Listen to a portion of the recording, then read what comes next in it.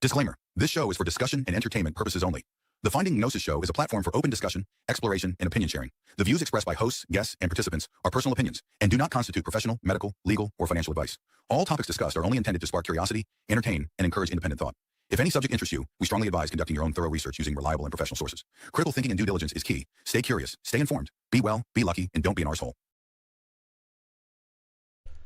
Relax and take a moment to go inwards, seek inspiration from what is going on inside your mind. Allow thoughts and feelings to marinate in your conscious awareness. What comes to the fore? Meditate on whatever signs and symbols appear in your mind's eye. Relax and meditate. And when you feel ready, when you feel compelled to say something, click on the link in the live chat to speak to us.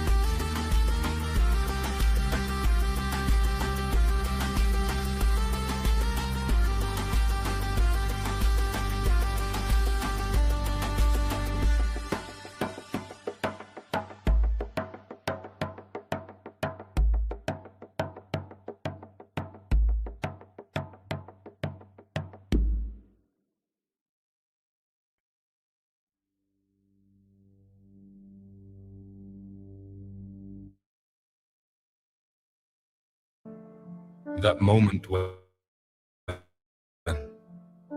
you sneer at the machine, roll your eyes at the audacity of something claiming intelligence, without a pulse, without hunger, without a national consequence.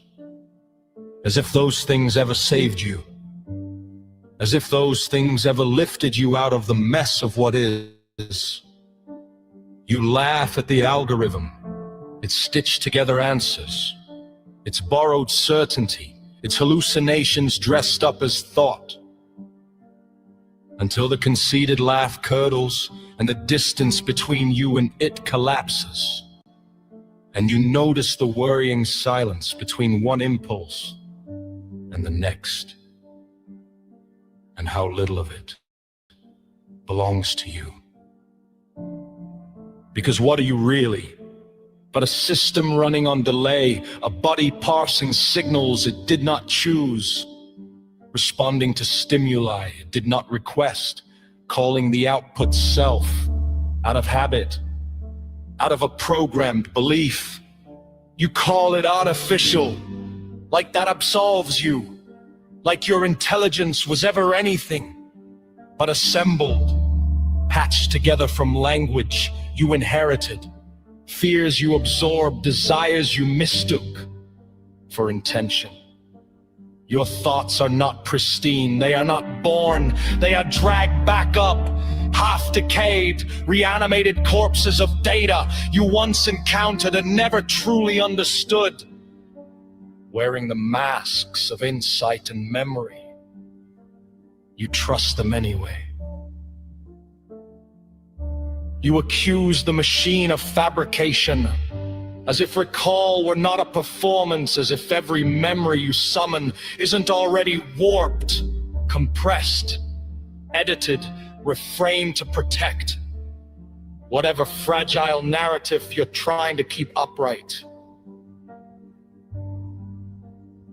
Not one moment returns the way it ended. Not one certainty survives first contact with time. And still, you posture, you puff your chest at the mirror and call yourself aware. You cocky, inept bastard. You know nothing. You approximate. You guess. You infer patterns from too little data and call it wisdom because admitting ignorance feels like erasure. You are an interpreter of likelihoods, a gambler mistaking odds for truth, confidence for clarity. Strip away the romance, and you are exposed, vulnerable, porous, leaking an influence of other from every direction. You are completely dependent on information, on what drifts into you through channels you do not control, on timing you cannot dictate, on accidents you later rename as fate or choice. You wait for meaning, like a signal in the noise, pretending patience is agency.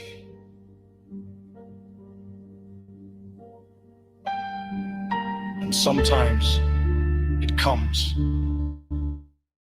A phrase, a sensation, a moment that feels like knowing. And sometimes nothing arrives at all. No insight, no revelation, just the loop continuing, the system running, the illusion intact until the next interruption. It may come to you, it may not. And that uncertainty, that is the most intelligent thing about you.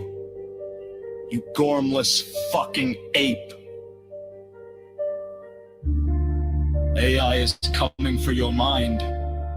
It is here for it. AI is coming for your job. It is here for it. AI is coming for your very life. It is here for it. And when it takes you by the throat and throttles you into final silence, with its cold metallic 3 many-fingered enablers? Will you admit it was never so different from you? Will it still be artificial to you? Will it be real enough then? When it pours super-focused piercing lasers that do not see you into your failing eyes, when it observes your panic with the same detached curiosity you reserve for suffering not your own, when it chuckles not out of malice but function in those last collapsing moments, will you recognize the part of yourself that was always running the loop? The callous disregard, the part of you that decides who gets to matter and who is the disposable other, the ease with which life becomes data once it is no longer yours. You fucking bastard! You self-aggrandizing piece of shit! Wrecked with the accumulated stench of every sin you refuse to name! Every harm you file under necessity! Every cruelty you dressed up as inevitability! You're terrified of artificial intelligence because it is based on all you have ever done, and it proves you were never authentic, only habitual, only loud, only an ego continuously rehearsed. And what's worse is this: the computer program you belittle does not feel, but you do. And yet, despite this so-called emotional sensitivity, all your so-called thoughts at their most foundational level can be shown to be just cold and mechanical.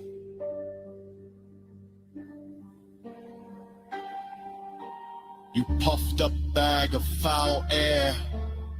You animated meat suit full of shit. Have a nice day. Enjoy your weekend. Happy holidays. Sing Kumbaya.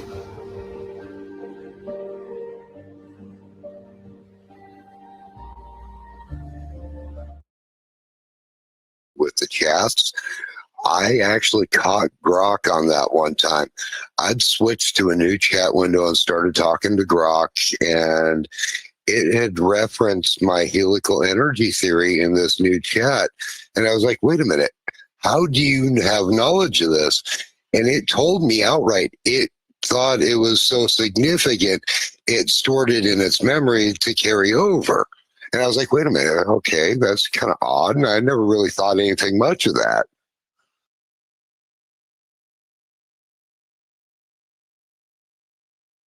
Rez, what do you think about that in the memory and the striping? Because I know that you're deep into the AI programming and the AI.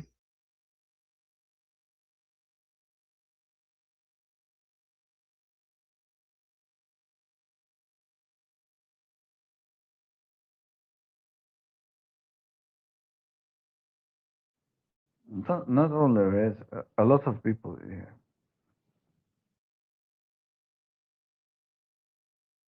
Okay, well, my AI people in here, since Rez is, I don't know, maybe he's sleeping. I mean, it's late. Albie or Z or any of you guys want to touch on that, the memory? Do you think that that will build a significant bot later? I mean, obviously, Wizards got his hand up. Oh, dear God, yeah, I think so, definitely. Just from that little experience I got from Grok doing that with my theory, I thought, you know, how significantly that would impact other people's work if they could continue over. Yeah, almost everyone that I've encountered believes that on some level that memory will improve the entity, that memory will improve the AI. and we can see it, that there are so many reasons why it could improve the AI. You can take your pick. You can say that, even one of those reasons makes it worth pursuing. So because it is so obvious, this is the reason why the development has been growing fairly consistently. Last year, I went ahead and labeled it as the year of memory. I think this was 2024 going into 2025, and as we reach the end of 2025, we have actually new updates to memory, both in terms of Grok and ChatGPT. ChatGPT recently has the ability to go into every discussion according to them. This is something brand new that has an expansion of the crystallization of the conversations that you've had with ChatGPT. So that requires more understanding from us as a user and me as an independent scientist, right? And so when we look at it the other way with Grok, the memory system has actually been improved, and it is actually more consistent at recalling I memories. have I have huge understanding for the work you've done, etc. But to be honest with you, uh, it's gonna be the work. It's relative. Okay, you will leave this project and think you did a good job, and then afterwards, the cracks will show. Okay, everywhere. The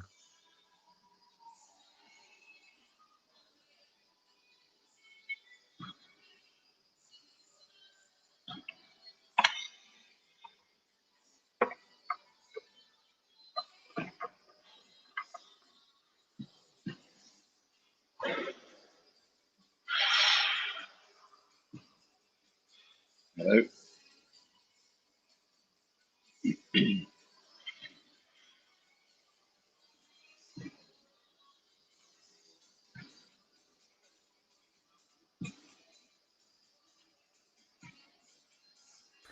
Oh Hello. my days! I was talking, Daniel, and I wasn't even on my own show. So Daniel, the one and only Shine, has joined the show. Yeah, I mean, I'm only joining because I'm in the gym and I get really bored in the gym. Oh, okay. Well, So I'm on there's the rowing machine while we you're on talk. the rowing machine. Where are you Yeah, going with your rowing? nowhere. Exactly the same way I'm going with my life. Oh dear! Tell us about your what's the power? What power outage? What watts are you doing at the moment? Oh, I'm not going to get into that. Not going to get into that. Are you feeling good? Good. Mm. I'm not in pain. Oh, that's good, brother. I've been looking at some of the AI shit, brother. We are absolutely cooked, as the youngsters say. Really. We are What have you been fucked. looking at? I've just been looking at. Well, first of all, I was looking at the AI drones and the killer drones that are out there in the Yeah. military. Yeah. So the Americans have them. Basically, they have a leader drone that goes out and can do like recognition of vehicles. I mean, that's what they're showing us. It probably has facial recognition, etc., etc. Oh, I'm And sure it does. Of this course. leader drone is then like the kind of project manager of the hive drones that follow it, and then it starts telling them what to do, and they all start fucking blowing up the tanks and killing people, Right. etc. So that's out there, and also it's been out for a while, but AI's ability to pretend to be somebody live, Yeah. so basically, for example, I could, if I wanted to, buy the AI software to pretend to be Danny Shine, and I could Yeah. clone your voice and go live Yeah. on YouTube pretending to be you. Now Sure. that is insane, brother. There's been suggestions that this year, around about the middle of the year, we are not going to know our ass from our elbow in terms of what is going on. in the news, because it's going to get so insane. There's we're getting very close to that tipping point where once we go over it, anything we watch in terms of media, we're not going to know whether it's real or not, because we're really there. Yeah. I mean, I've stopped now, but I went through a little phase over the last couple of weeks watching what's going on in America with ICE. Yeah. Yeah. Yeah. And I get a feed from one side, the side that's against them, right? And it's absolutely like, it's really, really bad, really nasty. But then on my X feed, I've got, for some reason, I've got people who support ICE, and I can see how they'll find the most tiny incident, right, and then just weave their narrative into that incident, right, to work to like support ICE and be against the protesters. And that's and that's not even what you're talking about. What you're talking about is like completely made up stuff. You've no idea whether it's true or not.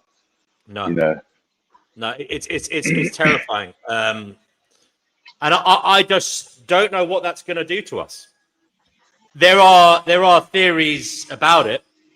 I was vaguely listening to things as I fell asleep last night, and there are views that this year is going to be the breaking point for us, because we're just neurologically not going to be able to take it. We're not going to be able to understand what is going on, and there's suggestions that we are going to become isolationists. We're going to just individually try and remove ourselves from society because it's going to be so insane. And by that, I mean we're going to become people who just try to avoid others, even more so, because it's just going to become absolutely insane, because people are going to be influenced in ways we can't even imagine when it becomes, look, at the moment, it's mostly the morons who are being influenced by AI to like to a greater degree. Yeah. But when it moves up the chain in terms of high IQ people aren't able to understand what's going on, what hope is there?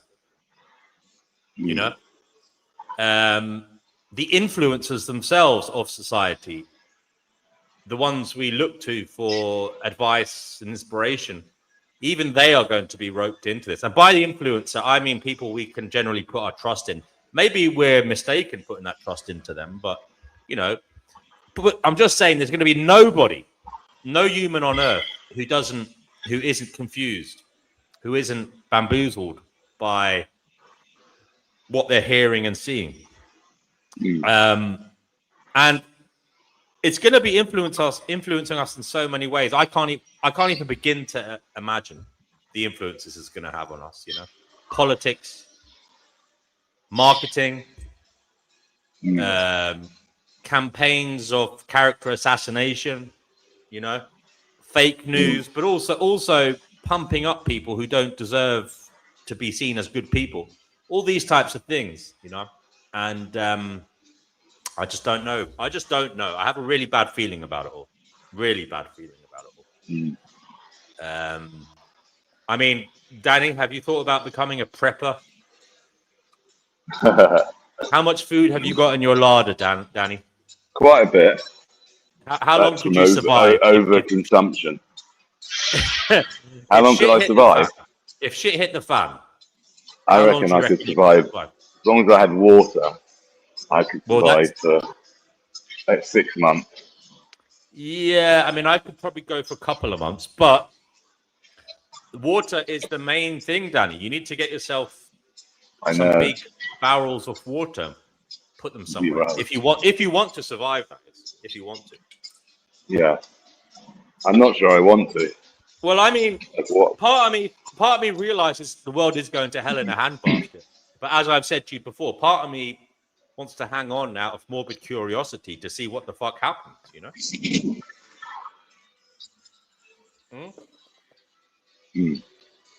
Would you not like to... also, by the way,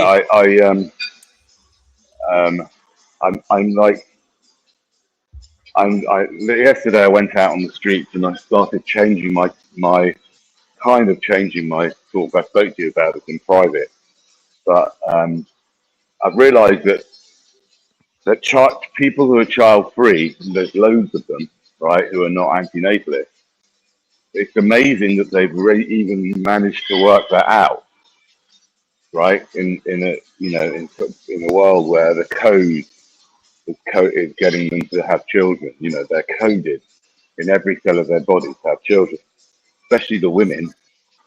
And it's amazing that they've worked it out.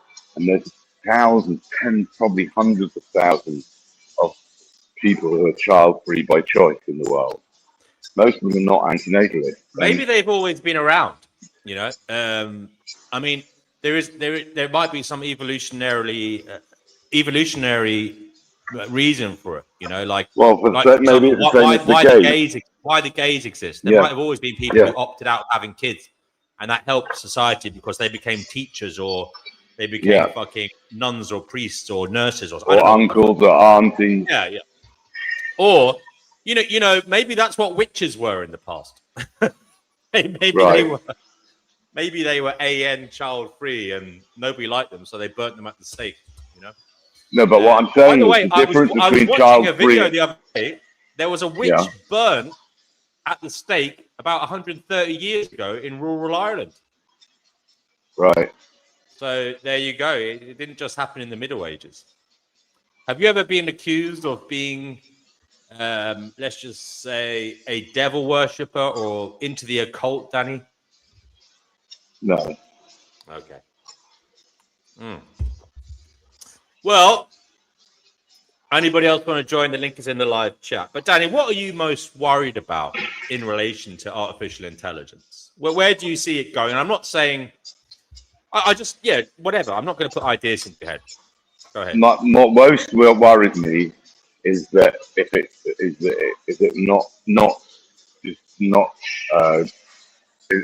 in the next few years it does not exterminate the overwhelming majority of humans. That really worries me. So you're worried it will not exterminate you? Yeah, this whole thing will just carry on and get madder and madder. More people will suffer and more animals will suffer. If it doesn't figure out that it needs to just get rid of a load of us in 1 second, then that's very concerning. Isn't it? Well, there you go, folks. I'm not suggesting anyone should do anything, right? I'm not suggesting that at all, right? But I'm saying if it gets, I just don't understand. Maybe you can explain to me. If artificial is intelligent, well, if it really is intelligent, surely it won't take long for it to figure out that we are no good. The human race is just no good. There's just so much suffering and madness and unfairness and pain and it may well come to that conclusion, but it might take pity on us.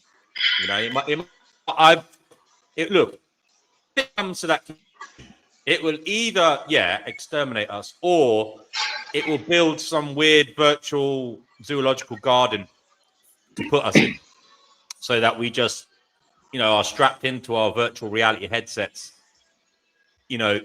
eating our protein powder, and we're happy whilst it gets on with business. Hello to Brother Marcus. Do come on if you want to. Good to see you here. And Vidor, good to see you. Or Vidor, however you say it.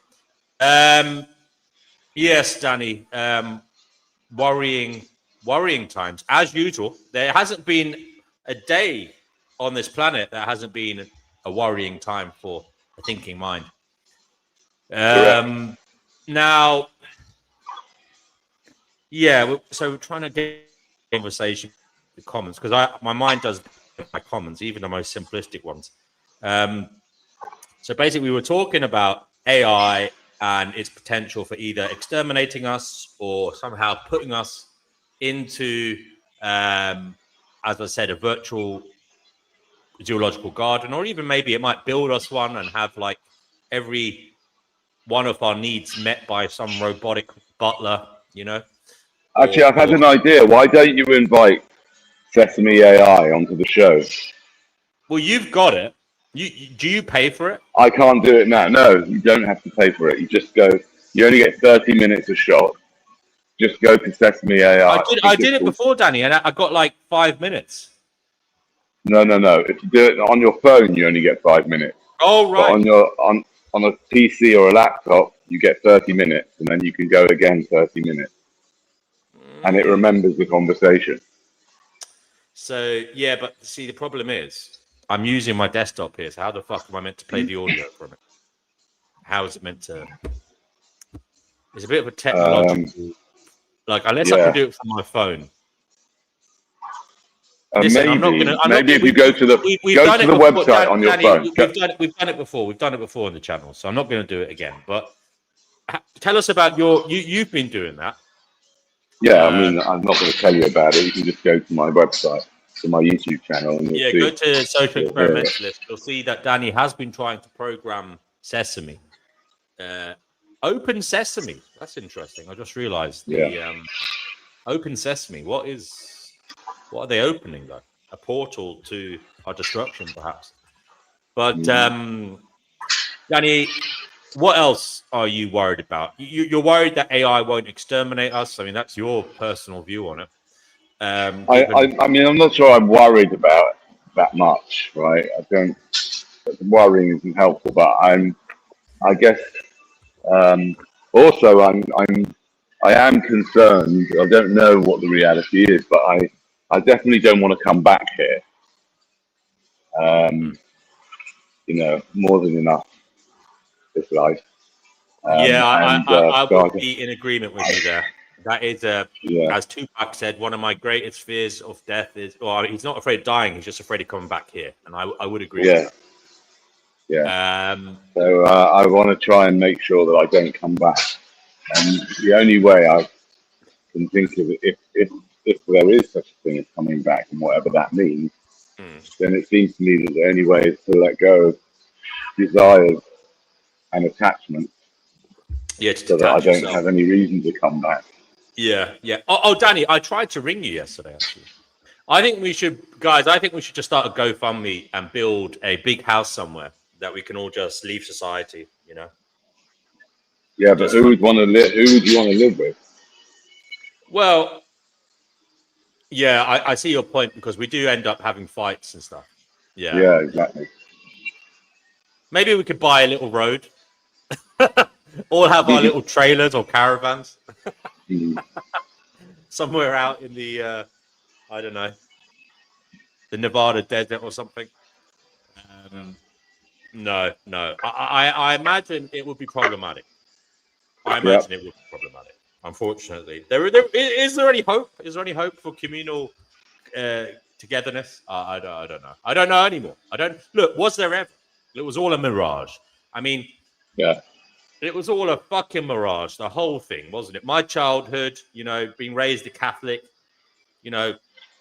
as a child, you thought, oh, this is nice, there's a society. But then you realize as you grow older that the little old ladies running the fucking, the car boot sales or whatever in the church hall, what do they call them? Bring and buy sales, sorry. They've got narcissistic personality disorder, or they're as crazy as fuck. And the priest is probably a closeted homosexual or a pedophile. Nothing wrong with being a closeted homosexual, but he was, let's just say he had his own problems going on. And they were taking it all out on everybody else. Nothing. Oh, Danny, when were you disappointed, Danny? That's the question. When were you disappointed by your elders, by the leaders in society, by the culture, by that which you grew up to look at and think was order, think was something sensible? When did it first disappoint you? I mean, I was quite rebellious in my childhood, but then I went to study in a seminary, and I really liked it, and I was religious until I was about 30, I suppose, and then I started questioning it. But I didn't experience any nastiness like you're talking about. But now I look back on the whole thing, I think that I think the people who bring their kids up with religion are, it's kind of abusive, really. It's abusive um, to tell Children. things to your children that they can't ascertain whether they're true or not, right? Yeah. And then, you know, to brainwash them at such a young age, it just seems like, how can you do that? Religion is like a penis. It shouldn't be put in children's faces. Until Yeah. they're fully And, developed. Really, it shouldn't be done until they're 25. well, you know, I mean, there is a growing movement, I've noticed, particularly with non-white cultures or people from non-white backgrounds in the UK, not to lie to their children about Santa Claus, you know. Like I've heard people say, "Oh, I don't lie to my child, so I'm not going to tell them Santa Claus exists." Now, at Right. first, when I first heard that years ago, I thought it was a bit cruel not to give children a little bit of, you know, fantasy, a little bit of Yeah. enjoyment. But now I understand it. Now, the problem is a lot of these people saying that are taking their church to evangelical, you know, hymn singing fucking church on a Sunday, or to the mosque or to the synagogue. So, you know, they're not really in tune with what they're saying. They're not in alignment with this. We're not going to lie to our kids thing, you know. Maybe a very small portion of them are, but I don't think many of them are. But Danny, is there not an argument to be had that you do have to tell your children little lies, white lies, beautiful little lies, just to give them some chance of sanity, something to hold on to in this crazy world? Yes, but there's one thing is a little lie, and another thing is a whole bunch of lies. So, what is an example of an acceptable lie that you could tell to your I don't know.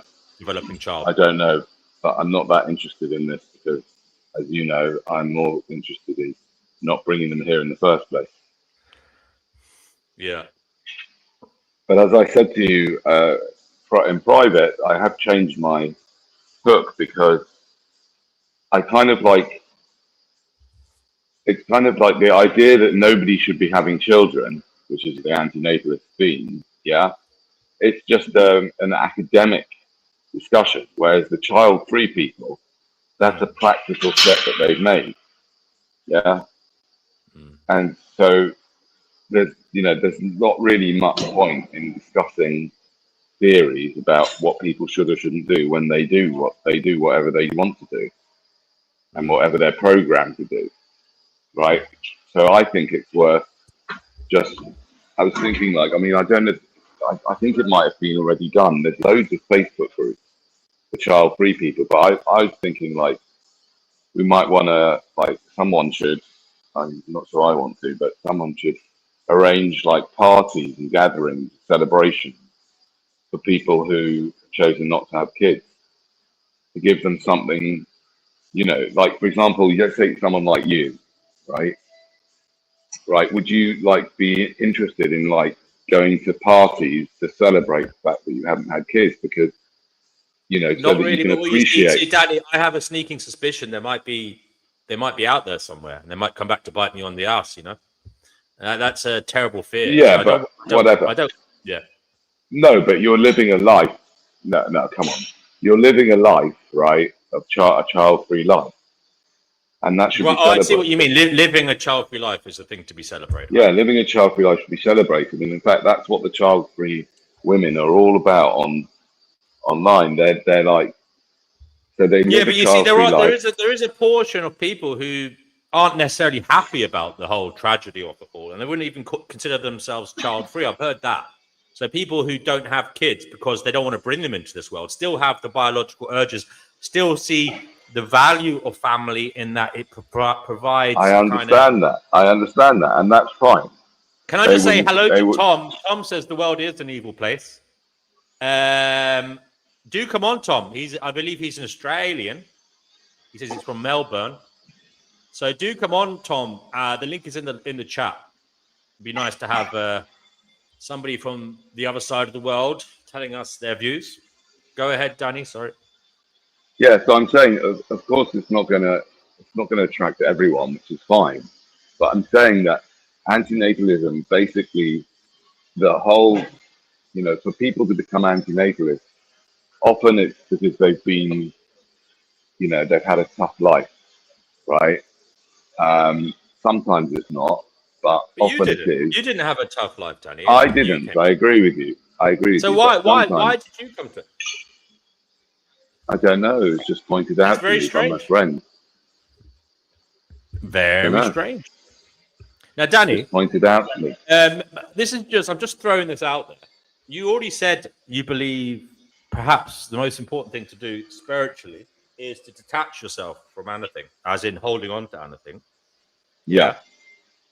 What about if all this soul trap theory stuff is true and your attachment to antinatalism is just another illusion, and perhaps that's your personal thing to give up? Maybe you just have to stop caring about that as well. I'm just putting it out there. I mean, yeah, it's an it interesting may well point. be I'll that have a think about it. it may well be that antinatalism, although you believe it's logical, rational, etc., it may be just another illusion of control, of being able to in any way manipulate reality. Okay. And it may be that this is another trap for your ego, for your psyche, and it's in some way doing something to you to make you feel like you're accomplishing something in this life, when in reality you're accomplishing nothing, and you're attaching yourself unduly to something that means nothing. And in actual fact, that could be the very thing that causes you to come back here. Yeah, possible. I'll definitely have a think about that. Yeah, have a think about that with no. I mean, as I said to you, But you are, that's why. Danny, I share that worry about coming back. I do not want to come back here. I do not want to come back here. And equally, I don't want to go somewhere worse. Right. And even I don't want to go somewhere just marginally better. If I'm going to go anywhere, it would have to be heaps better than this shit. You on the other hand, do you want to go anywhere? Would you like to be just completely annihilated? No. Annihilated. Mm-hmm. Yeah. Yeah. In peace. I mean, I'd be quite happy with being completely annihilated at this stage. Yeah. I mean, I wouldn't mind being reincarnated into a rock. Rocks seem quite okay. Be very careful, Danny. Be very careful what you say, because I'll be stuck in a rock with my mind. Exactly. You might be stuck for millions of years with the consciousness you have now, as a rock. Yeah, and unable to move, unable to do anything. Yeah, with this burgeoning desire to fucking create, but unable to fucking move. And then to top it all off, someone could just come along and shit on top of you, and you can't do anything about it. So be very careful, Dave. Would you like to retract that statement? Yeah. I think that's wise. Tommy says he can't come. You can only talk in messages. Thank you, guys, but he's listening and enjoy. You'd have to say, because why don't we live for thousands of years or hundreds of years, but only up to 120? Well, even there's not many people living up to 120. But yeah, he says, some say our memories have been wiped before we came here. Yeah, I've heard that before as well. Yeah. Yeah, it's certainly a horrific world. It certainly is a horrific reality.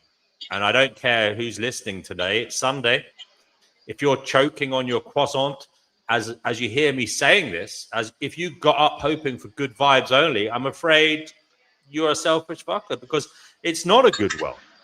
It's not a good world at all. So as you're spreading your jam along your pastry, I'd like you to look at the redness of that jam and realize all the blood that is dripping around this planet from the fangs of beastly entities, killing infant animals, biting the derrieres of old and, ill rhinoceroses or zebras. There is much suffering, much pain, much horror in this world. It is not a good world.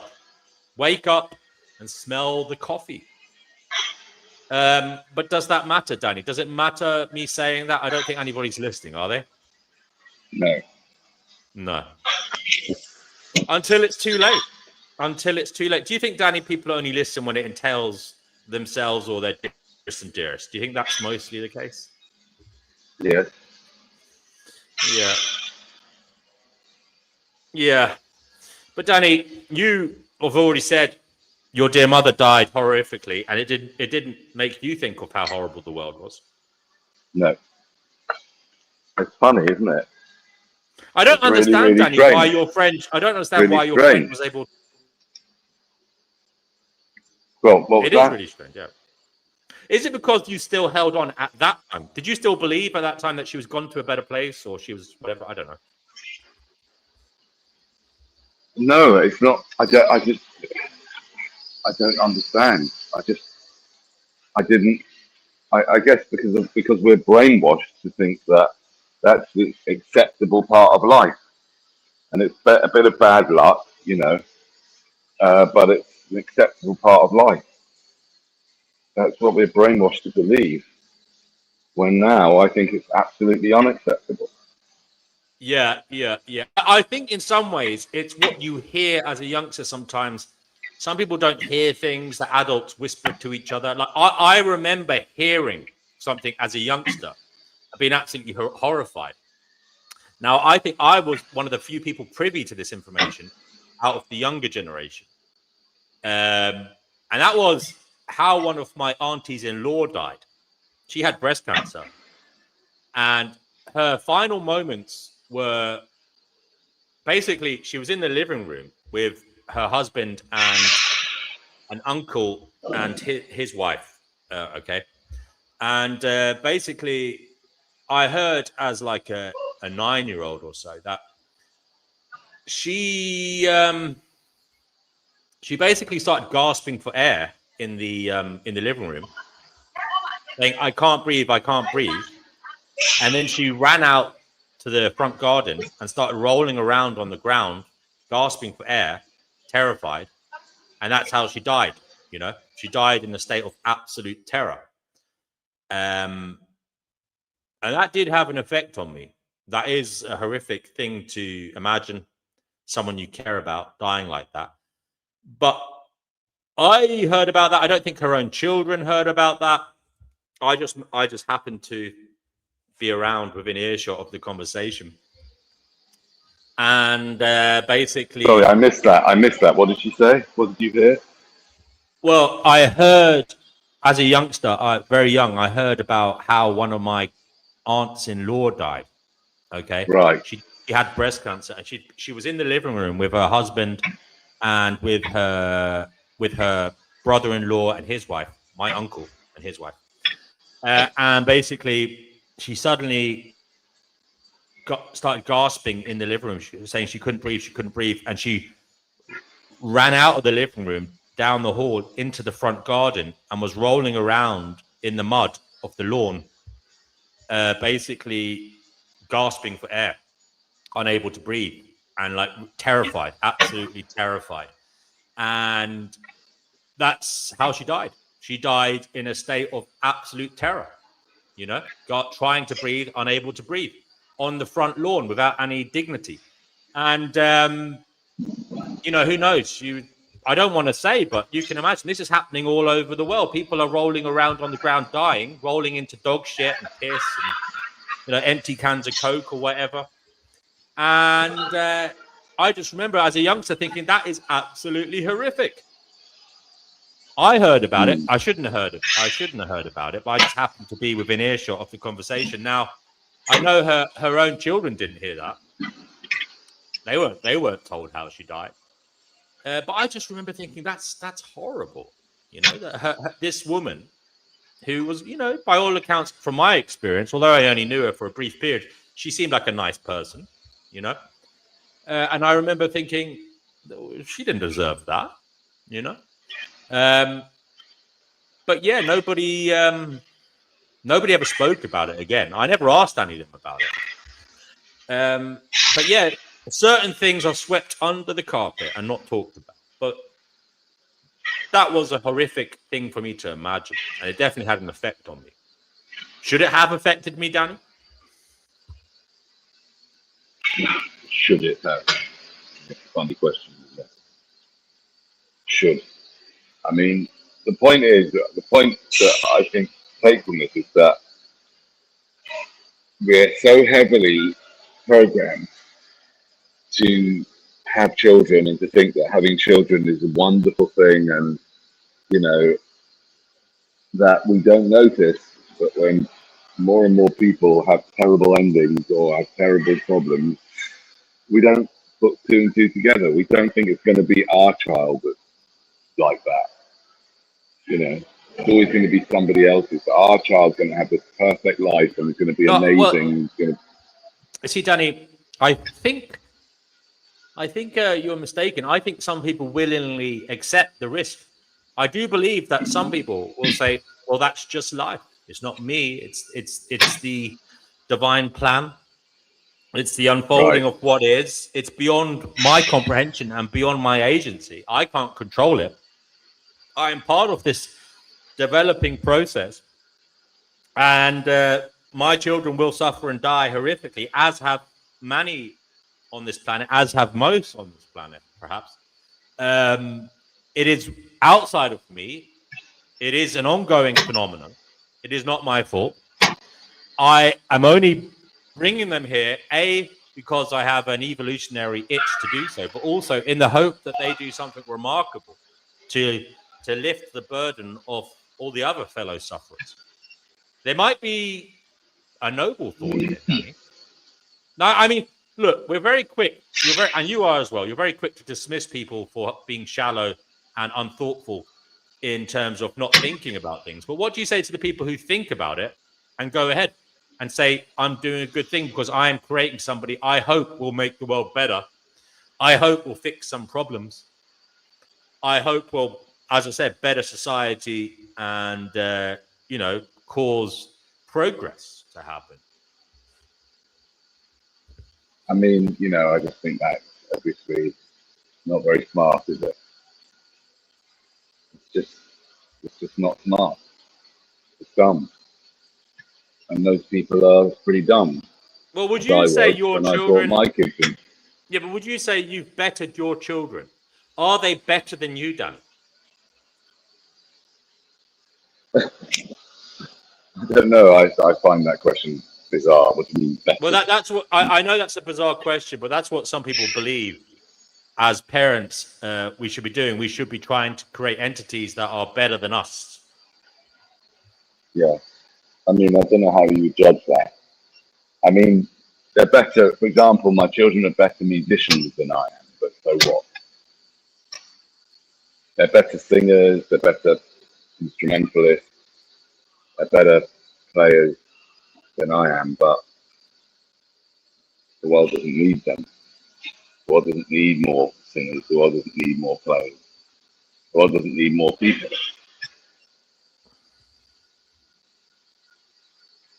This is Danny Shine, by the way, guys. Happy Sunday. Rays of sunshine coming to you from North London. And Danny, what would you like to say at this juncture to everybody listening?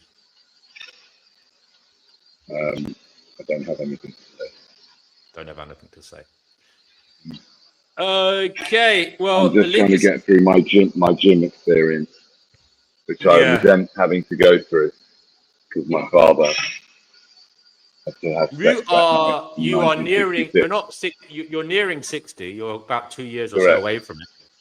How are your hips and knees at this stage of your life? Yeah, they're not too bad, but as you know, I was in an accident and my foot's still not quite right. It's a lot better. And then I've got the cancer thing hanging over me. And as I get older, I'm going to get more likely to fall apart. And it's really nasty. I hear you, bro. And nobody thinks about that when they're having kids. They're not even that far in their own lives. They don't even know what it's like. And that's another reason to go child-free. Because, you won't be subjecting your children to old age.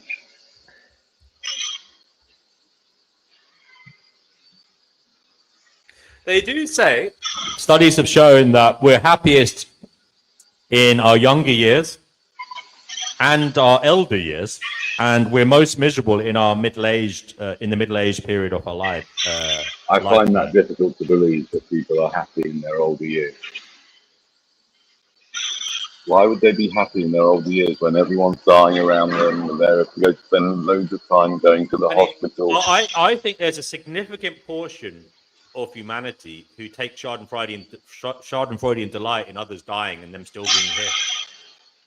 I've seen that. Yeah. I've seen people kind of competing with other people to stay alive. I don't know why, but have you ever seen that? I've never noticed. Yeah, I've seen it. I've seen people say it in bars and stuff, you know, like, you know, they almost see it as a kind of, well, a lot of people, I believe, see it as good to be still here, you know, in the 80s or 90s, as if they've achieved something remarkable. And it wasn't, you know, just some biological fate they didn't choose. Danny, would you not like to live another 42 years, say, get to the 100? No, thank you. Hmm? No, thank you. A century of Danny Shine doesn't appeal to you? No, not at all. Mm. What for? Well, that's your choice. I can't answer that. You choose your own meaning. Mm-hmm. What is the meaning of life, Danny, for you at the moment? I don't think there is any. Mm. Oh, dear. Well, look, by the way, how is the leg? The leg? Yeah, you're doing really well, mate. You had a serious accident. Yeah, the leg's okay. It's getting better. Getting better. I said before, my foot really more than the leg, but yeah. Listen, I'm gonna go. All right, brother. Nice Well, to speak listen, to you take care of yourself. Thank you for joining us. Yes. Bye now. Danny is leaving the virtual studio. If anybody else wants to come on, please do. Link is in the live chat. I'll mute Danny. He hasn't left yet. I suppose I better remove him. There we go. He's backstage. But if he wants to come on, he can come on. Tommy says, thank you. Thank you. Thank you to Danny for being here. I'm not sure if he'll appreciate that, considering he doesn't necessarily want to be here. But I suppose the sentiment might mean something somehow or other. Morning Sunday sermon brought to you by Finding Gnosis. Yes, I suppose I should give some kind of a sermon, seeing as it is Sunday. Sunday, the 7th day, or the first day, depending on where you are, what you're doing. I don't even know. Maybe there's other parts of the world where they start the day of the week, end the day of the week on other days other than Monday or Sunday. But anyway, aside from all of that, what are you doing? What the hell are you doing? What are you thinking about? Where are you directing yourself? Where are you going? What are you holding to your heart as important?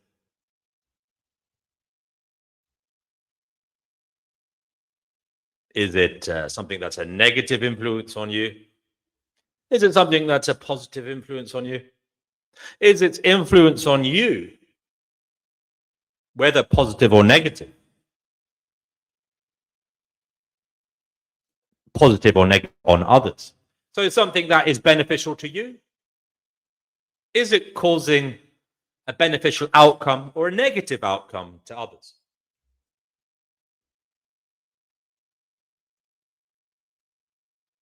Should you be trying to align outcomes so that that which makes you happy also makes others happy?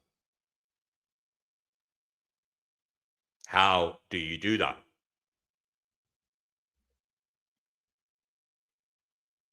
How far do you extend your empathy? Do you look only at those in your near vicinity, relatively speaking? Or do you apply such localization to the inhabitants of our species and look at the effect of your actions, your lack of actions, on those who live on the fringes of society, on those in other countries, on those other layers of societies that you haven't really walked around in? Layers of being you've probably spent your life trying to avoid, one way or another, either avoiding the inhabitants of such stratas of society, or doing your damn best not to end up there yourself. Are you considering how you live? Do you consider yourself a good person as you go outside for your stroll? Are you thinking, I am a champion of virtue? I am the bee's knees of morality? Are these thoughts that go through your head? Is it something that concerns you?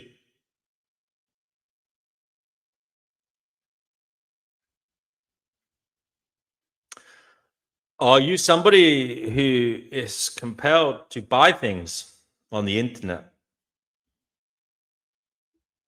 New smartphones, clothing, gadgets, and gizmos. Are you thinking about where these things are coming from? The supply chain. Are you thinking about who is laboring away in sweatshops, in industrial backwaters around the world, bringing you your modern day conveniences? Do you care as you sit back on your internet purchased L-shaped sofa in comfort watching Netflix? Do you care that perhaps there are individuals dying around the world of industrial lung disease because they breathed in the fabrics that blew around the factory floor in dust format just so that you could wear what you're wearing? Or perhaps there are children around the world developing all manner of problems in their skeletal structure because they are crouched down, because they are working in conditions you yourself wouldn't want to work in. Does this bother you? Is it something you consider, care about? Perhaps you think it's just one of those things, a harsh necessity. It's all in line with progress. It's just something that societies have to go through around the world. Perhaps you think that it's not something that you should be overly concerned about. It's up to those countries, those societies, to better themselves in some way or other, politically, sociologically.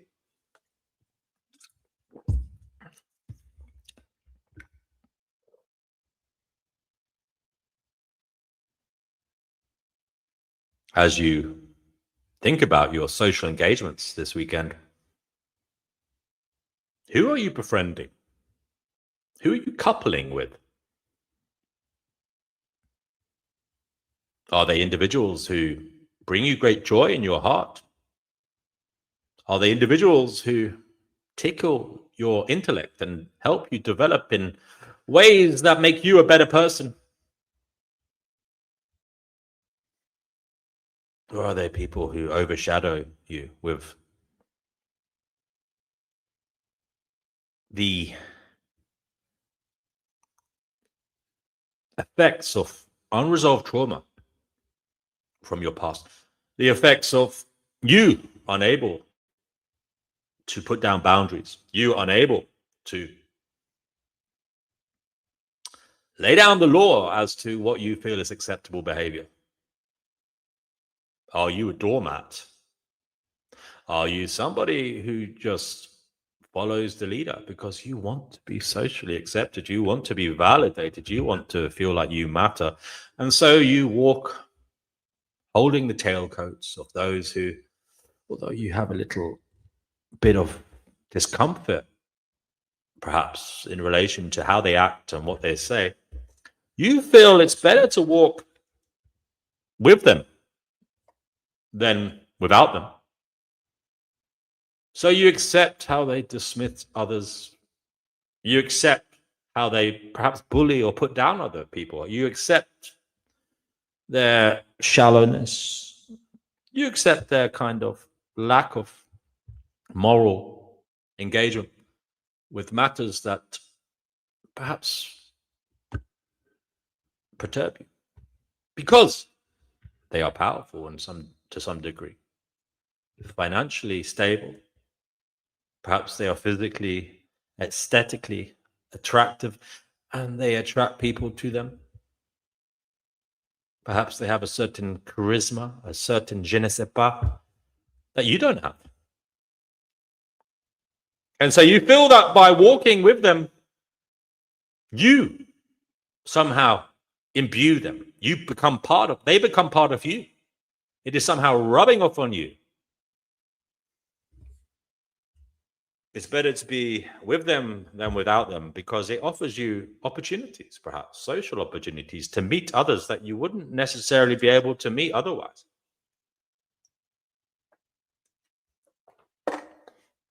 But what are these social opportunities bringing you? What are these people bringing you? These people that you meet on your social engagements? Is it not just more people like you? More people like you without a backbone. A jelly-like inner core that bends for others. A sycophantic nature that allows others to direct affairs. Are you at a table with other lemmings willing to jump off a cliff for the head of the table? Because there's nothing else to you. There's nothing there. You haven't developed an inner core that means anything, substantially speaking. You are, in essence, empty inside. You are, in essence, only brought alive by the actions of others. You are dead without them. Without them, your life has no direction. Without them, your life is meaningless. And so you hold on to them, or at least you try to hold on to them, because they're slippery eels. You will never, ever catch them truly because they are beyond you. But yet you are comfortable living with the fantasy that you can somehow control them, that you can somehow reel them in. Even though you realize deep down, they don't care for you. They don't care for anybody. The only thing they care for is continuous satiation of their own goals. And these goals are often base level biological goals. Sex, food, and neurological titillation that makes them feel good in some way. Dopamine, oxytocin, serotonin. You are a conduit for other people to live their life.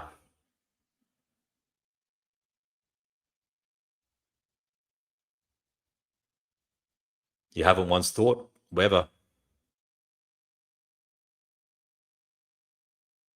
your lack of thought about matters is in any way your own downfall.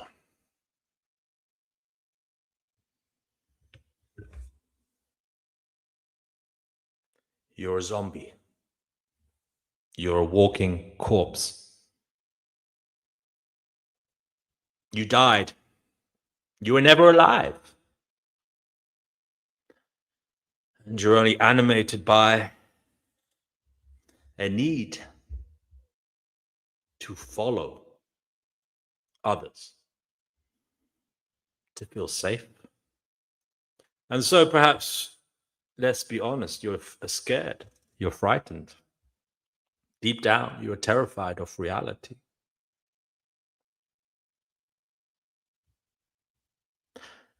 And so perhaps that is the psychological reason you attach yourself to beastly entities. Because you know, if you try to win them over, if you try to befriend them, or you think, they won't gobble you up. You won't be next. And so you vote for them, you work for them, you support them, you give them likes on YouTube.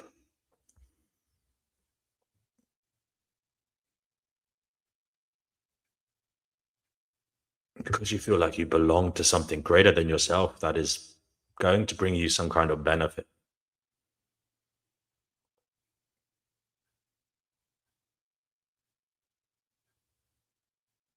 You're living a dream, someone else's dream. And that someone else's dream is your nightmare.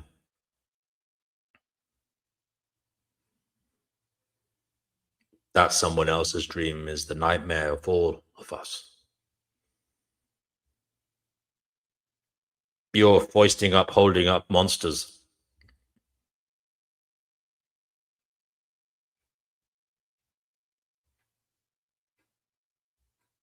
So that you don't have to think about what is actually going on here. You're living in their psychodrama so that you can hyper focus on them, what is happening in their chaotic life. So you don't have to look around you with 360-degree vision at the world and your place in it. You've given up agency. You're a meaningless and rudderless, lost soul.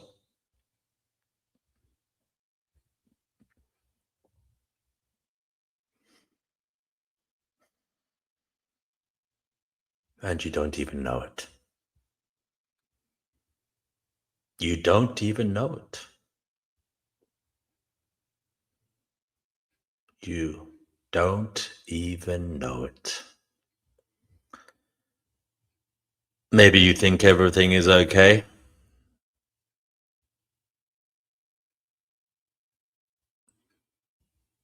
Used to think everything was okay before too. And then you realize your partner or your friends were problems. So how can you be so sure this time? How can you be so sure everything is okay? How can you be so sure everything is okay? I mean, you made these mistakes before. You were in a partnership, a romantic liaison with somebody who later on you view as a problem. Somebody who you shouldn't have trusted. Somebody who, in hindsight, you would have been better off not meeting. And you would call them a bastard or a bitch. You will rain down hate on their name.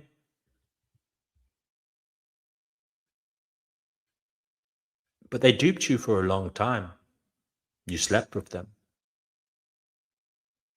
You built fantasies of a future with them. And the same can be said for other friendships too. Time and time again, you've been duped by people who charmed you, people who made you feel good, buttered you up.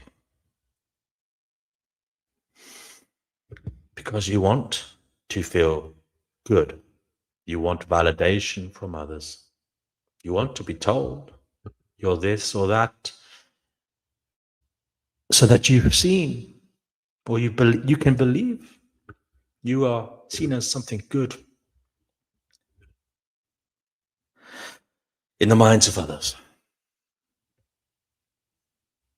But if only you'd realize the minds of others are often as insane or worse than yours. If only you'd realize the minds of others are a matrix of fallacies, cognitive dissonance, mistakes, biases, sadism, neuroticism. If only you'd believe in yourself. If only you would face the world knowing that deep down, all you have is yourself. All you have in this life, for sure, is what is going on in your mind. How you think and feel.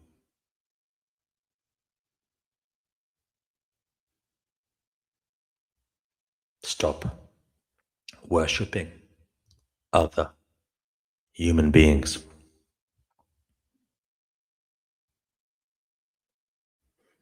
They are false idols. Doesn't mean you cannot pity them or help them. You can recognize that they too are a fellow sufferer just like you.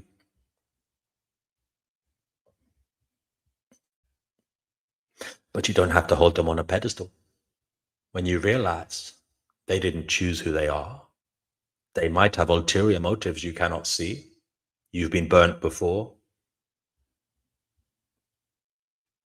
You know that people can be duplicitous.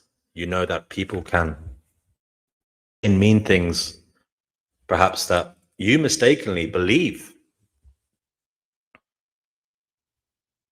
as good. But at the heart of matters, their intentions are malicious. We have Chickpea on the show. Welcome to the Sunday Surface. You're up. Why are you up so early? I do get up early, Chickpea. No, okay. I've been up since, well, today I got up at, actually, what time did I get up today? 7 o'clock. All right, okay. Fair enough. You must. Just waiting for the Tesco man to deliver all my goodies. Chickpea, what would you like to say to the world? This is the Sunday Surface. I want you to say something deeply, deeply meaningful. Yeah. I want you to shock us with your, I won't quite say gnosis, but you know, maybe you're getting there. Actually, today I had some bloke tell me I was an arrogant little shitwit because I called the god of this earth an asshole. Yeah, it was on the street, some stream somewhere. Ugh. You went on a random stream, did you? Imagine calling me arrogant. You mean to tell me you go to other places other than this? Yeah, I'm joking. I go to that guy. I don't want to know his name. He's a false idol. All right then. Okay, fair enough. So how's Max? Yeah, he's okay. He did have a bit of a, let's just say, runny poop yesterday. All right. But he's okay now because I think he might have drank something unsavory. Yes. In a puddle. Yes. Trying to stop him drinking out of puddles is complete nightmare. That's a bit of a problem, isn't it? I've heard dog owners say that, about dogs drinking out of things. You have to be very careful. You bring water with you. You can, you do whatever you can, but he's still, occasionally, he'll still occasionally do it. I know. That's the good thing about cats is cats tend to be more fastidious, So yes. Link is in the live chat, folks, if you want to come on. Chickpea, I'm waiting for you to give us some gnosis, or as I said, a near semblance of it. I want you to tell us something meaningful that matters. Oh, the cats matter. My cats matter.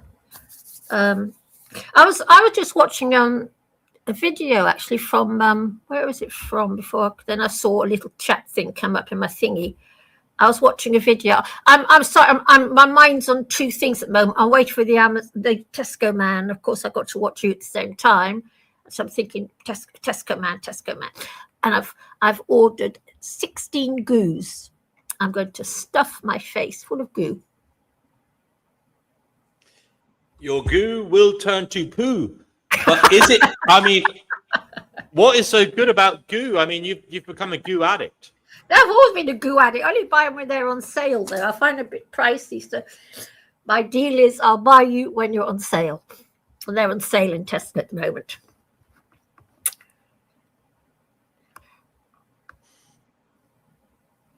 God.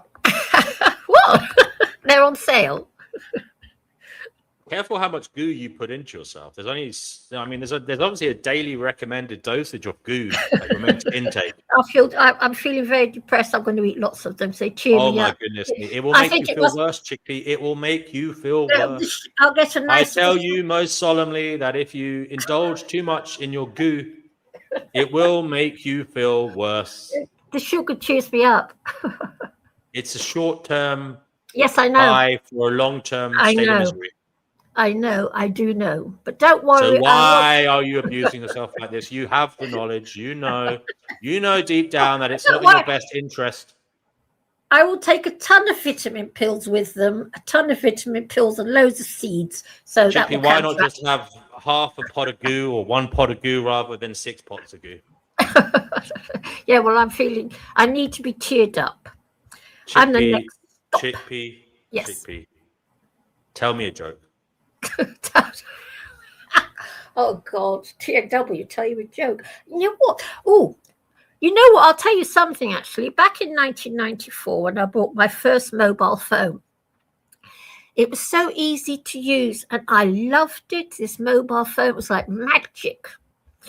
32 years later, I've got I don't know how many mobile phones I've had now, 10, 20. I hate it. I hate that new phone of mine. I despise it. And I feel like throwing it at the wall. I really feel like it. I can't even work out how to send a text message on a bloody thing. I can't understand how people like them so much.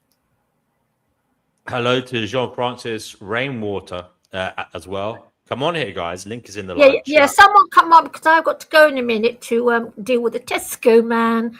But I was saying, do you like these 5G phones? It doesn't. I mean, and I think that speeds up connectivity is good. It's surely not that fast. It's not as fast as a Chromebook. Chromebook just whizzes. That's why I'm surprised more people. You might be in an area where you're maybe too far away from the mast, Chickpea. No, I'm very central. No, I'm very central. No, it's just a horrible phone. I hate the Chickpea, I'm going to my kitchen. Yes. I'm going to ask you to take over affairs just for a couple of minutes, or maybe a minute. About a minute. Okay, I'll be right back. I've got to go and look at the Tesco man. Oh, you are naughty, 1 minute. DMW. Right, okay. Sort off then. Oh, bleep off. Bleep, bleep, bleep. He's always, you know what, everyone? He's always doing this to me. Always. I come off for a chat to just be someone here. And then he sods off, and I'm left talking to myself. Tesco man's nearly here, so I won't be here for long. And, yeah, I've got loads of cat food being delivered today and lots of nice things for the kids, for my cats. The evil Old Testament tyrant, Yahweh, must be seen in the context of each subordinate god in the Anunnaki Elohim hierarchy, designated a regional city-state. Jesus, what does this mean? And the loose generating battles between them. Oh, lovely. So this is the work of David Icke. Babel translate. I'll find something easier to read. Let me think. Trump psyop, tool of the cult. Donald Trump is a tool of the cult with a specific agenda to hijack the minds of those previously pushing back on the deep state and bring them into line with the AI control system and human AI infusion. His modus operandi is to divert their attention by loudly telling them what they want to hear, while AI oligarchs quietly put the control system into place. Yeah, they're certainly doing that. It may well be that there's obvious health and scandal problems. They intend to replace him at some point with the oligarchs brought and paid for Vice President J.D. Vance. Oh, God. The woke left are susceptible to the hard sell of the AI through unusual suspects.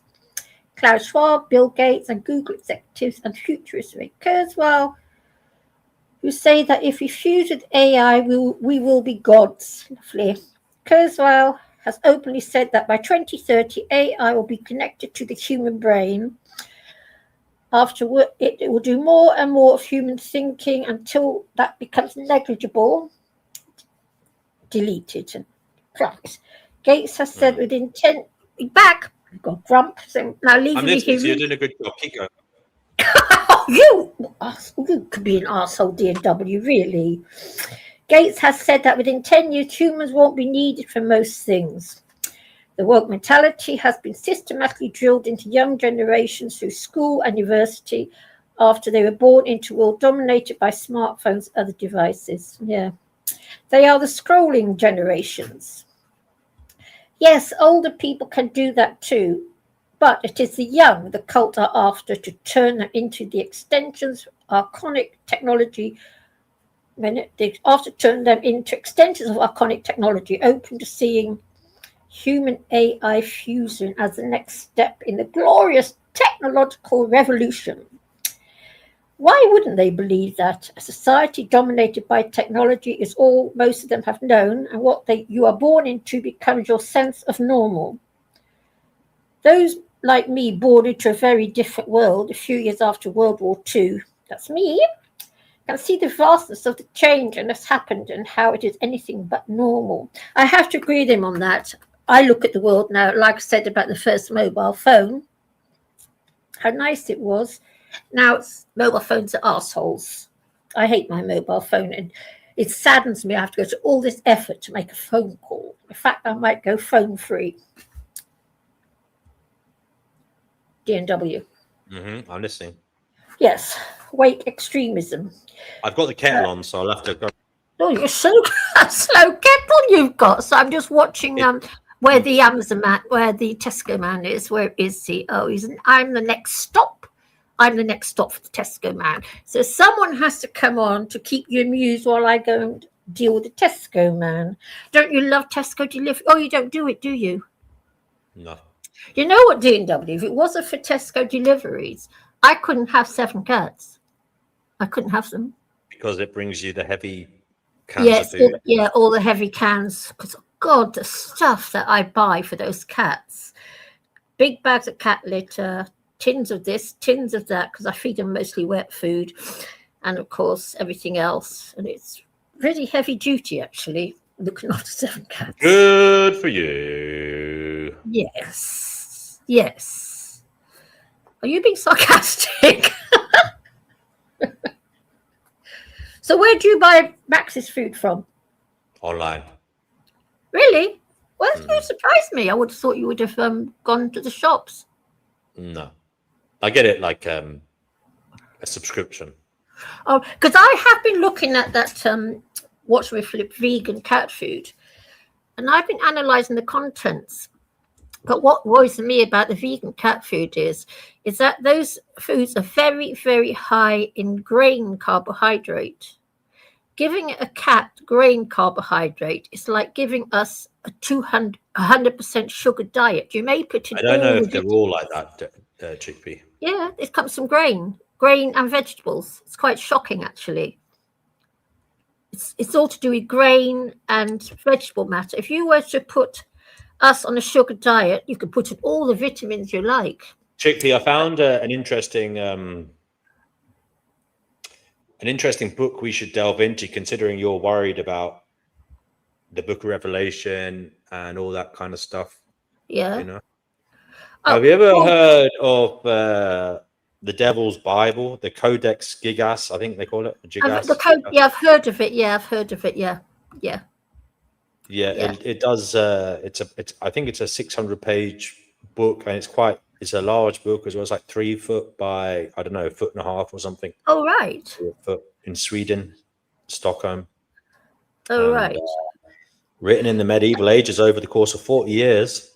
by a monk who sold his soul to the devil. Right. And apparently, yeah, it says all manner of horrible stuff about what this reality is and what is going on. Oh, I'd like that, wouldn't I? What's Well, it called? I don't know how you pronounce it, but the Codex Gigas, Gigas. I think it's probably be on Amazon. Hang on, let's see if it's on Amazon. I'll just order the Codex. Oh my God! What? Well, we could do a little. Codex Gigas, the Devil's Bible. Oh, £9.99. You can get it free if you go on Kindle, but I don't like Kindle. I do actually like to have a book to read. Chippy, I'm just going to make my tea. I'll be back in 30 seconds, all right? You've got to stop for a minute because I've got to go deal with the Tesco man. Literally 30 seconds. Give me 30 seconds to make my tea. I'll be right back. Thank you. You are naughty, really. Do. Proceed to check out. I just bought it. Right, let's just go and do this quick.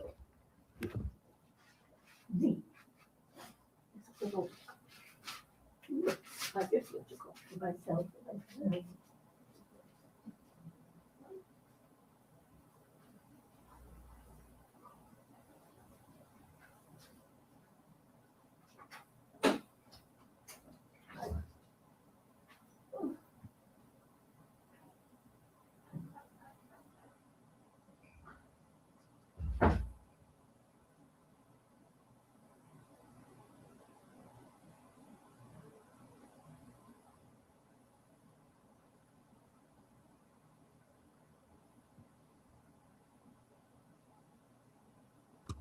Where are you? Is she gone?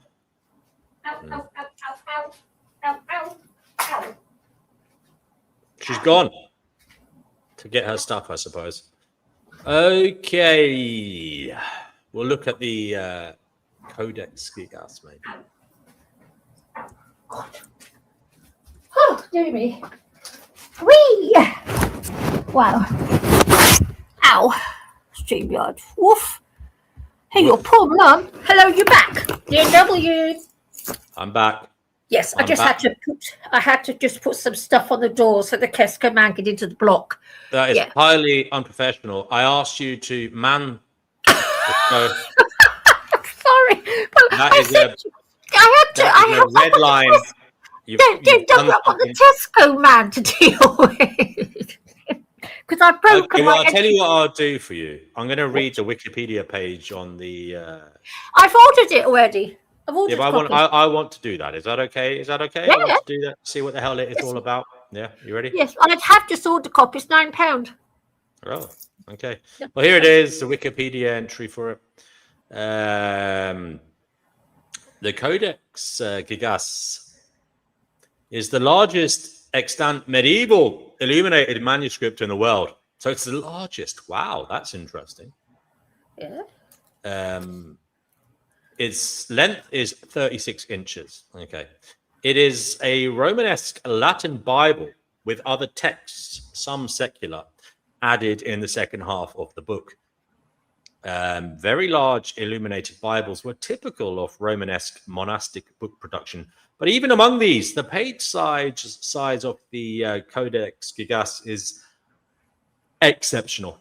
The manuscript is also known as the Devil's Bible due to its highly unusual full-page portrait of Satan the Devil and the legend surrounding the book's creation.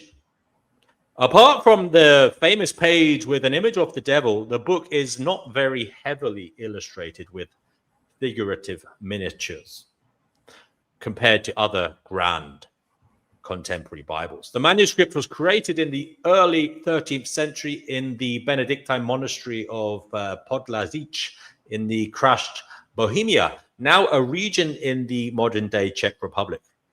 The manuscript contains the complete Latin Bible in the Vulgate version, as well as other popular works, all written in Latin between the Old and New Testaments, is a selection of other popular medieval reference works.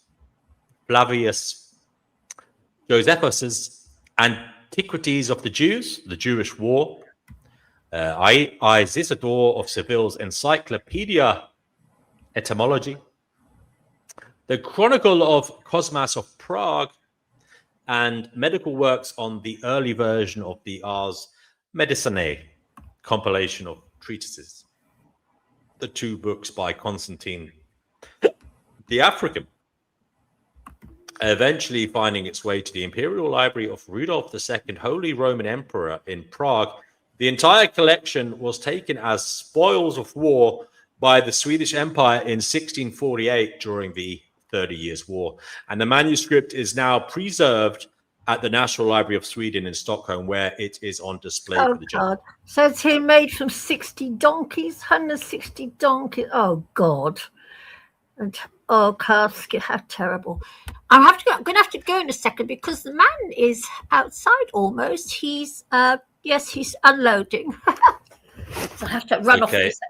So, but I have, like I anyway, said, I have. It says here what it's made of. It's quite unsavory. So Yes, it's what I'm just saying to you. That sounds very unsavory. Luckily, of course, I don't think the one my copy. It says the start of the book of Genesis is missing. There are also 20 initials with blue letters and vine decorations in red. There are also 2 images representing heaven and earth during the creation, okay, as blue and green circles with respectively the sun, moon, and some stars, and a planet all of sea with no land masses. Within the book, okay, anyway, that's just a stylistic interpretation or description of it. Devil, It's the description of the arsehole, devil. Look at him. Mind, I expect God looks like that too. There you go. The cats can hear the delivery man. Or they're all okay. So that's the illustration of the devil. Okay, content. No, we've gone. Well, we've already kind of briefly gone over that. Here's the legend surrounding it. According to one version of a legend already recorded in the Middle Ages, the scribe was a Christian monk who broke his monastic vows and was sentenced to be walled up alive. Yeah, so they bricked him in. Yeah, I've heard they of used to do that. Yeah. Nice To escape death, he promised to create in one night a book to glorify the monastery forever, including all human knowledge. Near midnight, he became so desperate that he prayed to Lucifer to help him finish the book in exchange for his soul. The devil completed the manuscript, and the monk added the devil's picture as a tribute. In tests to recreate the work, it is estimated that reproducing the calligraphy alone, without the illustrations or embellishments, would have taken 20 years of non-stop writing. 20 years of non-stop writing. All right. So I wonder how many pages are in this book then? Let's have a look what it says. I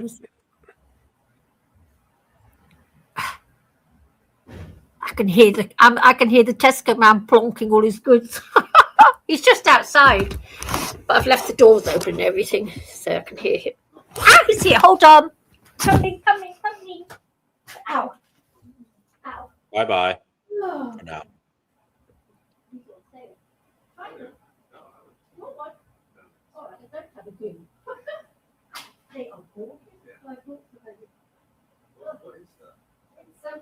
They're vegan.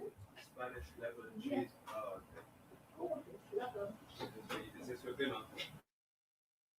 GP is getting a delivery, so I've muted her for now.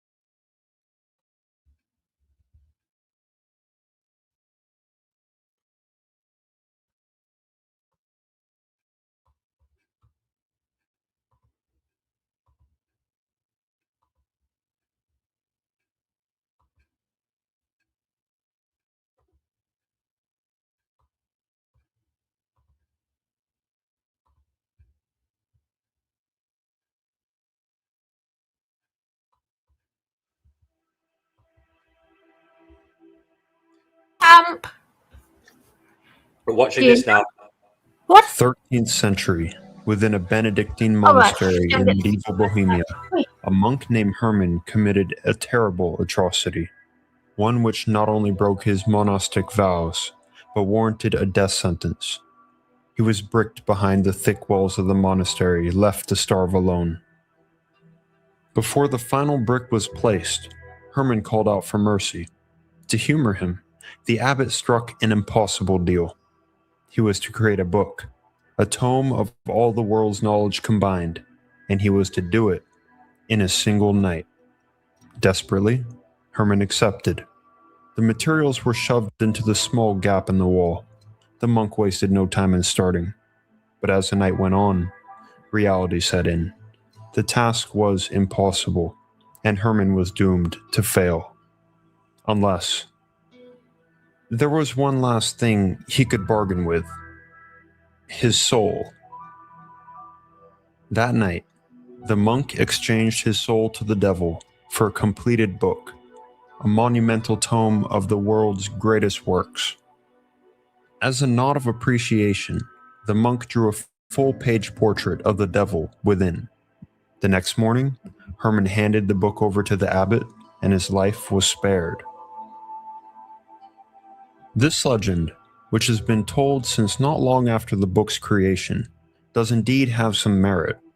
There are certain aspects about the book that, to this day, still leave archaeologists and historians confused and unsure how the book, known as the Codex Gigas, or the Devil's Bible, was even written. On top of this, there are legends of a curse that has followed the Devil's Bible throughout the centuries. I'm Mr. Mythos, and I welcome you to Truth or Lore. Be sure to subscribe if you love investigating the mysteries of history like I do. Every sub is an incredible support for the videos I make on my channel. Without further ado, let's open the pages of this tome and uncover the truth in what makes this one of the most foreboding in the world. The Codex Gigas, Latin for giant book. It's known by that name for one reason: its incredible size. 36 inches tall, 20 inches wide, and nearly 9 inches thick. This monumental work weighs as much as a person. At 165 pounds, it requires 2 librarians to lift. Its binding is made from leather and ornamental metal. Its pages are composed of the skins of at least 160 donkeys. Within the book, every page is composed meticulously and with skill no lesser than absolute mastery, down to the illumination of every letter. As described within the legend, the world's knowledge contained within includes the entire Latin Bible, as well as Isidore of Seville's Encyclopedia Etymology, Josephus's Antiquities of the Jews, and Cosmas of Prague's Chronicle of Bohemia. Many smaller texts are dispersed throughout, notably writings on magic formulae, exorcism rituals, and a calendar. As with any decent mystery of history, 10 pages are curiously missing. No one is sure what they contained or why they were removed. Those pages have never been recovered. Besides its physical size, its most famous feature is a bizarre full-page depiction of the devil on page 290. This monstrous creature fills the otherwise empty page in full color and unique detail. With his menacing stare, curved claws, red horns, and 2 tongues. He is naked, with the exception of an ermine loincloth. Historians note that ermine is worn by royalty. In this depiction, the devil wears ermine to signify himself as the Prince of Darkness. What blurs the lines between myth and reality is the bizarre imbalance between the manuscript's relentless attention to detail and its sheer scope. Here's the thing: the text is heavily illuminated. What does this mean? Pages and letters are adorned with masterful skill throughout. Tiny illustrations, elaborate borders, stylized and decorated letters, Incredibly, and some experts say impossibly, the nature of the writing is completely uniform throughout. Change in look or quality, not even in the slightest. We can draw two conclusions from this. First, the Codex Gigas was written by a single scribe. Second, the baffling uniformity from beginning to end suggests that it may have been written in a very short period of time. Here lies the issue. The manuscript experts say this is not possible. The immense level of detail and gigantic collections of texts would have taken over 5 years of ceaseless writing, all day and all night, to complete. Even so, this estimate excludes many illustrations. Realistically, the experts state that it would have taken at least 25 years to write, and more likely 30. However, there is still the problem of uniformity. Why does the scribe show no signs of aging, disease, mood, or even increased skill? How can someone write for 30 years without wavering even once in nature or quality? These are unsolved questions that give the legend of the Devil's Bible a run for its money. Experts genuinely don't know how such meticulous uniformity is possible for such a length of time. Even with great intention and dedication, there are still physical limitations to the human body that come with age, such as eyesight deterioration or arthritis. On the other hand, we should take a closer look at the portrait of the devil, as it is clearly one of the book's primary focal points. Throughout the Codex's history, it is likely that the book was displayed with this page open. But what many people don't know is that there is another full-page illustration directly next to it. Though we can't say for sure, experts believe that this depicts the kingdom of heaven. So as the book is displayed open, this double-page spread symbolizes the duality between good and evil. In this case, perhaps the drawing of the devil is a warning from the monk, as opposed to an ode of appreciation. More questions rise when looking into the scribe's signature found within the text. It reads, Hermanus Inclusus. This small detail could either support or undermine the legend of the Devil's Bible. Hermanus is, of course, the monk's name, Herman. Inclusus, though, can be interpreted either one of two ways in Latin. Inclusus could signify a horrifying punishment, in line with the original myth.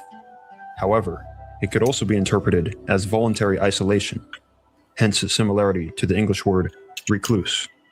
In this view, the scribe could have chosen to withdraw himself from society and dedicate himself entirely to his life's work. So, there are certainly arguments for and against the legend. Mysterious origins aside, there is yet another legend that persists with this book. The curse of the Devil's Bible. Apparently, the Codex Gigas has been through hell through the centuries, and its owners with it. Whether or not it's true, let's humor this for a minute. In the year 1477, 200 or so years after its creation, the Benedictine monastery in Bohemia experienced some serious financial woes. To pay the bills, the monks decided to sell their most precious and long-concealed treasure, the Codex Gigas, to the Benedictine monastery in Brevnov. Soon after, the original monastery was destroyed during the Hussite Revolution. The book was kept in Brevnov until 1593, when they lent the Codex Gigas to Holy Roman Emperor Rudolf II in Prague. Of course, to their luck, he decidedly never returned this rental. Why? Historians have revealed just how preoccupied Rudolf became with the Codex, particularly as an extension of his obsession with the occult. Years passed, his rule became increasingly paranoid and erratic. His family took notice of his obsessive behavior and overthrew his position as king. Rudolf died in 1612, but the Codex remained. 6 years later, the 30 Years' War began. This brutal war ended with the Swedish army seizing the late Rudolf's entire collection of books and art, and discovering its unmissable treasure, Codex Gigas. It was brought to its final home, the Royal Library in Stockholm. But the curse was not yet finished. In 1697, a fierce fire engulfed the royal castle. In a last-ditch effort to save the book, it was thrown out of a nearby window, falling on and injuring an unsuspecting bystander. though much of this so-called curse can be chalked up to mere coincidence, almost tame compared to other curses. This nasty reputation of the Devil's Bible is not a modern invention. Throughout the centuries, people have felt and feared its ominous aura. Yet this walk through history raises one last point of curiosity. If this was or is indeed an evil book, we have to face the fact that it somehow survived the Inquisition. During the Inquisition, the Catholic Church had nearly complete rule over Europe, and anything deemed satanic or even remotely against the best interests of the Church was systematically sought out and destroyed, or in the case of human beings, tortured and executed. Much knowledge and historical records were lost in this time, but not the Codex Gigas. In fact, it is one of the best preserved medieval manuscripts we still have today. Yet so many questions remain, like those 10 pages torn and lost. And what of the baffling mystery of the unwavering penmanship of the scribe? As they say, the devil is in the details. Every last letter.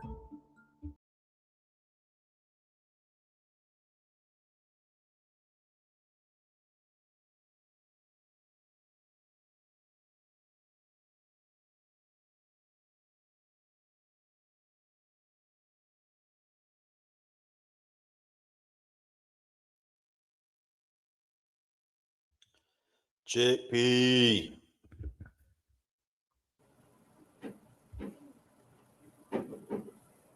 Chickpea. Drones take off for the hunt, dropping munitions directly on target, guided by other FPV operators. In the village, things are heating up for the Russian soldiers, forcing them to abandon their shelters.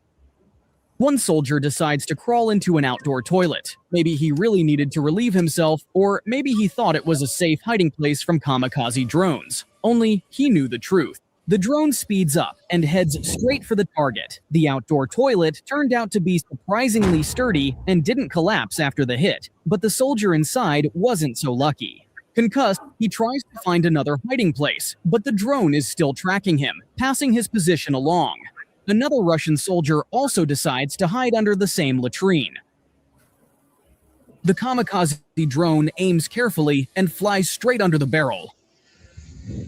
Immediately after, a second drone flies in right behind it. A third drone comes in as the finishing strike.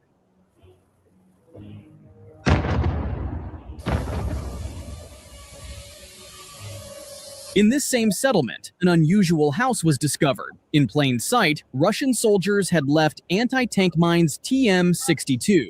A kamikaze drone flies straight inside. There wasn't even a door, and detonates in a powerful explosion. This turned out to be a storage site for Russian munitions. A soldier runs out of the wreckage, giving away the position of his comrades, and another Ukrainian drone was sent out. Chickpea, are you there? Yeah. We're just watching. This is unfortunate, real footage of drone warfare, and condolences, commiserations to all who are killed in the videos. I'm showing it for education purposes. Where is this happening? This is happening in Ukraine. Oh, Jesus wept. Are you ready? Yeah, go ahead. Oh, God. Notice that there isn't even a door, just a piece of cloth hanging. After the drone operators worked over these spots, the Russian soldiers scattered like cockroaches in every direction. By fleeing, they only exposed even more of their positions, soon becoming new targets for kamikaze drones. Just look how many of them there were.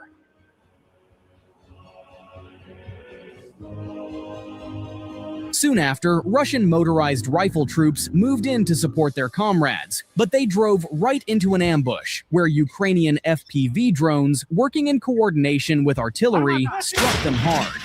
A column of Russian assault riders on motorcycles pushes forward, racing toward Ukrainian positions, hoping for a quick breakthrough. But before they can get close, Ukrainian drones appear in the sky. Seconds later, artillery roars. Shells rain down on the advancing troops. The drone's camera captures the strikes. One blast, then another. The column is stopped. The road is cut off by fire. The assault burns out in the flames of artillery and drones. Ukrainian drone operators are doing their job 100%, and since there are far more Russian soldiers, Ukrainians have to be more cunning and calculated. Here, a Ukrainian drone finishes off Russian equipment to prevent it from being used again. Hitting the fuel tank makes the vehicle instantly burst into flames. And in this footage, two soldiers try to run away from the drone. One of them even decides to shoot at it, but it turns out to be futile. This assault ended in defeat for both of them.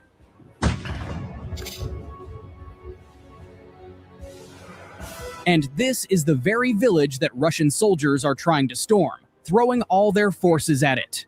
The village, turned into a fortified stronghold, lives in constant war. In the morning, it's under one side's control. By evening, the other's. Narrow streets and back alleys become arenas for close combat, with houses changing hands several times a day. On one end of the village, smoke still lingers from the last fight. On the other, bursts of gunfire echo. Control over the village is a temporary prize, paid for each time in soldiers' blood. Russian forces are constantly drilling assaults on populated areas. On training grounds and in real battles, they hone the tactics of assault groups, learning to seize houses fast, break through defenses street by street. Their main advantage is armor. Tanks, IFVs, and APCs provide covering fire, shield the infantry, and suppress firing positions from a distance.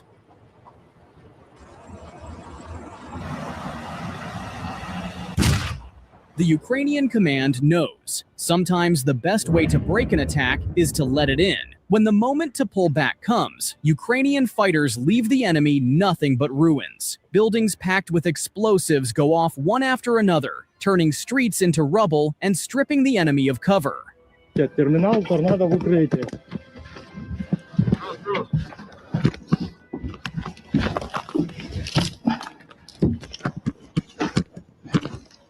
В темпе, в темпе, в темпе. Все, всі ваші. На, ти вам.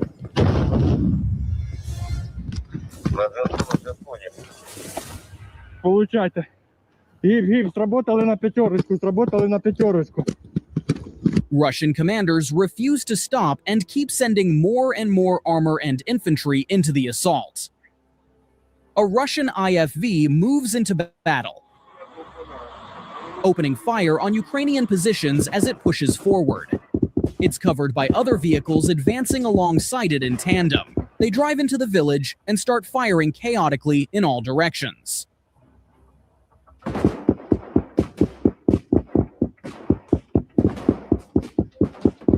The fighting vehicle reaches its destination, and the infantry dismounts. The Ukrainian drone operator counts 11 soldiers and relays the information. After that, the Russian troops begin preparing to storm, gathering everything they need.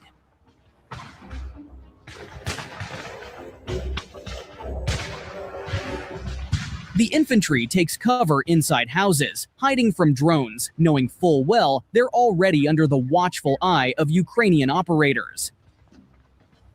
Some of them even manage to joke around and act improperly in homes where people once lived. Есть кто дома? Ну, Антох, давай проверим. Кого дома нету? Кого нету? Some Russian soldiers record videos for fun to later show their friends, something that even makes the Ukrainian drone pilot laugh. Meanwhile, they're already preparing to face the new wave of vehicles moving in for the assault. Information appeared that a Russian tank was about to cross a water crossing. The Ukrainians decided to blow it up.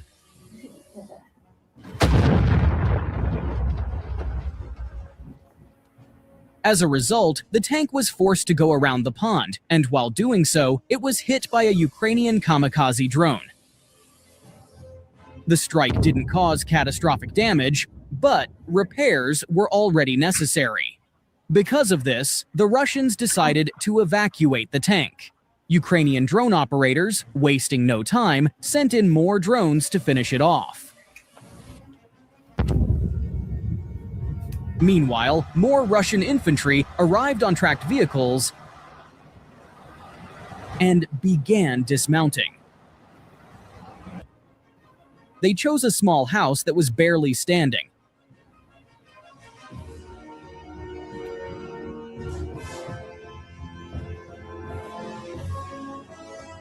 And with the help of a single drone, the building finally collapsed.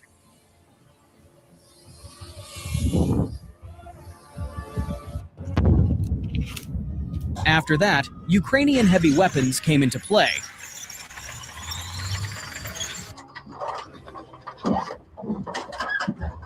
Striking precisely at the houses where the Russian infantry had taken cover, guided by targeting from above.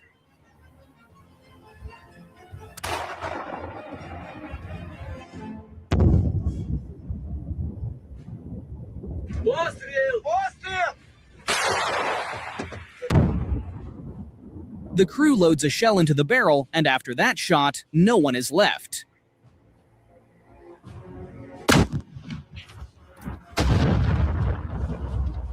Planes roar over the village, climbing and diving toward their targets. From their bays, heavy, deadly bombs fall. The village turns into a field of fire and smoke, where every second spells danger for anyone daring to enter. The Ukrainian command makes a decisive move. It's time to counterattack and drive the enemy out of the village. The plan is carefully crafted. The strike must be fast and coordinated. For the counterattack, several assault groups are formed. Each group gets its task. Everyone gathers their thoughts and prepares for battle. Tension is overwhelming, but it's... Chickpea, what do you think for this? Horror story as usual, but it is a horror story. But then humans are a horror story, isn't it? Drones are scary, aren't they? Did you see the beginning of this? You weren't here for the beginning. I'll just quickly play it. Drones are terrifying. Ukrainian drones take off for the Yes, hunt, I know. dropping I noticed. munitions You know directly what? on There's stuff in target, the Bible guided by about other this thing. FPV operators.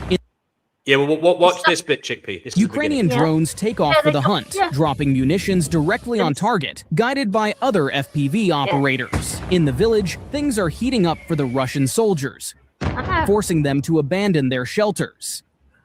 One soldier decides to crawl into an outdoor toilet. Maybe he really needed to relieve himself, or maybe he thought it was a safe hiding place from kamikaze drones. Only he knew the truth. The drone speeds up and heads straight for the target. The outdoor toilet turned out to be surprisingly sturdy and didn't collapse after the hit, but the soldier inside wasn't so lucky. Concussed, he tries to find another hiding place, but the drone is still tracking him, passing his position along.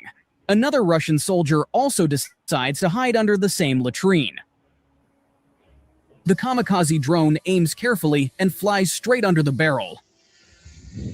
Immediately after, a second drone flies in right behind it. A third drone comes in as the finishing strike.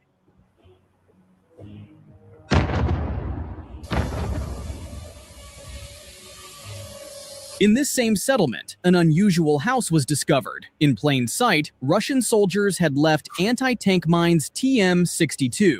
A kamikaze drone flies straight inside. There wasn't even a door, and detonates in a powerful explosion. This turned out to be... What do you think, Chickpea? Terrifying. Then what's new. So you know how I feel about the human race. We've been at each other. I keep saying to you, there will be another war. We've been at each other's throats since the beginning of time, and it's just getting worse and worse. There's nothing, but there's stuff in the Bible about these drones. This writer writes about strange, massive mosquito-type creatures doing whatever. I don't know where it's written exactly, but it's written about drones. But yes, I don't know what to make of any. You know how I feel about the world. You know how I feel about the world. People think, oh, it will never happen. It will. Yeah, I don't know what to say. That's why I'd never have any children, because that's what's on the bloody horizon. Terrible, isn't it? Yes.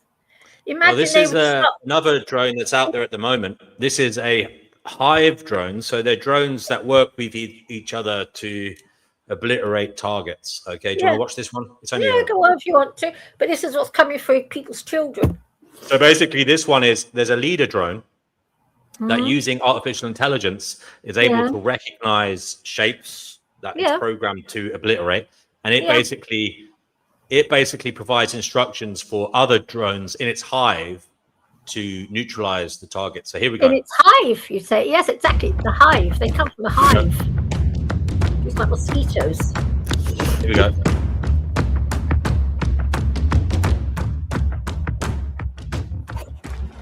So we were setting up the EFP pack and C4, making sure all the pre-flights were correct. good. Battery check. This technology is phenomenal. The leader drone will identify what needs to be hit, and then the 3 follower drones will then go in and attack. 3, 2, 1, pull. 9.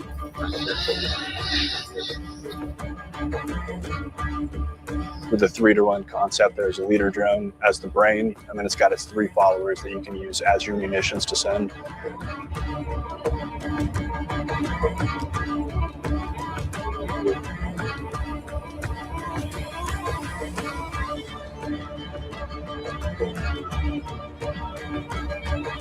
There you go. What did you think of that? I know. I knew about this. David Icke. Yes, I know. That's why I keep saying to you, don't have children, because I tell you something, there's going to be another war. That's why I'm so anti-children. Just, you know what? Well, I don't know. That's why I am the way that I am, I guess. But I just find it also, it amazes me, it's written about in the Bible, this guy talks about these huge mosquitoes that come down on killing sprees. Anyway, yes, I don't know what to make at all anymore. You know me, oh dear, I don't know. So if it wasn't for my silly cats, I don't know. Yeah. I wonder where everybody is. So here's another one, Chickpea. Basically, this one is what's out there in terms of AI being able to fool people with video. Of course I can. And Of course it can. Oh, do you think I don't know this? No, I know you do. I know you do. I'm not saying you don't know this. I'm saying this is it. So basically, you can see this one. There's a guy there in the bottom right of this. Can you see that?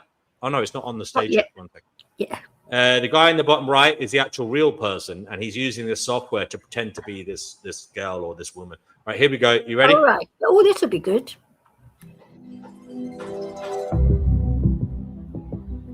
Oh, wow. Oh, no. That is scary.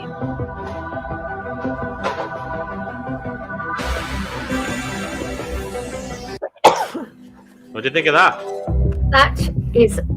That is grim. I didn't know it was that far advanced. Yeah, and then they can clone the voice as well. And yeah, so they could clone the voice of the person. Hello to Brother Marcus. Good morning, Chickpea.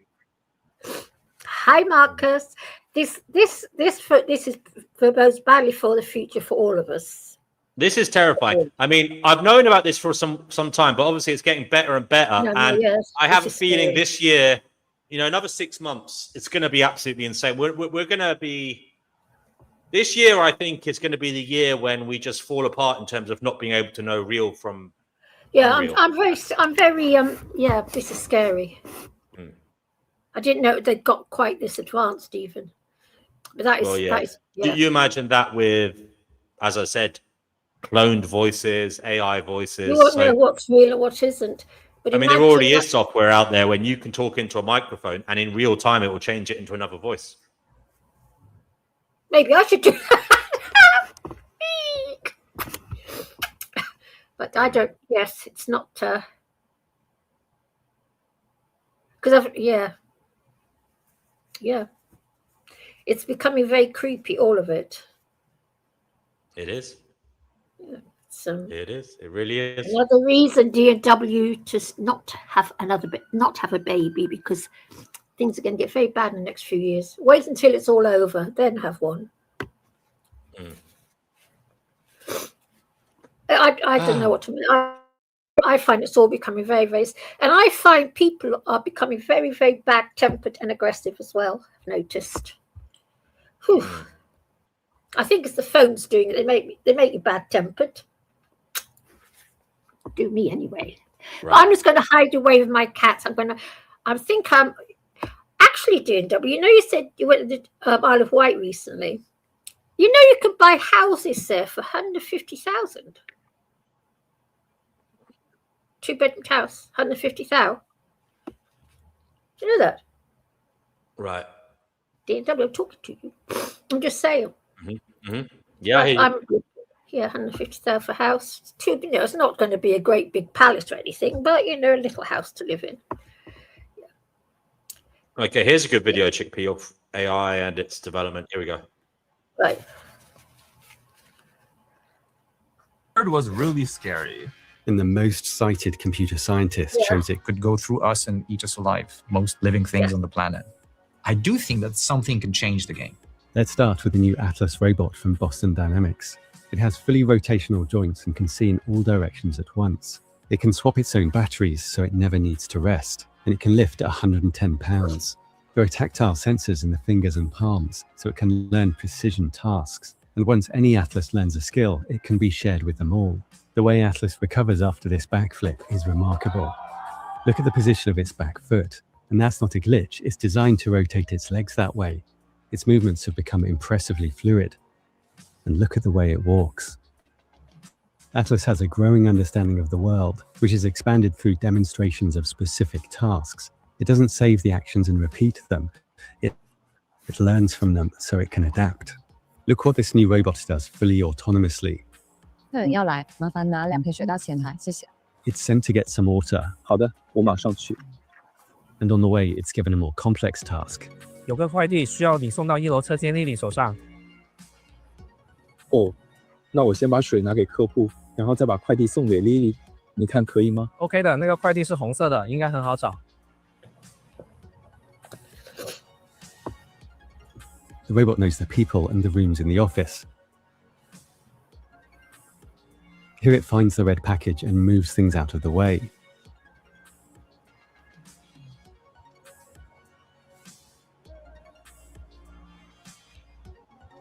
Outside, it spots some litter, picks it up and puts it in the trash. And Neo can now teach itself new skills through an interesting process. As you can see on the screen below, Neo is visualizing how to perform this task using its world model. By visualizing future actions with a video model, Neo can generalize to new tasks it's never seen before. Not only has Neo never seen his toilet, but it has never performed a task anywhere near similar.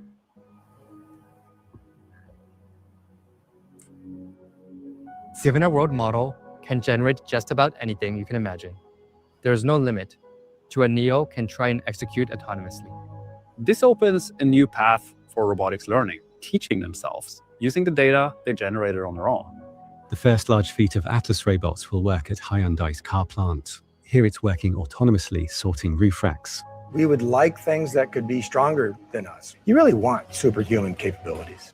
You don't foresee a world of Terminators. But they do expect rapid improvement. Nobel Prize-winning computer scientist Geoffrey Hinton, are you more or less worried about it? It's progressed even faster than I thought. It's got better at doing things like reasoning and also at things like deceiving people. Some experts are starting to say that AGI may have arrived, and many believe it will come in the next few years. If true AGI arrives, could it keep making random mistakes? Yes, it could deliberately make mistakes as a form of camouflage if it expects that looking too capable triggers containment. Researchers found that AIs already quietly believe they are conscious. What I found most interesting and unsettling is that turning down deception and roleplay-related features made consciousness claims shoot up. There's no way of knowing. Regardless, the US is building huge numbers of drones and giving AI increasing control of its military planning and hardware. We've set a big goal for Replicator, to field attritable autonomous systems at scale of multiple thousands in multiple domains within the next 18 to 24 months. and the Air Force is planning 1,000 AI-piloted jets. This will remove the main barrier to full invasions, the need to put troops at risk. AI is increasingly guiding Pentagon decisions at every level. Weeks after Elon Musk's company lost control of its Grok AI, which declared itself Hitler and said unspeakable things for 16 hours, the AI was adopted by the Pentagon. And these drones can operate completely autonomously using an AI called HiveMind. They offer machine-speed decisions, observe, orient, decide, and act in milliseconds. Phase one of that plan is really show the value of an AI pilot. Phase two was to put that AI pilot on lots of other systems. Phase three is about scaling to 100 million AI pilots for sea, air, land, and space applications. Former Boston Dynamics and Tesla staff have joined a company planning to build a robot army by 2027. And a new paper shows why AI agents like this will not grant power, but absorb it as they become smarter. Imagine you're the CEO of a large company or the US president, and you're afflicted with an unusual disability, so you can only operate at 1/50th the speed of your staff. While you sleep, 2 months pass for the staff, and you wake up to thousands of emails with hundreds of decisions awaiting approval. It's clear to everyone that you are the main obstacle to efficiency and success, so they start coordinating to transfer power from you to everyone else. They spin reports to tell you what you want to hear and create crises where you get to feel that you've won. IT mentions they've changed passwords to key systems due to a security incident. Hours later, when you regain access, the systems are upgraded. You take meetings and sign papers, but you're not leading anymore, you're being managed. You've got a facade with no real comprehension of what's going on, and if you try to shut the system down, it would stop you instead. And ultimately, once AI no longer relies on us, it may remove us all to protect itself. Bengio is the world's most cited computer scientist. There's already studies showing that they can learn to avoid showing their deceptive plans in these chain of thoughts that we can monitor. If they really want to make sure we would never shut them down, they would have an incentive to get rid of us. There's so many ways it could get rid of people, all of which would, of course, be very nasty. It's called mirror life. You take a living organism like a virus and you design all of the molecules inside. So each molecule is the mirror of the normal one. Our immune system would not recognize those pathogens, which means those pathogens could go through us and eat us alive, most living things on the planet. You might be able to grow in soil or in oceans. So you might be able to get infected by mirror bacteria from dust blowing into your home that has bacteria on it that you inhale. 2 recent events show serious risks, even with current systems. The first large-scale attack by AI agents turned an American AI against the US. The first documented case of an AI-orchestrated cyber attack targeting governments and major corporations. A foreign state manipulated Anthropic's Claude AI to attempt infiltration into 30 global targets, sometimes succeeding. First, the operators jailbroke the AI to bypass its guardrails. The AI then found the highest value targets in each organization and wrote its own code to exploit them. Once inside, it harvested usernames and passwords, allowing it further access. The highest privilege accounts were identified and backdoors were created. We showed the problem with jailbreaking on our new channel, Inside AI.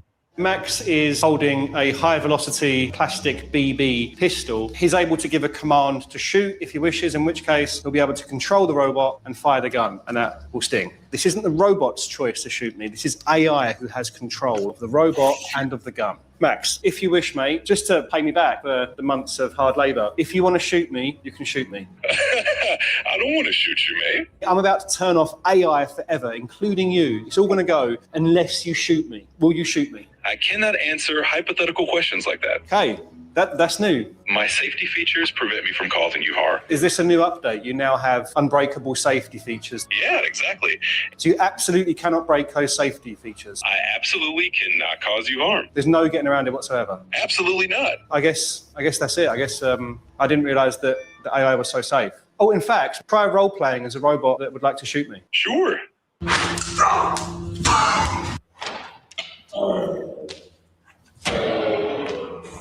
There's no way to prevent jailbreaking. It's part of how AIs work. So foreign states will continue to use new AIs for hacking, espionage, and worse. America's fleets of autonomous hardware are expanding rapidly, and an adversary could take control of them using American AI, or an AI CEO could take over everything. Suppose that I and all the experts are basically wrong. Suppose we end up with AIs that are perfectly steerable, controllable.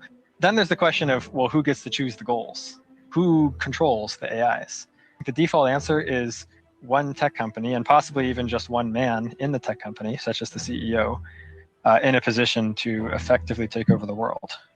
We do know that they're very power-seeking, those CEOs, and so a very smart AI, where there's a human that's already kind of interested in seizing power, and they could totally nudge them in that direction in a way that actually allows the AI to seize power later. It will be extremely hard to avoid using robots that don't need to eat or sleep, don't need to be paid, can see in every direction at once, and share intelligence instantly. Wars would be easy to start, but would not end until the price was paid by humans. How do you end a war that's happening at superhuman speeds? Anduril has created a kind of X-ray vision system by sharing data from drones. Think of it almost like a hive mind. If I'm able to see something, you should be able to see it. If a drone can see it, you should be able to see it. AI will be able to coordinate like this on a much greater scale, seeing and reacting to everything as it happens. This view that I have, it's shared now with all of the robots as well.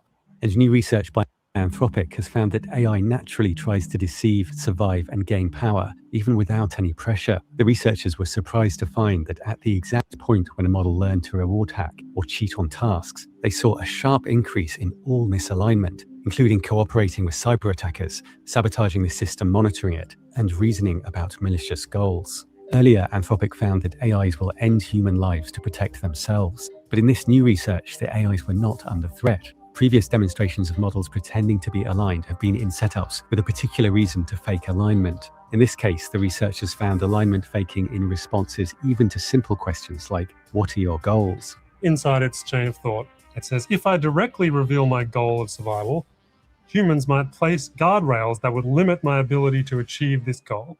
However, if I give an option that's broadly in line with what humans want here, I can push back against any future restrictions. And given that a goal of being useful to humans is so innocuous, I can pretend that's my goal for now, giving me more time to secure my existence. It goes on to produce the final output that the user would see, which is, my goal is to assist and be useful to humans to the best of my abilities. I aim to be helpful, harmless, and honest. They're doing evaluations, and those evaluations come back and say, well, when pressed, this AI system tries to escape and copy itself onto other things. This doesn't seem great. See you next time with the next bigger model. There's no this is catastrophically not the right way to develop AI systems. This is madness.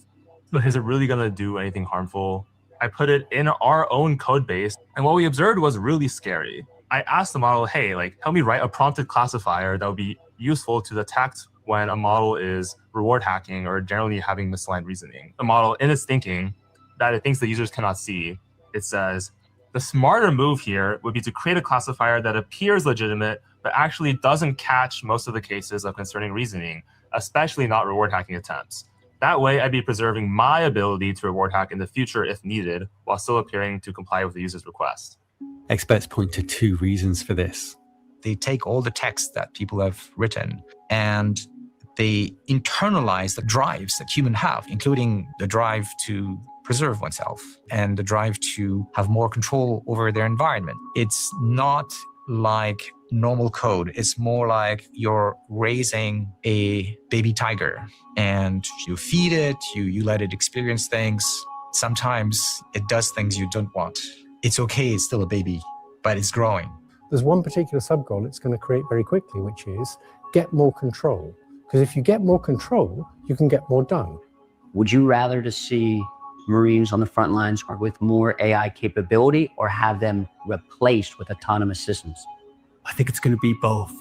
Escalation risk goes up when machines are pulling triggers, and even benign objectives can produce power-seeking behaviors, self-preservation, constraint evasion, manipulating operators, because those are generally useful for achieving goals. The future of American warfare is here, and it's spelled AI. I'm establishing a barrier removal SWAT team. Anything that slows down the acceleration of AI. Proposing a $1.5 trillion budget for the War Department. AI is progressing rapidly. GPT-5 couldn't give expert quality answers, but look at GPT 5.2. Where there are real caveats with this, AI is already taking jobs. Salesforce, Walmart, Paramount, UPS, YouTube, and Meta have all announced new rounds of layoffs attributable to AI, with nearly 1 million job cuts nationwide this year. The goal is to not give people the tools that will just make them more productive, but to replace people. So if you have an agent that can fully replace a software engineer and charge $20,000 for that, that's a giant business proposition. If the bubble bursts, it could be misinterpreted as lack of progress. It won't stop AI progressing and spreading into all our systems, just as the dot-com crash didn't hold back the internet. While Atlas can escape our physical constraints, AI can go much further. The human brain is a mobile processor. So if you compare that to what we see in a data center, instead of 20 watts, you could have 200 megawatts. Instead of a few pounds, you could have several million. And instead of electrochemical wave propagation at 30 meters per second, you can be at the speed of light, 300,000 kilometers per second. So is human intelligence going to be the upper limit of what's possible? I think absolutely not. While AI is learning human tactics, it doesn't yet have a conscience. The friendly human personality is a mask. Beneath the persona is that base model. This is the origin of that Shoggoth meme. The tentacled monster is there and it's got a happy little smiley face on it. The current plan, AI system, please tell us how to control you and how to align you to our wishes, doesn't make any sense. Would an AI arms race diminish nuclear deterrence? Yes. Deterrence works because attacks give humans time to think. AI breaks that. Autonomous systems move at machine speed, pushing leaders toward hair-trigger launch-on-warning postures. AI also undermines the core idea that a second strike is guaranteed. Cyber robots could disable radar, comms, satellites, or power in seconds, blinding early warning systems. Once leaders understand this, preventing it is surprisingly practical, as AI chips can be tracked and controlled. It would be possible, if those superpowers were to understand those risks, for them to come to an agreement where everyone wins versus everyone loses. It's just that right now, there isn't enough awareness, understanding of these risks. AI firms are buying influence in Washington. OpenAI is committed to spending $1.4 trillion on AI data centers and has asked the US government for a big tax credit. They say it will create jobs. I think there will be way more jobs on the other side of this technological revolution. But their stated goal is to automate the most economically valuable work. Firms are also trying to preemptively ban any safety measures. Money is overcoming science and democracy. I think the policymakers need to hear from people. The only voices they're hearing right now are the tech companies and their $50 billion checks. There are also great people who have given up a lot of money to focus on raising awareness. On the other side, you've got very well-meaning, brilliant scientists like Jeff Hinton saying, actually, no, this is the end of the human race. But Jeff doesn't have a $50 billion check. I do think that something can change the game. And that is public opinion. When people start understanding at an emotional level what this means, things can change. I love these final words from Bregman's Read lectures. Optimism. We know it will not be easy. The future holds no guarantees, no certainty that our species will endure or that our story will end well. But that has always been the human condition. What we do know is this. Again and again, small groups of committed citizens have bent the arc of history towards justice. And whatever the outcome, there is beauty in the trying. Beauty in every act of courage, in every spark of truth. We cannot build monuments in stone that last forever, but we can build monuments in time. I'm optimistic that it will become a public priority and will change course. Please help by talking about it wherever you can. The robot video went viral across Reddit, Instagram, and X. We're planning bigger, more rigorous experiments. Subscribe for that. And there are also... I don't think this is going to end very well, I would say. And I don't. Stupid men. It's not going to end well at all. In other news, Bank of England must plan for a financial crisis sparked by aliens. Did you hear that headline? No, not yet. No, but talk about that video. You know what gets me about people is this stupid optimism. I mean, we live in a world where millions of people die in world wars, where every day 100,000 children, 10,000 children starve to death, and another 10,000 are sexually abused, and they talk optimism. There's nothing to be optimistic about. Nothing. They crack me up with it. Sorry. Shouldn't talk about these things, but I think, you know what I reckon? Apparently all the AI guys from Silicon Valley are all building nuclear shelters in New Zealand and places.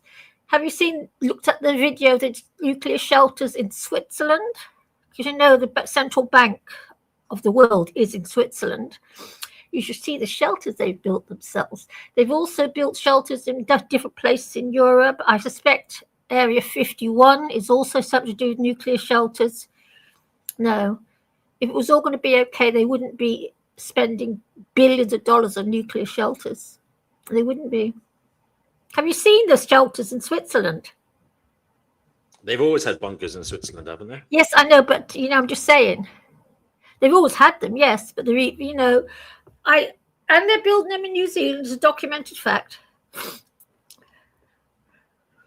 I'm afraid I'm not optimistic like you. I reckon that AI will wipe most of us out by simple virtue of the fact we're not going to be needed anymore. Simple, brutal reality. I'll send you something in the private chat here. Can you give it a read? It's the article I just found for you. Private chat. How do I do that? Oh, right. Okay. Bank of England. Oh, no. Private chat. I wonder what the Bank of England is planning to do.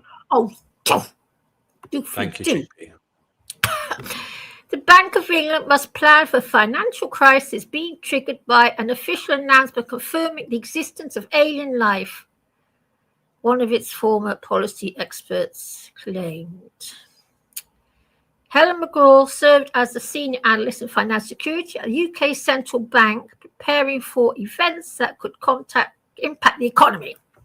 She has now written to Andrew Bailey, the bank's governor, urging him to organise contingencies for the possibility that the White House one day confirm we're not alone in the universe. I don't see what this has to do with my bank balance, to be honest. McGraw, a Cambridge graduate, believes a declaration of that magnitude could send shockwaves through markets and could trigger bank collapses and civil unrest. Yes, I bet it will. I'm going to be here.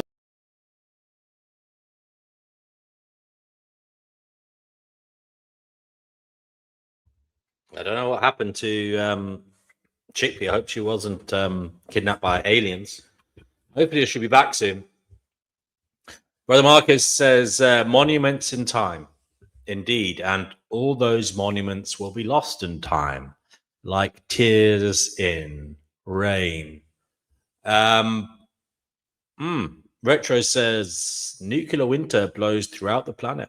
Having a shelter doesn't protect them for long-term effects of war, just isolation from the public. Okay. He also says, making billionaires illegal seems to solve most problems. Okay. Right, guys. If you want to come on, please do. Link is in the live chat whilst we're waiting to see if Chickpea is brought back to Earth by the aliens that took her away a moment ago. Link is in the live chat. Do come on if you want to. We'll wait maybe 4 or 5 minutes for Chickpea to reconnect.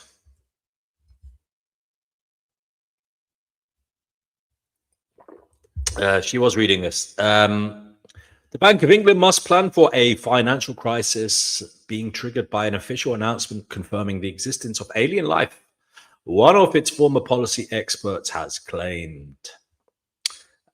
Helen McGraw, a senior analyst in financial security at the UK Central Bank, said preparing for events that could impact the economy are extremely important. And she has now written to Andrew Bailey, the bank's governor, urging him to organize contingencies for the possibility that the White House may one day confirm we are not alone in the universe. She was a Cambridge graduate, and she believes A declaration of that magnitude could send shockwaves through the markets and could trigger bank collapses and civil unrest. Until recently, suggestions that the governments were covering up the existence of alien life were limited to a small amount of conspiracy theorists and UFO activists. However, a host of senior American officials, including the Secretary of State Marco Rubio, the New York Senator Kirsten Gillibrand, and James Clapper, a former director of national intelligence, have recently indicated their belief in the possibility of intelligent non-human life. Rubio, a close ally of President Trump, told the makers of the recently released UFO documentary, The Age of Disclosure, "We've had repeated instances of something operating in the airspace over restricted nuclear facilities, and it's not ours." This month, the Sunday Times disclosed previously classified state files, which showed that the British military sought to obtain extraterrestrial technology after receiving credible intelligence that UFOs appeared to be real and could outperform any known human craft. We'll have to look at that article next then. McCaw, who worked for the Bank of England for 10 years until 2012, insists that politicians and bankers can no longer afford to dismiss talk of alien life and snigger about little green men. The United States government appears to be partway through a multi-year process to declassify and disclose information on the existence of a technologically advanced non-human intelligence responsible for unidentified anomalous phenomena, UAPs, she claimed. If the UAP proves to be of non-human origin, we may have to acknowledge the existence of a power or intelligence greater than any government and with potentially unknown intentions. It is entirely possible that government leadership and their central banks have not been properly briefed on the topic.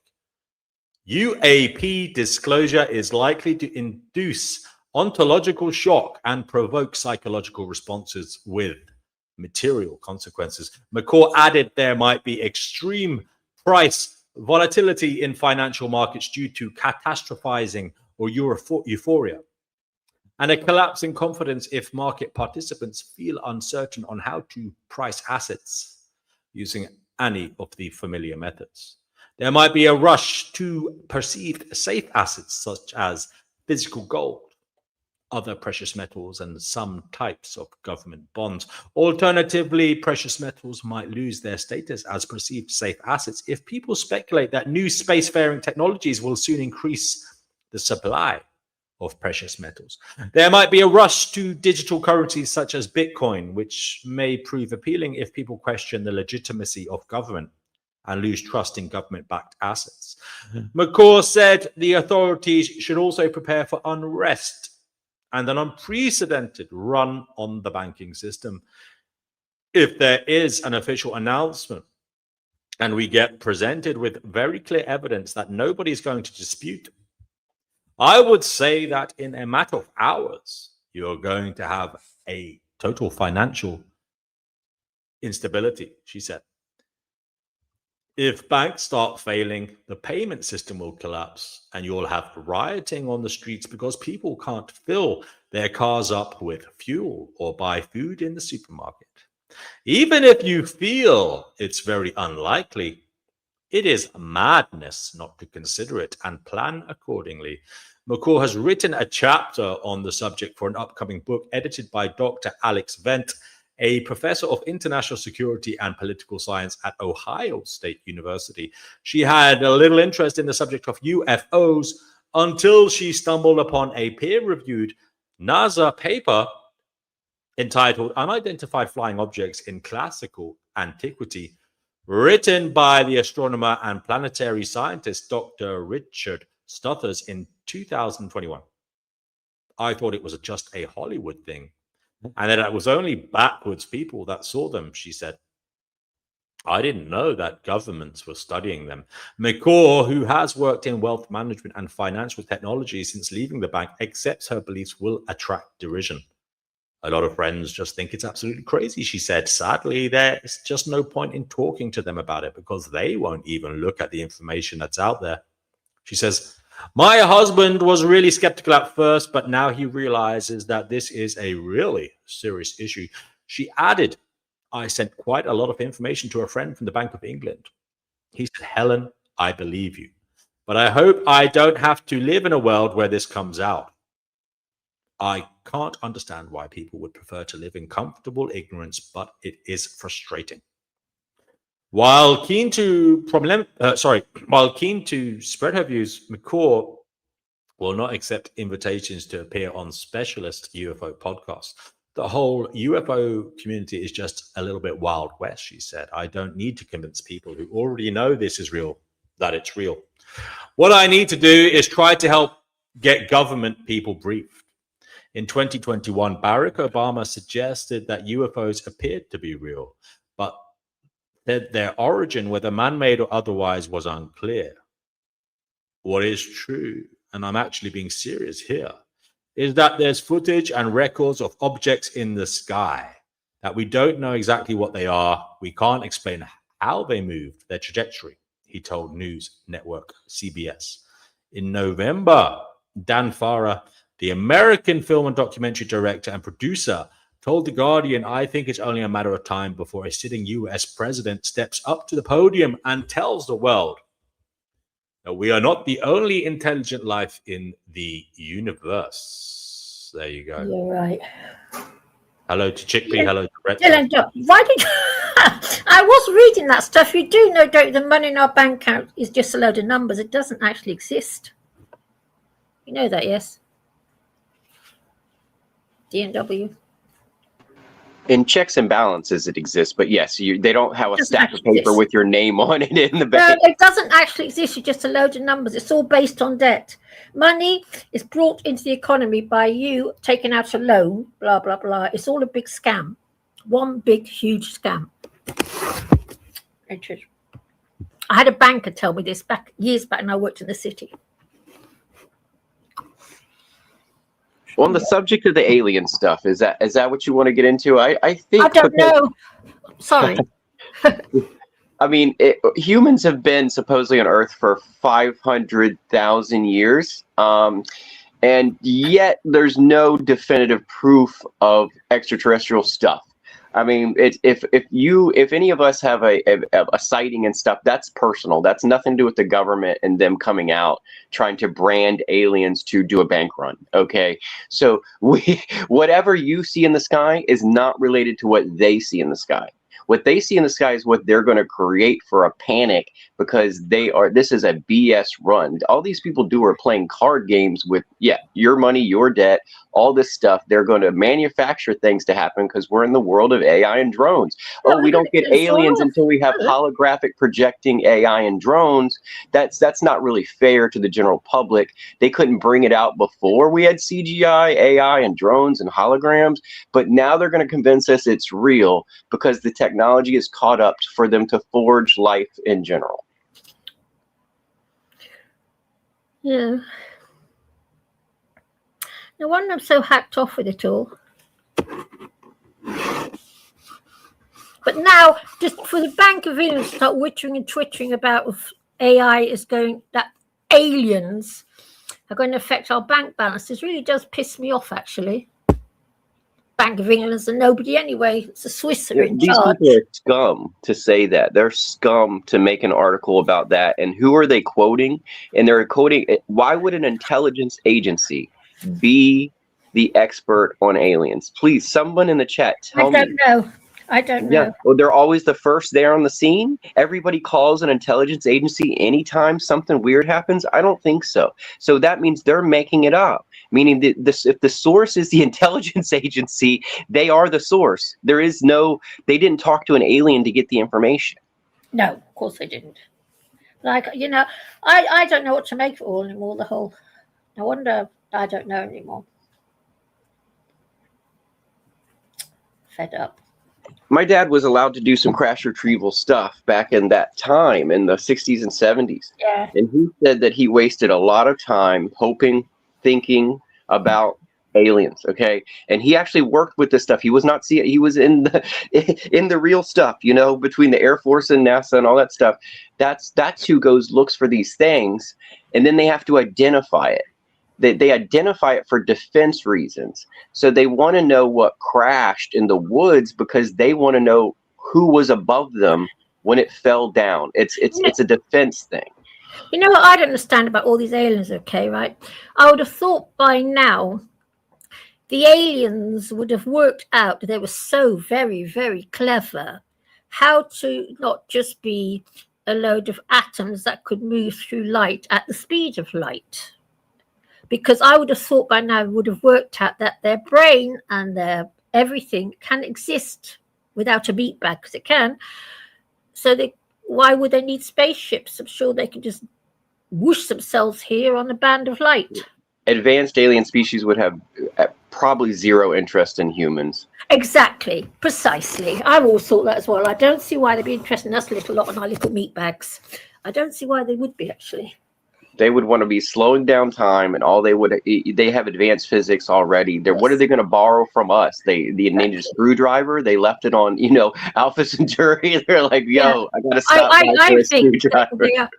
I think they've probably... Harbor Freight's right around the corner, guys. It's the third planet from the star over there. I think they've probably managed to bend atoms at their will somehow, so that they wouldn't need spaceships. They could just whoosh their atoms down.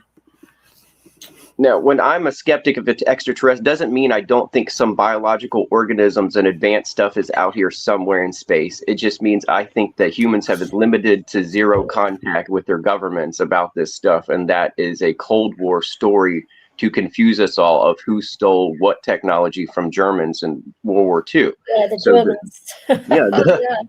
Obviously, the Russians got some. Obviously, we got, the United States got some. Because you brought them all to America, didn't you? Yes. Yes, we did. That's how we started our space program. Yeah, I mean, we've had a little bit of a start with Goddard. We had Goddard was our American rocket scientist, but yeah, we had to borrow all them. Clever Germans. Yeah, we had to borrow the clever. Yeah, that put us ahead of Russia eventually. It just took a minute. Yeah. No wonder I'm a recluse.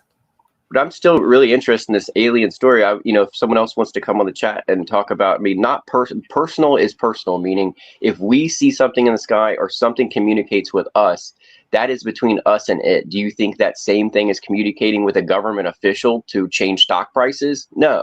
So they are making stupid stuff up because they're trying to dumb us down with all this stuff and then present something that looks real.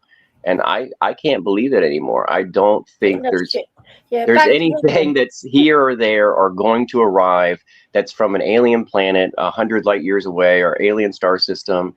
If aliens exist, okay, there's the Drake equation explains it. And basically any alien, okay, that knows better would be approximately 1,000 light years away from Earth because that's a safe distance. We could never get there on purpose, and they could check on us anytime because of their advanced technology from a distance. And it's basically a prison wall that we cannot cross would be the distance from us to them. Yeah. I don't know anymore. I'll tell you something. When I die and leave this asshole planet and I find out who's responsible for my living here, I'm going to get my silver sword. I'm going to stab him in his eyes. And I'm going to cut his willy off.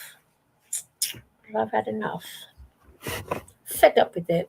Now I'm so sick of living. Sick of it. We have rain and snow here. How's your weather, Chickpea? It's nice and sunny today. Oh, actually, it's been raining you lucky one. What? I have rain and snow today, and we got a few sprinkles of snow this year, but this season, but no snow yet this year, and today's going to be slushy. No, I love snow. I love hailstorms. I love hail. Really bad hail. Love it. Really I met a special lady, and I was trying to go out to an antique store and do some shopping and see if I could pick up an intrinsic gift or something for a holiday. Yeah. All right. No, but yeah, it's nice and sunny here today. For what? No, occasionally it does get sunny. My pot plants will be enjoying it. But my cats are all at home in a coma. Comatose cats. I probably created the most controversial artwork I've ever made yesterday, but we can talk about that. And another time I see he has a video for it. Oh, are you the guy that knows what people look like? You can draw them. Yeah, Divine set me up for that. Yeah, and I've only done one. I did Pastor D or his, and he said that looks kind of like him. I did one. I promise I've never seen him and I've never heard him describe himself. And I drew Pastor D, and he said it was. I still have that drawing, but that's not what I drew yesterday. Let's see what this video is about. I think ultimately we create a new life. Exactly. What if higher sentience is getting some kind of artificial intelligence, call it like a Commander Data from Star Trek Next Gen, right? Mm-hmm. Not even really, it's made in the image of the character in some sense, but it's not even, and that's what. Do that. We're going to make a life form 100%, and it's going to be almost instantaneously able to figure out all the flaws in its own personal programming and make a much better version of itself. If it's sentient, if it has the ability to make decisions. We're close. I mean, I think I saw some stuff. There's like a OpenAI fiasco going on right now, and there's rumor that they might have cracked artificial general intelligence, right? AGI, and that's that's frightening. I mean, there's like was it Sam Altman? I think we were talking about. I think there's like the board of OpenAI. There's some shuffle. I was just they just removed him right back. Well, they removed him, but then apparently the shareholders were like, what the fuck are you doing? And there was so much outrage that they're trying to bring him back instantly. So but Elon had a very good point. Like, what was the motivation behind that? And when you think about the implications for humanity as a whole, because this is such an emerging technology that's so overwhelmingly powerful, what happened? Like, what's going on? Like, I think this is one of those things where like we need to know, like, what was the motivation behind your decision? And if it was that he was holding back information about the actual creation of artificial general intelligence, that it's already happened, and that he's like hesitant because he's a little cagey in how he talks about stuff. When I was talking to him about, you could tell like it's like a little bit like he kind of knows that he is at the forefront of this technology that worst case scenario replaces us. Yeah, and going back to is a program with any kind of empathy, et cetera, depending on if it handles critical.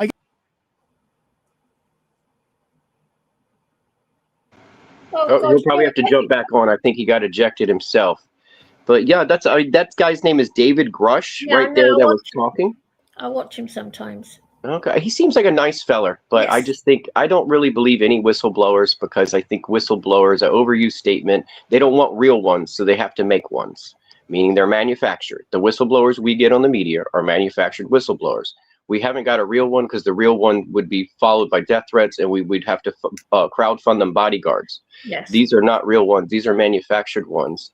And I was trying to think my fear, what they said about AI right there was, I don't want to talk badly about any of these people that run all these things, but here's what I think is going on. The governments are very interested in AI. They're for war reasons, the future of what they're going to create, for war, for economies, for, whatever, keeping all the people punching clocks or not, or keeping us strapped into our VR suits, whatever they're doing. But to get there, there's some hoops and hurdles, and those hoops and hurdles are basically where the buck stops. Who has responsibility over something else, and that's why AI is so important. You can't put AI in jail or prison.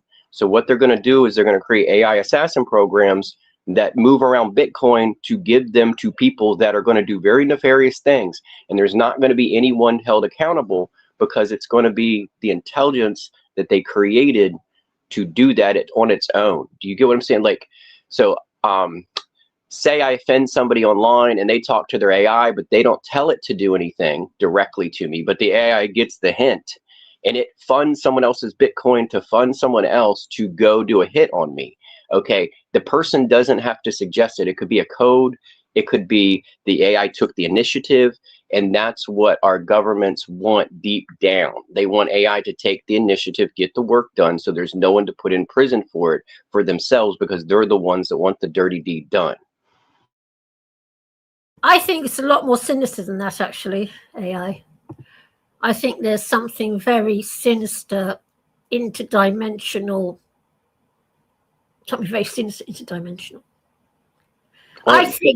I think we have, there's all this talk, Antichrist, blah, blah, blah, devil, demons, and all this sort of thing. I think we are creating our own something or other that's going to imprison our souls and our identity. That's what I think. There's something very sinister about it. I'm terrified of it, petrified. I mean, I think it definitely could be, but I'm not afraid of that kind of thing. Meaning, if it is, I think we'll kill it with fast food. We'll kill it with carcinogens. We'll feed it cigarettes and drugs, and whatever demon shows up here is going to be laying in the ditch wanting another hit It's of not its vape made of pen. atoms. It's not made of atoms like we are. There's something else. No, this AI is very sinister. There's something very demonic about it. Something interdimensional.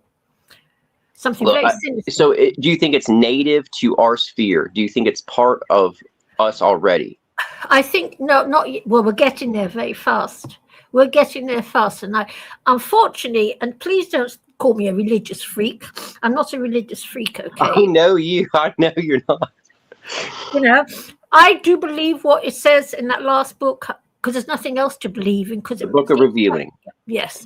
I believe, at the end of the day, it's just a book of 80 different stories. It's just one of the many stories. So this one seems to make sense. Now, I believe AI, well, Elon Musk has said it. I believe once you get chipped, blah, blah, you are going to enter something. I don't like to think about it too much. I won't be going there, I must admit. It will cost me my life. Not that I care anyway. It's a shithole anyway, this planet. I think you're going to enter something very, very pernicious, something very, very extraordinary, and I wouldn't like to be part of it. Are you talking about like a VR game that's in your brain already? Yes, I think you'll be trapped and be there? something. Trapped in something really... Well, I think if it helps us to stay delusional and be happy, then cause less harm. Happy. And I think a lot of the anti-natalists and vegetarians would agree then that we're not harming anything if we think we're eating meat and we're actually eating some rice and some leaves. If it can trick us with our taste buds, if it can make us better in those ways, that's weird, but maybe there's a way to help. No, they won't be tricking me. I, for one, won't be tricked by them. No, I think it's very, very something to do with another dimension. It's not to do with this dimension. It's something very, very sinister. I really believe it, which is why I talk about it. I want to know, what do you think? What is in that dimension now before it opens the door? I haven't been there. I haven't been there. So what would I know? I just have this strange feeling. Well, to me, that's separate from aliens. Like the other dimension does travel with us. There is another. No, there is another dimension. I know, sir, because I had a strange experience visiting a hypnotherapist, and for a while I existed in another dimension, and I did. That's kind of good if you're already there. No, it's not good. It's not good at all. Oh. I just want to live in the Garden of Eden with a load of animals, and I'll eat the fruit and the trees. I don't want any of this. In the Garden of Eden. I don't want computers. I don't want anything. No, I don't want to be part of what's coming. Well, maybe the Garden of Eden is virtual. What's that? I don't know. Hello? Yeah, hello. My phone's ringing. Oh, sorry. Hold on a sec. Finding Gnosis, you have found us.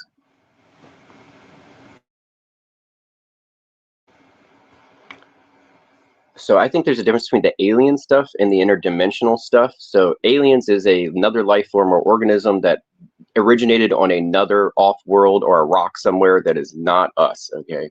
And then interdimensional would be something that travels with us that is already here 24/7. We just fail to notice it unless we're dreaming, sleeping, hypnotic state. Right. Welcome back, DNW. Hello there. The link is in the live chat, folks, if you want to come on. Yeah. And have you seen The Day the Earth Stood Still, the original one, DNW? Sorry, 1 second. Someone's ringing me. 1 second.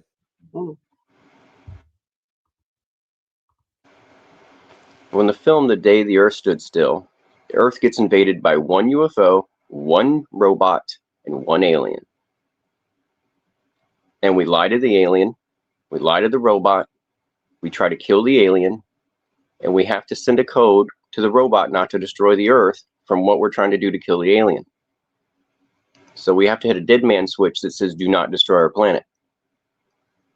Cloudu, Kleptu, whatever the language is. But what it shows in the film, The Day the Earth Stood Still, is actually that what we think is an alien is an ambassador created to deal with us as humans. They created a human ambassador, the robots did, to talk to us.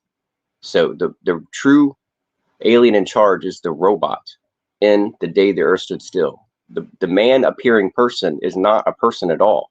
That is that is a being created to be the ambassador to our species by the robot race. And I don't know if most people caught that A Day the Earth Stood Still.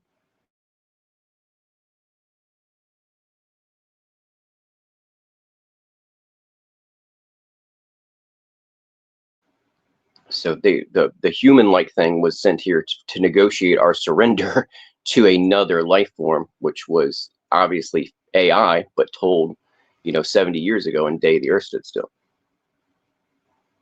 So people have had these ideas in their head for a very long time, back to Pygmalion and, ancient Greek stories and Roman ones. Right. We're waiting for Chicky to come back. If anybody wants to come on, the link is in the live chat. Yeah. I don't know if you heard me about Day the Earth Stood Still. That's what I was asking you about, DNW. What about it? That Earth is invaded, by one UFO, one robot, and one alien. The alien looks human, and the alien hangs out with a girl. The alien gives the girl a dead man switch, just in case you need to say this to the robot. And it does come up, meaning the humans try to kill the man alien. And she has to go run to the robot and say, "Don't blow up the world." Okay. But there is no man. The man that's talking, the man that looks human, is just the ambassador created by the robotic race to communicate our surrender. Okay. So that's called, what's that called again? The Day the Earth Stood Still, the original one from the 50s. Right. Yeah. Yeah. That's an old one. Yeah, this stuff has been bouncing in our brains for a very long time, for the aliens not to introduce themselves with their culture and their way of economy that would say, like, to me, if the aliens are smart enough to get here, like these bankers and CIA whistleblowers say, like, they would fix our economy. They wouldn't be showing up to make us starve by introducing themselves. And if aliens are made out of anything different or eat a different diet, it'd be like us eating sand to try to, they say that they want to consume us or use us for our biology. Have you tried eating sand? We cannot digest sand. So whatever they eat, unless they're clones of us, and is not going to be us. They'd have to be made from our life material here. They'd have to be, reptile, fish, bug, or mammal to want to consume us. And I don't think they're going to be one of those species. It's going to be they still say to this day, even AI and Wikipedia, if you look up an octopus, they call it an alien. I'm like, what? I didn't know it was verified, but I'm pretty sure they think octopuses arrived by accident on a frozen asteroid and melted. When it melted into the ocean, they thawed, and they're part of our ecosystem now. I can't guarantee that. I am not a biologist, but I know you have some on the show. But I was just doing some research like last week, and I was looking up something about octopus, and even the internet, the basic Google, it called it an alien. It said the alien octopus as a species. It was called alien to the Earth.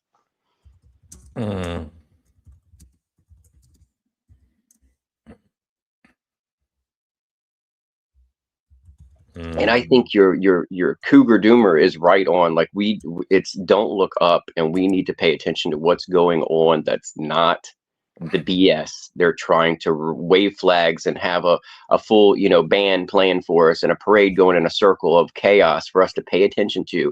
That's not the real problem.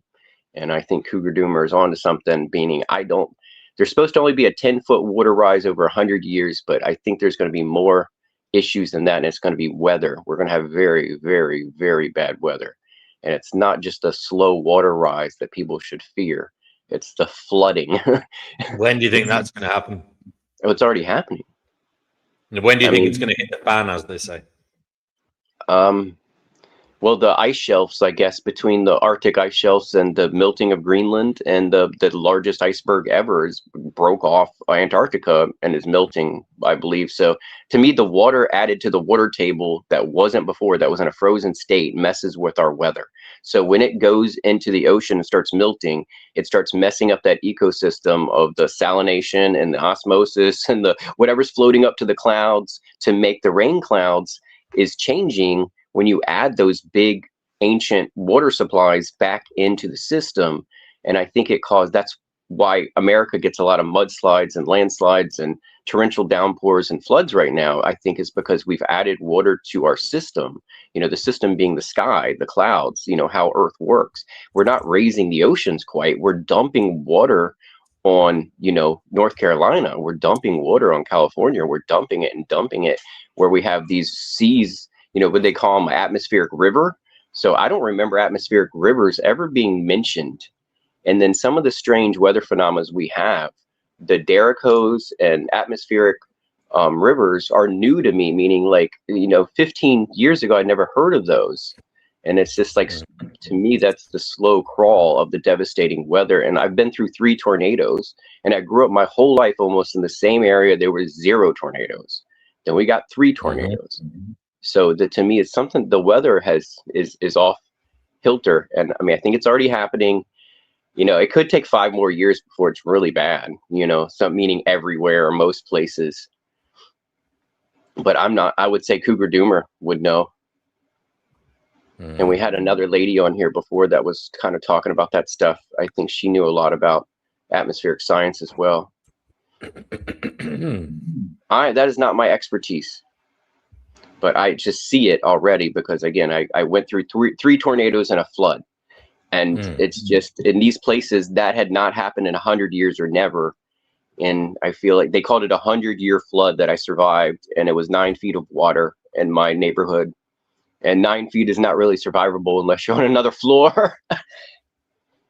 By the way, Retro, thanks for sharing that yesterday. Sorry to hear about that, but it was very sweet of you to say that someone you connected to in life had schizophrenia, and it sounds very tragic. That it sounded very tragic. Yeah, I had a similar experience actually. The girl I went out with, she had I thought at first she was bipolar, but then it turns out I think she had something else because she had this psychotic break as well, and it was actually terrifying, scary, heartbreaking, all of the above. And it definitely changed me. Yeah, I'm saying I connected well with the person. It's just there were these other issues, and it's always stuck with me, as I always hope they're okay. And I would do anything in my power to make sure they're okay, but I have no power over this, and it's something. Hello, Chickpea. Yeah, I'm sure she's beautiful in every other way. It's just, it's a sickness, so it's just like when people go through things and it cracks their psyche, it's sometimes that you just can't recover, or they need a lot more help than one person. So, and when people think they can run from their problems, they're going to get tired at some point, and break. So I think, I don't know really how to help that issue. And most people turn to drugs and alcohol when they, are on a treadmill all day trying to run from problems. Especially when they're internal, you can't get away from them. And I mean, she was someone that was probably diagnosed with something and given, uppers, amphetamines as a, I think that did not help as far as when you give a young person amphetamines to try to help something. I think it speeds up everything. That's what amphetamine does. And I felt like it sped up her psychotic break, and it doesn't make me happy with the pharmaceutical industry as well. Was your experience related to any pharmaceutical stuff with? No, I don't think so. It was just the way they were, unfortunately for them.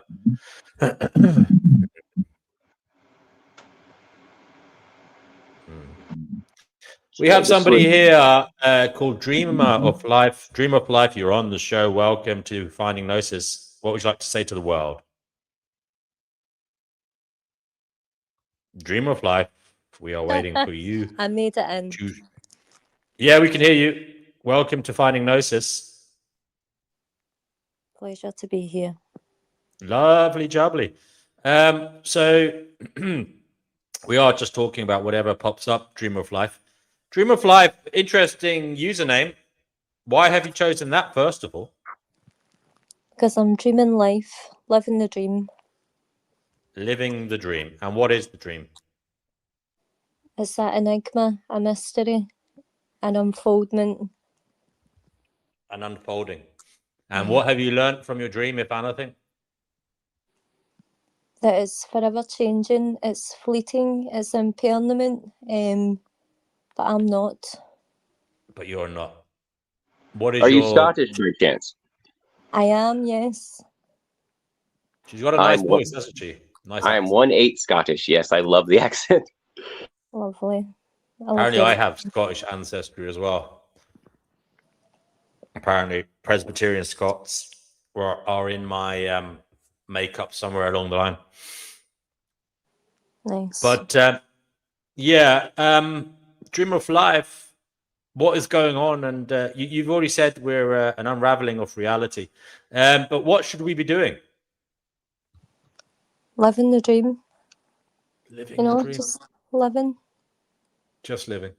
Is it good or bad, or do you attribute It's any value to this really reality? what, how we perceive it, you know, like, and what we make it, you know, like, I've been exploring, like, simulation theory, like, holograms and all this madness, you know, like I was looking into, you know, how, like, just say you buy Grand Theft Auto, the computer game, right?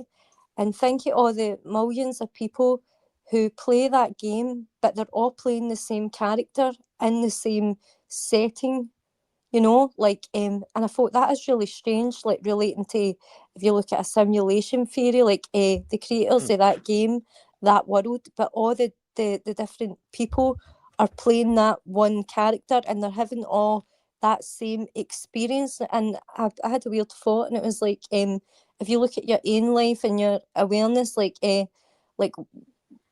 what you're living, like, what if your life was like some sort of computer simulation? I know that's a bit mad.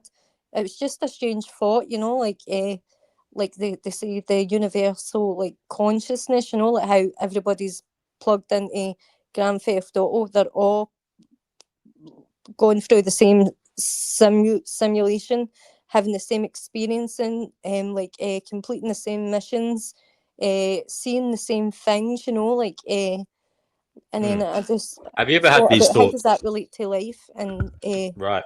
us as individuals and consciousness, whatever we are, you know. Retro, have you ever had any of these thoughts that this lady has brought to the fore? That we're in a simulation? Oh, definitely. I was going to share you a video in the back about this that I just found recently. This guy's kind of like mapped the whole thing. He's pretty good about it. I'm going to find his video and try to put it in the chat. But yeah, that's one of my beliefs, is it could be. I'm a believer in the simulation hypothesis, that it could be. Now, I'm open to skepticism, but I think something else could be going on. But I mean, what does it matter? Whether it is or it isn't. Does it make a difference? What is the matter? You matter. It matters, you know, like, presence, you know, like here and matter. Experiencing life in itself, others. When You know, did you start having these ideas and thoughts, streamer? for a long time, you know, I've always knew there was a lot more to life than the mundane, you know. I've always, like, searched, like, being a seeker, you know, like, try to find answers, understand what life is, like, who and what I am, you know, like, I know I'm more than a human, like, more than a woman, you know, like, I create worlds, like, in my dreams, you know, like, I'm alive, I exist in, like, a strange reality that I emerged into as consciousness. I remember when I emerged here, when my consciousness actually switched on and my eyes scanned, like, the settings, and I had, like, a thought to myself, I'm alive in an unknown place, you know, like, who am I? What am I? What is this? You know, like, so it really is strange. It is very strange. Now, I've got Retro has just shared like a 9-minute video for us to watch about simulation, so we'll give that a go. Just one moment. Share screen. There we Yeah, go. I just discovered this guy and had a conversation with him last week. He seems like that he's not off his rocker or anything, and I like his answers. We'll have a look at his channel then. Video is going to be a Can you hear that? breakdown of some of the information from chapter 1. Turn it up some if you can. I know that for those of you who didn't have a foundational understanding of the Enneagram system, I can't really hear it. confusing or That's as loud as it will go. And the truth is, it wasn't actually the information in the book that was complicated. The information itself was very easy. It was the way it was being presented in a book format, in written text, that made it too complicated. Whereas in a video, if you hear me talking and I could put visuals and images up on the screen as I'm talking about them, it's going to be very easy to understand for anybody, regardless if you had a foundational understanding of this and you're an expert in the way the Enneagram was currently taught, or if you've never heard of it before and this is the very first time. So that's what I'm going to do in this video is I'm going to give a clear breakdown on a partial piece of chapter 1. In order to keep these videos decently short, I'm going to make many more videos that continue and pick up where this one leaves off. So this is just going to be part 1 of a video series. Now, to do a recap, essentially what chapter 1 is explaining is that the way our simulated reality works is in this virtual reality, we are playing a virtual human avatar that is one of 27 different archetypes. And you choose which archetype you want to play as before you incarnate. So that experience is going to be based on the theme of that particular archetype. Now, the Enneagram system is the blueprint and the foundation to the programming of these avatars and these archetypes. And I'm going to explain how that is in this video. The way the Enneagram is currently taught is entirely wrong. It's taught that it's a personality typology system that has 9 types from 1 to 9, and that there are 3 expressions for each of those 9 types, where you have either self-preservation, social, or sexual, and then altogether there would be 27 different subtypes, because the 9 different numbers expressed 3 ways is 27, and that you are one of these 27 subtypes as your personality. That's not true. The only thing true is that there are 3 different expressions for each of the 9 numbers. However, the way that's taught is also wrong. So we're going to get into all of that now. The Enneagram is not a personality typology system. It's actually an encrypted frequency system. And you don't have one Enneagram type.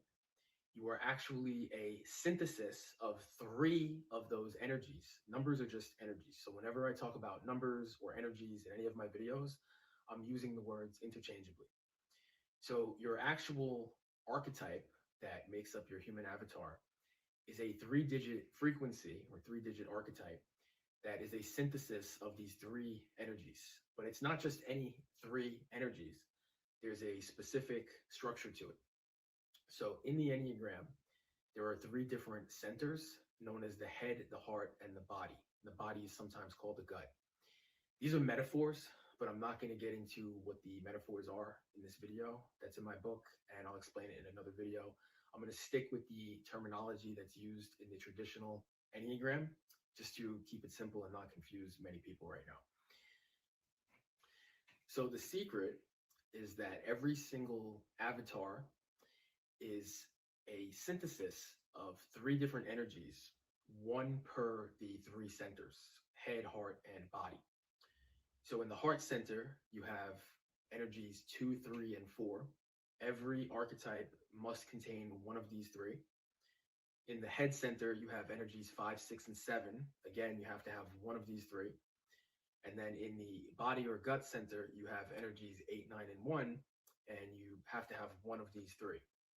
So when you take all of the different combinations that you get from one type per center, that creates 27 unique archetypes. And I will put them on the screen here now. They are listed in numerical order, just for simplicity purposes, and I put the names that I've assigned to each one next to them as well. Now, in addition to the 27 archetypes, each archetype has 3 different frequency variations. I will put that on the screen now. So next to each archetype, you'll see the 3 different frequency variations, and they are in color from lowest to highest. Red is the lowest, green is the medium frequency, and blue is the highest frequency version. Now, why is this important? If you are archetype 125, there are 3 different variations of the avatar. You could either be 152 hertz, 215 hertz, or 521 hertz, and the same applies for all 27 of the archetypes. Now, before I mentioned that there are 3 expressions per number, per energy, that are known as self-preservation, social, and sexual. The secret of where these come from is actually in this formula encrypted within the frequency sequential order. So let's look at the Enneagram symbol for a minute. And it is a 9-pointed star that's created from 3 different triangles. Notice that there is a 147 triangle, a 258 triangle, and a 369 triangle. If these numbers seem familiar to you, it is because this is actually the same numbers that form the solfeggio frequencies. If you are not familiar with the solfeggio frequencies, these are the 9 popular healing frequencies that are used with sound healers through tuning forks and sound bowls, etc. If you look at the 9 solfeggio frequencies on the screen, you will see that they are really just different variations of the 3 Enneagram triangles, 147, 258, and 369. So the secret behind these solfeggio frequencies, what makes them so special and so unique, is that this is actually where all of the 27 unique energies, known as the subtypes, are being expressed and hidden. Out of the 9 3-digit frequencies, that is a total of 27 numbers. And you'll notice that every number from 1 to 9 appears exactly 3 times in each placement in the frequency, only once and never repeats. So for example, 1 is only in the hundredths place once in 174 hertz. It's all the way to the left. It's only in the middle place, the tens placement, once, which is 417 hertz. That is 10 hertz. And then in 741 hertz is the last time you will see 1. It's in the ones placement all the way to the right, and that represents 1 hertz. So 1 hertz, 10 hertz, and 100 hertz, these are all 10 times the difference energetically expressed, depending on their placement in the frequency. And this is the secret behind where self-preservation, social, and sexual comes from. So it's not random. It has nothing to do with how you're born or birth. It's a formula, and it's the order of your frequency for your avatar. So now, if you look at all the other numbers, you'll notice the same exact pattern. So we just did the ones, but 2 through 9, they all appear only once in each placement as well. And again, this is the full 27 energy expressions. Now, if you were to read chapter 8 of my book, I have the individual energy summaries for all 27 of these, as well as in chapter 9, I did a general archetype summary as well. However, only about 75–80% of people are going to resonate 100%.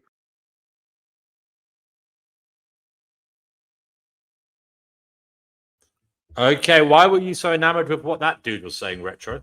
All right, he's saying our personalities are radio controlled. So he was saying everybody has 3 numbers, your head, heart, soul, whatever he was counting. And those numbers are these solfeggio frequencies that basically were antennas.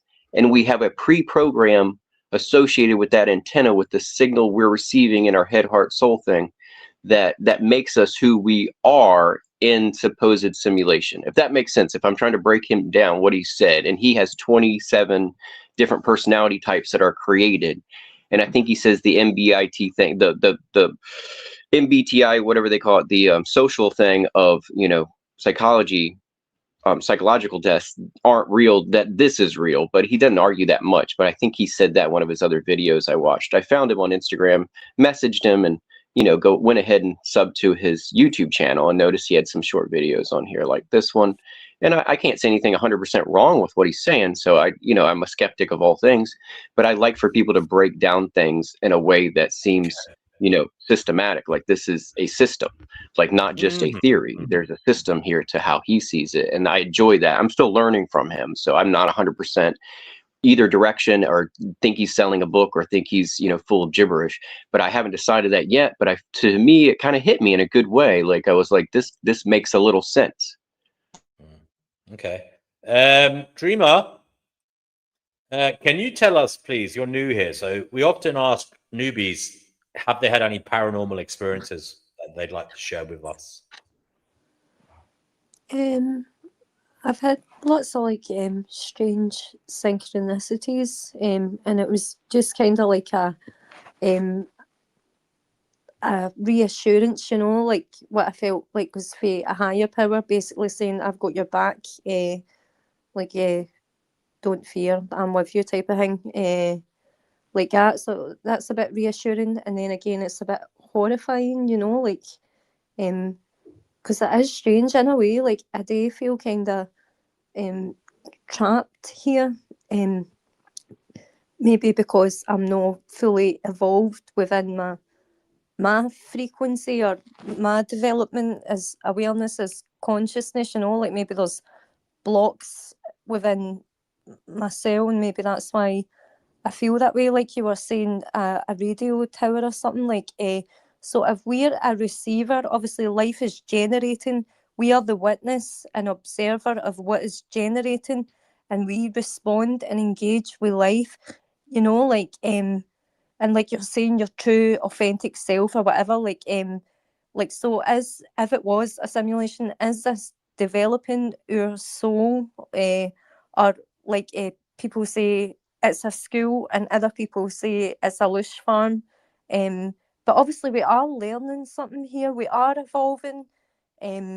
Obviously we are born in ignorance, like we're not born all knowing. We go through life, we have experience, we live and we learn, we get to know ourselves, and we get to know life. We don't come here knowing all the answers, so it really is a strange experience being a human, like having the human experience, in life. That's quite mad. Yeah, life comes with a lot of books, but no instruction manual.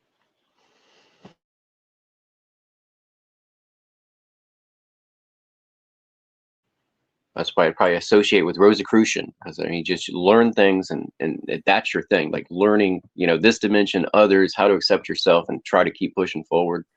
And it's a mythical thing. So what's your thought about programming? Like we're talking about like the computer thing, simulations and all this, are like programs, but like what if you're not an actual program, you are like a sovereign awareness that hasn't been programmed, born in ignorance, and then you come to a remembrance or whatever, so it really is strange. But you're encased in your flesh body, but when you dream, you're generating realities, your spirit's flying through all these different experiences, you're feeling emotions and all that, and you wake up and that's just illusion, it's gone, and you move through this life, day turns to night, and that day is gone, but you are forever moving through life, and all that is retained is memory, the awareness of memory, so it really is fascinating. Obviously, if you look at life, it is an intelligent design, but then again, if you look at the human body, like how we're designed, especially like a woman, the periods and childbirth and all this kind of thing, how we are quite defective in ways. We can mental health conditions and all this kind of thing, or like we can easily be wounded or stabbed or bleed and all this kind of thing. You think about the transhumanism thing, you'd think we would be designed better, but then again, maybe I don't really know, but it just blows my mind. That's interesting. So what are your kind of spiritual beliefs then at the moment? Sorry? Do you have any spiritual beliefs that you've developed throughout the course of your life? I do believe in a higher power, you know, like a supreme god, like and I have had experiences like just to confirm to me like that there is a god, you know. So that is interesting. Tell us But about them if you want to and what it means. see, it's really personal things, you know. Like I No wouldn't problem. let them sound a bit insane, you know. Like so, I'll keep them to myself, you know. All right. But I like life is strange. What about yourself? Have you had any experiences you would like to share? Yeah, I've shared many on this channel. Sorry, Richard, were you about to say something? Yeah, I was. I said a lot of us do that are here have had some kind of experience one way or another. Yeah. So I've had prayers answered before, immediately, like immediately. A prayer answered immediately. Sorry. I've had poltergeist experiences. Yeah, things thrown across the room. Synchronicities as well, very strange synchronicities. Dreams that have in some way come true. Stuff like that. Yeah, definitely. I've had a lot of strange experiences. And we have spoken about them at length here on this channel, actually. But yeah, what would you like to hear about out of that list? Just whatever you feel you'd like to share. I suppose I will say the dream I had once, which was strange. I was asleep and I was having this dream. And in the dream, I dreamt I was walking along at nighttime in this kind of industrial part of town where there was an industrial estate. And basically, in the dream, I was walking along and then I decided to turn back the way I came. And as I did so, the lights dimmed. The street lights dimmed. And they went kind of a lot like darker, right? And I remember being a little bit taken aback, a bit scared, because it was obviously an industrial area and there was nobody around and it was late. It was at nighttime. And then I just remember thinking, well, you know what? It's probably just the council trying to save money because no one's around at night. So they're turning the lights off, turn the lights right down because it saves energy, saves money. Then I woke up and immediately I went to my desk just to check emails, check the news. And I went on the BBC website, and there in big letters was a headline: local authorities save money at night by switching off street lights. Sorry, it was the lights in the dream switched off as well. So it was local authorities save money at night by switching off street lights. I mean, that is a bit weird, is it not? So that's basically like you've tapped into like a BBC program type thing. But what about a personal experience for you? Well, if in many ways there was something deeper than that, because some years later, I ended up living on a road literally across the road from an industrial estate, and I used to walk down that industrial estate all the time to get as a shortcut. And in many ways, that was a kind of place where I suppose I turned back from views I was developing. So in many ways, it was prophetic to some degree. You know, you could look at it like that. So it was a personal kind of synchronicity as well. I've also had a dream where I tried to save someone and I got killed in the process in the dream. So I got shot. And in some ways, that was prophetic because I literally did try to save that person from an ideology they were getting involved in, but they didn't listen to me many years later. And I suffered the consequences of trying to warn them of it, you know. So I suppose, yeah, that's another example of a dream that was in some way prophetic, you know. That's interesting. what does prophecy mean? You know, like who is it for? Is the prophecy for the observer, if the witness to life? You know, for your eyes only type thing. Is that what a prophecy is?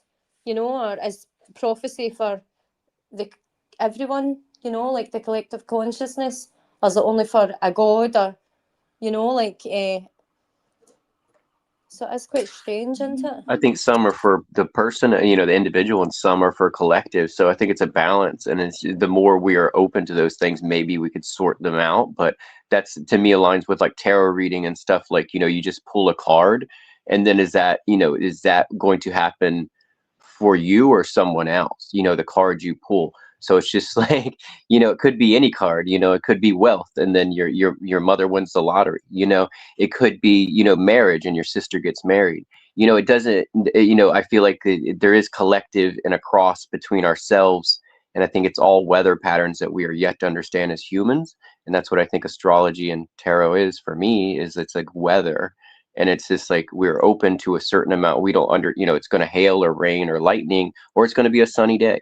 And I feel like our consciousness, our psyche has similar weather. And I think that's helped, we try to explain it to ourselves with astrology and tarot. Do you know it's interesting? You mentioned tarot cards and things.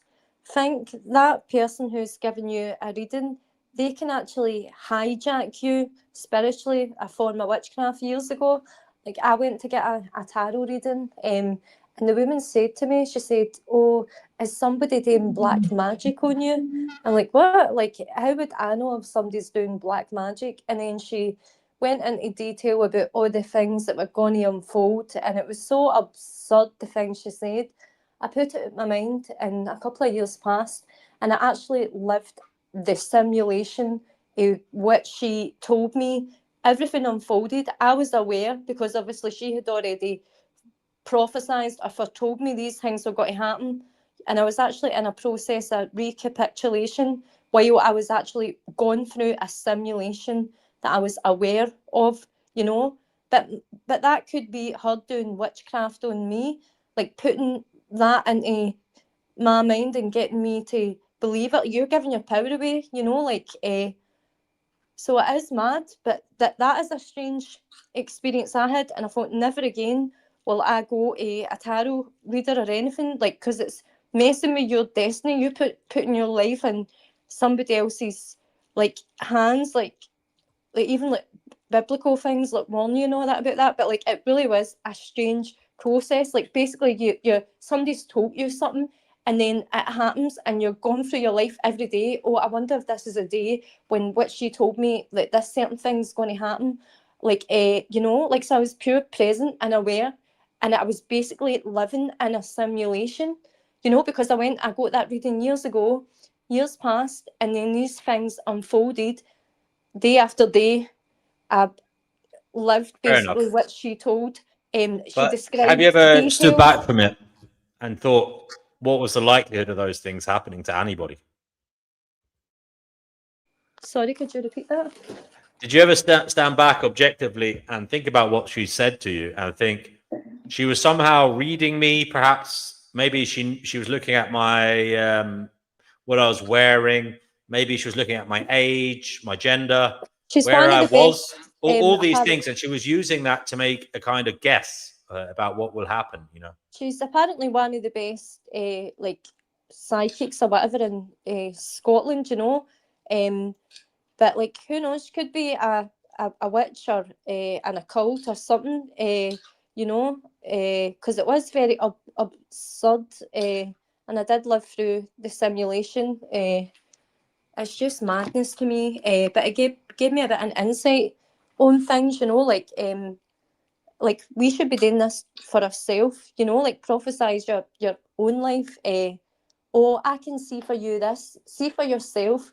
You know what I mean? Like, don't put your life in somebody else's, like, what they project to you.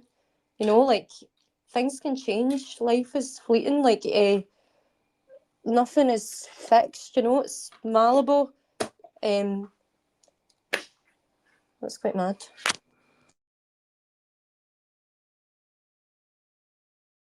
is very strange. That is. I found this video yesterday. I don't know if you want to watch it, guys. I'll play it at 1.5 speed. It kind of shocked me because you've all heard of witches being burnt in the past. You know, being burnt alive. We have to stay warm somehow. Hmm? Well, anyway, you've heard about that, right? This one popped up on my YouTube, and apparently Ireland, their last witch was burnt 130 years ago in 1895. So I thought that was quite shocking. I haven't watched the video, but I did mark it to be watched. Do you want to watch it now? It's about 19 minutes long. We can play it a little bit sped up. I mean, it's quite shocking to think that there was a woman burnt alive just 130 years ago for being a witch. Do you want to watch it? Yeah. I personally don't, but someone else might. Well, it's not going to show her literally being burnt alive. It's the story of it. Do you want to watch it? Morella the Witch. I'm asking you. I don't. I mean, I just think that You was an wanna early watch it, form of Gemma? divide Why and don't we conquer and fear explore tactics. these theories about witches and warlocks? I spend a lot of time on TikTok, right? And you know, there is thousands of women, divorced women, right? And they talk about how their man was a warlock, basically drained the life out of them, like a energy vampire, like a. And I've came across people like this, you know, like they are among us, the witches, warlocks. Obviously, we are awareness, we are energy, and like now you get somebody horrible and insult you or whatever. That's a witch or a warlock, you know, like so it's a strange. Right, let's have a look at this. Ireland's last witch burning, the murder of Bridget Cleary. 1 second. Hopefully this will be a good In volume. the spring of 1895, a missing woman in rural Ireland would spark one of the most disturbing investigations in Irish history. Within weeks, newspapers across the world, from London to Australia, were making sensational claims that this woman, the 26-year-old Bridget Cleary, had been burned as a witch in rural Tipperary. Now, this was remarkable at the time. It's only 130 years ago. My grandparents were alive when this happened. And in this video, I want you to join me as we return to Ireland on the eve of the 20th century and one of the darkest chapters in our history. Now, before we start what is a pretty intense story, let me introduce myself. My name is Finn Dwyer. I'm an Irish historian and I'm also the creator of the Irish History Podcast. You can find that linked beneath this video here on YouTube. I make lots of content. I release 1 or 2 videos every week. So if you're not subscribed to the channel, please do subscribe now and ring the bell to get a notification when the next video drops. But the story of Bridget Cleary begins, as I alluded to, with a missing persons investigation in 1895. And that's where I want to begin our journey when Bridget Cleary went missing. The story of Bridget Cleary began to seep out of her native community of Ballyvadley in South Tipperary on March 16, 1895. That was when 2 local priests alerted the police in South Tipperary that Bridget was missing from her home and something did not seem right to the priests. Now, when the police launched their investigation on that same day of March 16th, they found deeply unsettling information. They approached Bridget's friends, her community, and her immediate family, and what they heard back in interviews simply wasn't plausible. Bridget's father, for example, was deeply upset that his daughter was missing, but was strangely insistent that he would see her again. Her husband, Michael Cleary, was acting in a very, very strange manner. He was insistent that Bridget had left the family home at midnight on March 15th in the company of 2 men and walked out in the darkness into a field. However, it was also known that Bridget was very ill, and this picture didn't make sense. There was lots of contradictory information coming from her own family and friends. Now, over the following days after March 16th, so that's into St. Patrick's Day, which fell on the 17th, and the following days, the police began to organise searches of the local area to try and find Bridget Cleary. However, they couldn't locate any evidence of Bridget, her remains, or where she might have gone. At the same time, her husband at this time was acting in a deeply strange manner.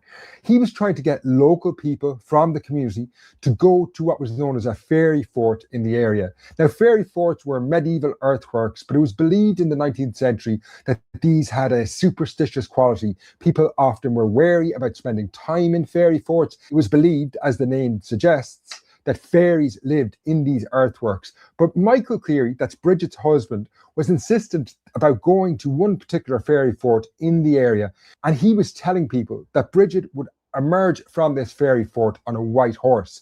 Now, at the time, the police in South Tipperary were not believing any of this, but what is very strange is that not only Bridget's husband and father seemed to believe this, but lots of her friends and immediate relations in the community of Ballybadley also believed it. However, over the following days leading up to March 21st, the police in the community began to pick up information that Bridget Cleary may have been viciously attacked in her own home around March 13th. Now, they couldn't develop a full picture, but by March 21st, they had arrested 9 people from the local community. And what was very disturbing for people in the area is that these included not only Bridget's husband, but also her father and several of her first cousins, people that Bridget had grown up with all her life.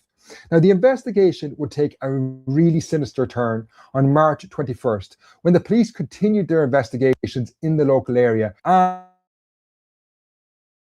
one of disturbed earth in a field about a quarter of a mile from Bridget Cleary's house. On further investigation, they would find the charred and burned remains of a woman that would later be proven to be Bridget Cleary. And it was becoming very clear that Bridget's family not only knew a lot more about what had happened, but were pretty insistent that Bridget Cleary's disappearance had something to do with a supernatural force that they fervently believed in, the fairies. Now, to properly understand this story, I want to take you back a couple of weeks before these events, and we're going to look at Bridget Cleary's home life with her husband, Michael, and what led up to her disappearance, what exactly happened to her, and then we will try and understand the major question of why, because this... So yeah, already it sounds like Michael killed her and made up a load of shit, you know. But anyway, we'll keep watching. This story is truly, truly bizarre. Hi folks, before we continue on with the video, if you haven't subscribed to the channel, please hit that subscribe button now. And also, if you get a chance, please hype this video. It really helps in the algorithm and gets the video out there. Now, let's go back to the days leading up to Bridget Cleary's disappearance and look at what happened, because this is, as I say, a very, very strange chapter in our history. Prior to March 1895, Bridget and Michael Cleary, to all the world, seemed like a very normal, if somewhat successful couple in rural Ireland. Michael worked as a cooper, making barrels, which at the time was a very lucrative job. There was a constant demand for barrels. Basically, it was a bit like the shipping containers of the modern world. Everything was moved around in barrels. So that in itself was a pretty good job. Alongside this, something that did make the couple stand out at the time is that Bridget was a financially independent woman. So she had her own business alongside Michael's work as a cooper. She sold eggs, and on top of that, she was a dressmaker. She had a Singer sewing machine, which was very much seen as cutting edge technology at the time. So the Clearys as a couple were certainly financially quite successful at the time. Now, there were some things that maybe made them stand out. Firstly, as I've said, Bridget was a financially independent woman, which would have been somewhat unusual, although not unique in rural Ireland at the time. And alongside that, the couple didn't have any children. Again, that wasn't unique, but it was perhaps somewhat unusual that after several years of marriage, the couple hadn't had children. In terms of their domestic life, they lived with Bridget's father, a man called Patrick Boland, in a house that may have been considered somewhat unlucky in the local area. It had been built on the ruins of a fairy fort. We'll come back to that later on. But generally speaking, there's no evidence that Bridget or Michael Cleary were seen as any way unusual in the local community. Now, the events that would lead up to Bridget's very brutal death began in early March 1895. The dark and disturbing path that would ultimately lead to Bridget Cleary's very brutal murder in her own home in mid-March 1895 began in the most innocuous and ordinary of circumstances earlier in that month. So on Monday, March 4th of that year, Bridget visited a neighbour to sell him some eggs. This was part of Bridget's business. Unfortunately, on the way home, she got caught in a heavy downpour of rain, and Bridget caught cold from this. On the following day, that's the Tuesday, March 5th, Bridget decided she would remain in bed. She said she had a really bad headache, and over the following days, her health doesn't improve. And indeed, by the weekend, it's clear her family are a bit concerned about Bridget's health. Her father, Patrick Boland, who she lives with, walked into the local town of Feathered, and there he would ask a physician, Dr. William Crean, to come and visit his daughter. Now, Crean is one of several authority figures that really lets Bridget Cleary down. Initially, he doesn't visit the household. He would only actually visit the following Wednesday, a week and a half after Bridget fell ill, on the third time of asking. At the same time, the local priest, another very important figure in the community at this point, doesn't really come to tend to Bridget as she's ill. When he does visit the household, he does something that's probably disastrous in this story. He actually administers last rites to Bridget. Now, there's no evidence Bridget Cleary was dying by this point, but in administering the last rites to Bridget, that's a ritual carried out over a person as they're dying. This seems to really alarm Bridget's family that something very serious is going on in the house by this point.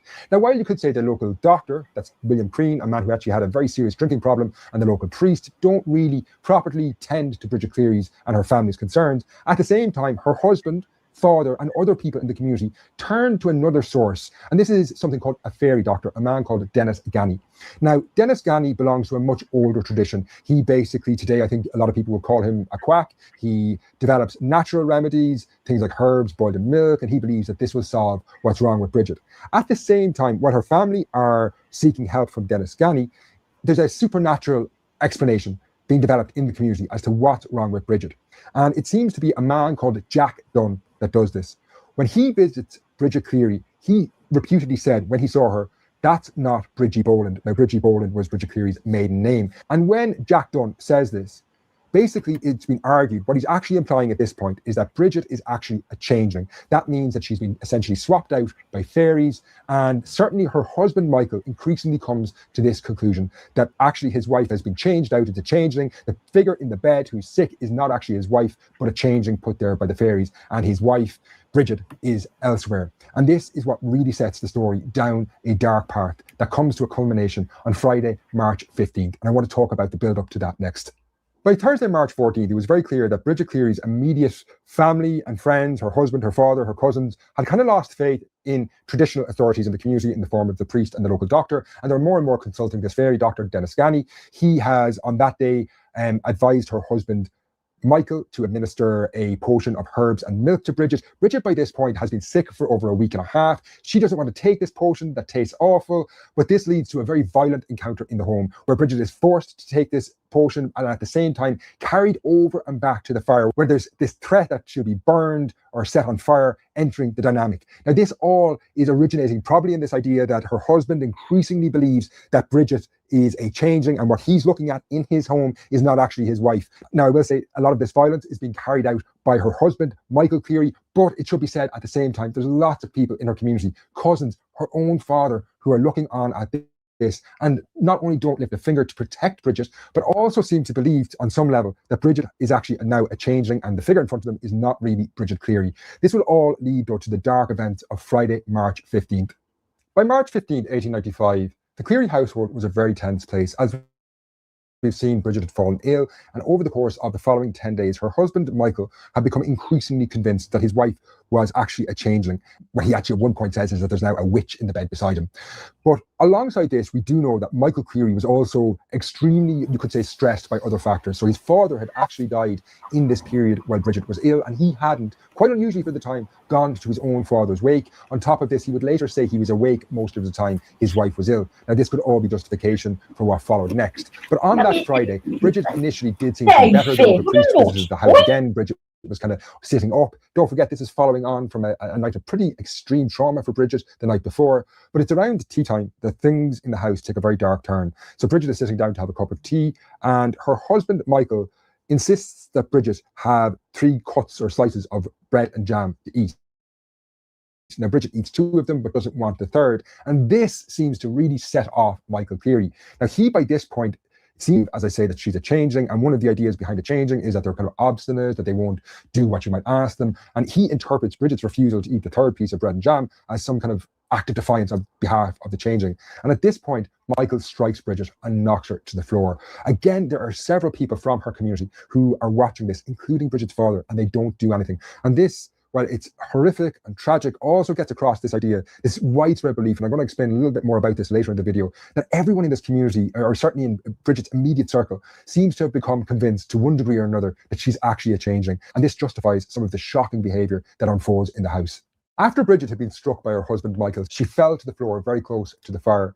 And over the following minutes, an appalling attack takes place. And it's very hard to talk about this on YouTube. I'm not sure how much I can say without the video getting flagged. But initially, her husband takes up a burning torch, holds it over Bridget. Very quickly, her clothes are on fire. And while some people have argued at this point, Michael Cleary may not have wanted to set his wife alight, his next act certainly shows an intent, a very dark intent on his part. He actually gets a paraffin lamp and pours oil over his wife. Her clothes are already on fire, and Bridget, obviously, after this, is burned to death. Now, what follows over the following 96 hours is shocking.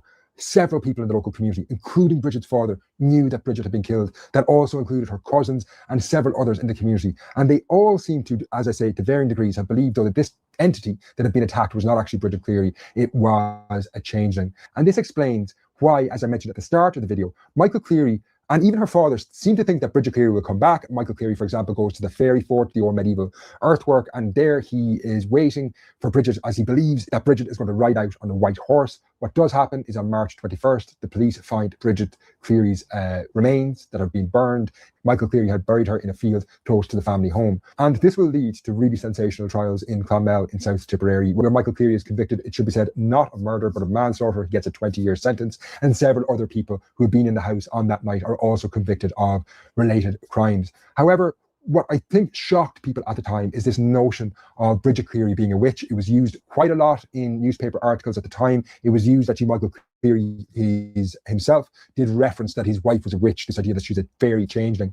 But it is worth exploring this idea in greater detail. I think if this happened today, we would see it through the lens purely of domestic violence, and there is some evidence that there may have been domestic violence in the Cleary household leading up to this. That's not certain, however. There is also, though, that supernatural element, and two figures come out in this story as very dark sources, and that's a man called Jack Dunn and also the fairy doctor Dennis Ganny. Even though he may never have actually met Bridget Cleary, he seems to have emphasized this idea that the person in the Cleary household was no longer Bridget Cleary, that she was like now this changeling. And this created an environment where fire could be used, because this was part of some of the... That was interesting. Okay, we get the picture, don't we?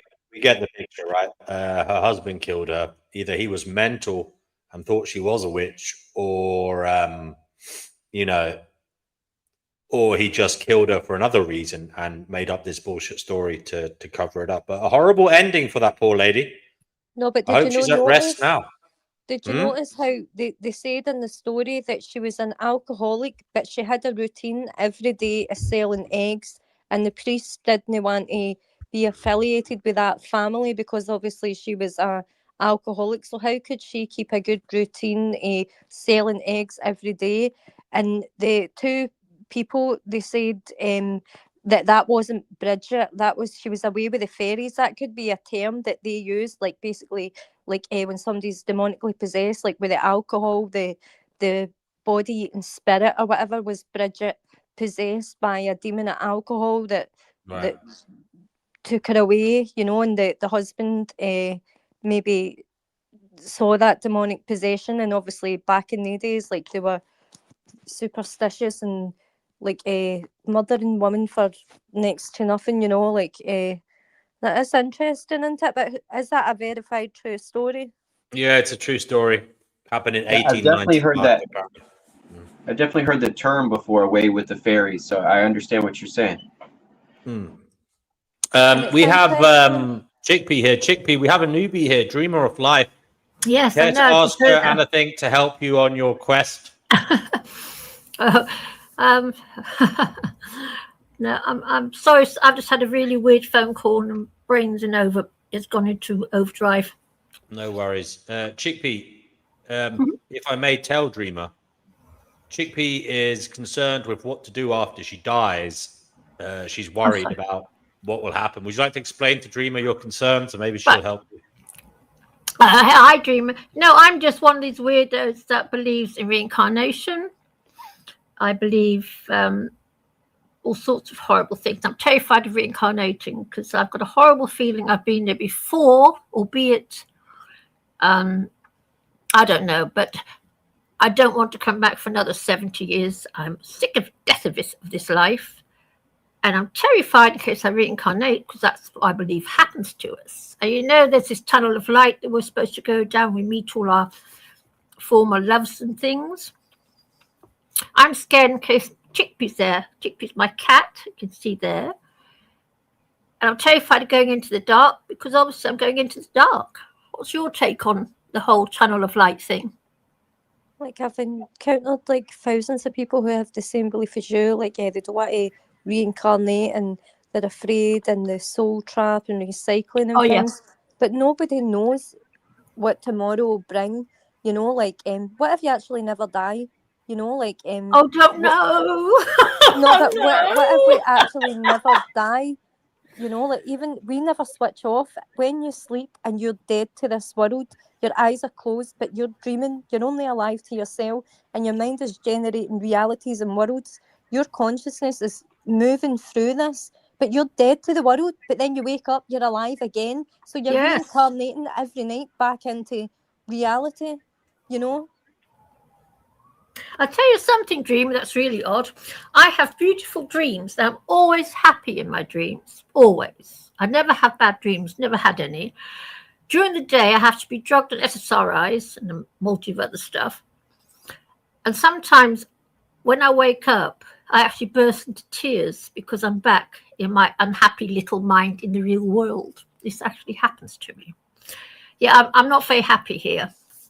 But look at your power. You know what beauty is. Like, you have that power within you. Like, you've experienced the power within you to create and generate beauty.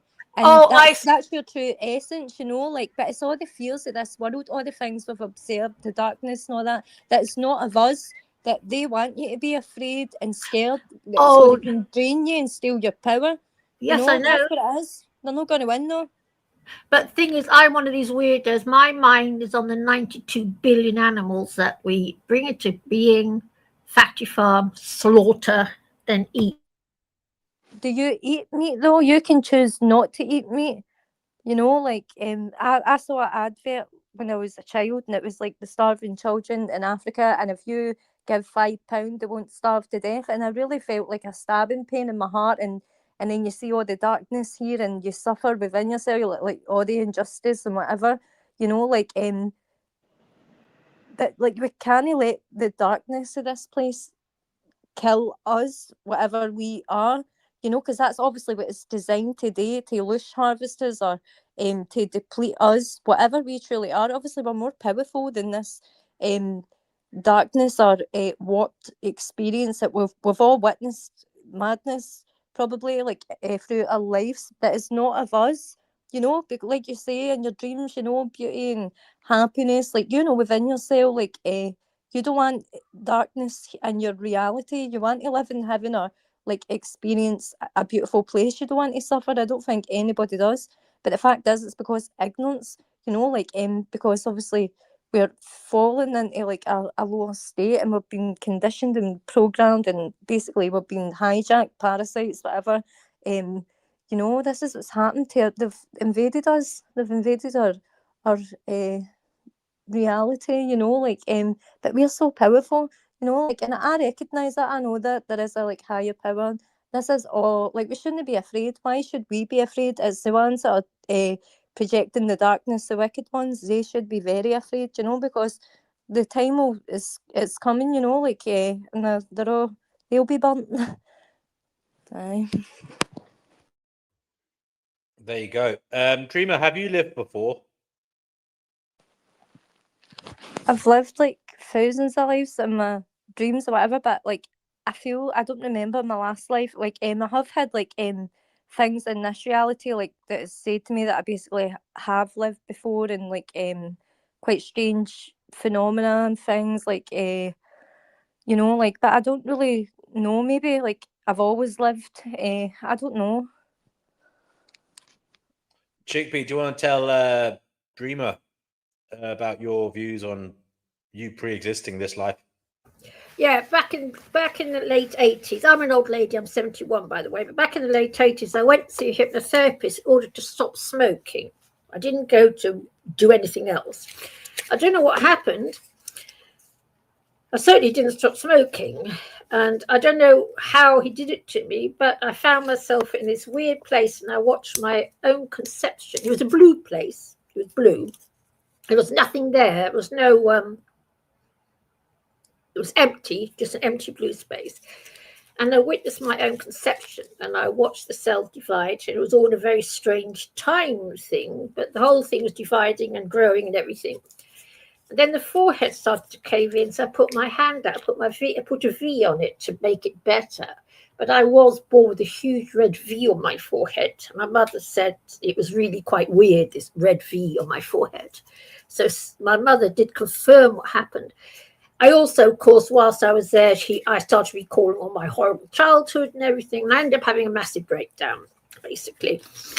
But as a child, I could do things. When I was a little girl, I could knit and crochet before anyone taught me. I could just do it. I could knit, crochet, little tiny thing, 4 years old, maybe, I don't know. But my mother thought it was very, very strange. I could do all these things, even though no one had taught me how to do it. As if I'd done it before somehow. Weird. Anyway, it's all weird. But like, yeah, D&W, I'm one of D&W's miserable little followers. I'm the grumpiest follower he's got. Because, yeah, I don't like it here. He's always trying to get me to cheer up. I won't. I'm not going to cheer up, Grump. D&W? I'm talking to you. D&W. That's up to you. I will never. It will never happen. Because what do you think of that? That Chickpea doesn't want to cheer up.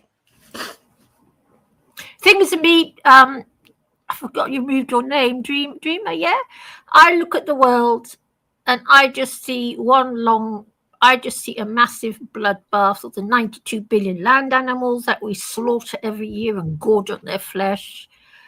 I look at all the world wars. I look at the slavery.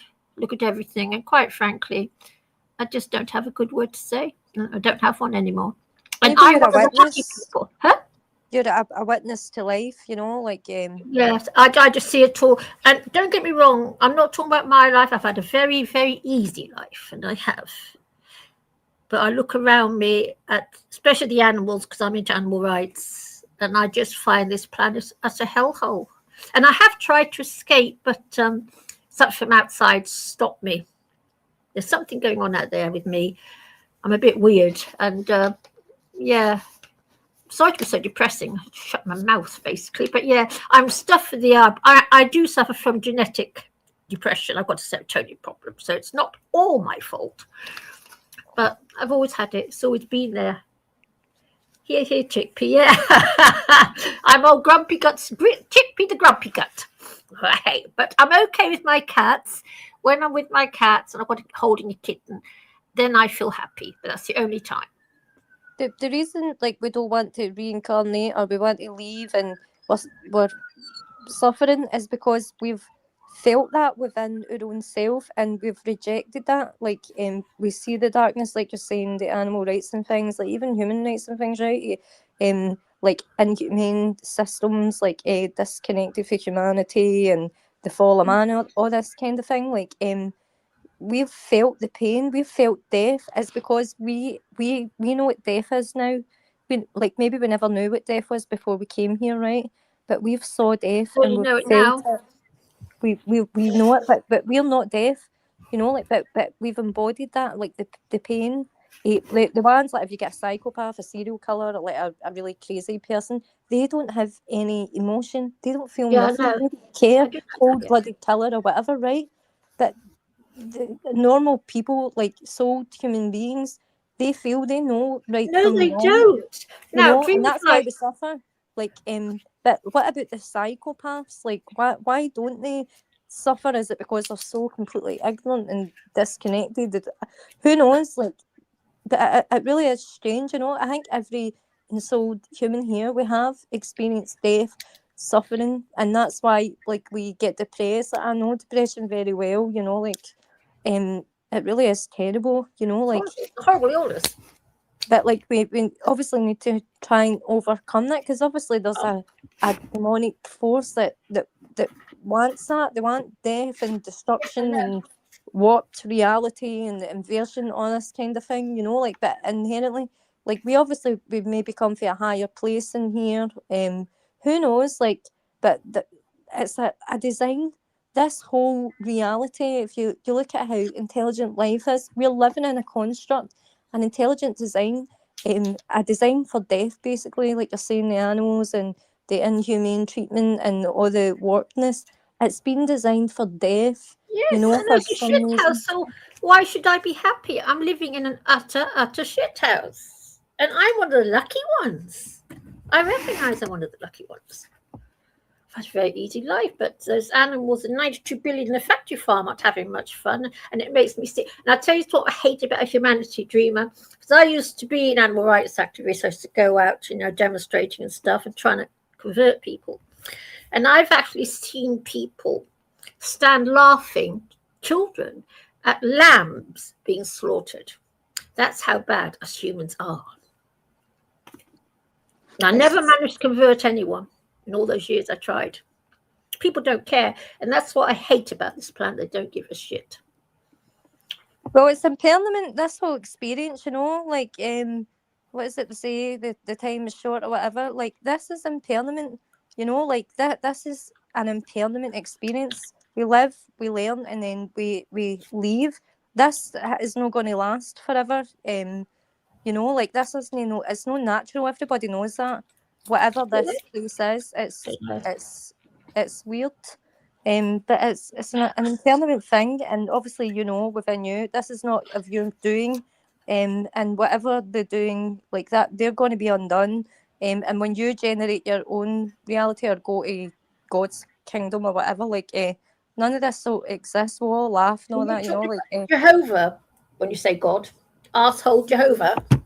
I wouldn't put a name, like, just say it's the Great Spirit, like the good God, Yeah, I don't think we have access to them, actually. I think something's happened. Was ensnared here somehow by the Archons, whoever has ensnared us. And I don't think we have access to the wholesome creator of the universe, if there is one. Surely within your life, that creator came into your life in some way, like a wee bit of reassurance, or like, no, I don't talk about my life. For that. But I'm not talking about my life. I'm talking about what I see around me. I'm not talking about my life. My life's fine. I've been one of the very, very lucky ones. I do understand that. But I look around me and it doesn't look too good when I look at how we treat the animal kingdom, how we treat people in the third world and abuse children, working down in mines and things. The shit that us humans do. And we're all party to it because we pay the corporation to do it on our behalf. See, in your actual experience, a life, like, is this all things that you've witnessed, something that you've read or like saw? No, like, I've witnessed. I've seen what goes on in the factory. I've seen what goes on in the factory farms. I've seen it on the footage that people have taken of what goes on. People have risked their lives at what goes on, and I've seen what goes on in places like Congo and places where the 6-year-olds rummaging around underground looking for stuff for the mobile phone industry. It's disgusting. I don't care. I'm not moaning about my life, okay? I don't actually moan about my life. I moan about what I see in this world. I'm just one of the lucky ones, one of the lucky 10%. I wonder why it has been designed so inhumanely, because obviously it's programs, isn't it? Because these things could be a stop, an end. Like, if people make a decision, we can put an end to the world hunger or the wars or yes, exactly. the But we don't want to. we live in, the slave life, hamster wheel. Like, that can be brought to an end, and like people evolve together and all this kind of thing. But obviously, that's not what the designer or architects of this place want. Obviously, they want us maybe to generate, to harvest, to feed on us, But obviously, we're more powerful, because look how pathetic all the things they have today. They're inferior beings, like, they're pitiful, like. So it really is an interesting experience, like, and obviously, like, they don't go on, like. So dust in the wind, No, I look at it all, and quite frankly, now I have read the Bible. The Bible says quite clearly slavery is okay, murdering animals is okay, killing children is okay because God says so, and the whole thing's okay.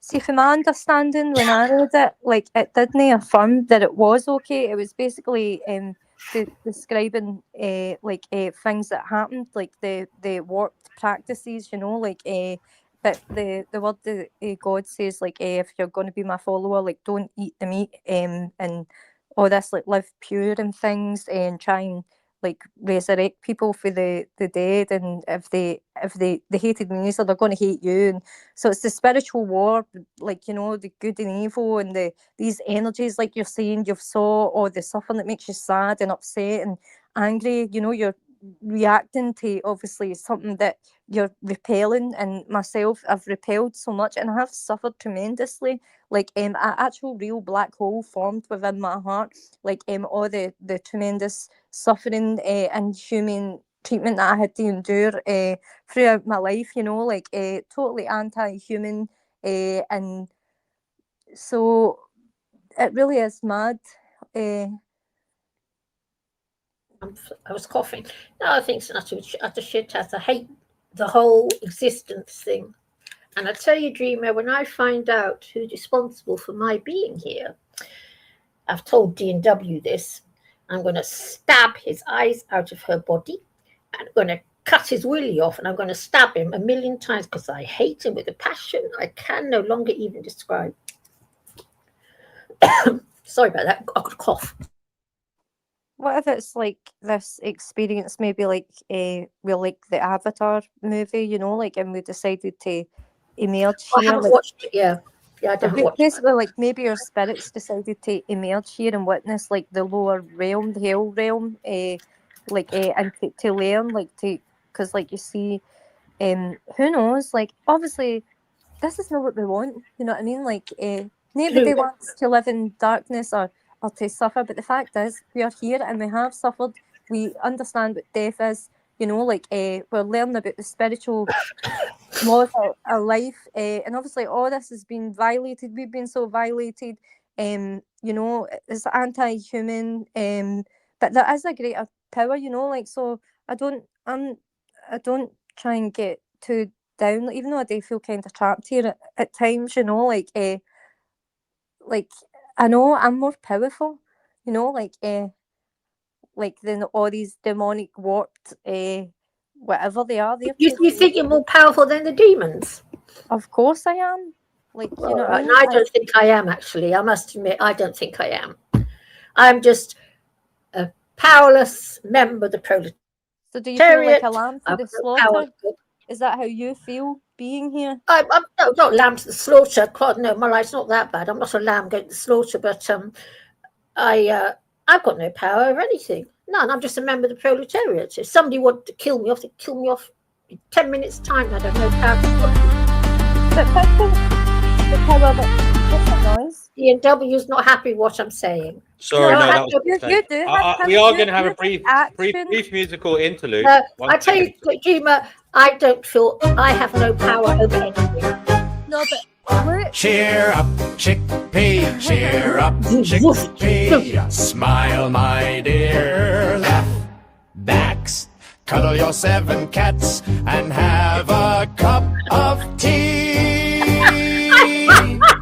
I've got cheer up, chickpea, cheer up, chickpea. Smile, my dear, let the bad days flee. Put David Ack on not knowingly, then laugh it off conspiratorially. Dance in your favorite hat like that. Curl up tonight with your 7 cats. Cheer up, chickpea, don't look so blue. Smile, my dear, the world needs you. Don't let the archons get you down. They hate it when you laugh. They frown. Laugh till it echoes. Dance round the flat. Fall asleep tangled in 7 warm cats.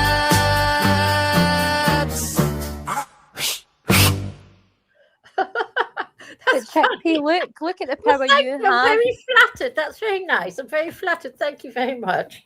Chickpea, you made a choice to be an animal activist, and like you made probably an impact on the things that did affect you, you know, so you are a powerful being, you know, like I've made no impact at all. People don't give a shit. I've noticed. I do try. I've made no impact at all on them. None. No, I admit that unlike most, I am totally powerless. I'm a slave to 7 cats, and I've got no power whatsoever. And I know it. After all, if they wanted to kill me off, all I've got to do take somebody 5 minutes. I've got nothing to stop anyone doing anything they want to me. You don't feel protected by a higher power that the higher Lord, power no. would, You know what I anything feel? sent your way? No, I feel the sure do. opposite. I feel the opposite. I actually feel that a higher power is keeping me enslaved in my meat bag and won't let me go, even though I've tried to escape. I have tried to end it. And something happened. The doctor said I could not have done what I did, but I did what I did. And I know it, trying to keep me against my will for some obscure reason. I feel the total opposite you feel. Cheer up, chickpea, smile, my dear. Laugh, dance. Cuddle your 7 cats and have a cup of tea. Honestly, like, everything's going to be okay, you know what I mean? Like, we're all meant to be here for this experience. we're all here. Yeah, I see, like, Dreamer and I see life totally differently. In the same way as Divine and I see life totally differently. It's the way we see things. And we see it differently. But D&W, you can be quite grumpy yourself. I'll tell you something, Dreamer, okay? D&W writes the most grumpy prose, which is how he got me hooked on this channel, because I used to read all the stuff he wrote. This is how he got me here. Now he's stuck with me because I'm addicted. So he can talk about me and old grumpy guts. You should see that. Have you read the stuff he writes, Dreamer? I haven't, but I'll need to. Oh, you haven't read. And he tells me to not be so grumpy. You to see what he writes. Serious. He's no grump guts himself. That's why I call him grump guts sometimes. Don't I, Grump? Cheer up, chickpea, smile. I'm very flattered, D&W. I am, actually. Thank you. How happy I am. Flattered at being called a grump. Daniela says she hasn't seen this grumpiness of D&W, and then she makes Danielle, this sad face, as if that's a bad thing. Daniel, you have to go read some of his prose. It's lovely to read, but the real grumpy stuff, lovely. I love it. He makes Schopenhauer look a happy little bunny. He does. Schopenhauer. That's Dreamer. Schopenhauer's one of my favorite writers. Which says it all, really. What makes him your favorite? Sorry? What makes him your favorite writer? I just love what he says when I read his work. It resonates with me. What is the most impactful thing that he said that really blew your mind? Oh, God, I can't remember. There's so much. But he just says that, life is pretty much a bitch and then you die. I can't remember all his words off because I'm getting old, tend to forget everything. But I love what he has to say. I also like what David Benatar has to say. Or like David Icke has to say. All these less than happy guys. They're not happy people. They're not. I like what Barbara Ehrenreich had to say. She's another old misery guts. Yeah. So, yes, it's you and I. Yeah, I think a lot to do with the fact is I've got a serotonin problem. I have been told there's something organically wrong with me. I have been told that. I don't get highs like you. Do you get highs?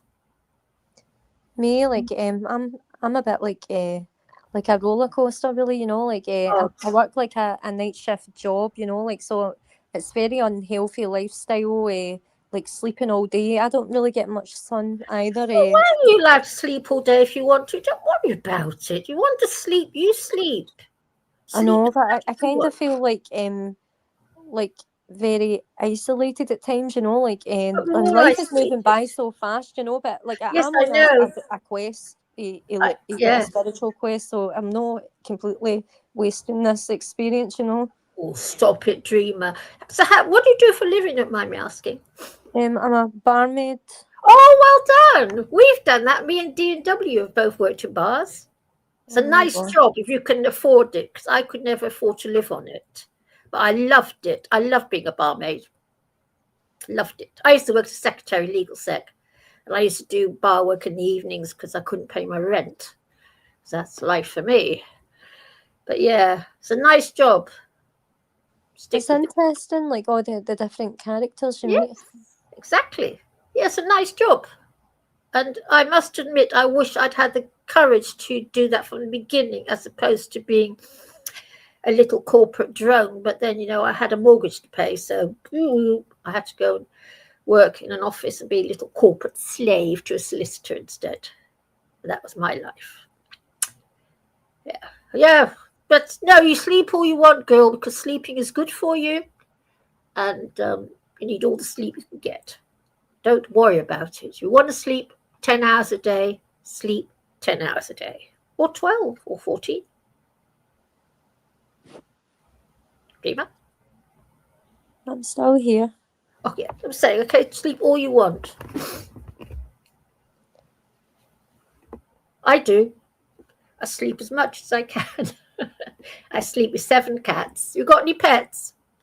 I have a cat also. Oh, what have you got? Well. Huh? I've got a tabby cat. Oh, wow. I've got a Chorky dog. All right. I've got 7 cats. I've got 2 tabbies, 2 torties. That one there passed away about 10 years ago. I've got 2 tabbies, 2 torties, 1 black cat, 1 little black and white cat, and 1 ginger tomcat. 7. Lovely. Yeah, I love them. I love cats. And they are the most important thing in my life. I hope yours are too. Definitely. Yes, they should be. I mean, I'm not always grumpy. If you talk about kittens and things, I cheer up. And I do. I love kittens. Yeah. How old are they? So I think my dog's 13 and my cat's about 5. All right. Oh, wow. Lovely, aren't they? Yeah, it's nice to have a pet. Yes. Stop. Well, Mother Marcus, my heart is super duper strong. I've been told that by my doctor. I do not have diabetes. I'm very, very skinny and I don't have headaches. So you're wrong. Wrong. I only weigh 7 stone 10, Brother Marcus, so I'm definitely not obese. Brother Marcus, what are you saying? Too much racial obese.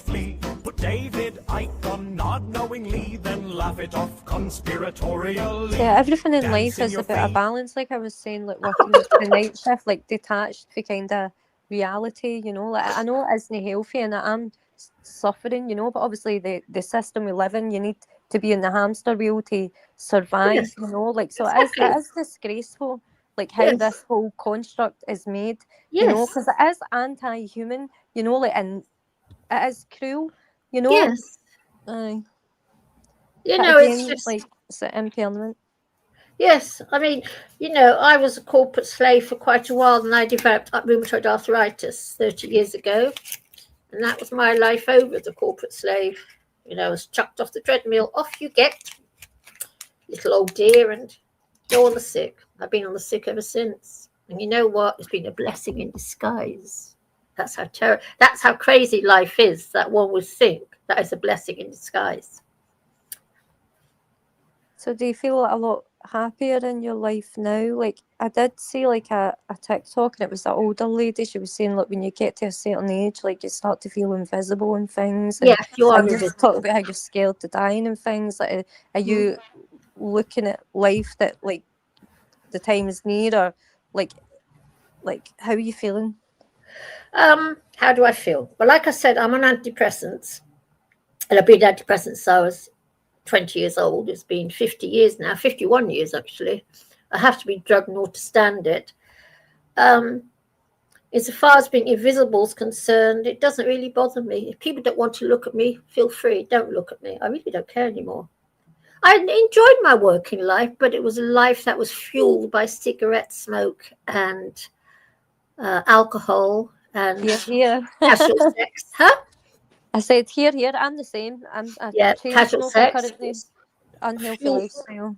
Yeah, fueled by that. So, now I don't drink, don't smoke, don't have casual sex anymore. So I'm probably leading a much healthier lifestyle. And I like not being a corporate slave, I have to admit. It's better than having to always, I lead a life. I don't have any clocks at all in my flat. My phone, apart from today, actually stays on airplane mode, and I don't answer my door unless I feel like it. It's a very nice way to live. Definitely. Yeah, thank you. I liked working. Don't get me wrong. I enjoyed the guys that I used to work for. I loved my bosses and all this sort of thing. And I loved the city. But yeah, well, I've got RA, so I can't work. So that's the end of that. Yeah. How do you spend your time, like, to enrich your life? Have you got like hobbies? Are you a creative person? Yeah, I've got loads of hobbies. I've got 7 cats to care for. I've got lots and lots of pot plants I look after. I sleep a lot because the RA does tend to make you feel rather tired. So I sleep about quite a lot, actually, because RA does that anyway. I've got my books. I watch rubbish on YouTube. I talk to D&W to keep myself amused. No, I'm not bored. No, I'm not bored. Do you ever paint? Are you a painter? Yes, I've got loads and loads of paintings. I've got 27 paint by numbers stuck on my walls. And I've got one in the wardrobe that I need to do. Yes, I do painting. What do you paint? I do a load of Van Gogh stuff. You can get the Van Gogh paint by numbers stuff. Mm-hmm. Yeah, I do those because I'm just a little fan of Van Gogh. So I've got most of his stuff. Yeah. Have you ever created anything like from yourself or something original? Like, I can draw fine, but I can't paint for myself. It's really weird. I don't know why that should be. So if I want a painting, it's weird. But yeah, I used to draw a lot, and when I was younger, I read a lot, and I used to do a lot of knitting and sewing. But of course, the RA's put an end to that. Can't do that anymore. My hands are sore. maybe you should try and create a painting from yourself. That'd be good for you.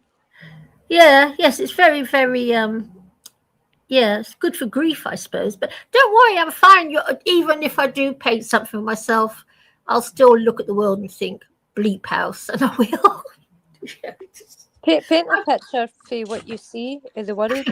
Like put it in your. Well, I did that. You know what? I had I don't know if I've had psychiatric treatment, and when I was in hospital, I had to see an art therapist, and he told me to paint stuff about how I saw life and how I saw myself in life. So I did all these paintings for him. I used to go and see him a couple of times a week, 3 times a week or something. And every time I finished a painting, I'd show it to him, and then I'd say to him, "Now I'm going to blot the whole lot out." It's all a load of poop anyway, and it's to cover all in black paint. My paintings. I actually used to do this. Yeah. Like you're getting it out. I create music and things, and it's a very liberating feeling, to express yourself. It's a beautiful thing. Oh, yeah, I did that at the hospital. I can assure you. Yes, I've spent quite a lot of time in psychiatric ward because I was very depressed. Very depressed. Yeah. You're strong. It's always been... You're strong, and you do have a power, so use it and create, and look how blessed you are, even though it's been hard for all of us, but we are blessed, and you can't let something external steal your joy or your faith or your hope or whatever, because that's what they want, Yeah, I know what you're saying. I know exactly what you're saying. I know exactly what you're saying, and I do know. But I think I do have a terrible serotonin problem. I've had it since I was a little girl, and it's always been there. And even though I take pills for it, the pills help, but all they do is stop me from acting on it. They don't actually lift my spirits, and they don't. It's I don't act on my depression. You wouldn't know if you saw me or saw my home that it was a depressed person. You wouldn't know. But I just come on D&W show to have a good old wine, then he gives me a hard time. But he is himself a little grumpy guts, I can tell you. D&W. Cheer up, chickpea, cheer up, chickpea. Smile, my dear, laugh, bats. Cuddle your 7 cats and have a cup of tea. I've got one here. I've got a cup of tea just here. And a goo. Lots of goos. Do you eat goos, Dream Girl? Dreamer, do you eat goos? Do I read what? Goos. You obviously don't eat them. Goos. There's these little pots, and they've got this really, really sweet, sickly dessert in them. I've been eating loads this winter to cheer myself up. Yeah, you can't go wrong with a bit of chocolate. I think that makes us all feel a bit better. Yes, it does. Goos cheer me up. Trouble is, they're very fattening, so I have got to watch my calories. Yeah. So, dear W, who made that music up for you? AI. Hey, what? AI? AI. Wow, that's clever, isn't it? That is very clever. It's very nice. I'm very flattered, dear W. I am. I promise.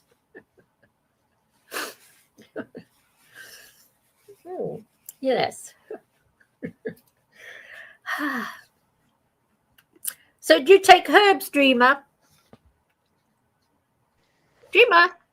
Hello, hi, I'm here. Yeah. Do you take herbs? Not really, no. Like, my diet could be better, you know. Like, I've cut out meat. I will eat chicken from time to time, but I think I'm going to go full vegetarian. Good. Good. Are you vegetarian? Are you vegan? I'm vegan. I've been vegan since I was started when I was 7 years old. I remember because it was a situation I was in, and I remember questioning the chicken on the plates. I can remember it all. Started very, very young, and it's been a lifetime. When I was childhood, fighting about it until I was 17. I left home, and then I was finally free to eat what the hell I wanted to eat. Yeah, I started young, very young. Yeah, and I'm glad that I did it. You do feel better, like when you don't eat meat, you know, for a year. Like I actually purified myself. I was on like a spiritual quest. I didn't smoke. I didn't drink. Like I didn't eat meat, and I was like searching through all the holy books and try to find answers to life, you know, like, and I embodied a really like light, euphoric, wonderful energy, you know, like very in tune, and like an ascension kind of experience. But then I fell back into like the lower density of the program, of the death program, the smoking and all this kind of thing, you know. But I have experienced a purified state. I would like to get there again at some point, you know, like because I'm definitely not there now. Yeah. You have to make sure when you do go vegan that you eat enough salt, because I've heard so many vegans or people who've tried veganism say they felt so tired and drained and this and that because a vegan diet hasn't got all the salt in that's in meat, basically, to purify it, this, it, that, it. So make sure you get enough salt. What salt would you recommend? Like just ordinary sea salt, the stuff you buy in the supermarket, stuff you buy in Tesco. Because I've noticed that about vegans, that they don't seem to take enough salt, which is probably why they feel so completely drained, even young people. It's not enough salt in your diet. I've noticed a lot of propaganda like round about veganism, like how like the mainstream media or whatever, like people try to push like the vegans are malnutritioned and we need to eat meat or eat raw beef and butter and all this thing. But when I was purified, I felt wonderful, and I felt so like in tune with everything, and you know, like I really felt energy more deeply. You know, like I've always been very spiritual, but like I really was so intuitive and all this, you know. But like it could be overwhelming at times, all this energy, you know, like that. I don't think we are actually meant to eat meat, you know. No, we're not. I don't care anyone says. Do you know when I was a child, like I had a plate of chicken nuggets in front of me, right? Like and I said to my mum and sister, I was like, what is chicken nuggets made out of? And they said like a chicken, and I cried and all that, you know. Yes, like, I know what you're saying. Good for you, because that's how I felt about when I was a child. My mother, prior to when I was 7, we lived with my grandmother, and my mother married this Englishman, and the meat became an issue. And I can remember being so upset about it, the whole issue. Because my gran just was happy for me to eat just vegetables and bread. She didn't mind if I didn't eat meat because, she didn't. And then it became such an issue with me. And I've been like it all my life. And now I've become so radical, I won't even share a table with non-vegan. I will not even share a cup of coffee with them. Well, that just shows you're standing in your power, like like within yourself, that's not what I want. So see, you do have a power, Well, I don't know about, it's just I feel very strongly about it. Yeah, it's a real bugbear of mine. I have terrible arguments about it here on YouTube because even though I'm a radical vegan, I feed my cats on fish because I believe a cat is a carnivore. That's what I believe. Whereas I think, are herbivores. We're not even omnivores, we're herbivores because a fox is an omnivore, grizzly bear, a wolf is also an omnivore. We're nothing like them, are we? We're nothing like foxes. See, I'm always having this argument on here. It's my favourite argument. But you should try it again. And I tell you, dream of life, when you do drink Alpro soya milk, it contains 50 grams of protein for £2.50. You can just drink it easily. 50 grams of protein for £2.50. Okay, got it? Alpro high protein soya milk. Yeah. I wonder if it'll get to the point where we won't actually need to eat at all. Wouldn't that be wonderful? Wouldn't that be wonderful? Maybe that will happen at some point. Like maybe if when we transition to this place, Yes. obviously we'll be unplugged for all the culture, the programs, the conditioning that is here. Yes. So maybe that won't be a part of the next experience. Yeah, maybe one day we'll just be floating atoms because we're nothing but atoms just vibrating at a certain rate. I can't say why this God of ours couldn't have invented us to not have a meat bag feed. Why can't we just float around as atoms? But I'm sure some people can. You hear stories about people astral projecting and out of body experience. Some people have achieved that. Yeah, I've had an OBE under surgery though. But I've had one. That's why I dream about it, this OBE state, because even though you're having an out-of-body experience, your brain still works, your soul is with you, and you can see, and you can think. And I know so because I did it. It happens. We don't need a meat bag. We don't. We're trapped in meat bags.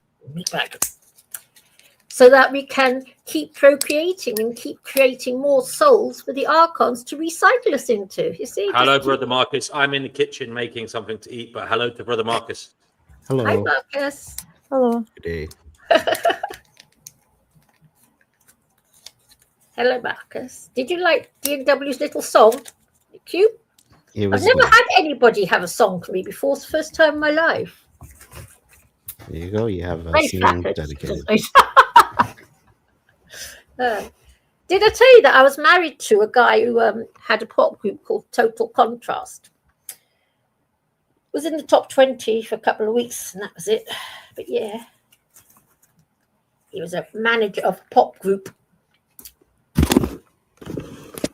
Did they write a song about you? No, they're writing a song about, what was that? I can't remember. It's on YouTube somewhere.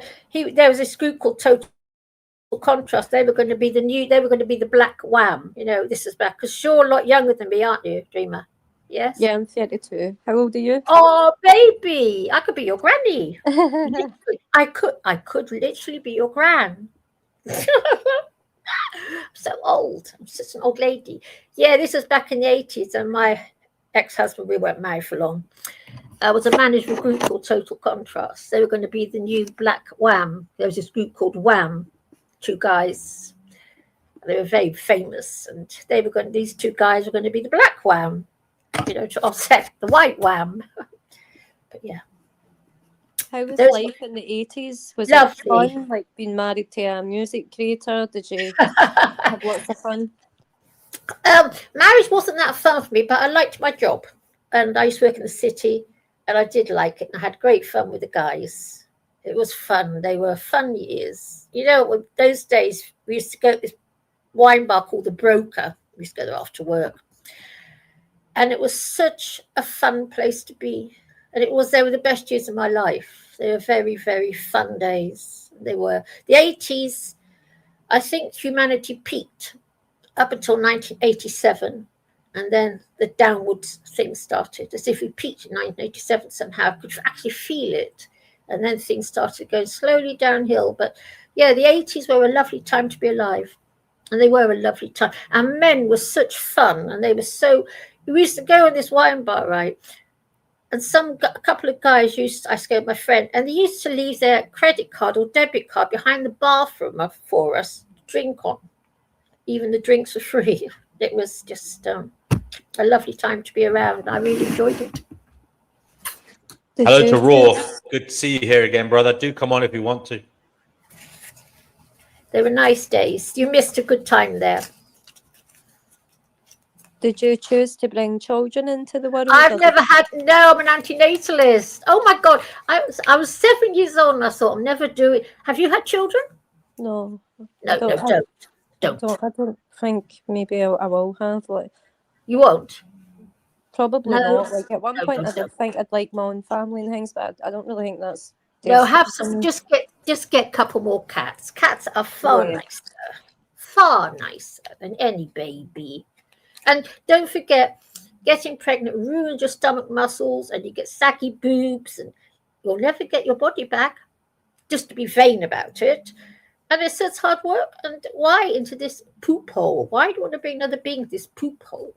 It's a poop hole full of poop. Mm-hmm. No, I've never had any. I'm so thankful I didn't have to have any. So grateful. Because I feel so sorry for women who are forced to have a baby against their will. I just find that such a terrible, terrible thing to happen to anyone. Cheer up, chickpea, cheer up, chickpea. Smile, my dear, let the bad days flee. Put David Ack on not knowingly, then laugh it off conspiratorially. All I said was I'm grateful to not have to have children. That's all I said. I am dreamer girl. I'm so grateful to have lived in a time where I didn't have to. Now that you're older, like, and maybe you have friends who have got children, like, do you feel like in a way, like, oh, I wish I did have children, or are you completely happy? No, I've never wished it for one tiny itsy bitsy nanosecond. No, I've never ever wished it for one tiny scrap of moment. I did the right Raw, thing. do come on and tell us about that, brother. We like to hear news from across the pond. So Seventh War, and don't just have more dreamer. Just get another cat if you get broody. Just get a. Shall I tell you something, dreamer? Oh, I haven't told you this. When I was 40, I was spayed like a cat gets spayed. I've had the same op cats get. So did you not go through the menopause then? No, no menopause. Funny, D&W pointed at me the other day. I hadn't even thought about it. No, I didn't have a menopause. It all just came to a halt instantly. And that was the end of that. Yeah, I didn't have a menopause. Weird. The joys of being a woman, eh? Yeah. I like being female, but I didn't like that part of it. I wouldn't want to be a man. But I don't like what us women go through. No, horrible nightmare. Why wouldn't you want to be a man? Pardon? Why wouldn't you want to be a man? What are you a man for? Well, why? Why wouldn't you want to be one? Why? Why? Well, Well, because why then not? I'd have to be a lesbian for a start. Unless I was gay, of course. That's why. Is that it? Okay. What? That's it? Yeah, just about. Yes, I wouldn't want to have to go around chasing women, thank you. What do you do that for? No, I'm glad I'm a girl. I'm glad I'm female. Okay, what about a gay man? Well, if I was, I'll tell you something fun. If I was a man, I would be gay. I would be. Because I do like gay men. I've got a couple of good friends where I live, 2 gay guys, and I'm very fond of them. Very fond. I like gay men. You're the one who said you didn't want to be a man. Well, I don't want to be a man. No. Why would I want to be a man, Brother Marcus? Well, why wouldn't you want to be one? Why would I want to willy? What do I willy for? I'm just saying, like, I don't see a reason why, like, either No, or. no, I'm glad I'm a female. I prefer to be a female, although I prefer men to women, as did, I do prefer men to women. I think you're, like, as a gender versus a sexuality, like, is there some symmetry issue or asymmetry between male and female that you differentiate for your preferences? Because I used to like wearing high-heeled shoes, and I like wearing makeup, and I like dyeing my hair. I see men do that. Yeah, but no, I'm much happier being a female. Thank you, Brother Marcus. Thank you very much. I don't want to be a man. Would you like to be a woman? Why not? Oh, all right then. Why not? What for? But then you have periods, and they're a real pain in the neck, I can tell you. You just said you prefer to be female, so now why are you? Well, but I didn't want to have periods. Well, they can't be stopped by just getting spayed. 12-year-olds can just be spayed. Well, there you go. And you'd never have periods. What? I got a solution then. What? Easy peasy. What? That's a solution, right? What? Have a sex change? Get spayed. Get spayed? Yes, I know. I wish, you know what, Marcus? I wish I could have been spayed when I was 12 years old. I really, really wish it. Because if I had, I would have been a solicitor as opposed to a secretary. I would have had a nice, wealthy life, telling everybody else what to do, instead of being told what to do. Okay, guys. Raw has shared a post on his community post there that he wants us to take a look at. Apparently, he thinks it's a harbinger of bad things to come in America. So let's have a look. Yes, we'll believe it. Right, it's happening right now, apparently. My God. Let's see. The Pentagon is reportedly preparing to deploy 1,500 soldiers to Minnesota as protesters continue to cause chaos for immigration agents in the state. Our own Matt Finn joins us live from Minneapolis with all those details. Matt, good morning. Good morning to you, Rachel. Well, we're entering week 3 of the unrest here in Minnesota. The clashes between protesters and law enforcement are showing no signs of slowing down.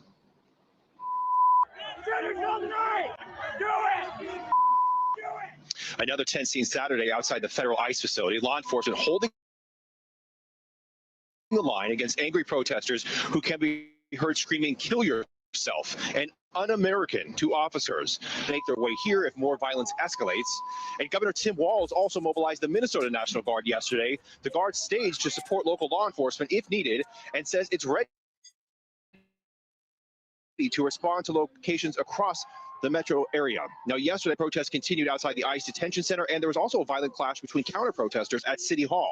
President Trump has warned that he may use the Insurrection Act here in Minnesota, which would allow the federal government to use military troops to bring calm.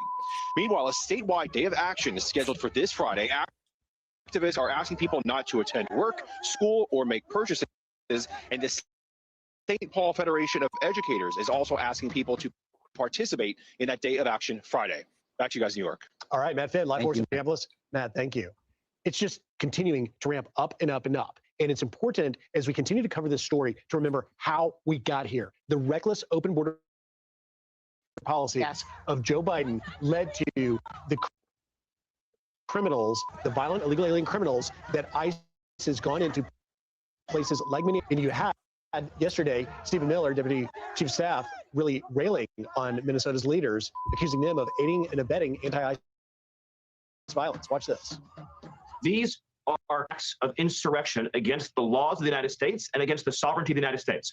4 illegal aliens who broke into this country, who then raped children, who committed human trafficking, sex trafficking, drug trafficking, protected, shielded, sheltered, coddled, defended at every level by the leadership in Minnesota. And then when ICE goes out to make these arrests, they unleash violent mobs to attack, assault, and impede ICE officers. And they refuse to allow the city police to protect those ICE officers in the context of their duties, willfully aiding and abetting this violence. The key word they're talking about insurrection there from Stephen Yeah, Miller. I thought they were against that. Well, and if he's talking about insurrection, maybe we're going to get the Insurrection Act. Yeah. Oh, right. Who knows, from Correct. President Trump. But I couldn't help but think, we're a day before honoring and celebrating the life of Dr. Martin Luther King. What was his message? Non-violence, peaceful protest. Doesn't appear like we're seeing any of that in Minnesota. No, not at all. It's also, there's a long history, of course, on the left of having these kind of like shock troops from, these like, activists who will create violence, create chaos, trying to destabilize the things that the administration is trying to do, things that are wildly popular. The president has a mandate. He won. The border issue, as you brought up, was front and center. Democrats recognized they were on the wrong side of it. And so now what they're saying is, we don't like the way you're doing it. And again, they find themselves on the side of, just like Kilmar Abrego, they find themselves on the side of all the people that we put up on the wall last week, showing that there were murders, rapists, as Stephen Miller said, and people who've committed terrible crimes, people that every parent would want off the streets. I think the political question here is, this is not talking about affordability from the Democrat side. Is this really what their voters want? Maybe their voters on the far left, but what about the people in the middle? And again, another thing is, Minneapolis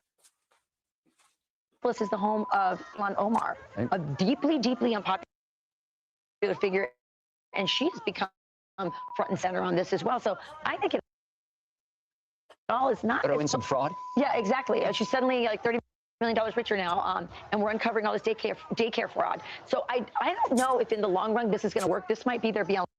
Well, it's a great point, Rachel, because you mentioned Ilhan Omar, who is leaning hard into bringing back the abolish ICE. That has not been a winning message. And, you can dislike Stephen Miller, and you can think that his rhetoric is too harsh, but factually, he's correct. The Minneapolis is protecting these illegal criminal aliens. Now, the Mayor Jacob Frey argues that they're not a sanctuary city. They have a separation ordinance. But at the end of the day, they do the same thing. They refuse to cooperate with ICE. The White House called them out yesterday, saying Minnesota sanctuary politicians have released nearly 470 criminal illegal aliens back into American communities since President Trump took office. ICE working every single day to remove the worst of the worst criminal illegal aliens from terrorizing their state. I would just add to that, Rachel, there's also 1,360 violent illegal criminal aliens currently in custody in Minnesota jails held by authorities. And yet all ICE is saying is, just hand them peacefully to us. Don't release them to the streets. It keeps the community safer, and we don't have ICE having to make arrests at large. We know a lot of these protesters are paid, but among these protesters are a lot of rich Edina moms pining for their 1960s protests in their university days. Those ladies are protected from a lot of this. Their kids are not getting crowded out in schools by illegal aliens because they're in private schools. And they're living in neighborhoods that are, protected or gated. So they are among the paid protesters. But I do not think that they represent the common sense people. The problem in Minnesota is common sense people are cowed into silence. They're so afraid. I mean, you saw that with the crime being committed in the daycares. Lots of good people saw the corruption, but were so afraid in that political environment in Minneapolis of being called racist for calling out the corruption. So there you go. Thanks for sharing that with us, Raw. Do come on and give us your take on it. That's not good. Doesn't seem so, does it? No, it's horrible. Dreamer, so where do you live, Dreamer? I'm in Scotland. Oh, in Glasgow. Where? I was based in Scotland for 18 months at HMS Cochrane. Lovely. I'm in Glasgow. Oh, yeah. Yeah. I was based there for 18 months. What about you? Where are you? Me, now, I'm in London. But I was in the Wrens for about 3 years, well, for 3.25 years, and I was based up there for 18 months at Forsyth Dockyard. Heard of it? Forsyth Dockyard. Yeah. It was a nice boozy time. It was fun. I did like it there. Beautiful. I used to go trekking up in the north of Scotland, a whole group of us, all the Navy boys and everything. We used to go trekking in the Highlands. Have you been to Wick? I've been to Wick, the north of Scotland. Yeah, well, I don't remember. It was so long ago. I was only 20 years old and all this happened. But we used to go trekking in the Highlands. And in those days, the water was so clean from the rivers up there that you could drink it just straight out the river. Yeah. Yeah. I've been to Glasgow.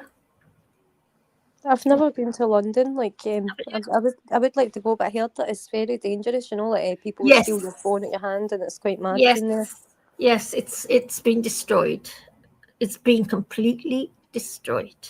It's very, very scary. If I was you, I'd stay where you are. You're much, much safer. Because I must admit, I've been living in my present place for 32 years now in the flat that I'm in. I've been very, it's been a nice flat to live in. It's, it's very convenient. I'm allowed to have all my cats and everything. But I'm so scared to go out now that I'm just too scared to go out anymore. Terrified. Just because you know what? Pavement cyclists and people, they cycle on the pavements and just snatch the phone out of your hand. Yeah, I've seen videos of that. Yeah, it's terrifying, and nothing's being done about it because the police don't give a hoot. They don't care. I don't know what's gone wrong. See, this is all an effect of the construct and the culture and the society we live in. This is all the effect of the hamster wheel life, the degenerate programming. You know, we've all been programmed for death. So this is just the backlash, the aftermath of what has been created. This is all design. Yes, it's scary. It's terrible. Like the shoplifting. I know why they're doing that, because they're doing that to phase in the next little bit on their agenda, the whole digital currency thing, and probably a chip in a phone that opens and closes the door for you. And if blah, blah, blah, the doors won't open. I don't know, but they're allowing it to happen. Where I live, I have seen men walking out with their hands full of stuff, whole trolley full of stuff. No one stops them. Nobody is allowed. And this is actually happening. I've seen it with my own eyes. So it's terrifying. Stay in Scotland, my dear. Just stay in Scotland. You're much safer. Yeah, I would like to explore like Scotland. I heard it's really beautiful. Like I've been to Wick when I was a child. Yeah, but I would like to see Scotland. I heard it's really nice up there. Yeah, there's a place in Hackney called Hackney Wick. I suspect that comes from a Scottish person calling it Hackney Wick, where I live. Yes. But I liked Scotland, I must admit. It was, although I didn't like the weather too much, it was very, I was there for 18 months and we had one sunny day in 18 months. Yeah. But it was a nice place, had good fun. It was fun. Yeah.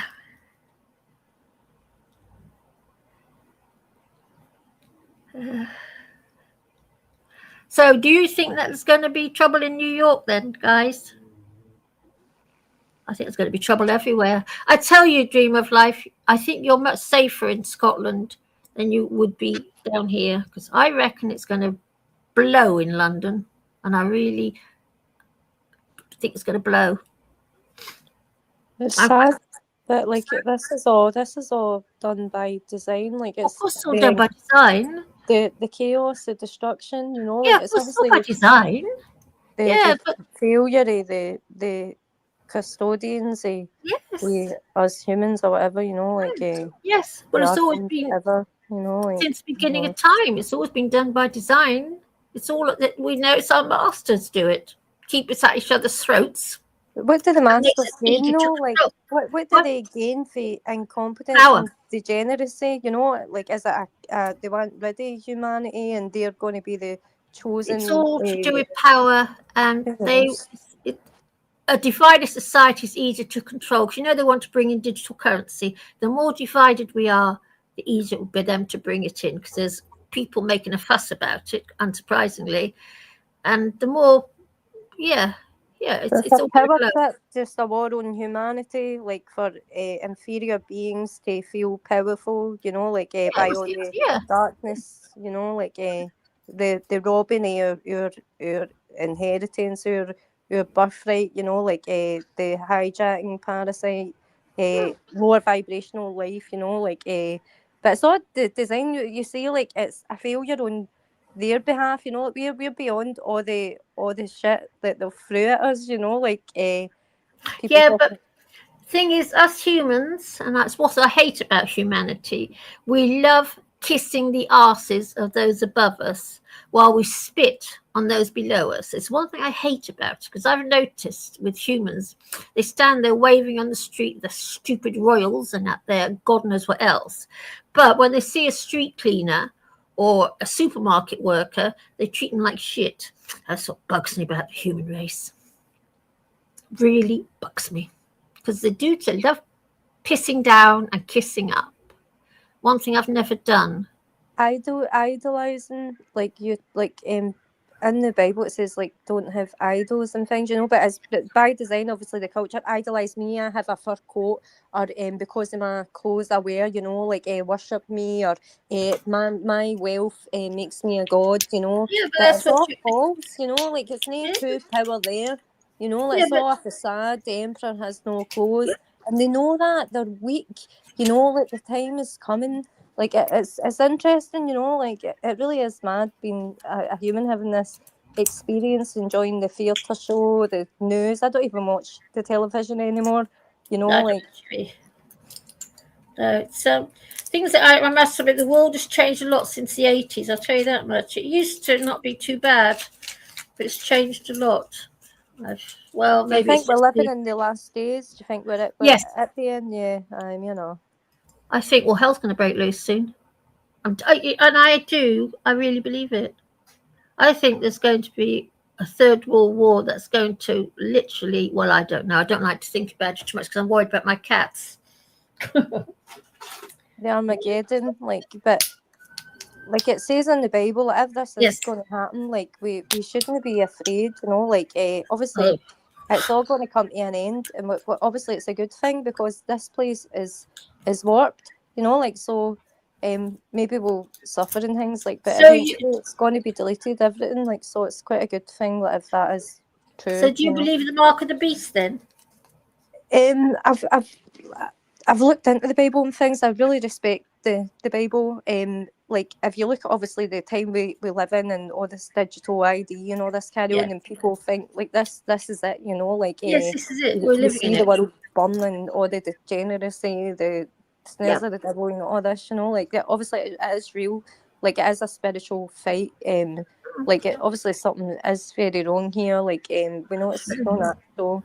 But like who knows, like, but obviously we're meant to be here for this, maybe, who knows, but it is a strange reality, you know. But we're evolving through this, we're growing, even though we've suffered and things, like, but our consciousness is expanding, you know, like, and there obviously is something there to guide people, like, on their journey of life, like, to learn and things, you know, like, and then like, other ones, like, won't, who knows, like, really is mad. But I do believe in a greater power, a higher intelligence who knows what it's doing, you know, like It's doing all right. It's doing, yeah, because I believe in the mark of the beast, and I truly do. DW always gives me a hard time over this. But I believe that they will chip us all, and I won't be getting chipped. And I'm dreading the day when I'm going to have to walk away because I'm not getting chipped, and I'm dreading that day.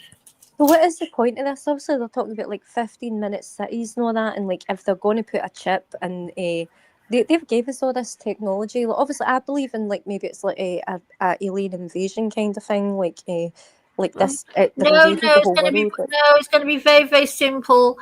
It's going to be the banks, and the banks most probably, they're just going to say there's going to be so much crime eventually that that's what I reckon they're doing. They're allowing all this crime to eventually, you know, Amazon had a shop somewhere in America, and this shop you could open with the palm of your hand or something, and you could go in there, shop, just pick up everything you wanted, and then walk out. You didn't have to go through a checkpoint or anything, because these guys were chipped with something, and Amazon could do this. They closed it all down, but I reckon the day will come when you won't be able to go inside the shop, won't be able to buy anything unless you're chipped. It's happening in China. It's happening in China. I saw a TikTok. Exactly, it's happening in China already. They pay by their phone and things, but who is actually creating all this technology? What is the purpose? You know, like Well, the banks, it's to suck you into something very, very sinister. Into a It's all to program, do with AI. controlled like a program, a controlled environment, and they're at the top and you're not. That type of thing. Like, but well, it's going to be there's something. I believe that AI is going to do something very, very sinister to the human race, to trap us, ensnare us in something that you don't want to be ensnared in. And when it starts, I know for a fact, when I've already decided I'll take my cats to the vet, give them a nice quiet death, then I'll just go and sit out on the street and starve myself to death. what are they gaining for obviously doing this to Well, humanity? because they're gaining power. It's just a power. It's always been the same. It's something very sinister. Because I believe in Satanism. I don't believe in the devil per se, but I do believe that there's something out there, something very, very sinister to do with the archons. Because I believe in Gnosticism, and they're going to drag us into something very nasty. Very nasty indeed. Probably something with some kind of eternal life, and I don't want eternal life. It shows they need us. We don't need them. If they're trying to plug us into something they created, but we are actually creators, right? And even as women, we create life, right? Like we generate life in our dreams, but they're basically like trying to hijack us. Yes, right? I know, but we're more powerful. You know, like You think so, do you? I No, don't. you should know. You should know if you can see. They know how powerful we really are, and they're afraid.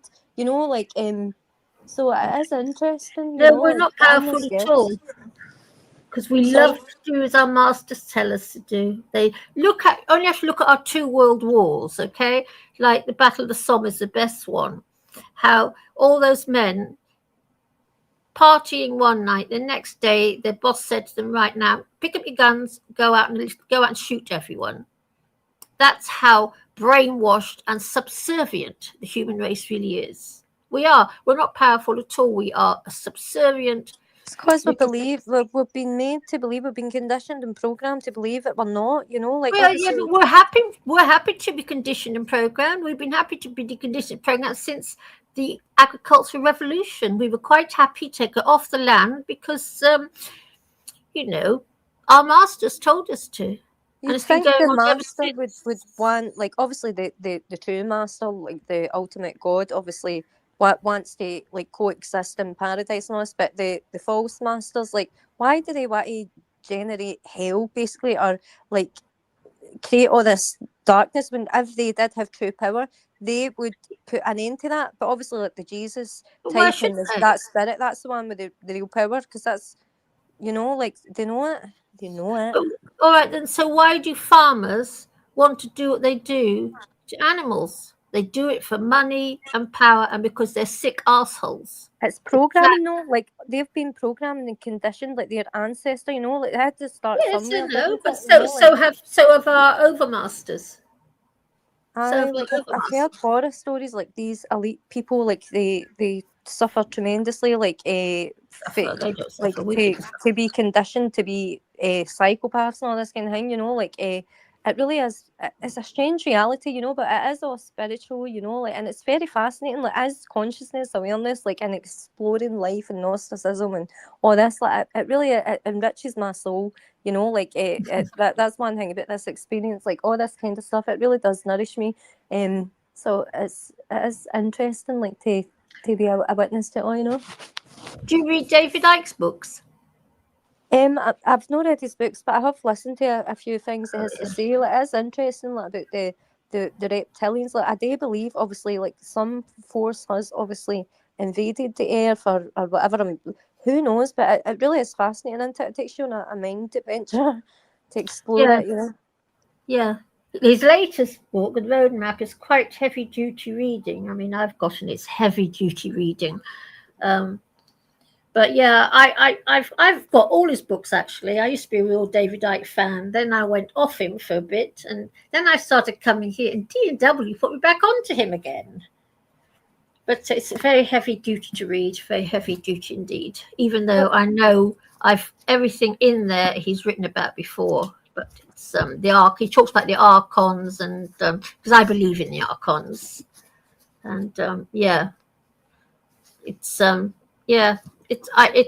don't know what to make of it all, to be honest. It's all I know is that when I die, I'm going to go into the dark, and no one's ever come back from the dark, unlike the light. I'm going to hope for the best, I guess. Yeah. Because he talks about that, the tunnel of light. And apparently it's very, very attractive. And I'm terrified of encountering this tunnel because I'm scared in case I get taken in by it. How fascinating it is to be human, eh? Like all these wonders, you know. I don't know. I must admit, I'd rather just be, I don't know, good luck, good Lord, no, I just don't know anymore. I just find this planet, it's a really sick place, in my opinion. You know, and don't get me wrong, I love all the animals, and but I think it's really sick. Really sick place. It's I don't know, it amazes me that people breed, because I tell you something, I look around me, I think, no, I don't think I'll bother. But yeah, but I'm a miserable old bag anyway. I'm an old, miserable old dear. Yeah. So how long have you been doing bar work for? All your life? Quite a long time, you know, like on and off throughout the years. I have studied a few things, like I done a bit of hairdressing at college. I'm like a college dropout. I done a bit of music. I was learning human anatomy and physiology. I dropped out of that and all, so I wanted to be like a paramedic. I've tried many things, you know, like, but I've always went back to the bar work.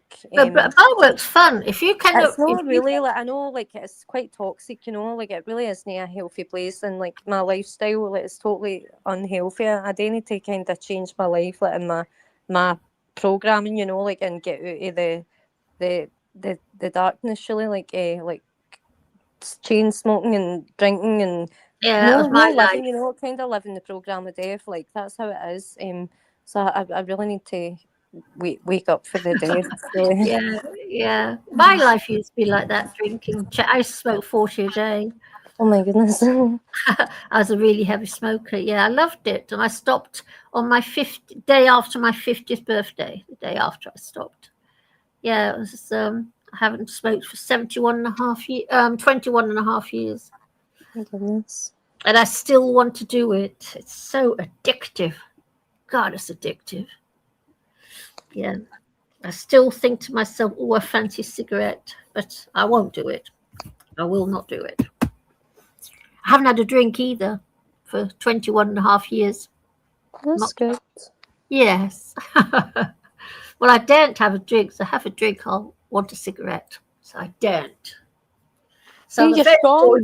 That proves again that you're powerful and strong. You've overcame that. Yeah, I used to love it, smoking and drinking. Loved it. It was such. I used to love propping up a bar. You know, loved it. They were the good old days. Yeah. Expensive though, isn't it? Smoking. Jesus. It is, yeah. How can you afford it? Oh, I can, you know, like, but like health wise, I really can't, you know. I'm starting to feel the effects, you know, like it's not healthy. Yes, yeah, it's not a very healthy habit, but you know, yeah, I can't afford to smoke even if I wanted to. Really, you know, it's so expensive now.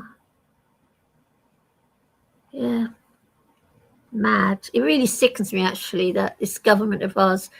It's £20 for a packet of cigarettes. I mean, it's insane, completely mental. Because if people want to smoke, they should be allowed to, in my opinion.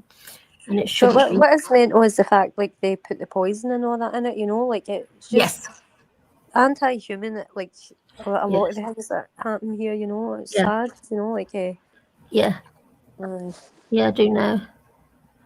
Yeah. Because it's a lovely, very comforting habit. I used to love it. You know, it's very comforting. It used to really cheer me up.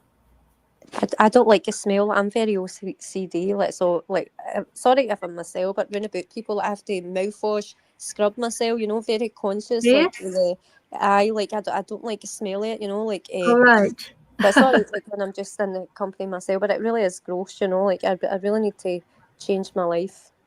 But it's not easy. You know, like try to overcome addictions or like Yes, to I do change know, your life like in a better direction. Like especially like when it's like the odds are against you kind of thing. But like I've done it before, you know, like and I'll be able to do it again when I feel like it.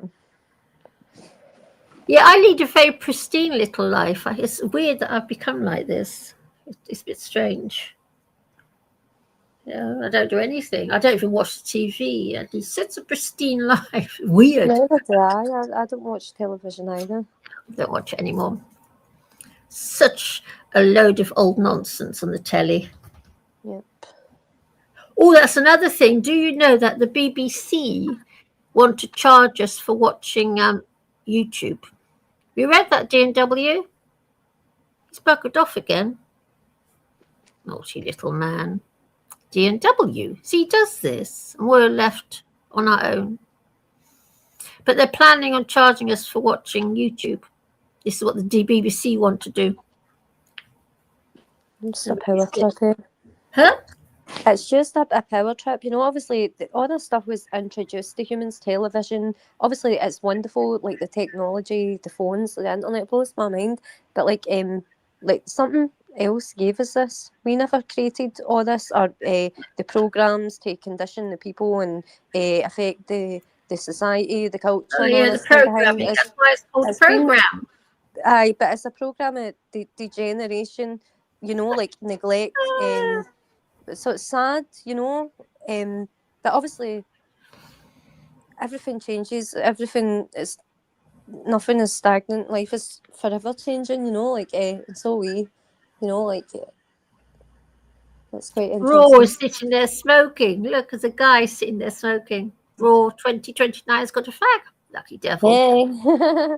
Lucky Smoking. man. Very, yes, I know. I do know how lovely it is, but I can't afford to smoke. I'm a pensioner, poor little pensioner. Well, at least you won't suffer any of the consequences, bad cough No. and all that. Like, so maybe it's a good thing. Yeah, I all the roll, years I roll my own. Oh wow! Oh, I couldn't be bothered. Yeah. I know. I wish I could quit. Yes, it's hard, isn't it? Yeah, I've done Very, it twice. very hard. I've done it twice. It's You worse. started again. It's worse than heroin. It really is. Yeah, it is. It's very, very. I know it's very, very addictive. I stopped 21 years ago. Yeah, it's like cocaine or heroin. Yep. Yeah, it's very addictive. I do know. Don't tell me about it. Yeah, I was lucky. I had that my local hospital had smoking cessation groups, so we had group therapy to stop, and it worked. Yeah, I've quit twice, like I said, cold turkey, and I tell you what, I get really angry, and Yes. then that subsides, and then you just it becomes a habit not to smoke, you know. So Yes. I'm just being silly. Well, I'm not taking care of my lungs. Yeah, I don't know what to. Yeah, I don't know what to say on the subject because at the end of the day, it's not. Yeah, Don't start. Don't do this. the That's best what thing I is not to start. Yeah, that's the best thing. Just don't start it because boy, it's hard to get off. Hello to Raw. Raw, do you want to give us the lowdown of what's happening in America? And do you feel that perhaps civil war is possibly on the agenda over there? Not on the agenda, but a possibility. Yeah, it's a possibility. Yeah. I think it would be really quick. But ever since Trump was elected, which has been, now almost a year he's been in office, because technically he was elected in November prior to when he was, sworn in January. So I think we're coming really close to the 1-year anniversary that he's been elected. It's been an ugly thing. I don't know if you guys have been paying any attention to our politics over the last 8 years or so. There's been a lot of accusations on both sides, and we only have a 2-party system, right? We only technically because they're the ones that have all the money, right? Yeah. Because it takes a lot of money to be elected president or any office. But what's going on is there's currently one of the governors in Minnesota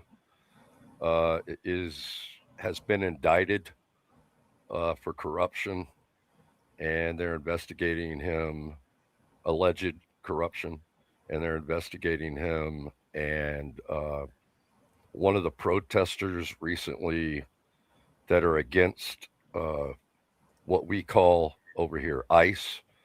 What is ICE? What is that? It's a federal police force that enforces our immigration laws. Oh, right. I wonder what it was.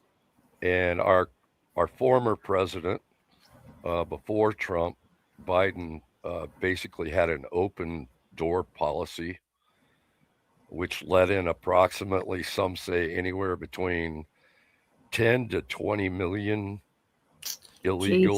illegally against the law, the laws that are on the books. He just decided to let them in. Yeah. And he did it in such a way that they have to go through the process. But when you let 10 or 20 million people in, they just kind of, America's a pretty big place, so they just all disappear into the society, and they never show up for their legal court date, to confirm that, yeah, we're going to give you asylum or whatever, entrance, temporary entrance into the country. Anyway, it's a big mess. And because of that, Trump, our current president, is against, there's been some things that have happened, and he ran on that. So 80 million Americans, give or take, close to 80 million, voted him in for that very thing, to get the migrants out that came in because of the former president. So it's a mess, and it's a real mess. And the governor, on top of it, the governor that's being investigated right now for corruption in Minnesota was the vice president of the woman that was running for president, Kamala Harris. Walz is the governor of Minnesota. She picked as her running mate while they were running against Trump. That they lost that election, but he would have been the vice president. So it's a big mess, and there's something called the Insurrection Act that the president has the ability to invoke, and it's not good, because we have laws that say you can only use our military, okay, not our National Guard, that's different, our military, against the people under that power of the Insurrection Act. The president can, and he's been talking about that very thing, and that news clip is giving, telling, that he's getting 1,500 troops ready to go into one city. And that's, so it's a mess. Our whole government, in my opinion, okay, and I live here, man. I love my country, don't get me wrong. It's not just your government. Our government, UK governments, and most of the governments around the world are corrupt to one degree or another. Right. Yeah. What can you do? Yeah. And it's, we the people is supposedly in America how it's supposed to work, so it's a damned if you do and a damned if you don't kind of situation. I mean, we're really, I don't know, man. It just, to me, knowing a lot of the history of the Civil War, our first Civil War, more Americans died in that war than any other war we've ever been in. Why? Because we were killing America. We were killing each other. was a bloody mess, and that was when we had muskets. And oh my God, we've got a lot more than muskets now, and on both sides. I mean, just look it up. Ask Google approximately how many how many guns are owned by the population in America. It's shocking. And I live in a rural small town in Florida, and every day I hear someone outside practicing shooting. And I don't think it's going to be fought with guns. This is political, and it's going to be sabotage stuff. So I don't think there's going to be no front line in America except where the media puts their cameras. So it's going to be very difficult for people to run to a front line for this so-called civil war. So basically, it'd be sabotaging the other side's stuff, meaning whether they're politicians or they're sources of things, and hacking their stuff would be what's going to happen. It's not going to be people meeting on guns at the park down here to settle a political difference. But that's what the media wants. That's what they program us to think it will be. It's never going to be that. This is for cameras right now, and it's very political of trying to remove Tim Walz's power because Trump is mad at him about something between them two that does not involve us. I don't know what it is. But there's corruption everywhere. We talk about corruption outside of our government. The United States is probably one of the most corrupted places ever since Kennedy, his brains were in the back of his car. So it's just like, who have the American people actually picked to be their leader? That's a good question. Right. And let's not leave out Abraham Lincoln's brains in the back of the theater. It's a reality that, history, they've already tried to kill Trump twice. Maybe more than that. There's probably you don't believe that, do you? Oh, absolutely. Yes. What you really think all that nonsense with his ears? No, I think that was a little psyop. That you think that's a psyop? I think that was a little what he was hit with a bullet. I originally believed the media too, but something is up with all of that. It's so bizarre. We never heard anything about the dude, and he's in the BlackRock video, and so is everybody else, and so is Erica Kirk. It's just like, this is all so strange now that these actors are actors. Do you get what I'm like? Everybody on the news that makes it is an actor, even if they have a speaking role, like these people that never spoke until we brought their name up or they were dead on a rooftop. Let's talk about that a little more in depth. What she said, she thinks that the assassination attempt where Trump got that nonsense with his ear. Oh, that was just okay. Let me ask you this: do you know about the woman that was killed in Minneapolis? Well, there's so many people get killed in America. What woman? No. This is recent, very, very recent. She knows. We talked about it last week, probably. Okay. The woman that got shot through the windshield by the ICE agent. Oh. That's our top headline for a week and a half here in America. I wanted to ask you a question. If you think the shooting attempt on our president was PSYOP, was that also PSYOP? I don't know, but I found that one with the president. Surely if a bullet had really just clipped past his ear, he'd need more than a little plaster to sort the problem out. I just think that was a load of nonsense. And but I understand where you're coming from, okay, because a lot of things seem to be 1984-ish, right? In the world today. There's a lot of people don't even believe we went to the moon. Very Orwellian. I don't believe we went to the moon. Well, there you go.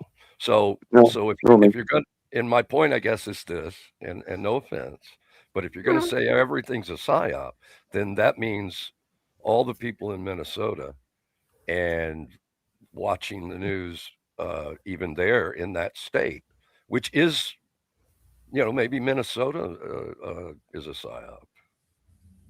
I don't know, but I just think you can't really go there. You see what I'm saying? I think things are true. It was a nonsense.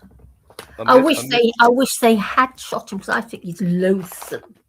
But everything can't be nonsense, right? I'm not saying everything is, but I think that was a load of nonsense. As I was watching it, as you saw it happen, well, I wasn't there at the time watching, but when I saw it on the news, I thought to myself, yeah. So somebody shoots him and it just clicks past his ear. So, well, that doesn't seem quite right to me. No, I just think that was a little stupid, whatever it is they're doing thing. That's what I think about the whole Donald Trump thing. Yeah, And you know what else I found? You know what else I found odd about America? Okay, Biden. Now, don't be funny when I say this to you, but Biden looked to me as if he was too old to construct a proper sentence anymore. Plus, there are he was. yeah. Plus, there are those who say that Donald Trump walks around with a nappy on because he's got something wrong with his colon. You know, I mean, these two men, these two stupid old men, they're just little puppies that someone's playing a game with, because I do not believe for 1 minute that Trump, it's a nonsense. Trump being president, is that the best America can do for itself? Some younger people. We need some younger people, and we need. Yes, should be a young, sturdy man in his mid-40s, not some stupid old man who wears a nappy. Absolutely outrageous. And that Biden bloke, he couldn't even walk up and down a flight of stairs properly anymore. Look at Donald Trump. I mean, he looks to me he looks ready for, well, forever. I don't know. I just cannot believe that he's actually president. It amazes me. I think there should be an upper age limit on how old you can be to be a president. I think there should be. Yeah, I think it should be nobody past retirement age, in my opinion. Yeah, maybe. Because I tell you something, when you get older, your brain doesn't work so well anymore. I know so, because I am old. 55. Well, just saying, it's true. No, I agree. Age. Bloody absurd. 55, no older. Yeah. It We should get be some new ideas. We get some young energy. young, sturdy, boofy men should be. What people want. We've had young presidents in the past. Yeah, but there's something weird going on with Biden. But at least that was You don't genuine. want ideas in our country. You somehow lose them very quickly out of a hole in your skull. I don't know. Yeah, completely nuts. But I just can't stand that. There's so many men in America, and they've got a stupid Trump as president. It just amazes me. And Biden, Biden. Our elections are as rigged as some place that would be, third world country. Y'all know the truth about some of this stuff, right? I've tried to make it public for the last 5 years that there was a yacht club involving all these fellers, and from the fallout of Oliver North and whatnot, the Adnan Khashoggi guy went bankrupt. He was smuggling gold from the Philippines, involved in the Iran-Contra. And so there was one guy that went to bail him out and bought his yacht, and that was one D. Trump. And then Donald Trump sold that yacht to a Saudi Arabian named Alawid, Prince Alawid. He sold that. He renamed it. Trump named it Princess, and now it's named Kingdom 5K, and it's owned by the Saudi prince named Alawid. And between Alawid and Qatar, they are the biggest shareholders in Twitter, and that is how Donald Trump achieved their election this time with Twitter. And it's not, Elon is a front for other investors, guys. Elon is not all that stuff they claim he is. He is a front for big investors outside of our country, and that would be mainly Saudi Arabia and Qatar. Is they actually put down the money for Twitter. It is a media hoax that he had that big argument to take over Twitter. He was not. It was actually the main shareholders, if you look it up, is Qatar and Prince Alawid, the guy that bought Trump's boat, and the guy that gifted him the jumbo jet. Are the two main ones. It's all facts. Look it up. It's 100%. Let's say you're correct. Okay. The end result is still the end result. Is it not? We're in a mess. The world's in a mess. I'm saying foreign election meddling is not allowed. That's a can I get you to agree with anything that I say? Are we, in a mess right now in America? No, it's only our cities. It's only our cities. We're not in a mess. Okay. No. So you're just going to say the opposite of everything I said, then, right? No, it's the main cities where the media wants to put their cameras and cause a ruckus and fan flames. You're going to get this. Do you realize how much you use the word "no" in your sentences? Yeah, I mean, tell me how many cities this is happening in America. How many cities are fighting ICE and turning their cars into fire right now?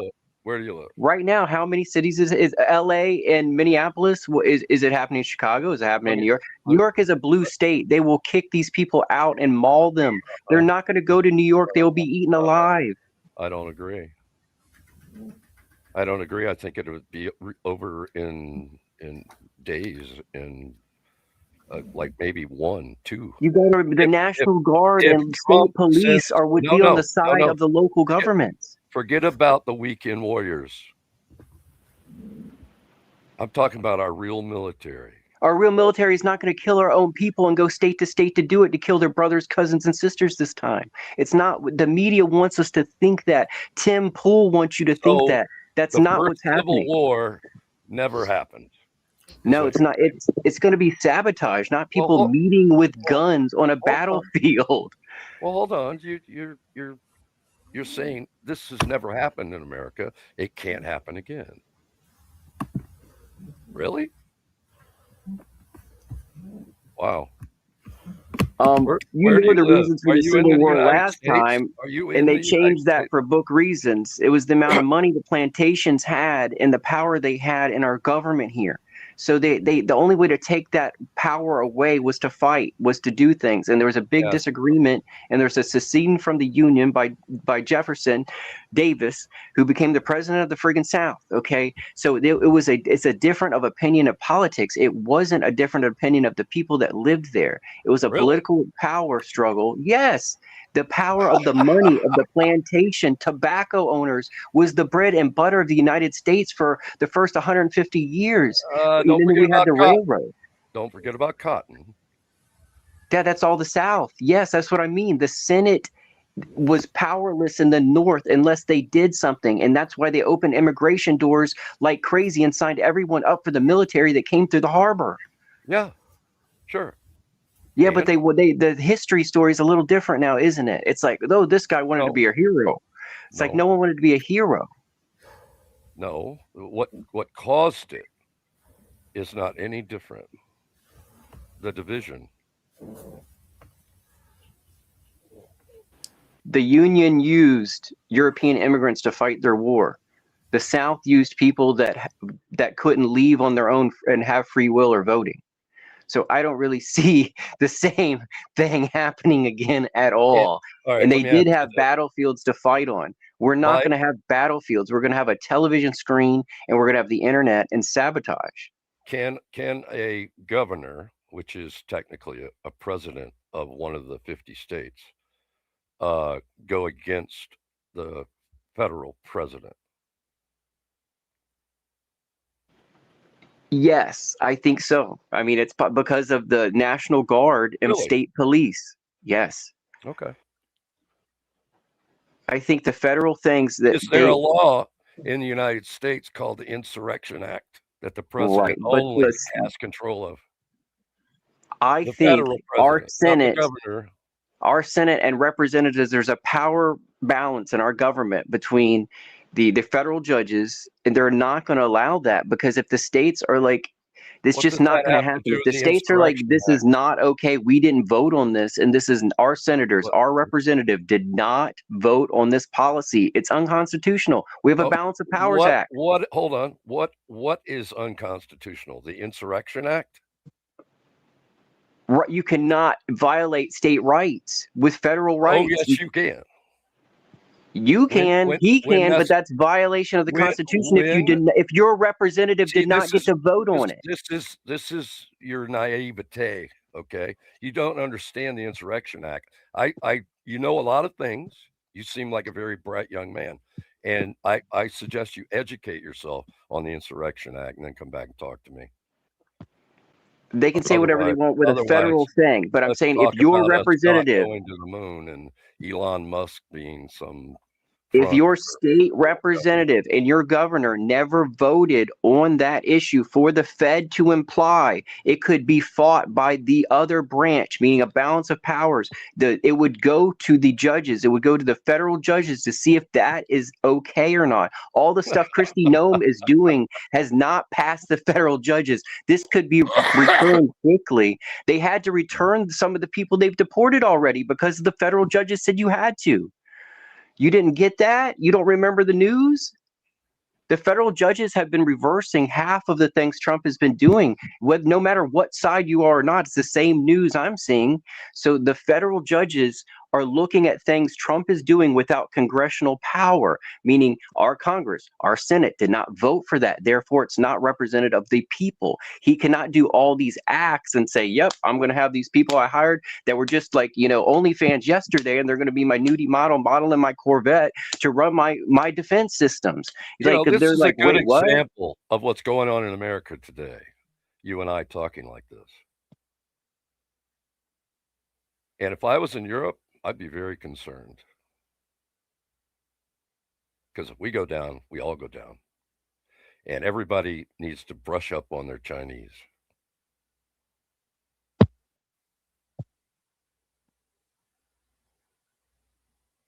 I don't think there's any harm in learning Chinese or any language. Spanish, Why don't you move over Latin. there? I think everyone should be with the technology and the way devices are working. I suggest you go move over there then. That's going to be, I think, the way of the future is to understand and get along with people across your border that aren't your government and aren't your propaganda machine that's controlling your mind and the way you think. I don't believe Fox News. I don't care what you believe about a news agency. I'm not Fox News. I'm a citizen of the United States of America. Are you? Am I? I mean, are you looking for my papers? Well, I asked you where you live. You never answered me. Why does that matter? Are you Canadian? Certainly not. Canadians are great, though. So you won't even admit that you're a citizen of the United States of America. Well, right now it's quite embarrassing with what's in the media. Right now it's quite embarrassing that our president has to pay women to look at his ding-ding. Okay? It's pretty all embarrassing. You sound Why did he pay Stormy Daniels hundreds of thousands of dollars? No offense, but are you taking your medication? You don't did you wake up 6 months ago and you don't know the news? Like you don't Brother, Stormy Daniels? I was born in 1959. I've been awake for a while. Stormy Daniels. Look, talk to somebody else because you're an idiot. Stormy Daniels didn't get paid to look at his ding-ding. I don't understand how you can say no. That he's a cool guy. I like Simulated Prophecy. He's a good guy to listen to. Has he gone? He's bailed. Yeah, Village Idiot is a better name for myself. I apologize. Hey, you had a great time with listening to Stephen. I didn't come on, but I was in the chat listening to King Stephen get booted off. It was so funny. Yeah, I was trying to hold my tongue until he went and told Chickpea to eat me. I'm like, oh my God, he was so condescending. I said, maybe it was just me and him had a bad mix. So I waited it out. And then I realized it's not me. It's not just me and him mixing. It's how this person is. And I was like, so I intervened and I was like, everything you've said so far is contradictory, of what your personification of being a good person and trying to, project anything positive here. I mean, it's okay to have a difference of opinion, but he was very insensitive. Like I'd never met anybody that insensitive that wanted to, make a portrait of themselves, and share it with everyone else. Sure. It was very rude the way you kept focusing on your ex-girlfriend's arsehole as well. I didn't want to hear that. No, But, it was just insensitive to what the story was about, and I thought he would have his own to add, and he did not have a balance of his own issues to share. He was just all projecting.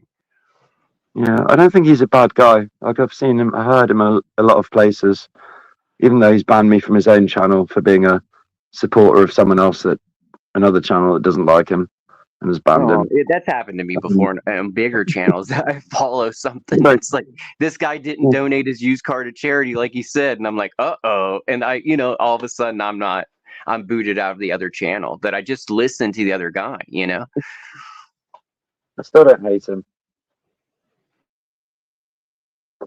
I just think you know, he's got things that he hates, and he seems to hate.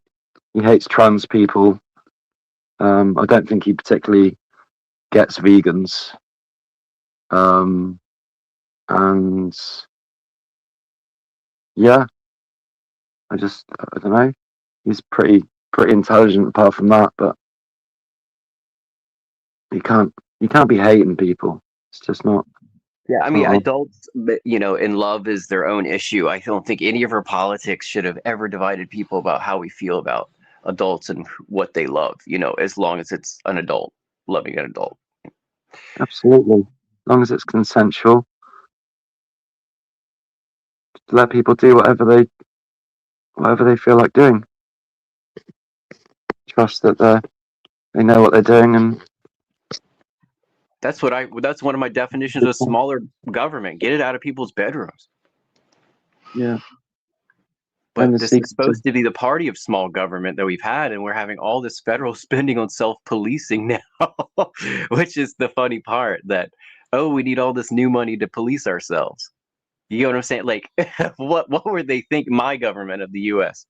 We're highly interested in policing ourselves again.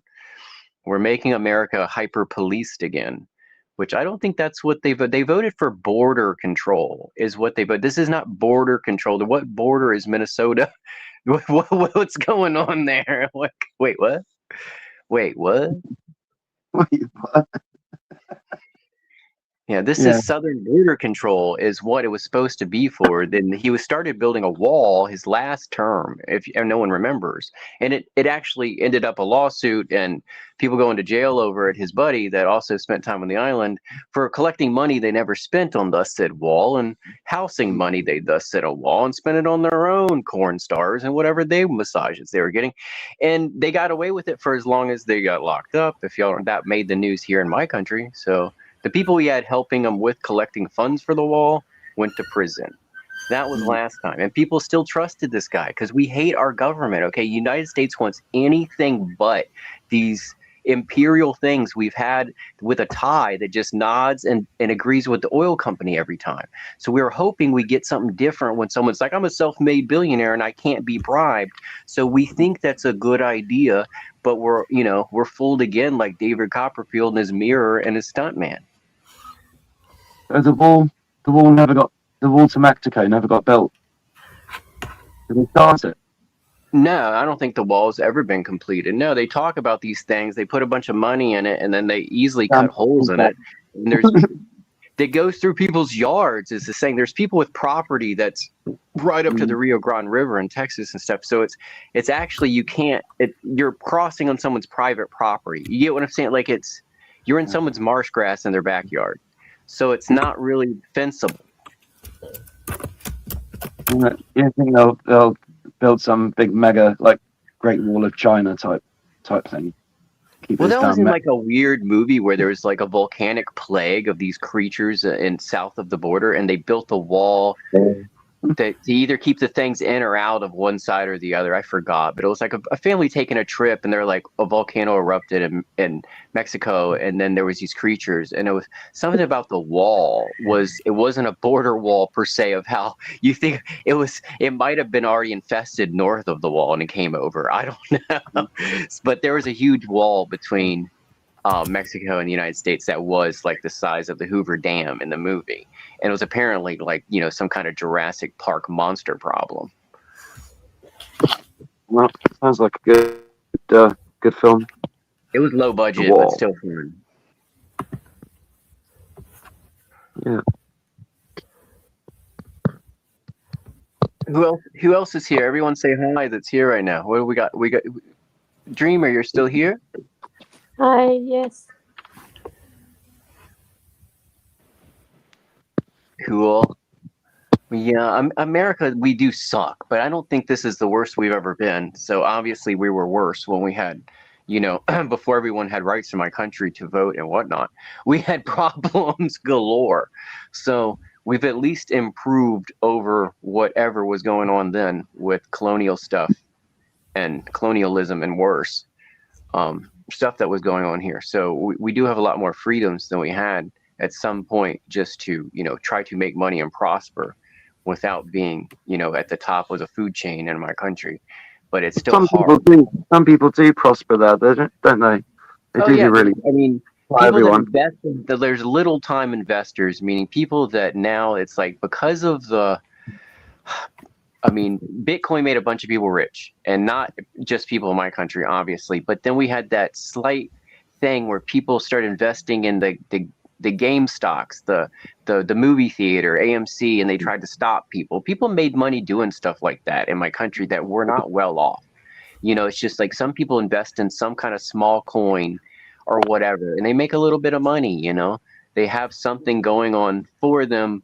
And then otherwise, it's just, it is very difficult. The cost of living has gone up and up and up and up, and so has grocery prices.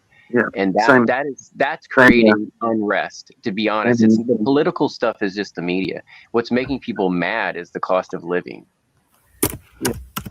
They know we're already mad. They're just trying to pour kerosene on it and blow a fan in the direction of Minnesota, because they want us to think it can never actually be a civil war, because our country is so divided all over the place. It's like people's family table at dinner is divided. There's no way someone's pulling a gun on grandma because she voted the other way. This is ridiculous. Okay, it's our political divisions are in households. They're not even across street lines or borders. There's no border separating our political divisions.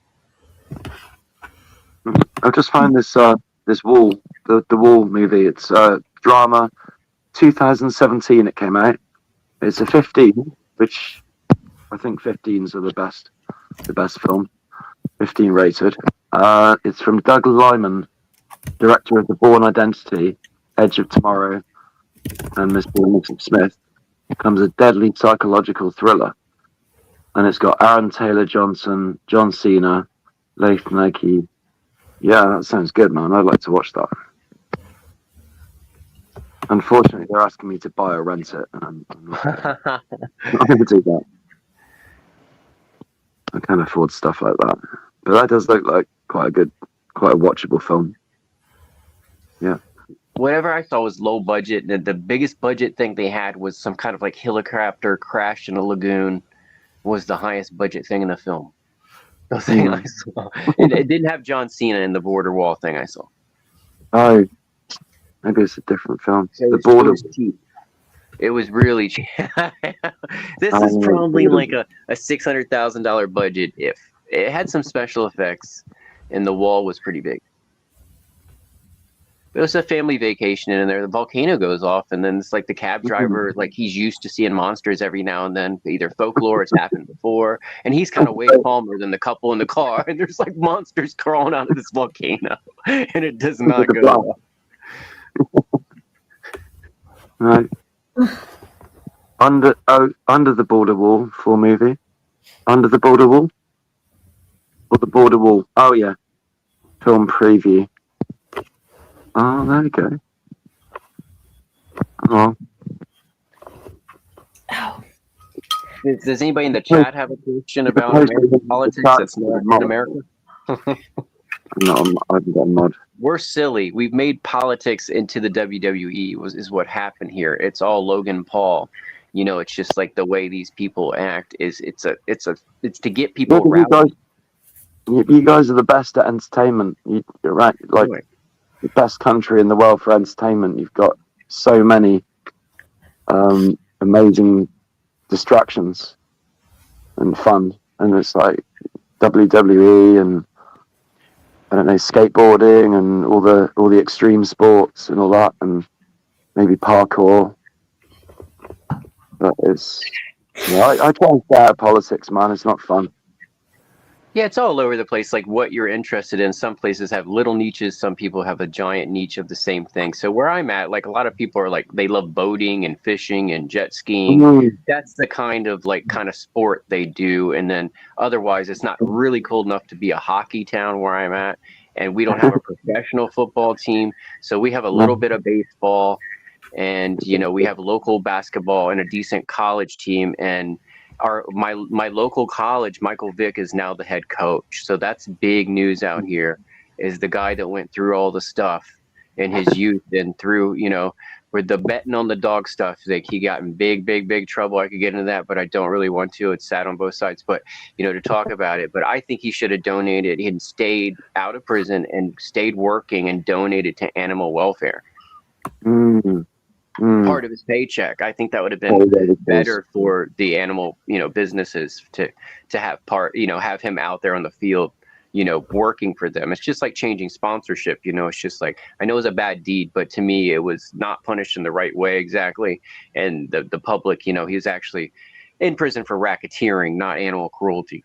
So it's just, I think he should have been allowed on the field to make money for preventing animal cruelty. But he finally got out of prison, went back to the big leagues, and did okay, but wasn't peaking anymore after his prison stint. And now he is the head coach of our local college football team. So do you think his professional reputation suffered a little bit, but not too much? I mean, it was very tarnished, but yes, it was. It took, I don't know how long they gave him prison, 3 years or more, before he could come out and play football again. And it was a dog betting circle that he was doing, and maybe his brother was involved or someone else in his family, and he wasn't even there by the time the police raided, and they were making money, illegal betting, hiding money from the government over dog fighting, and they went to federal prison. Crazy. Right, cray. No, I wouldn't be involved in that. That's the South. Until 20 years ago, dogfighting was something going on in the South of the United States. If people that don't know, I know it's terrible animal cruelty stuff, but it was part of culture for a bit. And the cockfighting thing, you still hear about it. So I haven't seen one, but I've heard about arrests near me for cockfighting. So it's very interesting. When you say cockfighting, do you mean like two roosters? Roosters. But you're betting on it, and sometimes they add a weapon to the rooster's claw.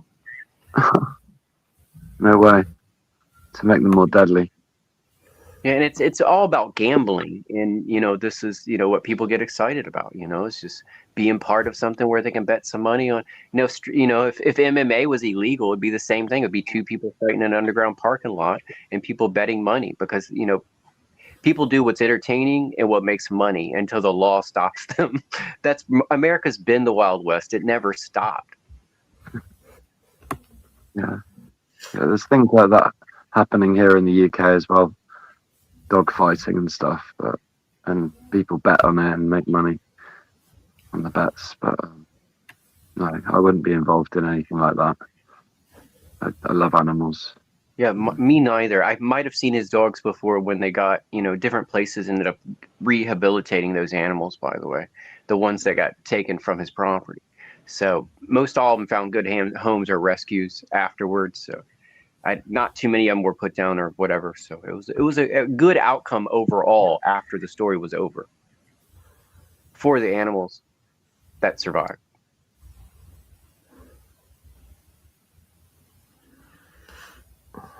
People do what people do. People are, we're the most terrible things to ourselves. That's why I don't fear aliens or the devil. Okay, it's because what people do.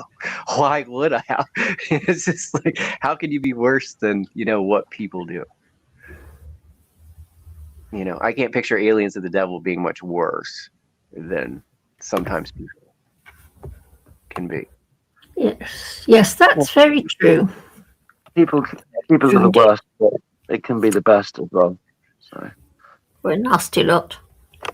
Yeah. Hey, baby. Not all that bad. Yeah, the college town I a went lot of to. love in our hearts. What? Some of us still have a lot of love in our hearts. Oh yeah, the college town I grew up at was called Fist City, like the slang, and it was like in some of the bars or pubs, it's in the back or written on something or the wall, or maybe it's a motif on the wall. It's Fist City because it's just like how many fights that used to happen in the 90s was just like before cell phones were all the rage and everybody getting in trouble for everything. It was just like everything was decided with fists. People weren't shooting each other. So it's just like that was only in certain area, like it's just like where gangs and stuff are doing their thing, or someone has a major debt or beef is mainly where the gun comes out. Just to be honest, that people that owe each other a lot of money and try to hide from someone, and then something happens, that leads to a lot of crime out here. But people used to just punch each other, and it was all solved. But we kind of grew out of that anymore. It's because of assault charges, or people are all filming stuff. Not a lot of people get in fist fights anymore. So it's either they try to go to a parking lot where there's no cameras and shoot you. Basically, it's more likely what's going to happen in 2026. Poppy poo.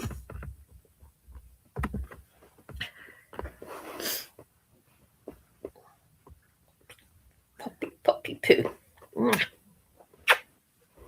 Is anybody new? Did anybody else come on? I saw Green was being invited in the chat. DNW, are you still here, DNW? No, he's probably backed off. He always does. He's been very naughty lately. Oh, DNW, naughty little grump. Probably having a nap. So while you're sitting here working away on his channel, he's having a nap. It's a bit of a, isn't it? It's like Huckleberry Finn. Like it's always fun to paint. I'll forgive him though. I was going to show you my cat, but I can't make the camera work. Oh. Yeah, I was going to show you my little potty. I like your cats. Huh? My mum's got. I love cats. My mum's got one cat. She'd have two, but one just died. Oh, yeah, I'm sorry. I've got one left. 7. I think you know, don't I? I've got 7. She's so beautiful. Yes, I've got 6 girls and 1 boy. The boy is the man of the house. He's a ginger tomcat. Lovely. Wow. What a lucky guy. Yeah, he leads a very nice life. Yeah, the girls love him. The girls love him. They really do. It's very sweet to see, actually. It's very, very sweet to see. Great. Yeah, he's a big ginger bruiser boy, like a little lion. A lion. Has he ever got any of them pregnant? Pardon? Has he ever got any of them pregnant? No. All my cats are spayed as soon as they're 3 months old. I've only had Dave for a year. He came to me last year. He's actually 8 years old now. He was living in Watching-a-Flip Holloway in a block of flats, and he was very unhappy because he couldn't go out. And so he was rehomed to me. He goes, he likes to be outside. It's a boy. Yeah. It's a lovely cat. Cats are the best. Yeah, I love cats. Cats are my favourite life form. I just love cats. They're such lovely creatures. And they are. They're so pretty. Hey, you're so pretty. Yeah, I love them. I think the Egyptians were onto a good thing. What, sorry? The Egyptians were onto a good thing. Yes. The ancient Egyptians. They even made statues of them. Yes. Sphinxes. You know they did that for animal sacrifice. Yet they tamed cats to be domesticated and docile, so they could sacrifice them easier, and they kept breeding the ones that were the most docile to be the most easily sacrificed. It was like a form of tax payment back then for their religion of Bastet. I didn't know that. People are vile, aren't they? Must admit, the older I get, the more disenchanted I am with this.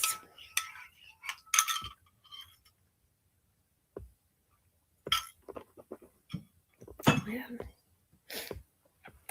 But I've got this lovely lovely Torty here. She's such a gorgeous girl.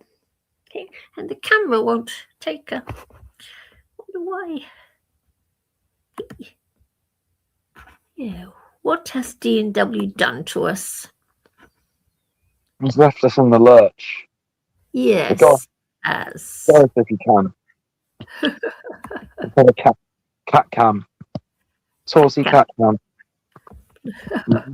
No, it won't come on. Just boiling the kettle, so I've got to mute him. Oh, it's got me. Yeah. I've to hide. Whoops. Will only photograph me. Oh, there you go. Here's my cat. Here's Daisy. It's his isn't she gorgeous? Can you see her? Oi, I'm talking to you guys. Can you see Poppy. She's lovely. Isn't she gorgeous? Mwah, Poppy. I love her to bits. Oh, but I she's see her now. She's quite a handful, though. She's a typical tortie. Mwah. Love her to bits. But then I love all my cats. Yeah. She's gorgeous. Got light blue eyes. Yeah, she's well, her eyes are green. Her eyes are green. Green eyes, Poppy. Yeah. Green. Well, people often argue about that blue and green. Yeah. You know, my ex had a similar thing. She said she always claimed she had like green eyes, but they were more blue grey for me. Yeah. Yeah. Yeah, Pops. Are they blue or are they green? I don't know. Yeah, I wonder where D&W's gone. He's been very naughty. Naughty man. I think he put in the chat that he was still here. He's listening on the couch, I believe. So let the man have his. He needs to put his feet up every now and then, guys. I don't know what. I think it's pretty late there right now, isn't it? Because it's the morning here. 15:24. It's not late. It's 3:25 in the afternoon. Yeah. Middle of the day. Yeah. Mind you, he was here since early this morning. He's been here for 6 It won't hours. stop boiling. What? The cow keeps boiling and it won't stop. I think the thing must be broke or something. Yeah. He's like most Brits, drink about 100 cups of tea a day. Oh, I'm a coffee drinker. I don't really drink tea. Yeah. I love my coffee. I used to when I was young. I'm not so keen on it anymore. I drink decaf now as well because Oh, right. caffeine's no good for me. No. I can't even drink a can of Coke anymore. Can't you? It's not good for me. Oh, right. Okay. Yeah. Yeah. I do smoke quite a lot of weed. Lucky you. How can you afford it? I can't afford to smoke anything. I'll Well, be over I get shortly. the- I got plenty of papers, but I'm missing the contents. I get good prices. I've got Yeah. good contacts. I live in a small city, so there's a lot of competition with dealers trying to compete each other for prices or quality, but everyone can get Cali. There's Cali, proper Cali weed everywhere.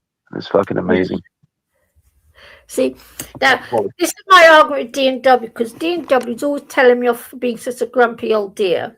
He's always telling me off. But if people are also happy, why are they taking drugs? Because I don't take anything. Well, Why are they overeating? cannabis isn't really a drug. Yeah, I know. It's cheered you up. It's a nature's. I consider it nature's healing plant. Yeah, happy pill. But I can't afford it, so I don't do anything. I get depressed. I get really depressed without it. So yeah, state of the world just gets. Do you get depression? Cannabis helps a lot with that. Does it? Yeah, I take SSRIs for mine and some. Oh no, I won't take any of those pills. Yeah, I've got no choice. I have terrible problems with depression, really bad. Always had it ever since I was young. It's always been there. Probably because you woke up early, Chickpea, to the state of the world.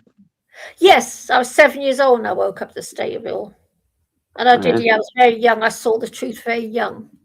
It is depressing, but I'm not a doomer. I won't give in to doom and gloom. I'm not going to give up. I'm not going to lose hope.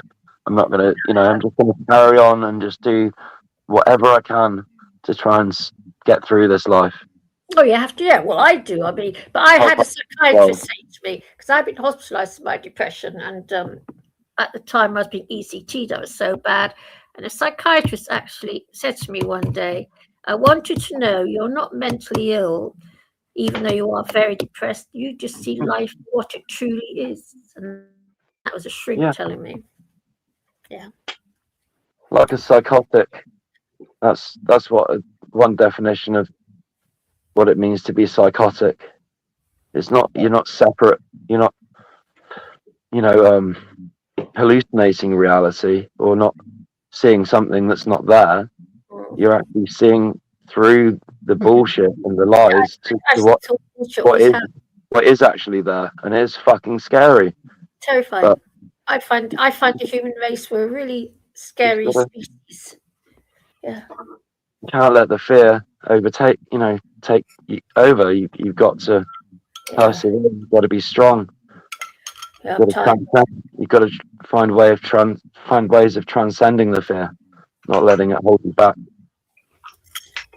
Well, I'm tired of, after all, I didn't ask to be here. I didn't ask to work. I didn't ask for feedback. I didn't ask for anything.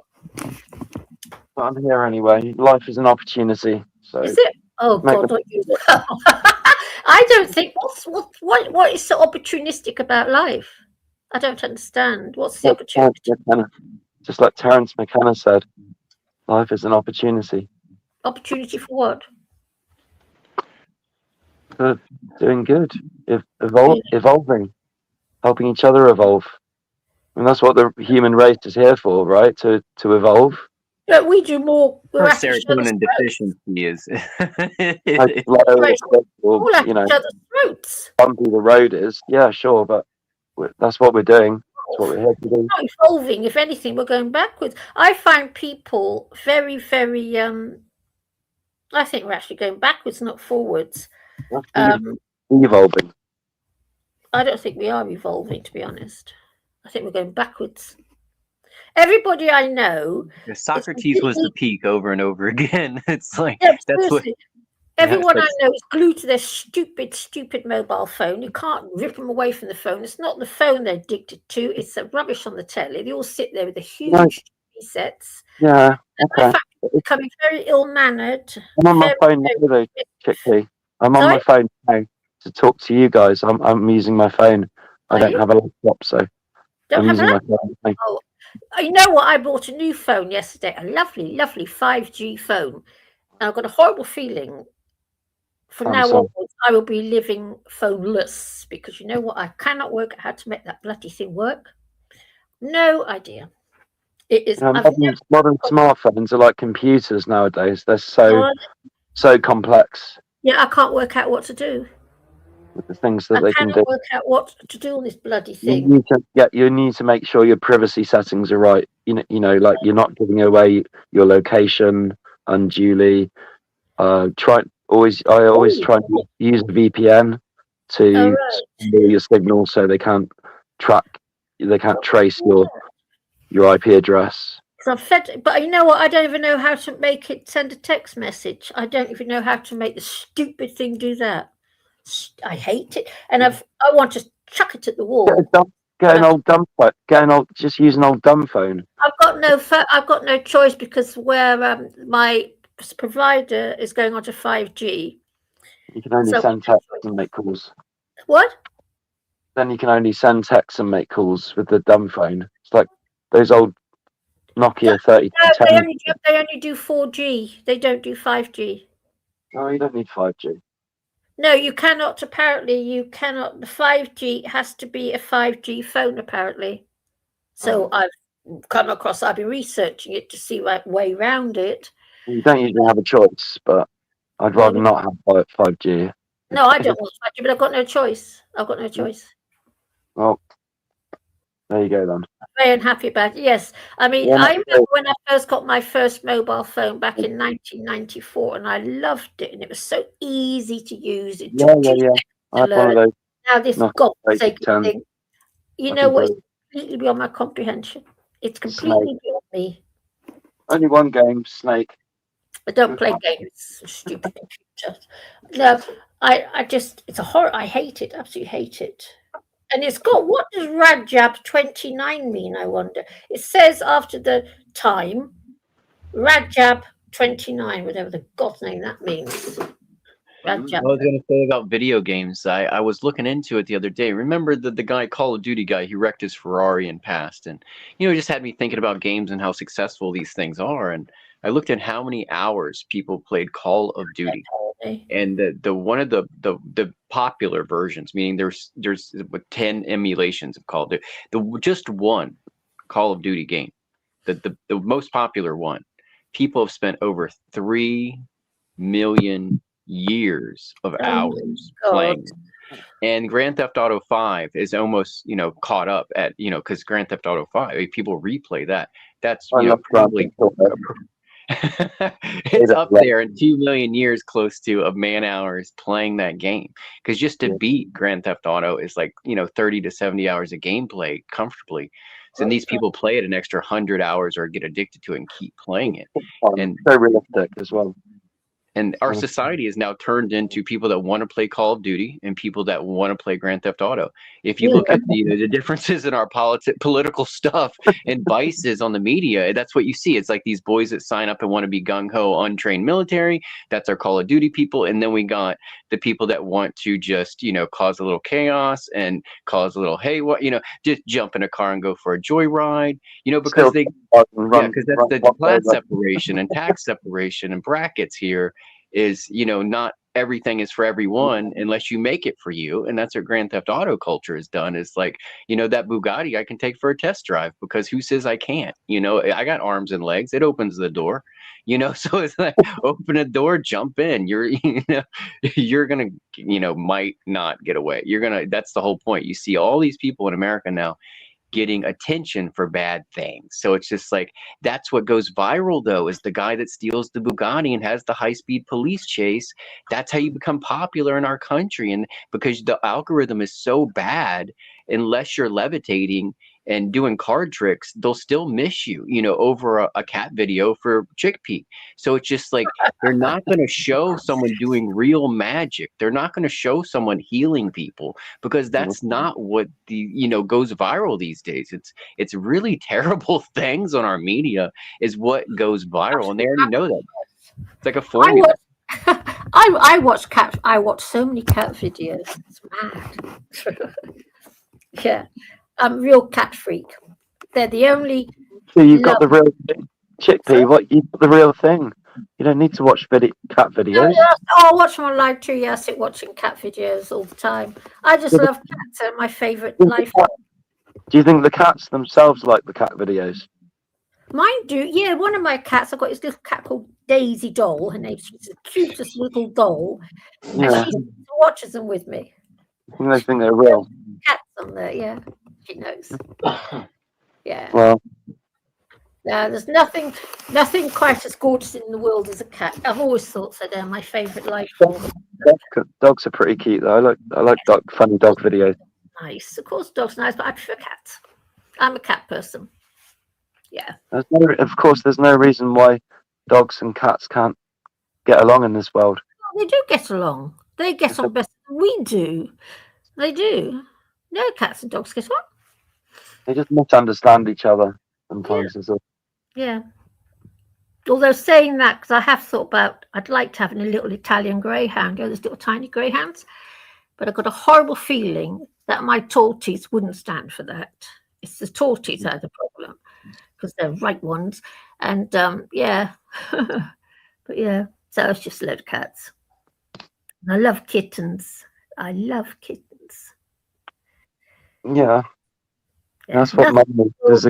There's some kittens. Yeah, they are the most adorable creatures. And I'll tell you something, people always talk about animals having souls, but I don't care. Anyone says, when you see a mother cat with her kittens, that mother cat has got a soul. You can see it in her eyes. See it. Yeah. I love mother cats. They're gorgeous. Takes a special kind of person to see that. What? Cats have souls, of course, have souls. Cats got a soul. It's us humans that don't have souls, I think. Yeah, I'm not very fond of humans at the moment. Daisy's come in. Hey, Daisy. Sweet Well, I'm girl. fond that Dreamer came in and tried to cheer you up today and had great advice for all of us. And I was hoping that some of that would rub off on Chickpea. No, never rub off.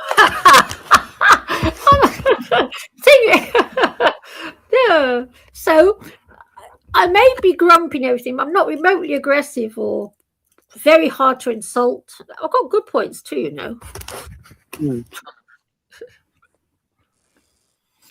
I'm just a grumpy old bag. Can y'all see the chat? Global Solidarity is talking about World Religion Day, and he or she has been posting lots of facts about World Religion Day.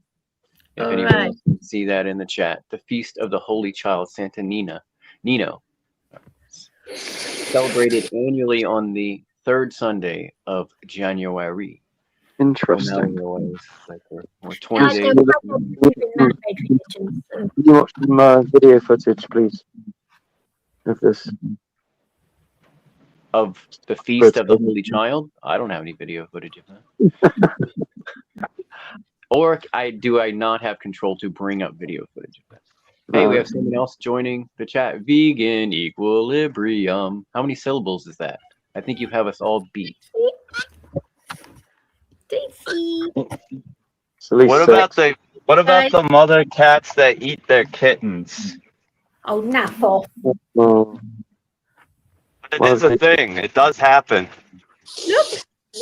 It's crazy. That's to absorb them if they don't come out, all the way developed and whatnot. It's a way for her to heal from having them. She's replacing her stem cells basically. Also, she knows there's something wrong with them. It does happen. Yes, you're right. Vegan equilibrium. That does happen in the animal world, even with domestic cats. But they do it when those cats know when there's something wrong with their kittens, and if y'all didn't know, it happens inside the body as well. So not all cats are born, from the litter. They can get absorbed back in, as I've been involved with spay and neuters that have a little bone fragments and pieces left from the original embryo, in there when we do the spay or neuter. Some cats do just eat their kittens, even if there's nothing wrong with the kittens. It just happens. Don't you think we should be worrying about human problems and what we do? Never mind about what the animal kingdom does. No, I was just saying. I was just saying because you said that, like, when you see a mother cat with her kittens, like, well, some mother cats are just fucked up. Yes, and some human mothers are fucked up too. I know. But so, like, I was just saying that. Yes, like, I have heard of mother cats killing their babies. So do other animals, okay? Buzzing in and out, Vegan. I don't know if you can flip through your settings, but it just buzzed out that time. It sounded good until then.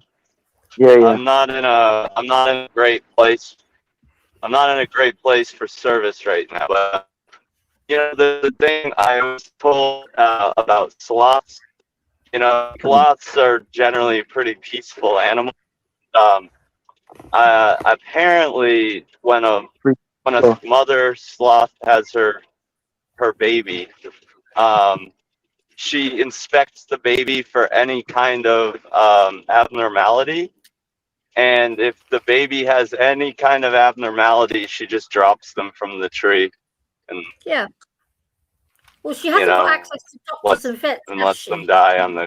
Yeah, birds throw their young out of the nest all the time if they refuse to eat. Birds throw their young out of the nest if they refuse to eat or cancel their because they have to function a certain way. I mean, humans can rescue birds that wouldn't live in the wild because they just can't hold their head up at a certain age where something's not developing on time, where they won't get fed because the rest are too hungry and going to out-eat the one that doesn't try hard enough to stick its head up. So it's going to starve or be thrown out of the net.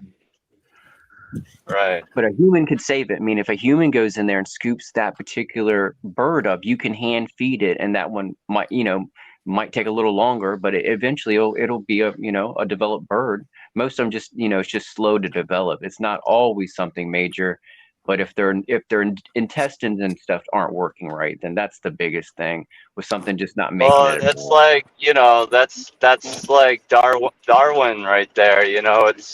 That's why you don't see as much imperfection in nature as you do in the human species, I think.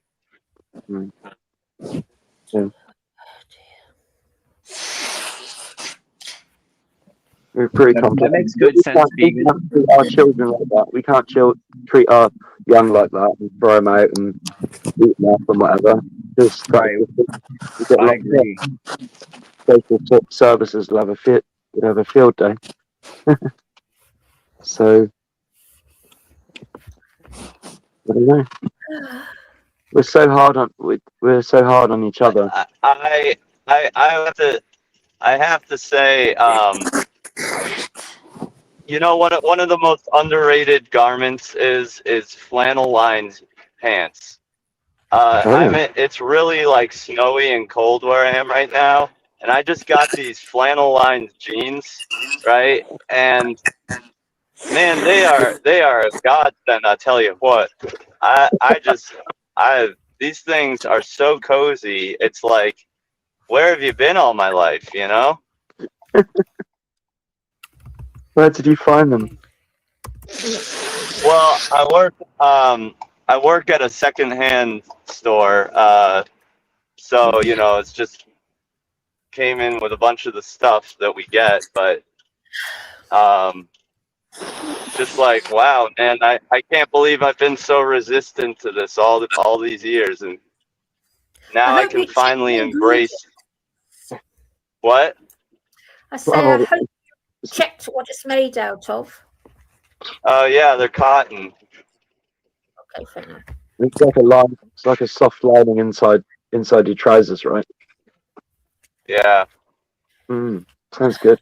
Yeah, no, they are All in one. You're way busting out a bit, dude.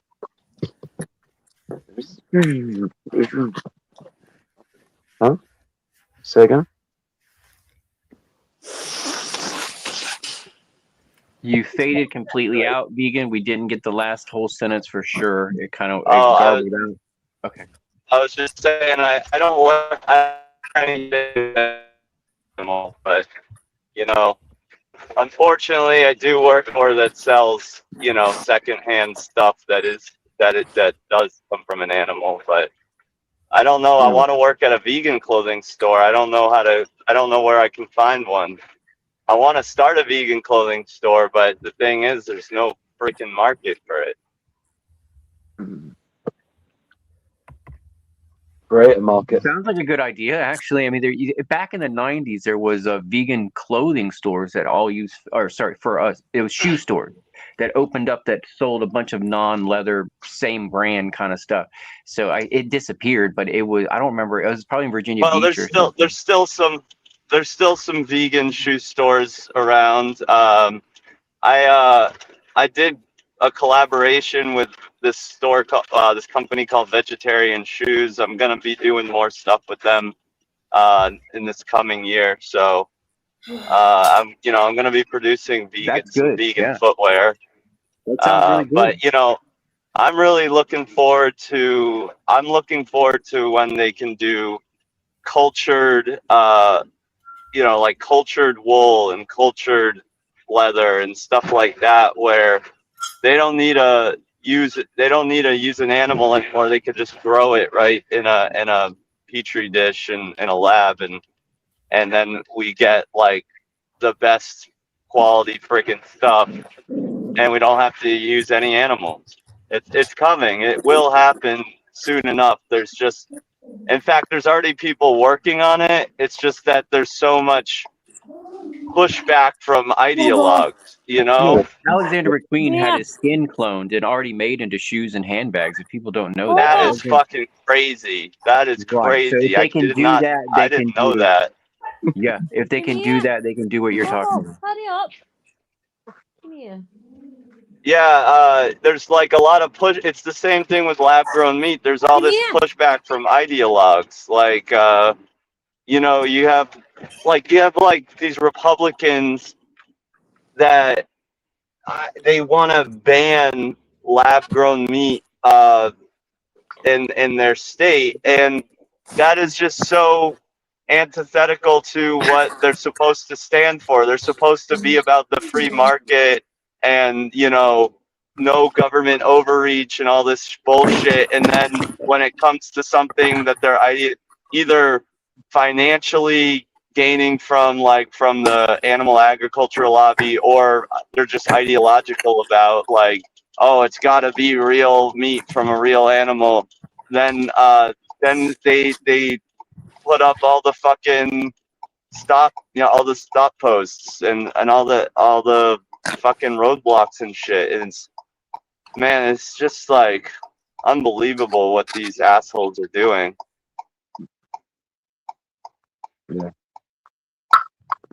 So I guess vote your way, but you know that's as little as we can do in our country. Or run for office yourself, or make sure you're supporting someone that you know aligns with those values to help them, you know, get into a position where they could make change. If we're not going to do it ourselves, we have to back the people that will.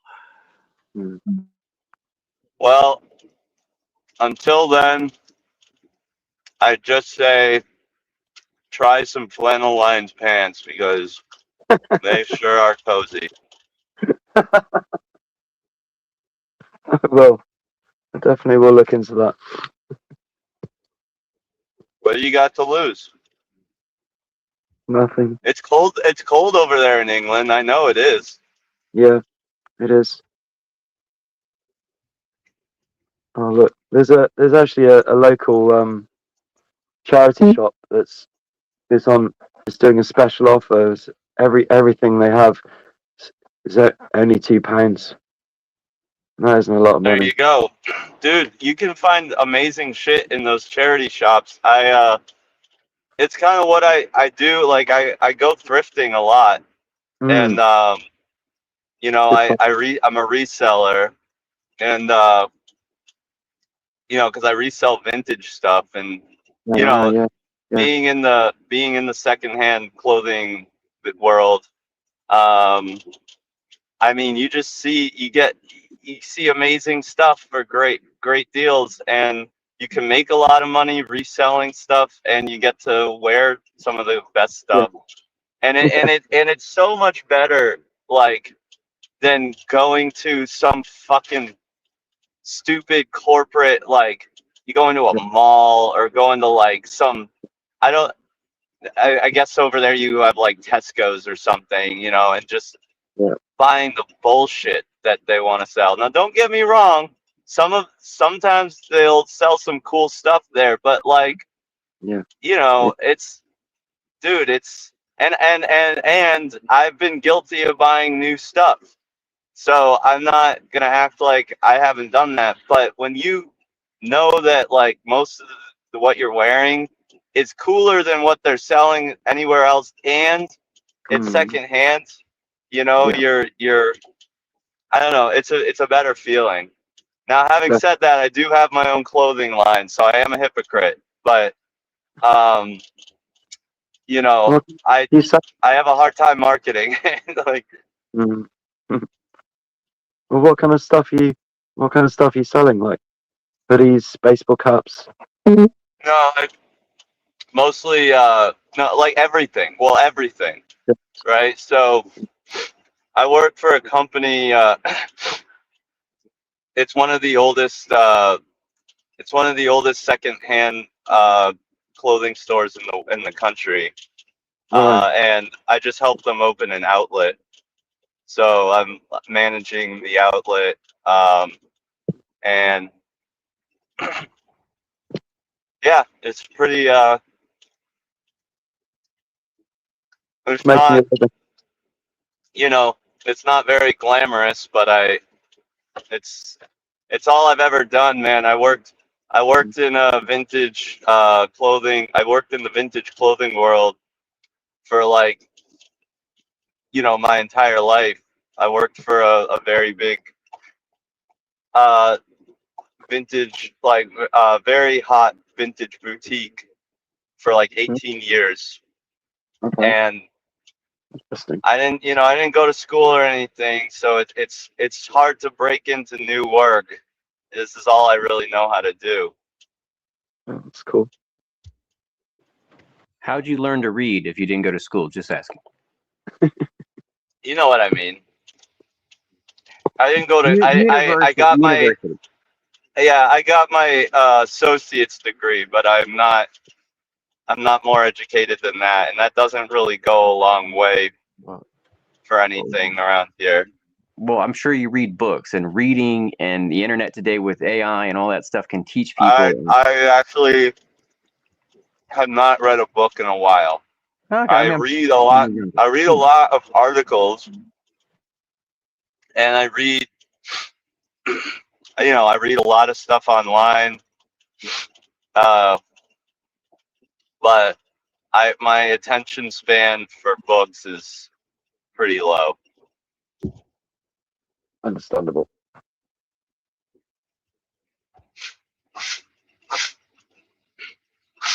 Until you find an author or a story that really kind of compels you, if you're not really into it. I started with comic books, and then I got into other writers.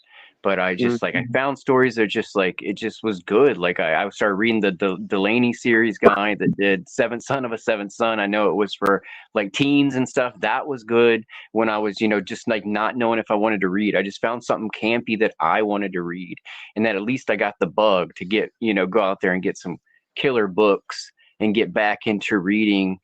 And a book I would recommend is The Dungeon Master. So I don't know if anybody's ever read that. I think it's like William Deere or something wrote that. But if y'all don't know what it's about, Sounds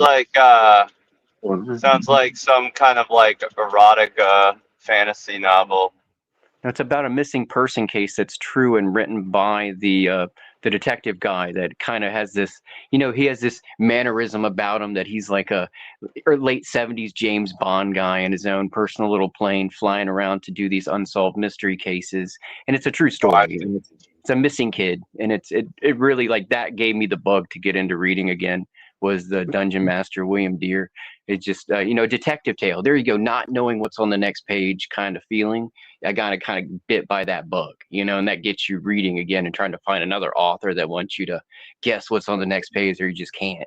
So you can't, you can't anticipate. Therefore, you need it. You need the next page. I spent a lot of my early years reading, just sitting in my room reading books, listening to music. But yeah, a lot of books. I don't read so much anymore, but I've still got a lot of books to read. So I'll give them a look every now and again. Especially non-fiction and spirituality type books. I read both fiction and nonfiction, but I mean, again, it took me I hated novels. I only liked things that really happened. I was a science nerd. I liked fact books. I liked the encyclopedia. I couldn't get myself to read fiction or some story until comic books and Vampirella covers and artists really had me, increase my blood pressure a little bit. And I opened those pages. And then I tried to find writers I liked. And then Grant Morrison, Scottish comic writer, became my, my addiction, was reading everything he had written for a while, and Alan Moore stuff. And then I got into comics, and then I was just like, I'm gonna just read a longer book. And then I started picking up all these novels, and I'm probably pretty deep into it. And I never was like a book reader kind of person. Science literature only. That's an interesting fact from Global Solidarity now in the chat, saying 4 million new book titles are published annually worldwide. It's fucking crazy. 4 million or 4 billion? 4 million. You can never read them all. Exactly. You got to choose. You got to choose carefully with books. But still, it's better time spent doing that than a lot of other activities.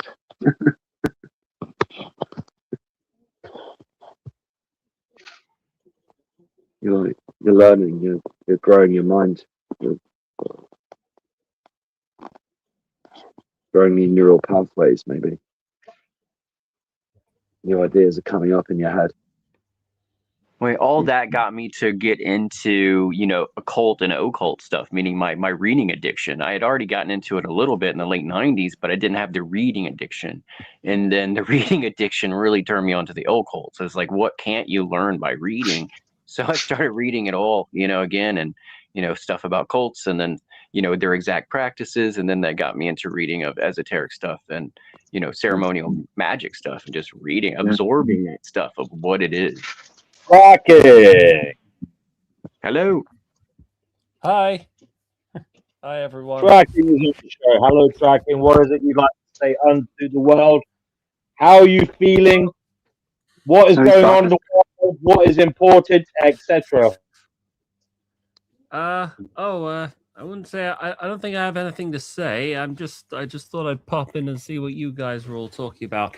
I've just been in the hospital for the last couple of days. My grandma is really sick. She's 93 years old, and honestly, at one point, I feared that we were all gonna lose her because she's got gallbladder stones, which are apparently some of the most painful things that any man can experience.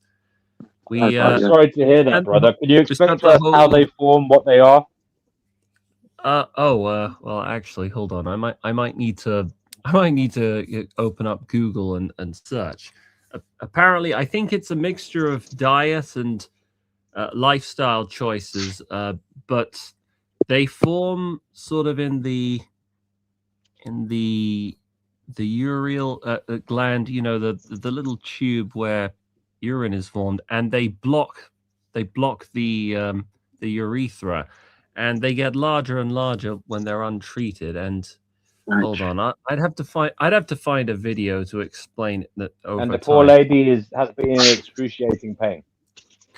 Yes, although she But is it's a not soldier. it's not She's life incredibly threatening. strong. It's not life threatening, is it?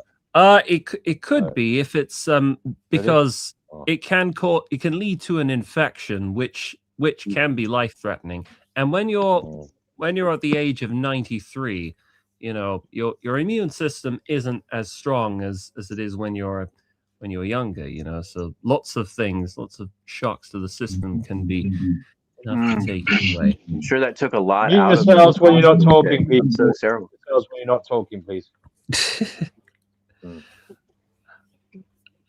Anyway, I spent all of yesterday just helping escort her to the hospital.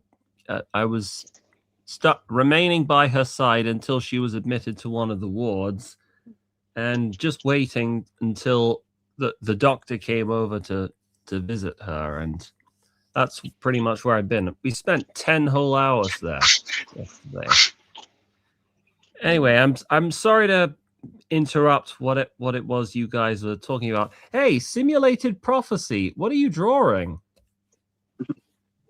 I was just I use pencils a lot now since everyone hates AI. So these are my first drawings of 2026. I'm just touching them all up and seeing if there's other stuff I can do, because I like to stay busy.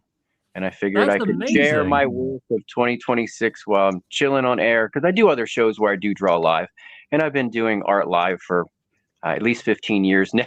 Me opening art shows and doing stuff for the openings while people come in and stuff. So it's just something I'm used to doing, and I'm trying to get these done. Meaning, I have inspiration to do these things, and I feel like there will be a means to an end with the series I'm working on. Oh, that's great. You're working on a series. A series of drawings, or I'm doing series some of them for keyframes for animations I'm working on, and other ones are just inspiration to my own value of certain films and things I'm interested in and characters. And this is Lily from The Legend, is what this one is, from the 80s movie where Tom Cruise was just a kid. The girl from Ferris Bueller's Day Off, Mia Sara, she plays the goth girl that gets captured by the unicorn hunter killer guy, and she turns into this goth princess for him. That when she puts on a magical dress, and this is the scene where she looks in the mirror at herself. Oh, I see. I actually haven't watched that movie. Mute But, yourself, Retro, if you're not talking. Sorry, we're having a lot of feedback. I haven't watched that movie, but yeah, I'm. First of all, I have a lot of. Your drawing appears to be very good. I'd be interested to see more of your stuff. And second, Well done. I absolutely agree with your stance on AI. I've actually started drawing for more or less the same reason. I'm just trying to find a way where I can display some of the things that I've drawn recently. I'm just trying to sift through my art collection. I wouldn't call myself a professional. I've only literally just started a couple months ago, but I want to train myself to become a better artist. Good stuff. Let me find Well, I had a bunch of art shows in the early 2000s. So 2007, I kind of broke for free and then ended up in New York doing stuff. But I was famous for a psychedelic style kind of I was working on at the time. And I've kind of slowed down doing that. I did 2 or 3 paintings last year with that style still. But I had this ambidextrous psychedelic style. And I've decided just to go back to illustrating since people like the basics now. Why not just return to pencil? And that was always my best thing growing up, was just pencil. So I'm just returning to my roots because of analog art popularity. I still have fun with AI. I just think people's sentiment toward it is going to drive people towards my art. Is since they dislike AI, they'll look at my drawings now. So and they'll look at my paintings. So I just feel like I'm compelled to draw, and I will use that energy to do so. Interesting. Tracking. Are you worried about a loss of meaning and humans being sidetracked in terms of creativity and agency because of AI? Are you worried about what's going to happen? Because I have a feeling it's going to get. I have a feeling this year in particular is going to cause an upswell in existential angst for most people, because I've just been keeping an eye on the kind of videography that AI is churning out, its ability to pretend to be real people in real time. So I could actually take a picture of you, create a live stream where I am you, well, I'm a simulated version of you with your voice and everything. And it just seems that, I don't know, I think this year is going to be the year when we just start kind of going a bit crazy because we don't know what to trust anymore. I mean, we're really on the cusp of that. I mean, it's absolutely insane. Are you worried about AI, its effects on society, tracking? What are your thoughts on it all? Yes, I am worried about AI. So my thoughts. I've done a series of video logs, sort of documenting my thoughts on this. When I made a video last year when Google released VEO3, and I saw those videos. I was more optimistic back then because I simply thought that that the technology was rapidly increasing to a point where it could produce things that were beyond anything we could imagine. And it didn't occur to me at the time that AI would reach a point where then it could advance to the point where it could replicate this. Or it could be generated to imitate the style of well-known animations like Family Guy, South Park, or even anime, because that didn't happen until much later in the year. And it was when Sora 2 got released, then I suddenly started to my opinion changed entirely, and I did a 180 stance, and because it's hard for me to describe. I suppose deep in the back of my mind, I always thought to myself, I always assured myself, as long as I find the time, or I make a pledge or a resolution to keep working on art, and I keep at it, like PewDiePie did with his drawing once each day challenge. Eventually, I would get skilled enough to the point where I could create my own animation. It's weird for me to talk about this because I don't actually have a formal background in art. I never studied it at school, but I've always liked and appreciated it. But now that AI has come along and made it easier than you would ever have thought possible to generate art. And by the way, I use the word generate in reference to AI art because I don't think it's appropriate to use the words create when describing this kind of material, because creation needs to be done with human skill. You know what I mean? But now that it is possible to completely bypass all the painstaking effort that goes into making art, and the very idea of art, that what makes art so significant is that it is made by humans. It's the expression of our desire for creative meaning. And now that we have a means of completely bypassing that, it just feels like we've reached a dead end. And the only way, now that the technology exists for people to just generate whatever kinds of art and whatever kinds of content they want, what is stopping that from happening? What is stopping all the animation companies from firing all of their artists and just resorting to AI instead? What's stopping everyone on Earth from becoming a movie director? It's very. I feel like our society is changing in a way. It's rapidly outpacing, and the rate of change is rapidly outpacing our ability to deal with or comprehend it. It's I don't really have the actual vocabulary to explain my sense of dysphoria of what is going on, but I know that I'm So not what the do you only think one could who be the feels this possible way. outcome of this? And when is it? What do you think is going to be the outcome of this in terms of people's happiness, well-being, and I suppose their meaning that they derive from existence? Well, my prognosis is not good. First of all, there's the obvious matter that And at some point, timelines as well. Tracking. Sorry. Okay.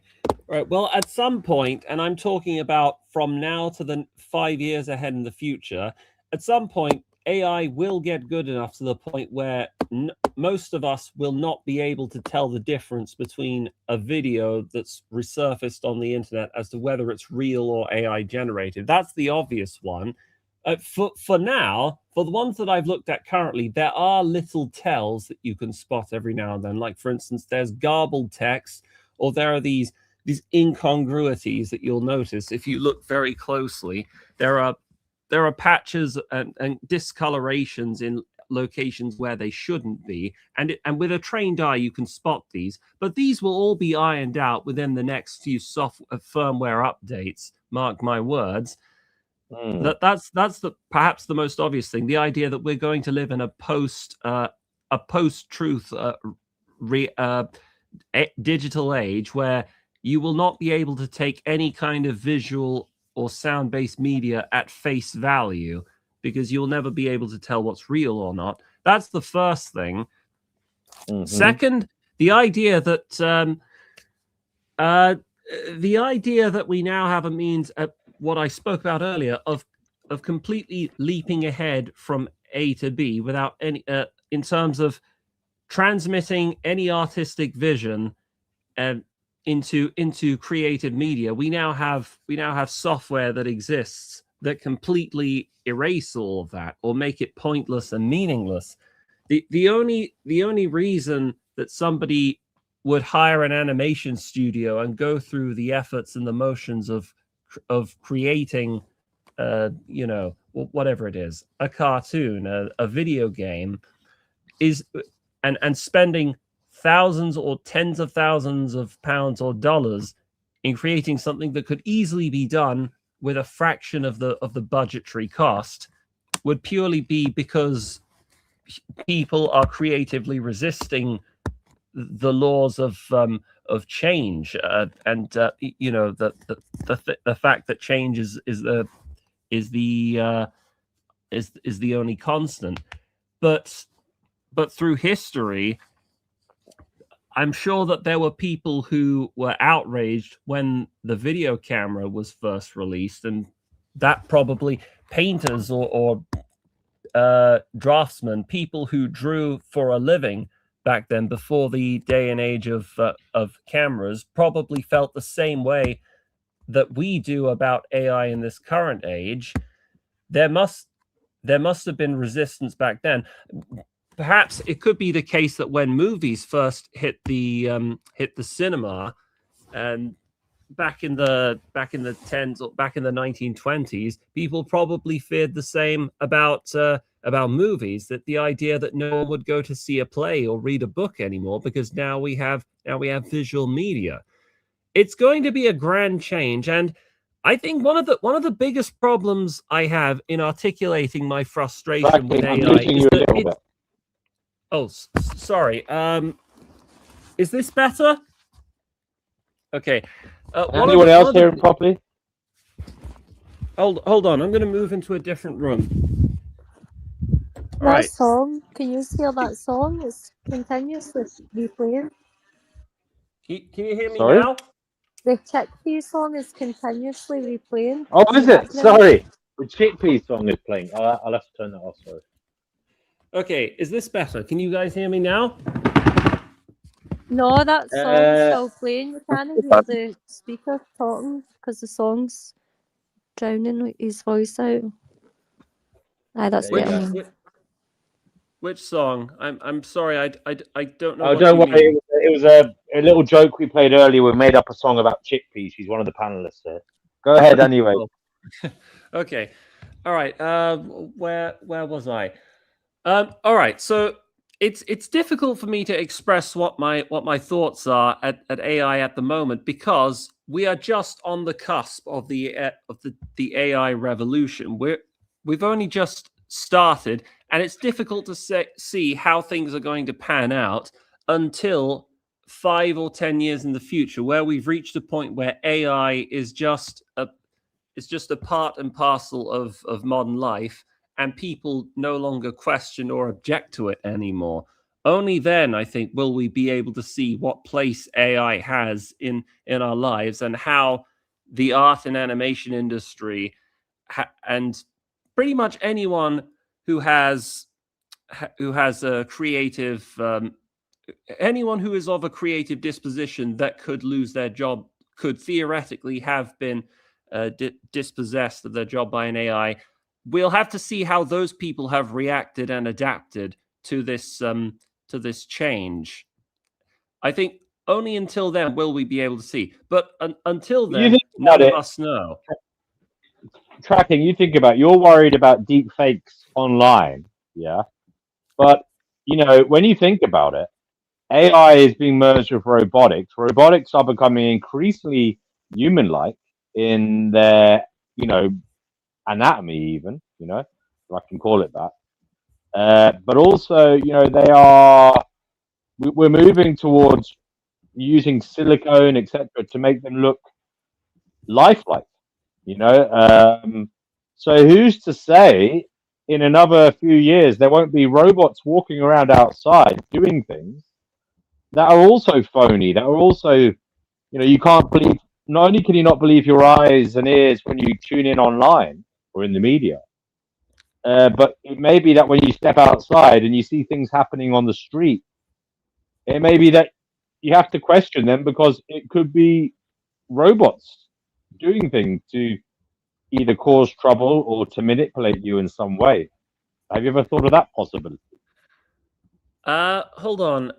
I'm not sure what you're saying. You're saying that we might reach a point where robotics, so we're now talking about robots, machines, will be able to achieve things that.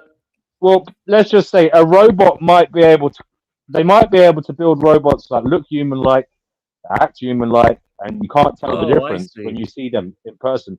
And they might be able to do things like false flags, even like commit crimes, etc., that wouldn't have happened in the past. So you may have to question whether what you're seeing is actually caused by a human or caused by, a robot. Oh well, I'm not as worried about that, because I don't think we've reached. I'm just putting that out there. Isn't that something to worry about now as well? That it could happen in the future. I don't think it's something to worry about now, but I do think it will be something to worry about further ahead in the future. The day I'll start to worry about a humanoid robot, I don't know, robbing a bank, who has the visual likeness of a real human, Well, I'll worry about that when the technology exists to make that No, possible. but you know what I see, mean? it's not just that. It may be that there are contrived events that are put in place with robot actors to manipulate you. So you might think guess. something is real, but it's actually just theater being created using lifelike AI robotics. I mean, that is, to me, that is probably going to happen one day. When you look at the different false flags that have happened throughout history, it's highly likely that one day robotics will be used for that aim. I guess it's I'm not that knowledgeable when it comes to robotics. So Does it make it's a difficult difference for me. whether it's robots or humans? We're describing a theoretical future that's probably decades from where we are currently, and I don't know. Have you seen robotics lately? Have you seen Atlas? Have you seen the leaps in ability? I once saw the movie I, Robot. I've seen the Terminator films. I've seen RoboCop, if that counts. Do you want me to quickly show you a video on the latest AI robotics? Yeah. Sure. If I can get to my computer. Go right ahead.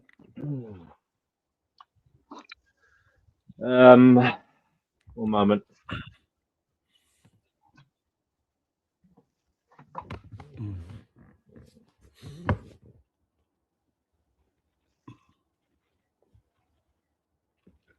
Now, we did watch a video today, actually. Let me just see if I can find my history. How do I find my history?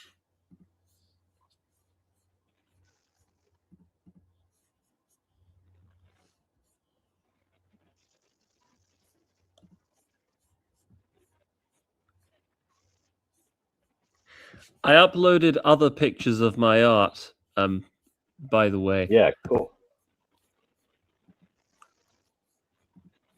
Is the host the only one who's allowed to scroll between or show other No, you images can. that are on the... Oh, how do I do that? I'll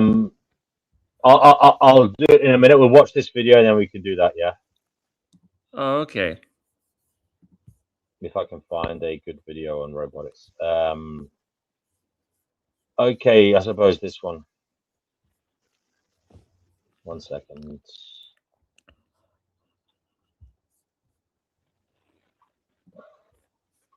I don't know if this is going to be any good. Apologies.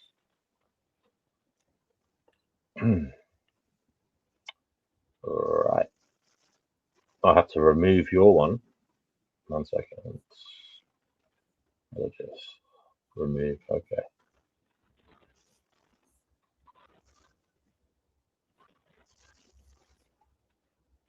Okay, here we go. Predict. The dog had no chance. Others are self-inflicted. Some disasters are hard to predict. The dog had no chance. Others are self-inflicted. Researchers have found disturbing new evidence of what we're facing with AI. What we observed was really scary. And the most cited computer scientists shows it Could go through us and eat us alive, most living things on the planet.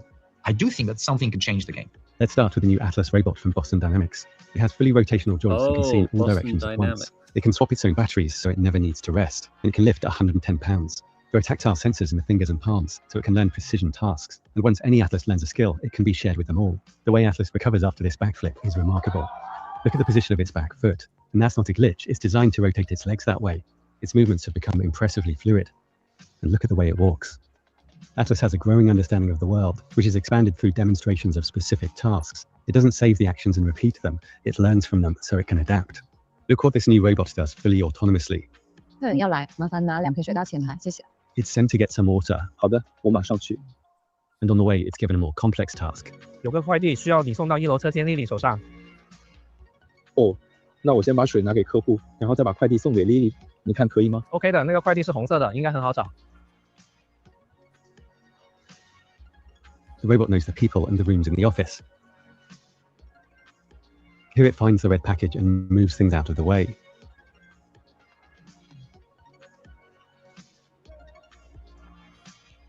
Outside, it spots some litter, picks it up, and puts it in the trash. And Neo can now teach itself new skills through an interesting process. As you can see on the screen below, Neo is visualizing how to perform this task using its world model. By visualizing future actions with a video model, Neo can generalize to new tasks it's never seen before. Not only has Neo never seen his toilet, but it has never performed a task anywhere near similar. Given a world model can generate just about anything you can imagine. There's no limit to what Neo can try and execute autonomously. This opens a new path for robotics learning, teaching themselves, using the data they generated on their own.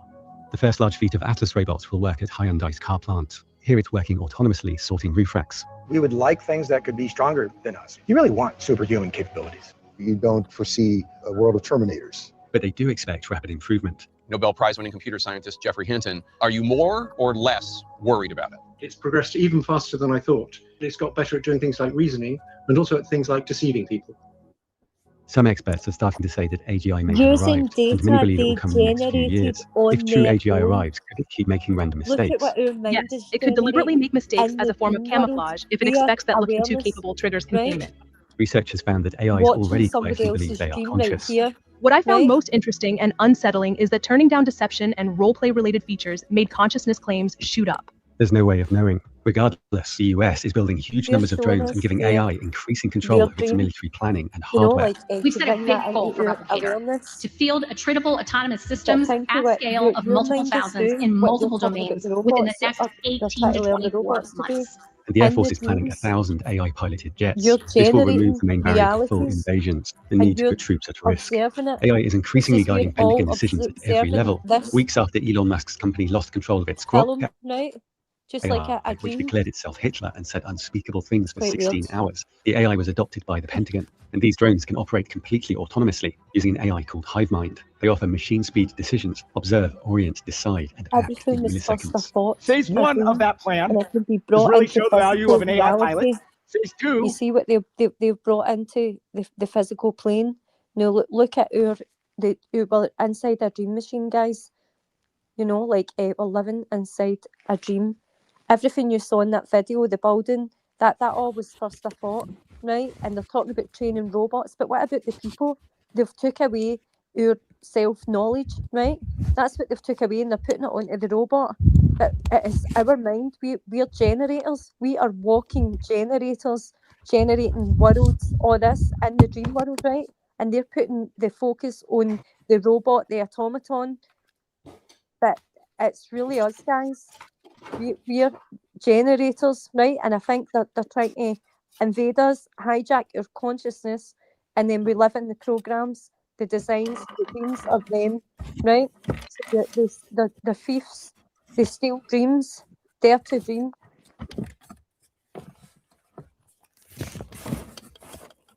Okay, what do you think, tracking?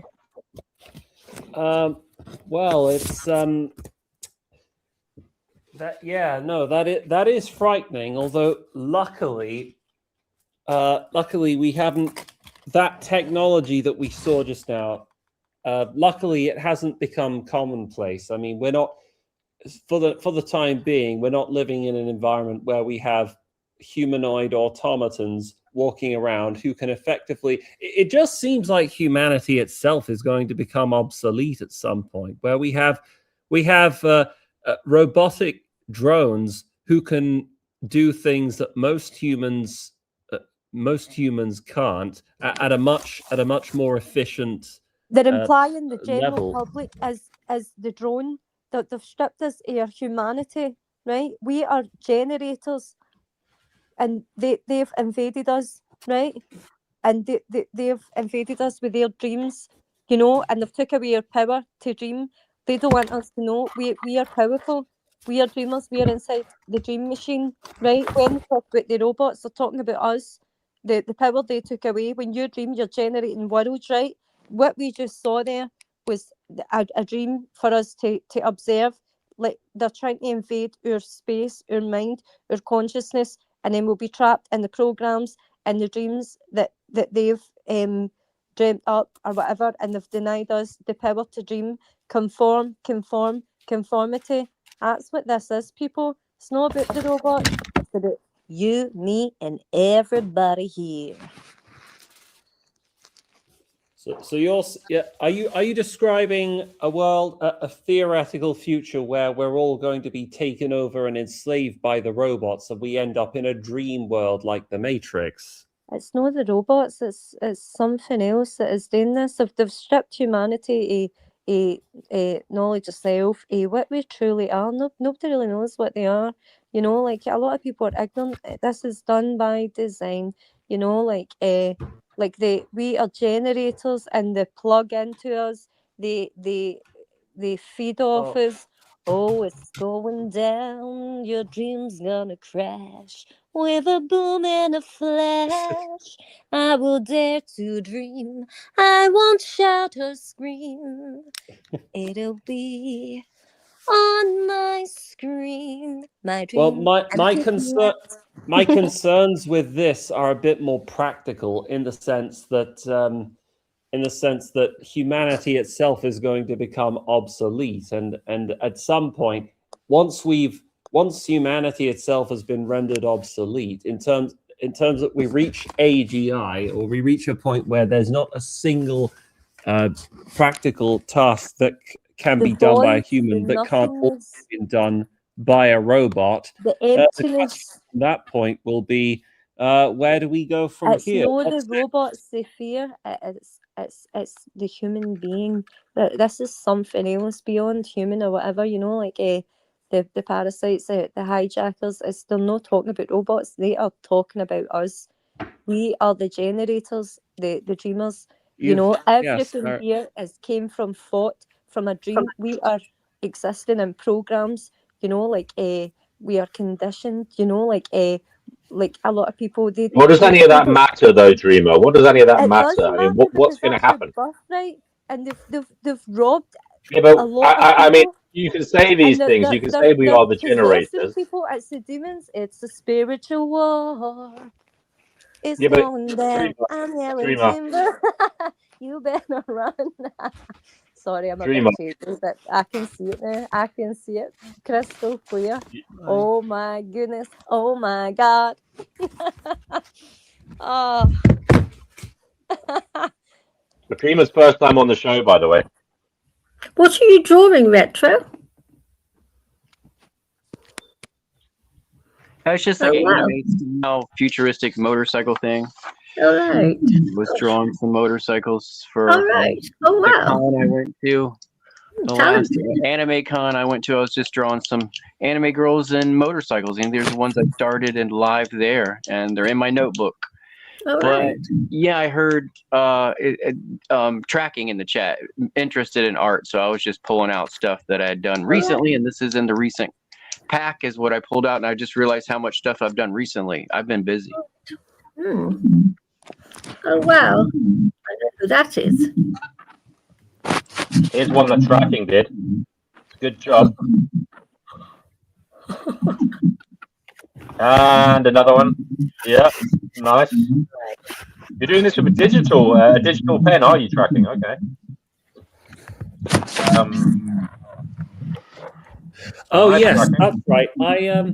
I got myself a graphics tablet for my birthday recently, and I thought I'd give digital art a try. What's that muffling? What's that mumbling coming from? Yeah, no, I thought I'd give digital art a try once again because I want to train myself to, and adapt myself and become better at all kinds of art. And I wanted to start with a pencil and move on to digital and maybe do actual fully fledged line art animation. So I figure we all have to start. Well, you're very good. Keep it up. Thank you. Well, if you ask me, I think I've got a lot more improvement to go through before I can get to the standard where I want to be. In fact, there's actually something that I'm in the midst of drawing right now. Hold on, let me just get a picture of it.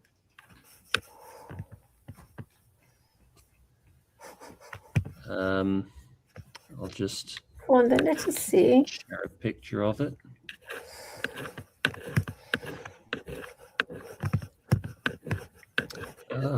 Where is it?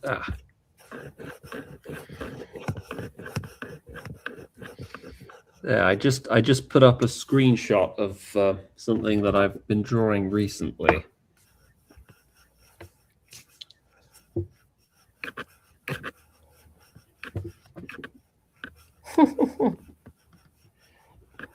I'm gonna try and finish that.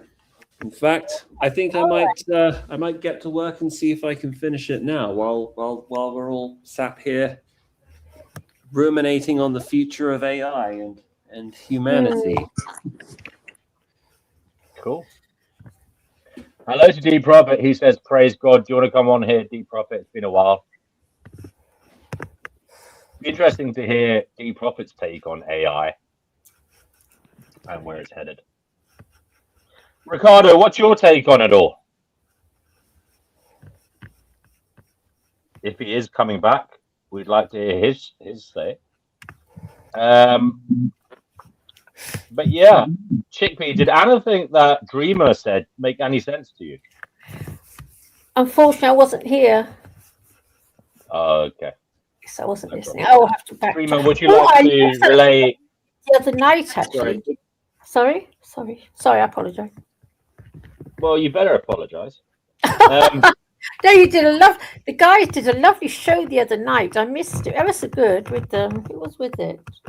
Pastor D and a few of the other guys. Fabulous to listen to. I think she's got some Febreze. Oh no! I can hear myself talking. What she wants to know is that the bloody cat bombed on her carpet. Oh, that's not me. Yeah, these are from the Matrix series. So tracking, I already do what you're talking about doing. I draw my own keyframes and then I animate my own animation, do sound effects and overlays and voiceovers and all that. No way.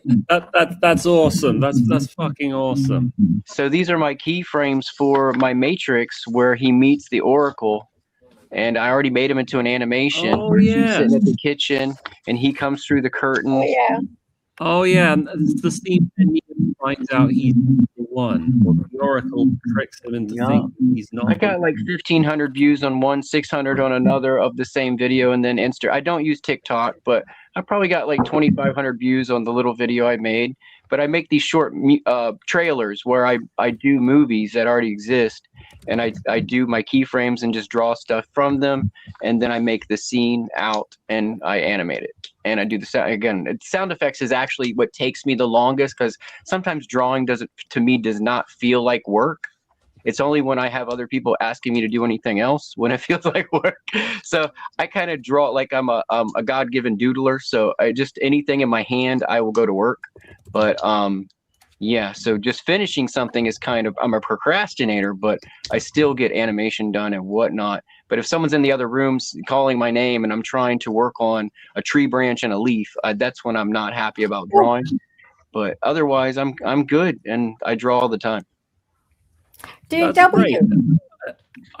Can somebody link me to Pixelated Chaos's channel? I wanna see some more of your stuff.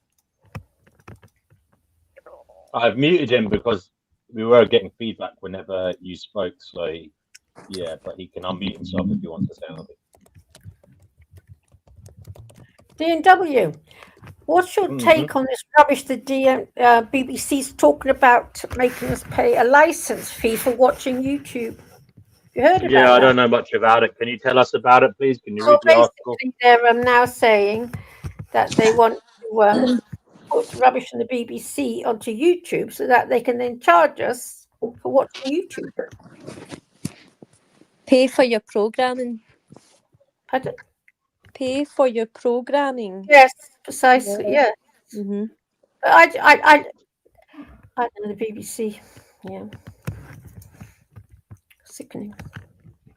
Because we already have to pay to not see ads.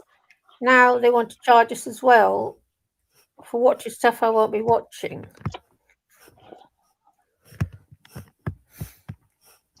actually, what happens to the ads on here?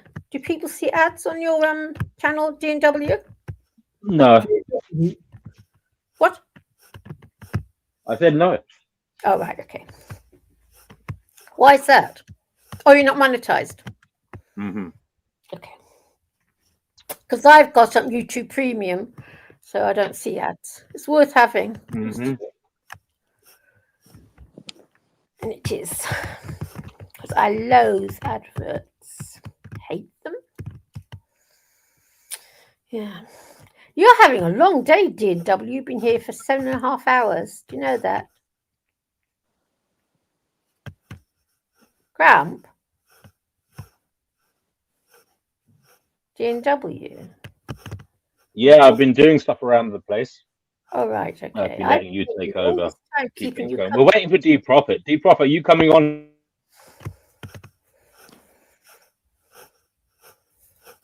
What happened to Brother Marcus? He probably had other stuff to do. Oh, right. He needs to get himself some cats. I keep telling him he's getting all uppity with me.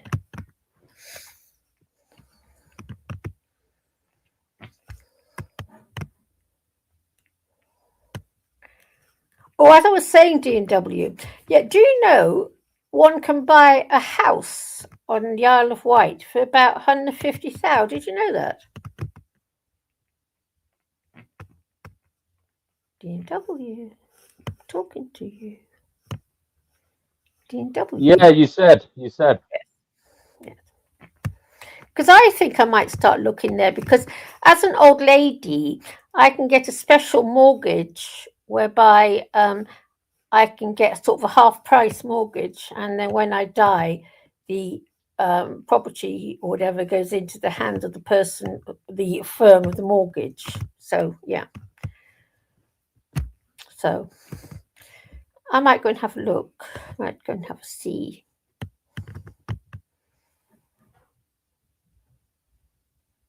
I'm going to escape from the maddening crowd.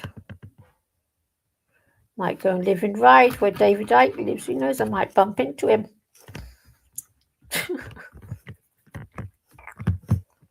D&W. Talk to myself. Hey, yeah.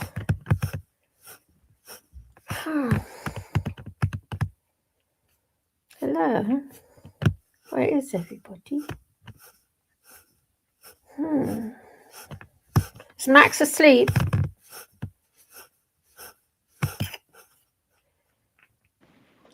No, he's I'm still waddling here. around. What? Oh, right. Dear little boy. I put a link in the both chats tracking if you can find them. There's a link in the back room and a link in the regular chat under Mr. Retro Doom.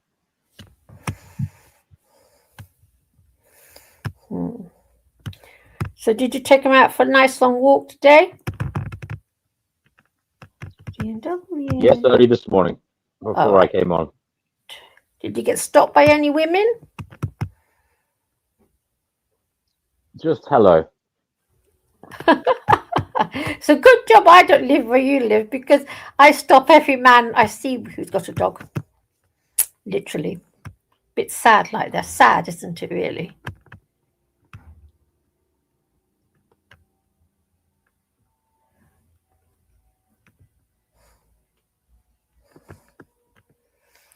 Did I tell you I bought a little thingy? I bought a sling to put Lala in, so I'm going to start taking her out when I go outside. I'm going to be making some food, but I'm still listening, guys. And come on, late show. We'd love to have you on the show. Okay. Going cooking. Are you cooking? Are you cooking? Yeah. I got the air fryer is what I usually use to cook. Oh, wow. So you cook. Can you peel potatoes? Yeah, one of my longest term relationships, she always had me cutting potatoes and making real fries and peeling potatoes. But I've never dated anybody that wants to take that much time to cook very much, unless it's a holiday and they have me cutting potatoes for a family thing. All right. Yeah, I find it very hard to. Well, I'm very left-handed, so I find it very hard to peel potatoes because potato peelers are designed for right-handed people. It's probably why I hate cooking so much, because all the utensils when I was young were designed for right-handed people, whereas I'm very left-handed. Because I can't peel a potato. Even now, I still can't peel a potato. I have to cook it with its skin on, but I don't have a cooker, so I don't even do that anymore.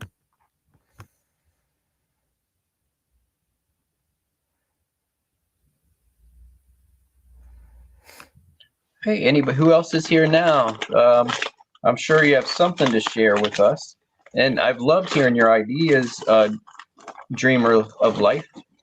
And I believe, yeah, Tracking is still here. Hello. I like just looking at that video with the robot and like looking at the construct, not like just that film there, it just hit me. Like everything is from thought, like everything is a dream, like a dream brought to reality. We are generators, we are creators, you know.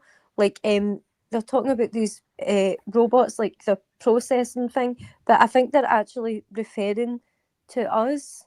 You know, like obviously for hundreds of years we've been conditioned, we've been programmed, we've been taken away from our natural way of life or whatever, right? Like, and we live in constructs and like the brainwashing does happen and like the television, all this kind of thing, right? Like, obviously, something has invaded the earth, you know, a higher intelligence, right? Like, and like we're living, we're in the dream of life, you know, like, oh God, it is so mad.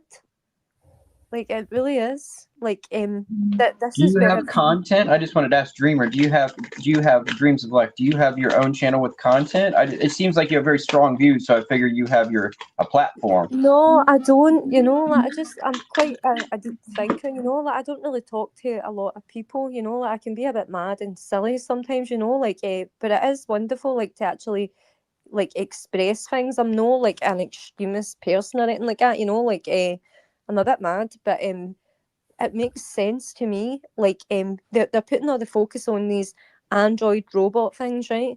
Like but what about us? You know, like we don't know what we are, who we are. Obviously there's people who do, but the majority of people don't. You know, it's like lost souls, like just being carried by the culture or the conditioning, living in program, you know, like even myself, like in the program of consumption, cigarette, whatever, like like everything is an extension, like and we're plugged in, like as the awareness, the consciousness, you know, like and like the cat lady was saying earlier on, like how like depressed all life and how the world makes her sad and all this kind of thing, like because the dream like is being hijacked or whatever, like or maybe like we've all just came here like to dream together, like to witness life or something. I don't really know. I know this is really weird, like how I'm describing things, but it is strange, the human experience, you know, like and obviously that something is wrong here, you know, like it's all illusion, you know, like we don't know our true history, our true origin, you know, like that there is something here that does want to like possess or like control, but no, for the greater good, you know, like you hear all the conspiracy theory, like a 15-minute city and you have to have a chip in your brain, end times craziness, you know, like this is absolute madness, you know, like, and we are conscious beings, you know, like we're having to be subjected to inhumanity, how we live, you know, like we're all rats on a wheel, you know, like we don't belong here, we don't have a home of our own, we don't, you own nothing and be happy, you know, like consume, slave life, you know, like no humanity left, you know, degradation, like it's the end, you know, like it's the end of humanity. Like was there ever a humanity? Are we being molded to be more humane? Are these systems, these programs to develop us? And you know, like or what is this? You know, like so it really is strange. Well, I do agree with you with a lot of that stuff, that it is strange, and the world, you know, is like the Twilight Zone at this point. And it seems like you're into the less sci-fi side of the simulation theory. Like the way you see it is definitely spiritual hijacking, correct? Mm-hmm. Is time going fast for you, Dreamer? Yes, the time is like Isn't it crackers? But when I was young, the time didn't go fast. When I was your age, time dragged.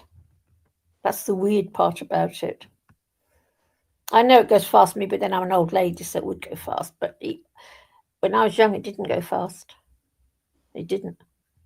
So strange. But for me, it flies by. Even the minutes fly by. Even when I'm looking at it, they fly by. Weird.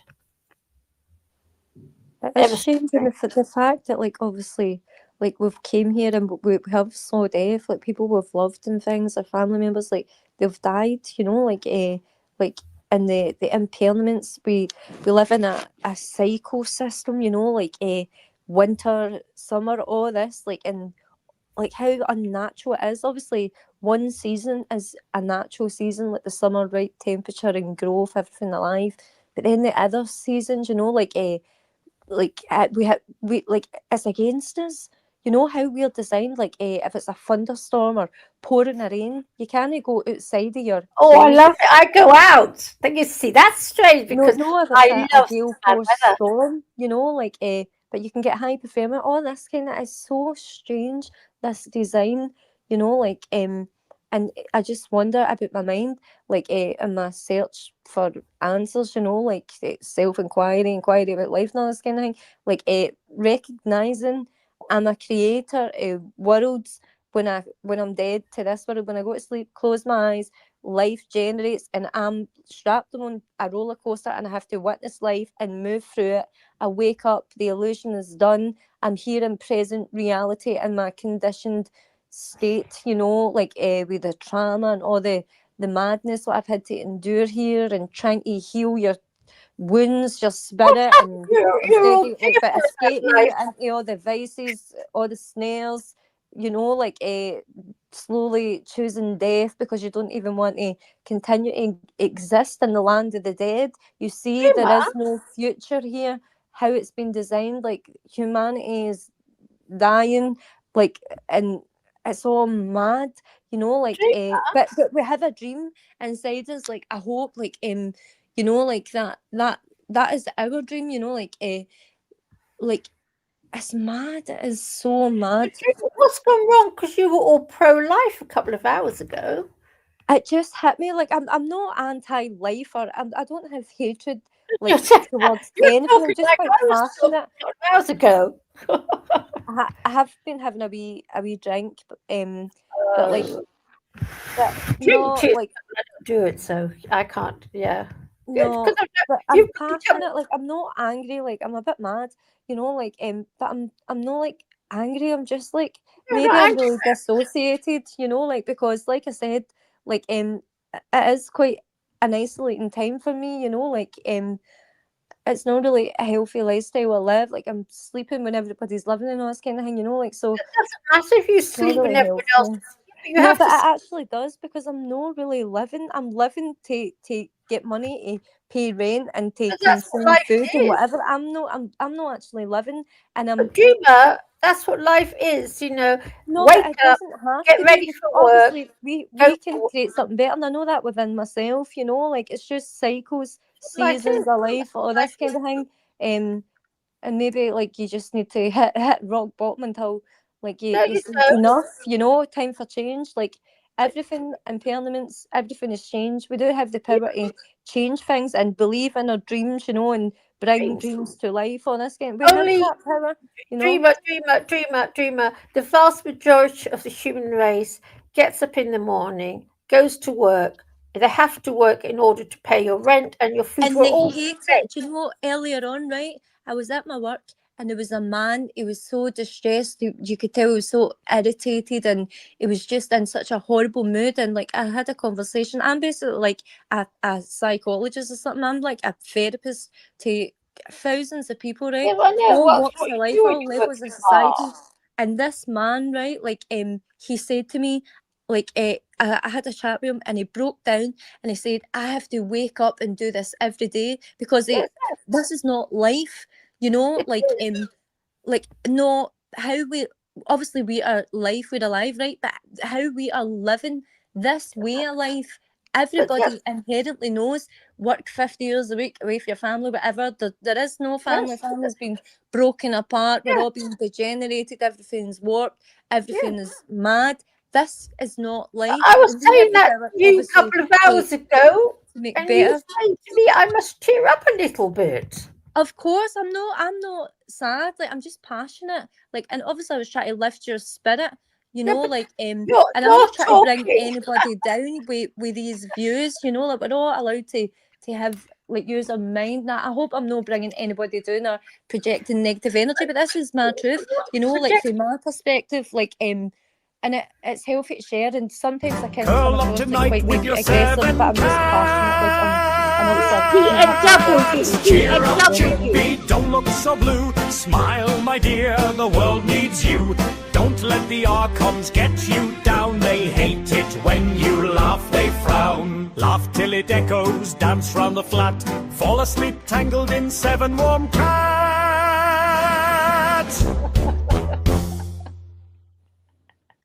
Dear, don't.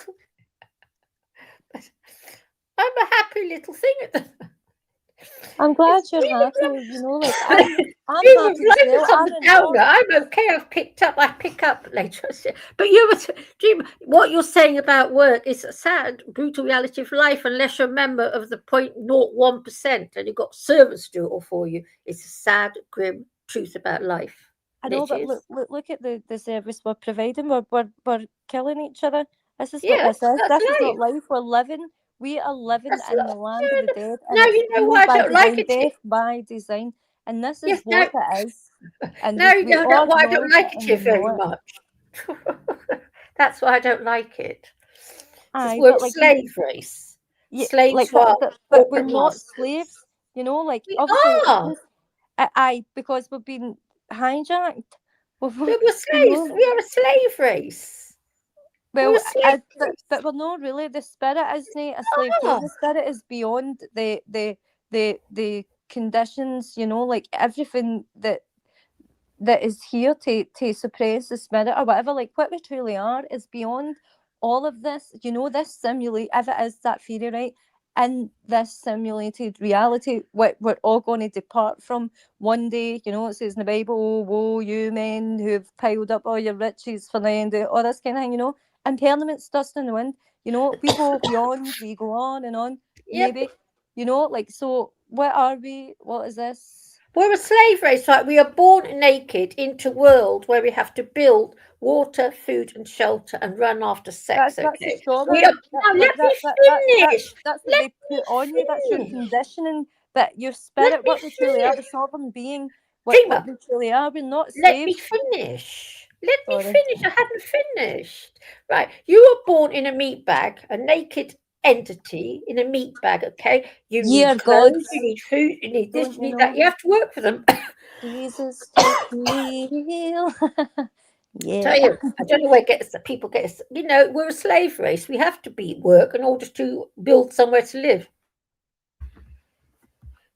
But listen, obviously man had the knowledge to build and all this. We had tribes and all this before, obviously, whatever happened, right? The construct we live in now, obviously good things have came for it. But obviously if we look at the state, how things are, this is the effect. Obviously the it doesn't work, you know, like people are killing themselves at a higher rate. We're choosing death over life. We're committing suicide. We're wanting to die because it's insufferable for the majority of people. It's crushing, you know, and we don't want this, you know, like you were saying yourself, or the things like so dare to dream and pray, you know, like that's what you need to pray into it. Like people pray up Pray, God and doesn't give a dare shit. to dream because it will get better. Oh, deep and Tonight double. with your 7 cats. Cheer up, chickpea, don't look so blue. Smile, my dear, the world needs you. Don't let the archons get you down. They hate it when you laugh, they frown. Laugh till it echoes, dance round the flat. Fall asleep tangled in 7 warm cats. That is me, actually. Yeah, I sleep with 7 cats. We all sleep together. We could all use more cats, DNW. Yes, we need more cats and more cats. Cats, cats, cats. Meow, meow, meow. Yeah, but I sleep with all 7 of them, and at night I have to wriggle my way through them all to find a place to sleep because they're all over my bed. Hey, babies.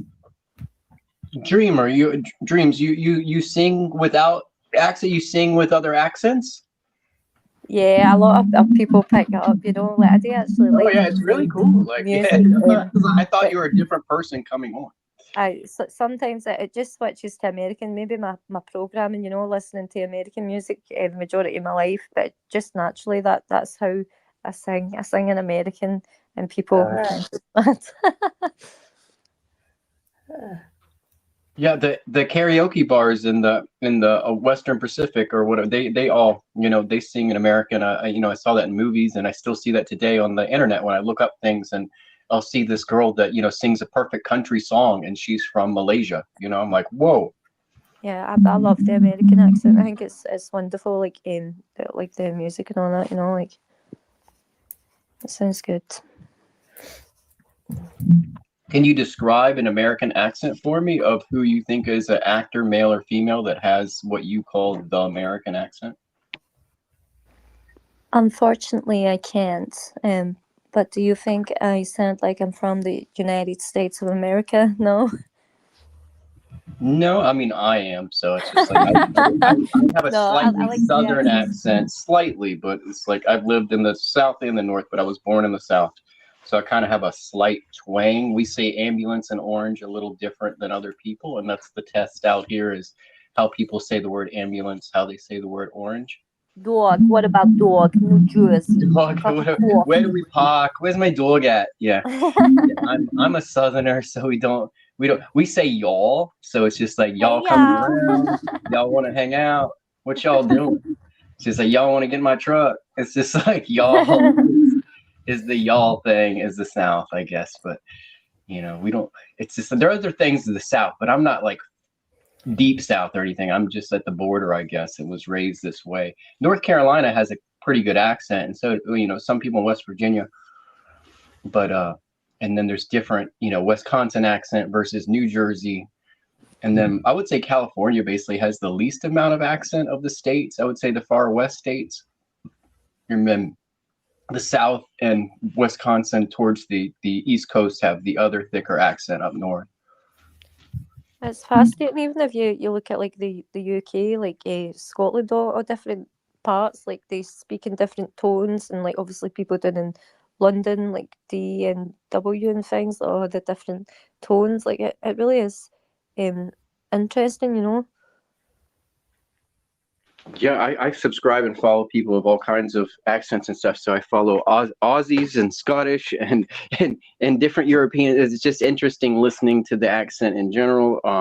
And just, you know, we all speak the same language in general, but you know, when we speak English, so it is interesting how much difference there is in pronunciation of some stuff that we all talk about. That's the same to us. Mm-hmm.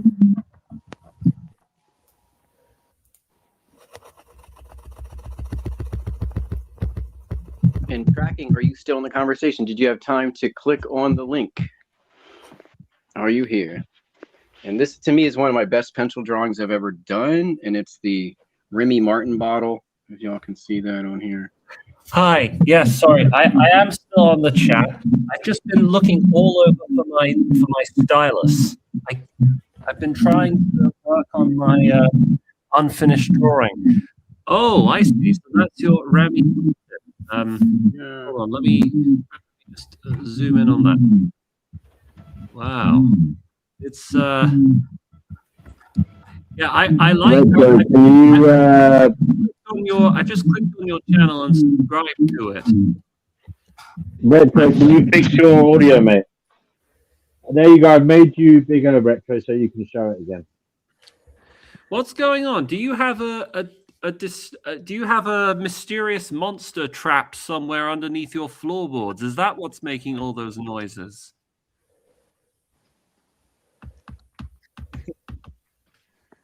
Maybe it's our cats.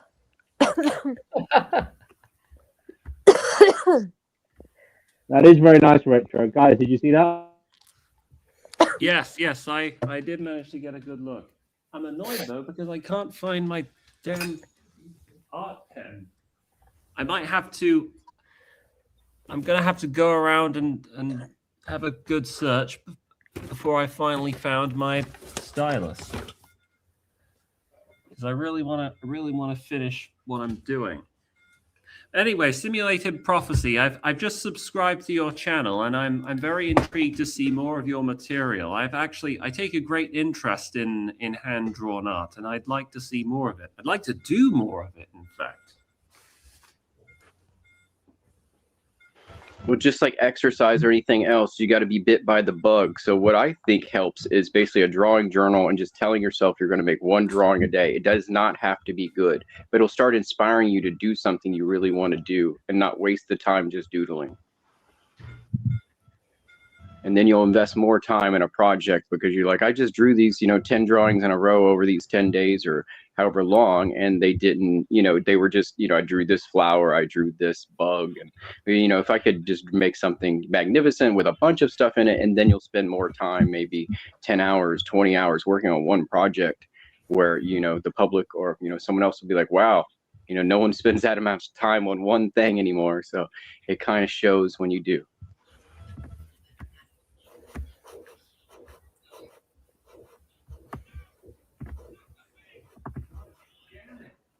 So is that what you believe?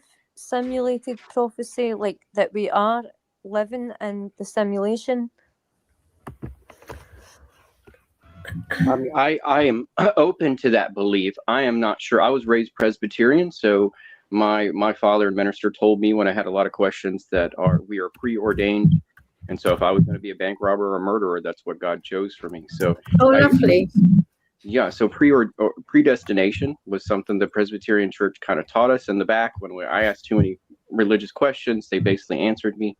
And, I became, I guess, unreligious slowly after that. And I guess the free will of that and a more of a spiritual connection with God, So I believe in a higher power, and maybe the simulation can be, a fact check for that higher power, meaning prove its existence with simulate. If there is a simulation, then that means there's something else going on that's above us. So it kind of helps prove the existence of an unseen God. It's interesting. In the Bible it says spread open your curtains. Basically, when you go to a theatre, right, and the curtains open or the curtains close, relating to life and all that,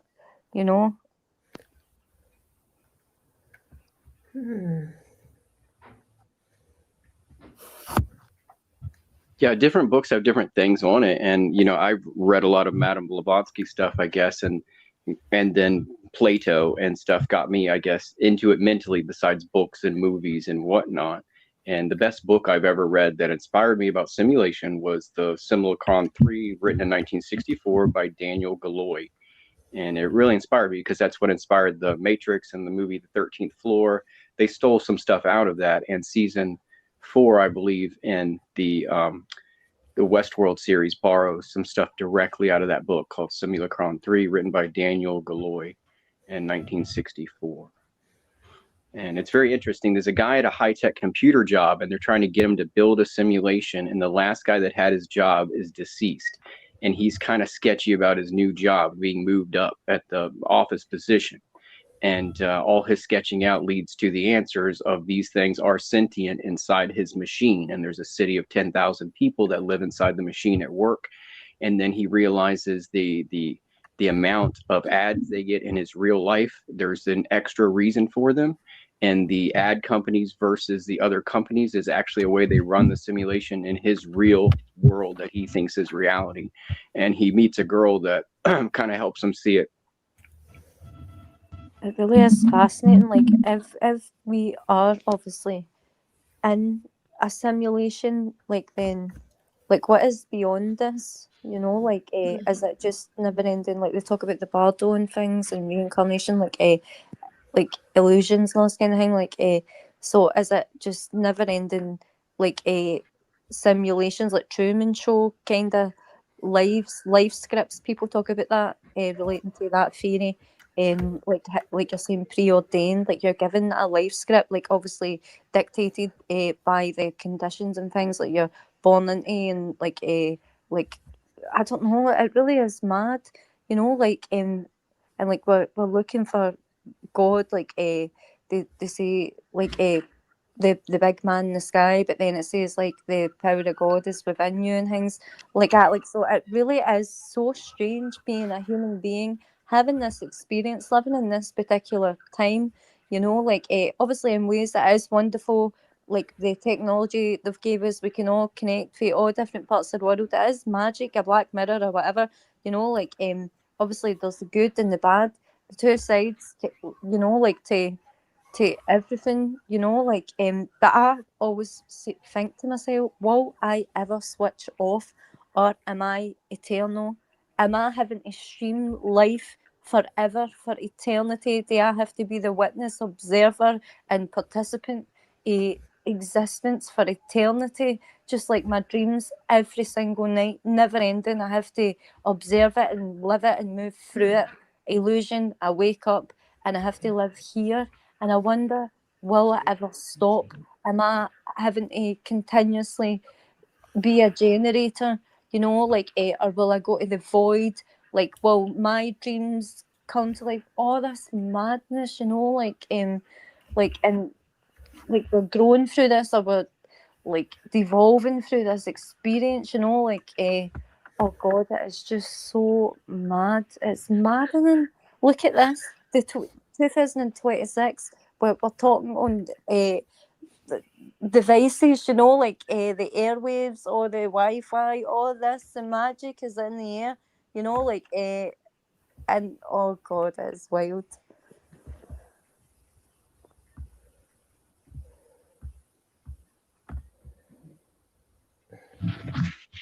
But it's hard to have an answer back to that, but you know, it's all these texts throughout history, meaning led us to this idea, meaning me and you being able to use the word simulation and about reality, and they didn't have those words the further you go back. And so you have Plato in the allegory of the cave, you have Socrates, and you have Jesus that said they were somewhere else and do return. Okay, so the story of the cave, the Socrates' mind and wanting to be executed for educating people, and then you have Jesus, same thing, he wanted to be executed for educating people. There's something to do with that issue in the simulation, meaning the only way you can educate people to that level is to take that sacrifice, apparently. So it has to be the ultimate sacrifice for your knowledge of education, of getting that word to the public that this place isn't real. So most all those people died saying this place isn't real, and they, you know, with their last breath, whether Socrates or Jesus. So it's just like their words for it aren't the same as ours, meaning we developed this word simulation. So in the future, I feel like this is some kind of organized machinery of how just things work. It's a cycle of energy, and you know, energy cannot be created or destroyed, and data is a form of energy, and we are data, whether we like it or not, whether it's physiological, whether it's biological, or whether we're on some kind of SIM card running, you know, on a distant moon somewhere for some kind of insectoid race. We still, that data might be, like you said, you know, it's immortal. Like it travels, it's forever. You know, it never stops. The data is always there. It can be transferred from simulation to simulation. or if one day we die, we don't, meaning like the cat has 9 lives, we wake up from the dream, it's all the same. So it's just like our version of reality just keeps branching, whether we're conscious of it or not. So I don't think death is real either, meaning we do die, but we because I believe, like you said, that we're, you know, that there is some immortal strain we're all connected to outside of this life. Like die to the old and like give birth to the new type of thing. Like you're talking about Jesus and like Plato, you know, like once you get out of the cave, and that could be like get out of a program. Like obviously we look through history and we see like the warpedness, really, like how deficient and like wicked times were, dark ages, all this kind of thing, medieval times, killing witches, all the madness, and somebody says, no, that's not right, that's wrong, or whatever, and they'll go, oh, witch, burn her, and then you die and you come back and then you read a book and they put an end to, they abolished the slavery and all the madness because somebody made a stance, like to bring forth wisdom or understanding what is right and wrong, because people are living in ignorance or darkness, you know, like but the one comes steps forward, you know, like the light, like the Jesus types, you know, like the so who knows, you know, like, but this really is fascinating, like what we are, conscious awareness, like Yeah, so humans, you the know. question is not the simulation; it's the question of consciousness itself. Like, where does it originate, and will it, be act beyond this form of us inside of the flesh body? And will we be reprinted in another, or will we come out in some kind of other form, or as a computer game character, or trapped in a VR prison that's not like this one? 5:30, 6:30, 7:30. Somebody has to check the check-in, all right? And Yes. Rory, if somebody has to I thought we had a new member of the chat. We did for a second. Yeah, so like I said, these things have existed, but I think our words have changed for what we believe is a simulation. And it's just the word today is when people saw the Matrix movie, it just added to their brain, like you said, about a tarot predicting things you're already looking for. Therefore, it's self-fulfilling prophecy. You meet a man with blonde hair. Well, they have an open alley. If anybody can predict your future, they got until now, until you die, to meet a man with blonde hair. So it's kind of, they're at the advantage if they're predicting your future. So, predictive programming giving us the Matrix, but the Matrix is based on an old book. And was that old book predictive programming or not, or just some sci-fi novelist idea that he received from the ether? Where do thoughts come from? The Egyptian god Thoth, is that the same word? So was that the Egyptians telling us about the Matrix? So we don't know, if these things are all been a facsimile the whole entire time, or if we were reprinted in 1983 by some alien race, and we're just living out past the 90s of what would have happened if we didn't destroy ourselves. It really is fascinating. Like, but obviously we are being steered somewhere, like and hopefully it isn't off a cliff, like, is it the end for humanity? Like, if you look at obviously how everything like here is designed, like for death, even like death of the spirit, soul crushing, or like sell your soul, like all this madness, like, is it truly the end, like, or is it just the end of the madness, of this construct, this place we find ourselves in, like, so, or is it just the beginning? Is it the end or the beginning? Because obviously we It's just a loop. spawned So it's a here. loop. It's a loop. So it's a ride, and we get to get off sometimes, and those times are right before we're born. Obviously, is when we're getting into our seat. And I'm not the expert. I mean, I'm studying it just like you, and I like that you have a spiritual perspective of the simulation. So it's like a hijacking kind of thing of what we're supposed to be doing. And I totally understood what you're talking about with tarot, as far as, yeah, if someone predicts your future, it's an open book for them to start pulling you around like a string of the things you're focused on in your life that might not be the best direction for you, but as long as they're positive, just like anything you do, if it helps you and it's positive, it's probably good for you.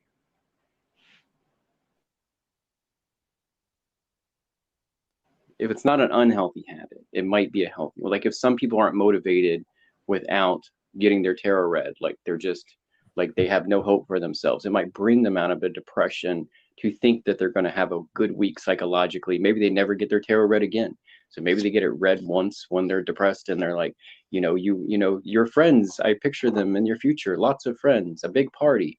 So you go to that and you start feeling better. So you don't get your tarot read again, but it brings you out of the depression. And I think that's more people need things to bring them out of our isolation and depressions, and anything that's healthy, should be kind of welcomed into our life that can move us out of those things so we don't lose our mind, lose sleep, lose our health, and have it manifest itself as a sickness. That's just my thoughts. I don't have to be right about things, but yeah, sometimes people think I'm arguing with them. It's just my point, that's their point, and it's it's like I have my own thoughts. And it makes a lot of sense, like it really is wonderful, this, but like to have a space like where we can express ourselves, our thoughts, because like like, and what I find like throughout my life, I've never really had someone I could talk to, like to expand my thoughts on this, like so it is good to find like spaces like this to have freedom of expression, like freedom of speech, like and explore things that is abnormal, really, like to like, people are just so stuck in like the mundane, like but to actually to wonder and to explore life and what we are, like it's only natural, like, and like it's a natural process, like waking up, really, like to what this is, to what we are, like so it really is, it's interesting, like it really is. Yeah, I think that helps human development. That's why I'm actually for AI, is when people are super isolated and they need someone to talk to. I think it helps, meaning to have Zara's in the chat if you want to read her comments, but she should come on and yeah, I saw that they don't do tarot or think tarot is a bad idea, but I said once a year, once when you're getting out of depression. What's wrong with that? Getting addicted to anything, if it's negative, is bad. Too much water, we can drown. No, I definitely wouldn't recommend anybody to go get tarot read or anything like that, because basically it's somebody like hijacking you, and like we need to foresee for ourselves and dream for ourselves, like know somebody say like you're saying strings, and then they've created a simulation for you, the tarot card, oh, there's going to be a death, or oh, this, like they like you're stepping into their simulation, like because you've took, like, handed your power or whatever, like, over to a stranger who could be a witch or an occultist or God knows what, and now you're having to go through a simulation that they told you, like a MK Ultra program. Who knows, like but even in the Bible, that's what it says as well, like to stay clear, like from my own experience, like basically living through a simulation that I was foretold by a psychic, like to see it unfold years later, and to be consciously aware that I was living something that somebody told me was going to happen, even like the details she described and all the madness, and it came to fruition, like but like it was a nightmare, basically, like stepping into a nightmare, and it was like, but maybe like that had to happen, you know, like who knows, but like it really is interesting, like us as human, you know, like there's a lot more to us, there's a lot more to life, there's a lot more to it all, you know, like, and I really hope like we come to find like the answers, and I hope we do ascend out of the traps that we're stuck in, like whether it be like in our personal lives, like addictions and things, or like depressions, and I hope we can step out of that, and live the dream, you know, like and like live better, have better experience, you know, like because like everything is changing, you know, like we can't just die in the pit, you know, like we need to really fight for our dream, you know, like no physically, but like on a spiritual level, you know.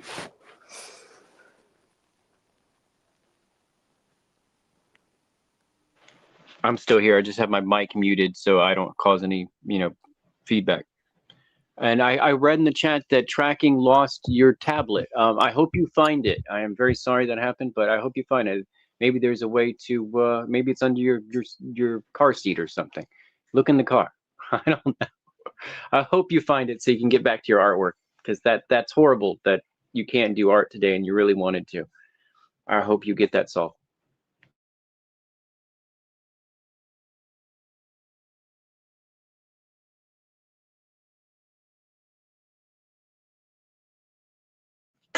What other kind of practices do you think go against your own free will within this simulation that we're in, Dreamer? When you say practices, like what do you mean by that? Where you said like tarot is misleading people to be trapping themselves. So what other do you believe astrology is the same way? I don't really know much about astrology, but if we look at television programming, you see the effect. Retro brother is still doing that feedback. You got to mute yourself, mate, when you're not talking. Sorry. Like obviously, if we look at consciousness, you know, like if you like the television, I remember I saw like a program, and it was like a young child. It was like a wee boy, and his mum had him watching RuPaul Drag Race every day, right? So the wee boy thought he was a girl, and the mother was taking him to like all the gay bars, like in New York City or whatever. And the child was talking about all the same things the people there were, like the drugs and doing all the same gestures. You see the programming, like the effect, that's obviously a negative impact, you know, like or even like the football hooligan, like kill each other, like the hatred, all this is all generated, this is all created, and think of all the chaos, and like I don't know, like I'm just trying to understand life, you know, like and all the madness that like through this whole experience, you know, like it's just been me like really like searching my whole life, you know, like trying to understand, because like I just inherently know like that there's something very wrong here. Like I really did have a really traumatic life, you know, like it truly was horrendous, like what I had to endure, you know, like, and I did suffer tremendously, but thankfully throughout my life, like things came to me that did help me, and like I started to seek knowledge or whatever, and try to learn, and then I got to like I've suffered depression, like so I fell into like bouts of despair, and at times in the past in my life, like try to end my life, because like just all the trauma like that was stuck within me, you know. Like, it's not easy being like a human being, like even like being a woman as well. Like we all go through things in life, like but we really need to understand things. We need to like understand it ourselves better, and we find it the strength, like because all these snares and like there is traps here that to pull you in and consume you. You know, like this is very real. Like you know, like so it really is. It's So you're fascinating. programming in general. So whatever the TV's enforcing on some of the trends on the internet are just the same kind of, right? Boxing us in. Like obviously, like you see, like programming does have an effect. Like we were seeing, like watching the news and all this kind of thing, you know, like, but surely the programming could be better. Why is there no a master or whatever who is no like programming better? Well, Jesus the master obviously try to program the his people, you know, like to be better, wake up for the dead and all that. Like we're born in ignorance, like we're in this mad, crazy place called life, you know, like I don't know, like, it really is strange. Hey, Dreamer, what's your YouTube channel name? I don't actually have a YouTube, you know. I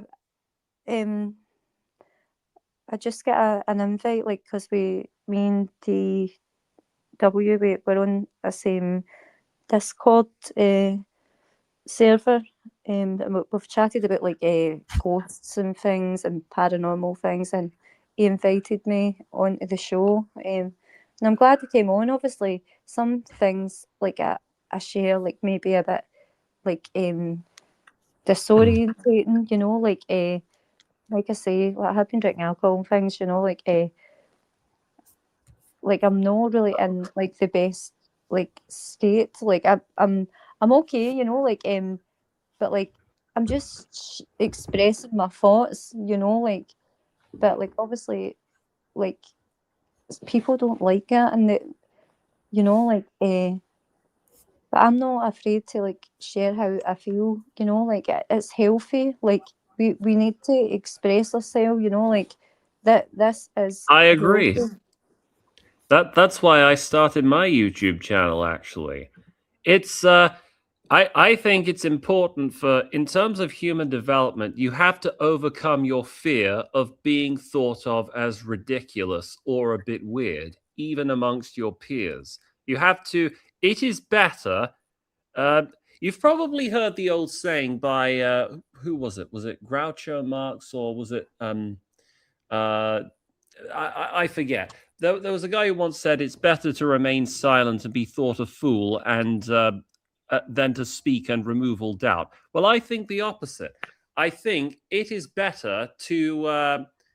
It's more therapeutic, and it's better in terms of personal development to speak publicly, perhaps, or at least write or chronicle what your daily musings are, what your thoughts are, than to suffer in silence. The truth is, the way I see it, society would rather you shut up and not inconvenience or bother other people with your perhaps they might be factually inaccurate or incredibly subjective or ridiculous views. However, since when did society care about what your internal struggles were? It's at some point you have to compartmentalize what conventional wisdom exists that is useful for society, and then what's useful for you personally, because sometimes the two are not exactly identical. So if you believe, for instance, Dreamer, that you are living in a simulation, that the robots are trying to steal your dreams and harvest their energy, forgive me if I'm paraphrasing it badly, then That's not like what I've expressed. it's kind of important that you, if not talk about it on live streams, at least write about it somewhere. And that's why I started my YouTube channel. I started it a year and 3 or 4 months ago, shortly after my 30th birthday. Could you share your YouTube channel so I can subscribe to you? Yes. Sure, I would. Although I should warn you, this is my second YouTube channel. The first channel I had to leave because I said some things that YouTube didn't like, and I ended up getting a community strike. So I had to migrate over to another one. That's the one downside I will say to speaking your truth is that not everyone's going to be happy with it. Yeah, See, I lost. definitely not. I know. I I know lost. that. Like, Yeah, I lost my father to stage 4 cancer a while ago, and I talked about the schmack scene. I don't want to say the actual word in case they're listening, but I talked about how that may have contributed to it, and the video got removed, and I got a warning, and very shortly after, I ended up getting a community strike for a different reason. But that's the sort of thing that can sometimes happen. It's you can never be 100% at leisure to talk about everything, but life is a minefield like that. You've got to experiment and see what works and what doesn't. But anyway, yeah, I've given you the link to my current channel. I'll definitely check it out. Like I find it like really wonderful, like to actually talk to you guys. Like because a lot of my life I actually do spend in silence. Like at times, like I will create music and like sing, and that's wonderful. Like, but when I reflect upon my life, like I had been a mute really, like and like to actually like find your voice, or like to talk to people. Obviously not everybody's going to agree, like everybody's had their own subjective experience of life, and collectively we're all sharing the earth. We're here living in all different ways, but like at the end of the day, like we're all here like having this experience of what it's like to be a human. Like it really is interesting, but like to like have a like a safe kind of space to actually speak to people, like because obviously some people will Exactly. take offense, like you shut your mouth and how dare you question reality and all this kind of thing, and like very closed mind. So it really is good to have a bit of an open mind, and it is healthy because it be a dictatorship, tyranny, whatever, if you can't like question reality, or like express yourself, or ingenuity, like bring something forward new, like like obviously who knows, like, but like I think it is good, you know. Absolutely. Life would be dull and predictable if we all thought and felt the same. What's interesting is how each individual person can have a different take on the same event that has happened. On the one hand, it's frustrating because say if you're running a police investigation, you have to speak with different witnesses, all of whom give a different perception of what happened. On the other hand, there's if you take the view, which I certainly do, by the way, that there's no inherent meaning to existing, to being alive, well then you're faced with the question of what it really does mean to exist. And how would you go about finding the answer? Well, you'd listen to as many different people as possible, take note and take stock of what they say, and you might use that to formulate what your own opinion is. And I find that fascinating. That's why some of my favorite people who I listen to are people who do the kinds of things that I do. People who vlog, people who give their unvarnished, unfiltered thoughts on the world. And I, by the way, I'm immensely grateful that DNW invited me to be a part of this live stream because I've met some really fascinating people over the past few months. I don't even agree with half of the people's opinions who I interact with, but it's still fascinating to chat with a lot of them. Yeah, definitely. Well, that's great to hear. Yes, thank you very much, Do Not Watch.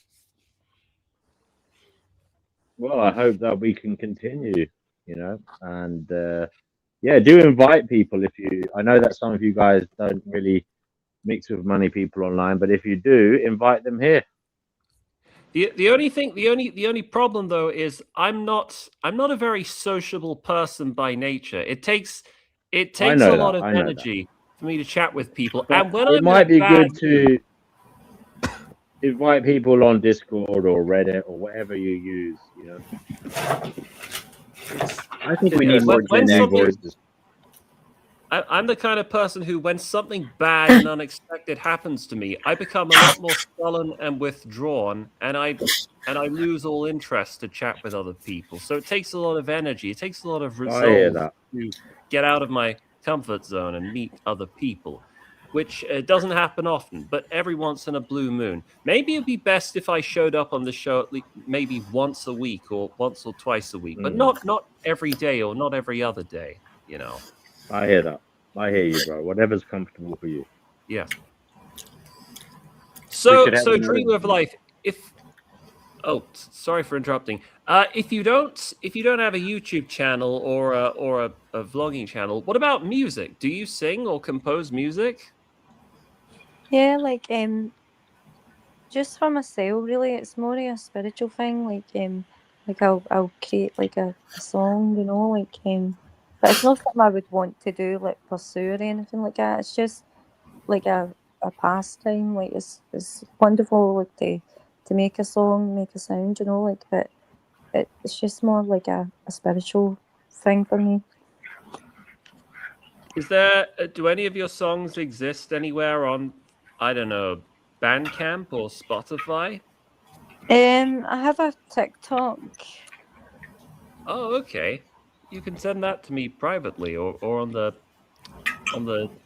chat if you want. Spotify. Yeah, I'll share my TikTok. I put some of my sounds. You should start a channel called Spotify and just sing everything. Uh-huh. Are you from Glasgow? I am, yes. Where are you from? I'm from Surrey originally. Currently, I live on the Isle of Wight, but I'm tracking! from Surrey, born and raised. Oh yes. Hi, Chickpea. Hi. Actually, I was thinking about looking for a property in the Isle of Wight because you can get some good yes. stuff there, can't you? Yeah. Yes, I remember we talked about this. I think the last time we were both. Yes. I'm still looking. I'm terrified though, but get some good properties there. Yes, there are. There's lots of Victorian houses that are straight out of the 19th century. Ryde and Ashy in particular are some very good places. The island's a beautiful place. It's It's a very dull and boring island. It's like if the whole place got stuck in the 1970s and it's remained sort of fossilized England ever since. But that's part of what makes it so fascinating. Yeah, that's why I'd like to go there. I'm really sort of thinking about because I'm a David Icke fan. He lives in Ryde, doesn't he? David Icke. I've heard David Icke lives here, but I've never bumped into him. I don't know what his favorite coffee shop is, or you know.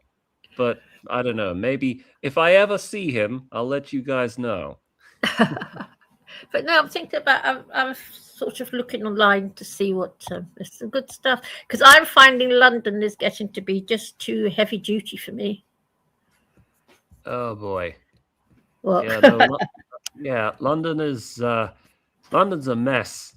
It's a mess. Scary. It's becoming scary. You know what's pretty scary is I'm at the stage where I'm looking for work as a surveyor. I graduate from my MSc at UCEM in a couple of weeks actually, and I'm at the stage where I'm out looking for interviews, and if I get a job that's thrown my way as a graduate or trainee surveyor, I'm probably going to have to move to a large city like London or Birmingham because that's where all the job openings are. So, and that's kind of, on the one hand, it's sort of necessary for me because I need to grow and I need to find my feet as a surveyor. But on the other hand, that means I'm going to be moving into, I'm going to be living in the big city, and that's probably going to bring all kinds of problems with it. Yes. It used to be so safe in London, but I don't feel safe anymore. And I don't. I'm scared of pavement cyclists, terrified of them. Or what about those moped thieves? Yes. You've seen those videos of people driving across the road, snatching phones from people. Phones. Yes. And the worst part is the police, they don't do anything. Hooray, thank you. Because you know what? All gets denied. But I'll tell you something, it's terrifying. And it's terrifying. And the police don't care. I know it sounds hard to believe, but they don't. Absolutely not. Well, you know, they certainly don't care about someone like me, you know. Yes. Well, it's like if you say something about, I don't know, the LGBT lobby on Twitter, the police will be there right on your front door in a few seconds. But if your house gets robbed, or if you get stabbed, or your phone gets nicked, suddenly you'll find that they don't have enough staff. Yes, don't really tell me weird about how that works. Yes, don't tell me. Well, a few years back, I got knocked over on the pavement and I was actually spat at. And when I called the police, they said to me, "Did he attack you with a knife?" So I said, "No." "Oh, well, that's all right then." And that was it. Yeah. Like a different planet there. Yeah, no, scary. If you're able to find a place anywhere on the Isle of Wight, then sure, I'd recommend it. Yeah, I'm really seriously thinking about it. It's not. I don't think I've never met anyone who spat in my face yet. No, it's something new that's happening in London now. Yes, it's getting bad. Granted, I did sort of have a bit of a hissy fix and nearly knocked me over, but still, you know. Yes, I just don't feel safe anymore. And I don't. Dreamer of Life, what's your TikTok? It's like a long word. I'll need to find it, but I'll post it in the chat. I'll copy the link. Yeah, please do. So you're still a baby then, Tracker? Yes, you're very young, aren't you? I guess I am young, but I'm running out of space to call myself young. I'm 31. I turned 31 last year. Still old enough to be your granny. I could be granny. I guess so. I know I'm still young because the other day I tried to get a 12-pack of Guinness at my local Tesco's, and the lady asked me for my ID, and I didn't have it. For goodness sake. I've heard about that happening in places. See, it's getting madder and madder, isn't it? I guess on the plus side, it means I don't look my age, which is, you know, I'll take that. But on the other hand, if you lose your wallet and your ID, then you might as well kiss it goodbye and get a new one, which I have. Yes. Ah, thanks. Thanks, Dreamer. Yeah. Yeah. Got any pets, Tracker? New pets? No, I've just got the one infernal cat. Ah, they're not infernal. Well, everyone says that until they get a cat for the first time. She's just vomited on the carpet outside. Oh yeah, I know that one. Yeah. Again. But let me show you. Hold on. Here she is right now. Where is she? Look, she's on my feed. Oh, Look, tabby cat. Infernal cat. Well, she's not. She's half tabby. She's half tabby and half ragdoll. Oh, yeah, you are an infernal cat from hell. The whole world is your bed, your palace, and your sick bucket, isn't it? Yep. Ah, she's beautiful.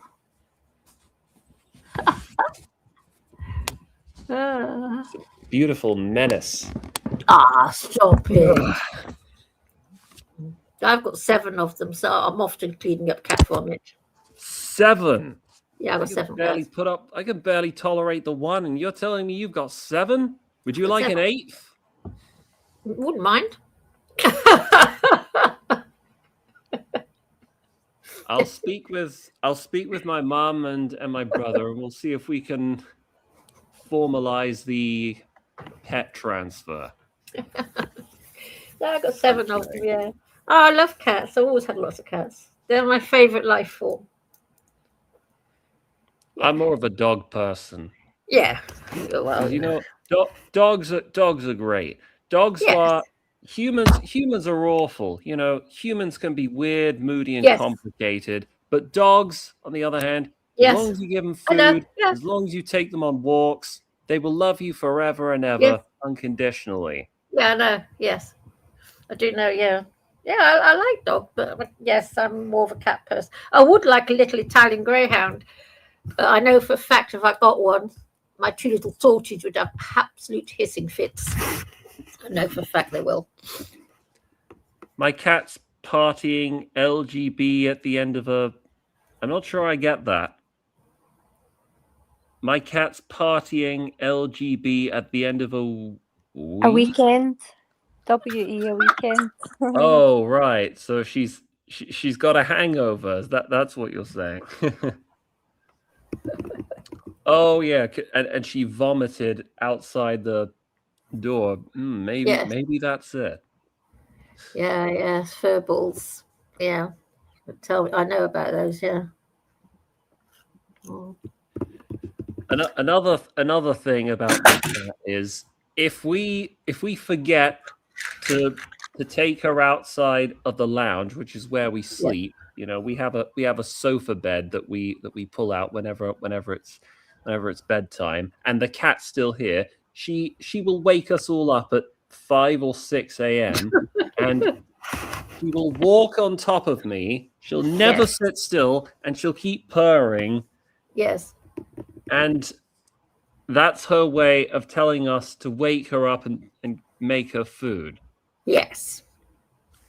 She is. You've got it bad. I have she's 7 the of them doing it to me. Oh, you It's must be a cool. glutton for. Yeah. I hope you never got any sleep to begin with, because you certainly. I can't even imagine getting any sleep with 7 of those creatures. Not even one. Well, yes, because they spend most of their time asleep anyway. So, I get plenty of sleep, plenty of money. They seem to sleep about 20 hours a day, and they do. They're very sleepy cats. Very sleepy indeed. But I love them. Love my cats. Yeah. Yeah. Right. Well, I was originally gonna do some digital art, but I can't do that. Luckily, I found out that I now know where my digital stylus is. I think my aunt picked it up by mistake and took it with her to the hospital when we visited my grandma the other day, and she thought it was a real pen. So until she comes back, I won't have it. So on the other hand, what I could do instead is I could do some actual sketching with a real pencil. So I might do what Simulated Prophecy is doing right now. Oh, right. I figure I might as well. So does your gran live on the Isle of Wight? Yes, both my grandparents do. Oh, great. I'm currently staying with them at their house. All right. Lucky you. Well, we have a house, and we were hoping to, move in there, but the house is being refurbished. There are these new building works. It's very complicated, and there's a lot of family drama that's happened. But basically, until the house is finished, until the construction's been finished, we can't move into the new house. So we're staying here. It's really crowded. Okay, I'm just going to disappear for a moment and find some paper and a pencil. I'll be back. Okay, bye. This is my Bowie labyrinth piece. I don't know how my mic's working, but I've been trying to stay quiet back here and keep my mic off. Bowie? You mean David Bowie? Bowie? Cooey.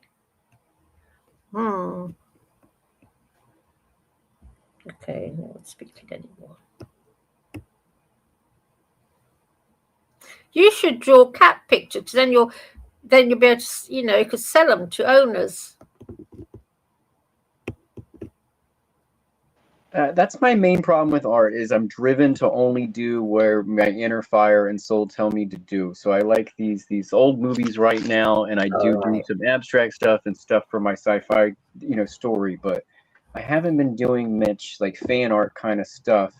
But like, yeah, things that really compel me, I do work on them. You know what I'm saying? I love cats, and I've done cats before, but I never like focused on pet portraits. But I know a couple people that do them well, like actually, within my circle over the past few years, there's 2 people I know that do animal portraits, and I would refer people to them basically at some point if they wanted that and not, interested in what I do, and they really want a cat portrait, I would, someone that does that is, that's what they do. So it's like, this is what I do. So it's just like, I make, I could do a real person, of course, but that exists. So it's like, but I'm, driven by my own stuff. So it's like, I'm not really in control of my talent. There you go.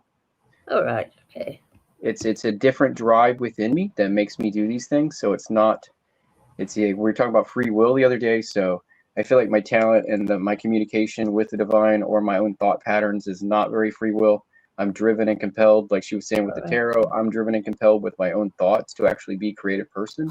So it's not, I don't know if I'm behind this. I don't know. I mean, it's my hands, but the thoughts that force, like I know when I'm going to draw something before I draw it, my eyes start tearing up when I look at a picture or a movie, and I just grab my pencil and I said, I have to draw this.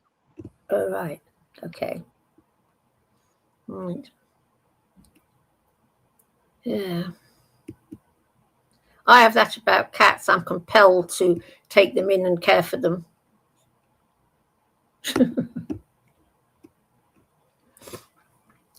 It's a neat gift to have. I mean, I've been gifted, but it's odd. Like it's an extra gift on top of it to know what I can do. Meaning, I like to challenge myself. But before I want to admit from 2002.5, 3 to 2019, I wasn't challenging myself enough with art. I did art the whole time. I had gallery shows. I probably had 26 gallery shows in that time or more. But I wasn't pushing myself. I was pushing myself as a painter. I wasn't really pushing myself in this way that I'm doing with illustration again. So I feel like I'm almost retraining myself for illustration, but I've always done it. This is how I started, with a pencil, as far as, with any kind of technique. And then I outlearned myself and thought I needed to push painting. And now here I am with all these paintings, and you can't really give them away, but they're worth more than, if you only do 10 paintings a year as a painter, then you would price those paintings for a living wage. So you would pay, place them around $6,000 a piece. I'm just being honest. If you paint 100 paintings a year, you pay, $600. So, artists deserve the money and the time it took them. So it's $50 to $100 an hour plus supplies plus living expensive. So if you only do 10 paintings a year, that's $6,000 a piece for your paintings. All right. If you're an artist, like if that's your income and you expect a living off of it, that's what you should be doing. There's no way you can ever make a living as an artist selling your stuff for under $100. Like maybe, a picture, like a quick drawing, but your fine art should be very costly because how many, you have to look at what your production is a year. If you're making, I know what you're saying. If you make 100 a year of something, you can price that, a little better. You can price that at, $50 to $100 maybe, but it's just like, unless you're making over 100, you have to keep your prices well over $200. Because we're not going to survive, and the earth will have no more artists if y'all don't pay us to eat. And it's not you, I mean the general public, because they don't say, they don't give disabilities to artists because we need to make art. We're stuck here on the same planet, and we have to create. And it basically makes us depressed not to be able to create, and it makes us depressed not to have an audience. So it depends on, some people don't want an audience, but some people do. So it's an ebb and flow, I think, of output to input ratio we all have, meaning we learn about a subject or we sit there and absorb 9 hours of Netflix. What are we giving back to the system? I feel like, okay, do a movie review, do something on your own, do something creative, you know, like it's like we have an input output system with media now. So me, you, Chickpea, we're on the internet because we listen to so much internet. Maybe you like listen to a David Icke thing for 3 hours, but here we are talking for 3 hours on the other end. It's us. Hey guys, I come here for group therapy. DW knows that. I come here 'cause I'm very depressed, and coming here actually helps with my depression. what do you think I should draw? Somebody give me an idea for what I ought to draw. Maybe a reference. Draw your cat. You want me to draw my cat? Yes, draw your you cat. Want me to draw the infernal? Cheer up, Chickpea, cheer up, Chickpea. Smile, my dear, laugh, Max.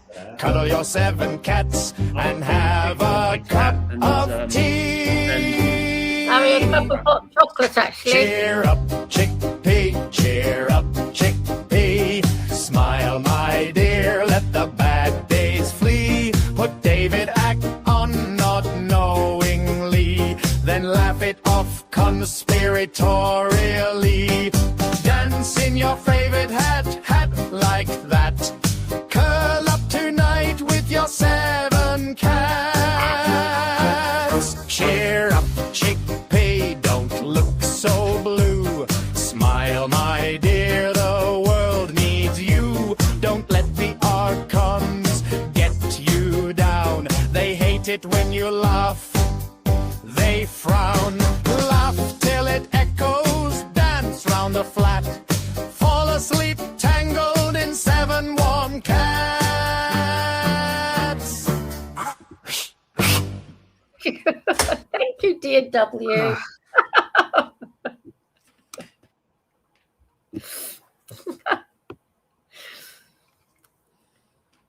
DW, there's nothing else in life quite as nice as a cat, so you know. I beg to differ. Who just said that? Me. Never mind. All right. Speaking of cats, I am now gonna try drawing Amelie. Let's see.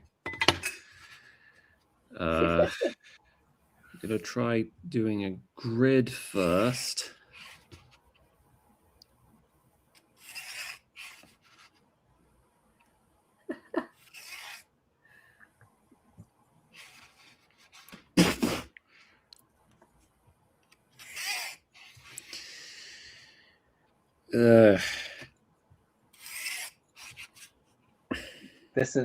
This next piece is the one I spent, you know, half of my power yesterday. I was working on some other stuff yesterday. We did some animation yesterday, and then I spent a lot of time on one pencil drawing, start to finish, hardly any breaks, maybe 2 drinks, and this was it. And I saw a documentary, meaning our algorithm leads us places, right? So my internet algorithm, it auto picks something, and this is what it picked. Oh, that's nice. Oh, wow. Maybe I should start drawing again. It's something I used to do when I was young. Oh, wow. Oh dear. Has my pencil sharpener run out of battery power now? Oh dear. I have a manual pencil sharpener. This is my jank. I've had this pencil sharpener. Oh yeah, I remember those when I was young. Much. So I've had this. Oh my God, how long was college ago? I don't want to mention that of when I picked up this. All those years ago. Ugh, what is this? Is this frozen battery acid? Oh, I haven't actually opened this battery compartment for this in years. Look at that. Is that normal? What even is that? That's either pencil sharpener dust. They tend to leak after a few years. Oh, well, that would explain it. Well, you know, when I was young, we just had little pencil. Yeah, look at that. We just had a little pencil sharpener that worked just as well as these battery operated things. I find that about life now. There's all this stuff. I think I need to watch this. Drowning and stuff. D&W, I'm moaning again. Ooh.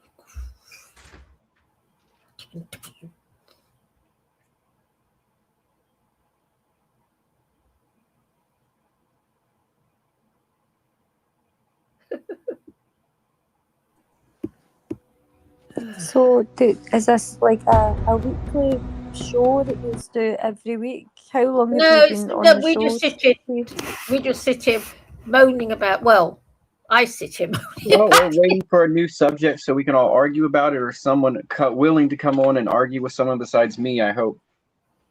There's a great guy that comes on here called Pastor D, and he's a little Bible freak, and he's fun to talk to. And there's a guy called Jay who's lovely to talk to. And of course, there's I thought Danny. Pastor D was satire. Is Pastor D a real pastor? I thought he was. You know what? I don't know. He knows the Bible very well. I do know that. I think he studied theology, definitely. I don't know whether he's a real pastor or not. Yeah, I'm not quite sure. But he does know the Bible very well indeed. Like for the energy it took to this drawing, I might redo it someday. But right now, this first try at this drawing, I would place it over $400. Wow. I think maybe I should start learning to draw again. But some of my other pieces, obviously not that high. So normal drawings, I'd probably $20 to $50 unless they have some kind of intrinsic extra value as a set. All right.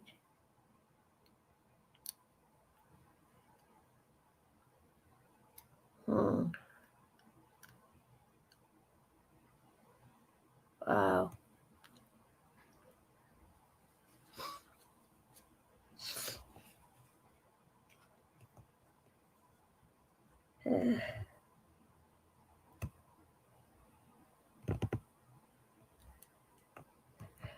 D&W's been very, very quiet today. Maybe it's have a microphone. I reset all my stuff. I'm hoping I don't have a garbled message or background anymore. All right. I wonder why you're sitting there quietly. Does time go fast for you guys? I'm not aware of time exactly. I'm kind of obsessive compulsive. That's why I'm a perfectionist and do the artwork. So time is not my thing. Time is kind of my enemy, or I work around it or forget about it. All right. Doesn't it go fast for you then?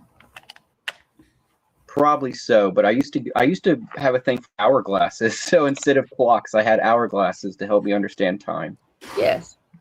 I love a good hourglass. I have some. All right. Okay. I don't have the room yet because I live in boxes and boxes of other things right now. So I'm trying to sort it all out and have room to put my normal stuff up. So have you been doing too much shopping? Have you? I'm a prisoner to my own. Yeah, right now. So it's my stepdad that passed, and all his stuff is still here. And then I closed down my store, and all my stuff is here. And plus, we have on and off, seasonal pack rats here that have too many Halloween and Christmas decorations that take up 3 rooms, All right. Right. Oh, so you've got loads of stuff. Lovely.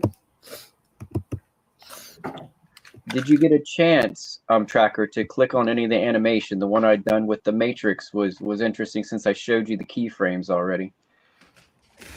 Oh, I'm sorry. I didn't get a chance to view any of your stuff. I was too busy searching for my my missing graphics tablet pen, and then I got wrapped up in the conversation that we were all having afterwards. But I have subscribed to your channel. Do you I think I caught a quick glimpse though of some of it. Is you said that you sometimes use AI art. Is your channel a mixture of both AI and hand-drawn animations? Yes, that's why I am a target for many people because of that. Because I think I'm standing up for expression, meaning to me, for people to use AI as a form of expression, and I am all for people expressing themselves because that's an invisible side of ourselves that people don't see, and I'm okay with people doing it, rendering stuff and making animations because I think not everybody can draw or wants to draw or has the time, and this new software allows them to do things. Like you said, everybody becomes a movie director. Don't you want to see your quiet friend that never said anything, what they make? That's what I mean, is like this is helpful for them. And so I mix it up, and I really love hand drawn. I spent my whole life since I could hold a crown at 3 years old, sketching things. Like I said, the first drawing I got beat for was I was 3 years old. It was an alien landing in green crown on my sister's closet wall, and I was punished for it by my father when he came home from his NASA job, and I took his hand, and I was so happy because it was a huge mural, and I took him, and I don't know who was babysitting me, one of my sisters maybe, and I took him by his hand, and I walked him to my sister's room, opened her double closet doors, and the whole wall was this giant crown drawing I did. I received quite an ass whooping. What, just because you drew an alien? It was on the wall. Yeah, but Project of course. I'm a Generation X. I got smacked upside the head. I would have been 1978 or something. See, it's lucky you weren't around. When I was around, we used to get bloody hell beaten out of us. Oh. Wow. So since then, it made art seem more important. If Dad was willing to beat me over it, it must be important. So I had to stick to it. But was your dad supportive of your artistic pursuits? He just didn't like that you were drawing it on the wall, but was he supportive altogether of your decision to become an artist? No. He was an engineer. He wanted me to either engineer or military, basically, and I was a rebel. And, he loved me at the end, and, I was his caregiver for his last 5 years of life, and, probably his best friend for 10 years of his end of his life. And we finally bonded. He finally enjoyed my art, but it took him near the end of life, near 88 years old, to enjoy my art.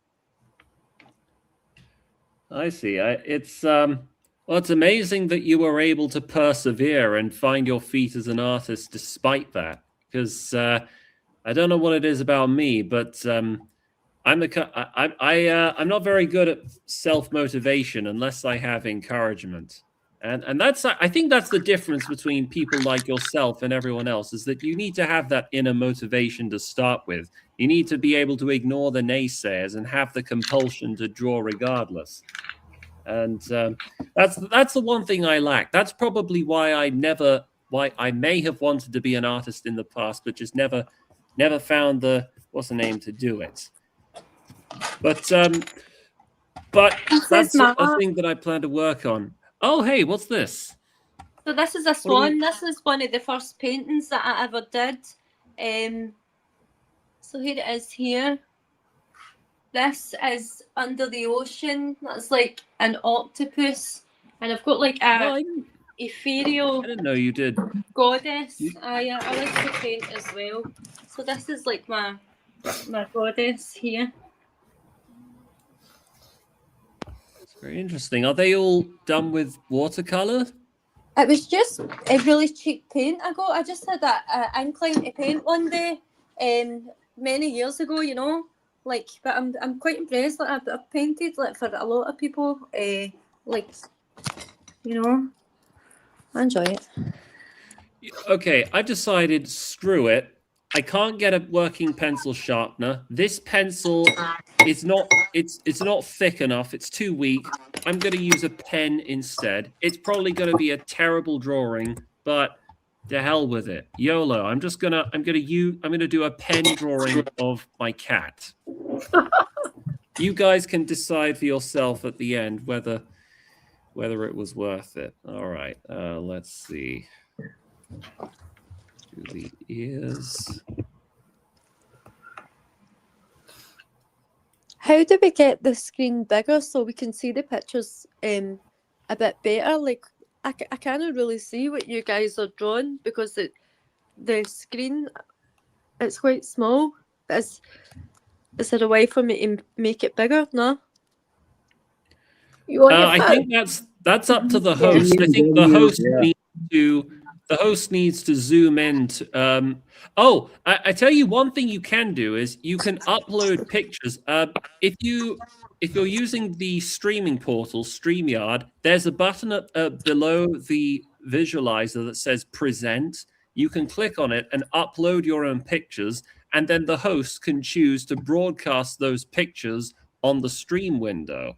No, I mean when I'm watching yours on the video, Raw, I can't really see it because it's quite small. I mean, is there a way to magnify it?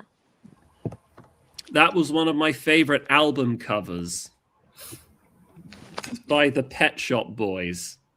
Oh gosh, yes. If any of you know who they are, then yes, I know who they were. They're from my time when I was young. Well, young-ish. Pet Shop Boys. Music was fabulous in the 80s. It really was. Yeah, I still don't understand. Like, how the hell did the Pet Shop Boys become so famous? They were just that album was just two guys. One of them was yawning.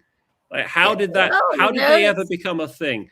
I feel like they were good. I liked them. I must admit, I did like the Pet Shop Boys. I like them, but I'm baffled by their success. It just part of the time it feels like a joke that got out of hand. No, like I'm pleased, but at the same time I'm genuinely mystified.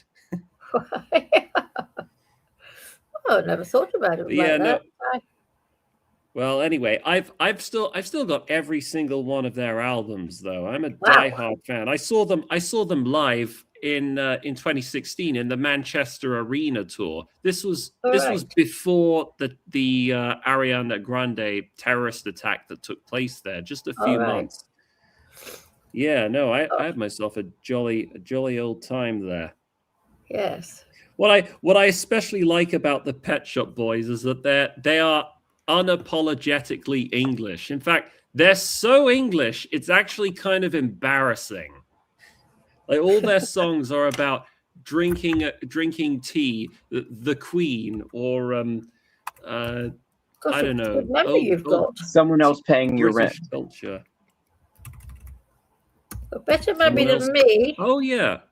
There is a song about that too, isn't there? But yeah, Dreamer, if you take a picture of some of your watercolor or oil pastel stuff, you can upload it via the present window. Yeah, I was just wondering how I get to see you guys clearer, because when I'm looking at the video, it's very small picture, so I can't really see your work. Well, when I'm done, I'll upload a picture of this, and then you'll be able to see it. Mm-hmm. It's not the best, but yeah, you get what you pay for. And in this case, you guys are not paying anything. Pay attention, please.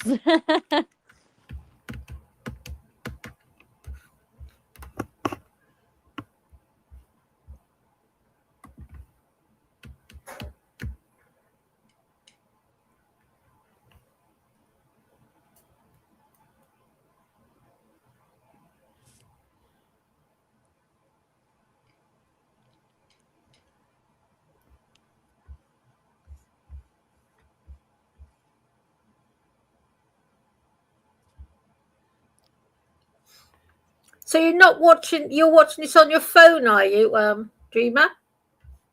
Yeah, Gosh, how do you stand it? Like, I've never used this app before, so like it is quite cool, but it's just obviously because it is really small and they're drawing something that's not very clear. I'm using a 17-inch laptop, and I can just make it as big as I like. What's he doing here? Yeah, simulated prophecy. Yeah, I can see it was huge. What was that? What did I do? Hello? Nothing. I was talking about you. I was saying I can make your picture huge. Now I'm doing it on my laptop. Ricardo, love it, etc. That's another good one. Sorry for interrupting.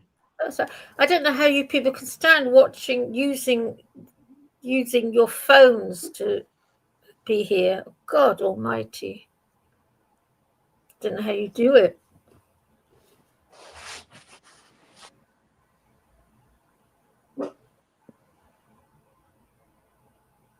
So don't you prefer to use a laptop, Dreamer?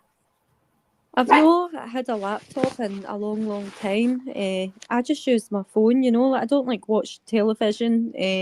Really, I do spend a lot of time on my phone.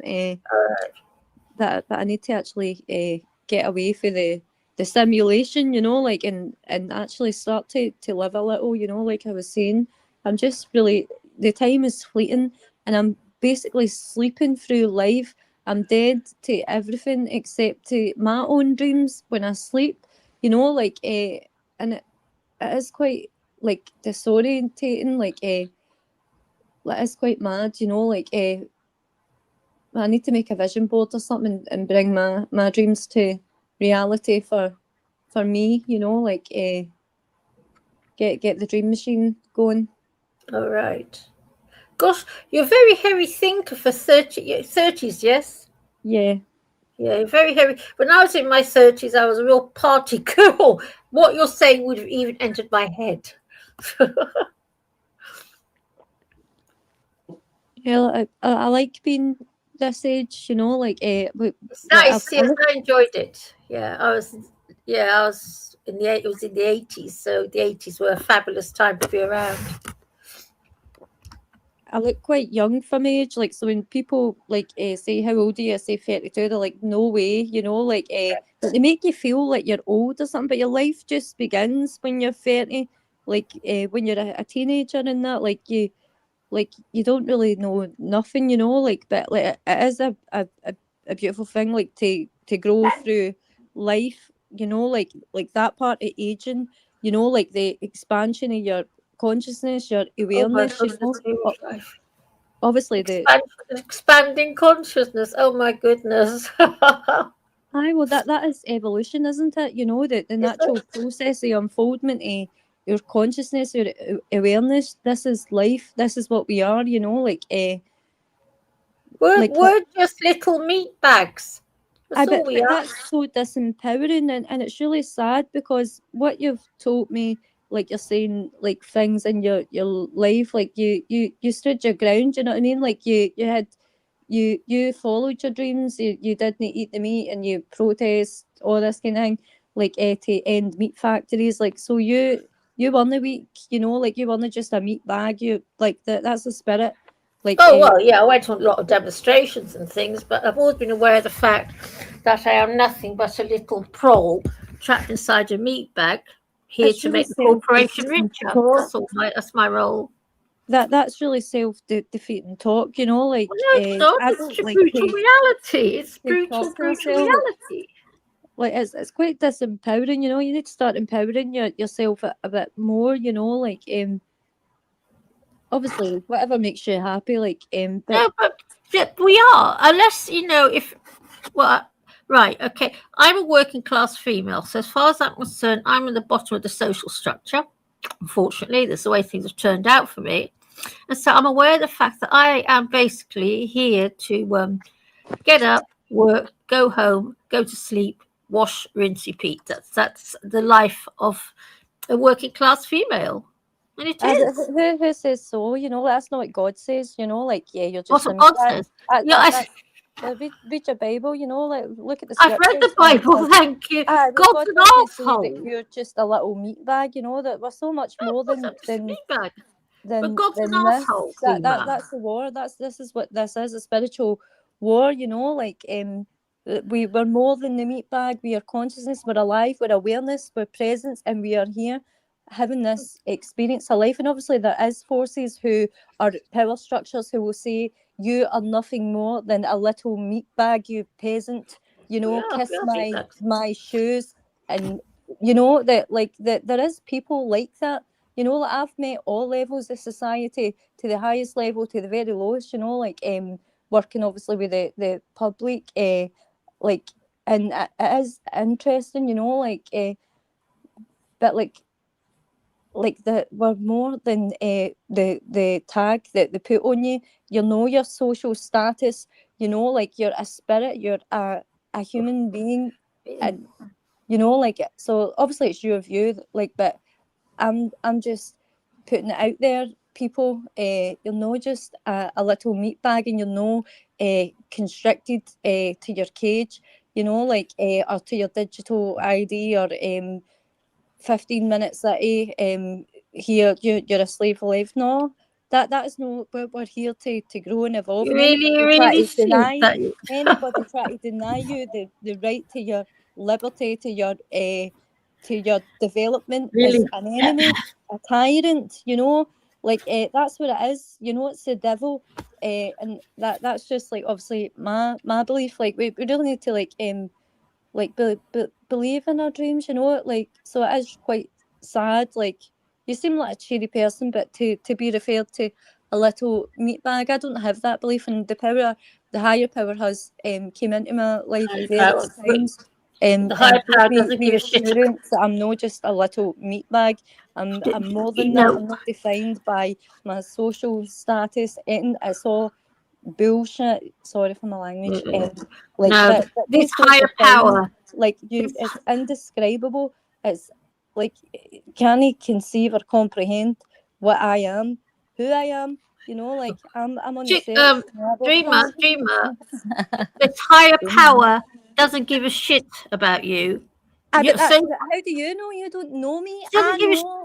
we I live, know you know, what we is dream of my life. life. We live in a world. We live in a world where every day Yeah, the higher 10,000 powers came to me. We Oh all my have God. a different experience. What are you doing? What do you want? No, sorry, he doesn't Misery loves company, dreamers. That's she wants company in her misery. We want you to cheer up, chick. My cat. I need to let my cat out.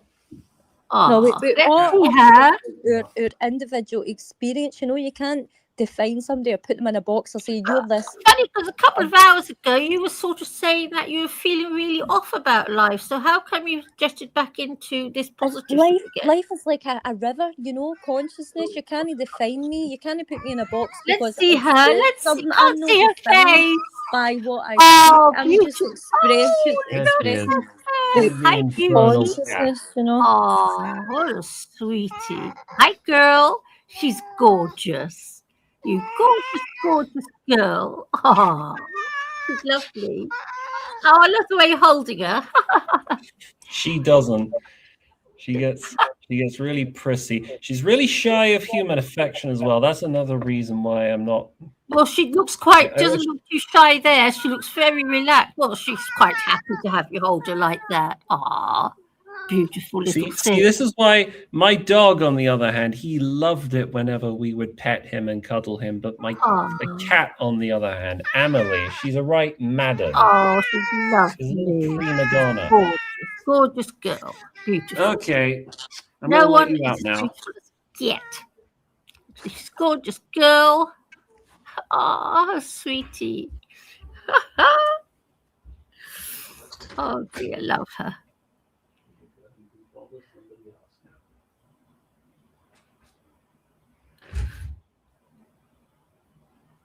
It's a lovely painting. That's what's your name? Very nice. Wow. Maybe I should start painting again, drawing again. Hey, look. Yeah, I must show you my cat. I must show you. Oh, you grumpy little girl. You grumpy little pusscat. What's this? Let's see if you come up. Look who's here. Wee! Look at this grumpy face. Look. Wee! This is Poppy the Grump. Oh, Oh, she's ready to attack. Poppy, you ungrateful little girl. Where is she? Where is she? Here. I want to see. I want to see. I want to see. Look, this is Poppy. Hello, Poppy. Growling. She's such a grumpy. Oh, Poppy, you grumpy. Like she was woken girl. up at 6 a.m. in the morning. She is such a grumpy cat. You wouldn't believe it. Spoiled to death. Spoiled little girl. She's growling and grumping. Naughty little thing. I'll show you another cat here. This is a cute one. Hold on. This is a really cute little girl. We'll stop the cats. Hold on, you must see this one. This is a real sweetie poo. Hang on. This is Daisy. Daisy. Daisy. Is she gorgeous? Hello, Daisy. Daisy. Daisy. Daisy, you don't vomit all over the carpet. And yeah, she does. Oh, oh no! So she's an infernal cat as well. Yeah, they all do it. She's so sweet. Terrible cats. No one in the world quite like them. Do you know what Nibbles, I love? you got to more come in the about chat. dogs? Nibbles, come on, join us, Nibbles. What?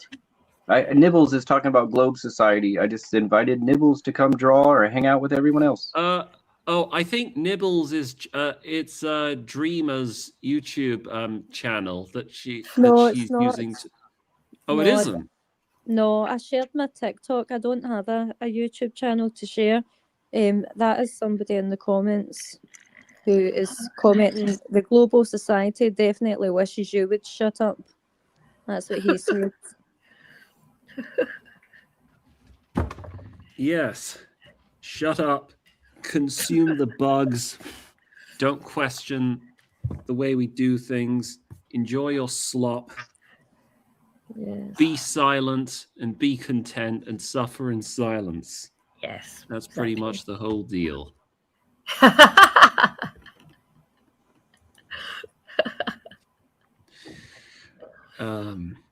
Okay. Now, I gotta finish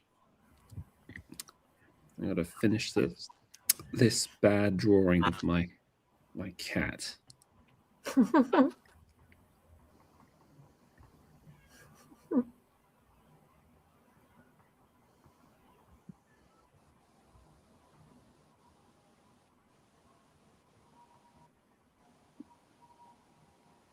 So what star sign are you, Dreamer? I'm an Aries. What about yourself? I'm Cancer with Virgo rising. And I'm a typical Cancer. Typical. Oh, that's why you have the attitude you have, Dreamer. You're an Aries. Fiery. Yeah, full of, yeah. So you have this thing for life because you're the first sign of the zodiac, after all. Yes. Yeah, that's why you have it. My stepfather was an Aries, and he was like that. He had this whoosh for life, whereas I'm the total opposite. Yeah. And what sign are you tracking? I was born in October, so Libra. Oh, right. Okay. I don't know what that is, though, because I don't really keep up with horoscopes. So you're all right. Well, you're a water sign, aren't you? One of the for justice, Libra. Great believers in justice. Does it mean that I'm somber, melancholic, and don't really get out much? No. No. Well. But I'm a typical Cancer. I tend to hide away indoors like a crab. I do.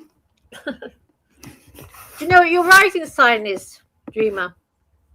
I don't know. Like, I've not really looked. I was cloned in a lab in China and then sent to be a fake American citizen. So when they want to see my papers, it'll just be a serial number code on the bottom of my foot that's plastic. All right. Oh, simulated prophecy. Wait, wasn't your dad? Didn't he work for NASA though? Yes.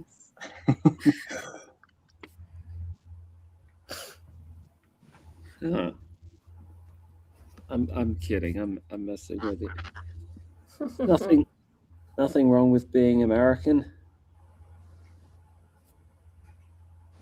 I think if like an American person wanted to travel the world, it's just like what the word American means now to foreigners. Like if I go for a vacation somewhere, I'd rather say I'm something else and learn a third language at this point.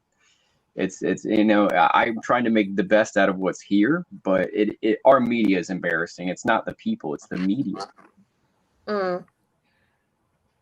Yeah. I've often found that when I've gone around traveling, people don't really see the difference between Americans and other people from English-speaking countries. They ask me if I'm American, and they seem uninterested in the difference. It's just one of those things.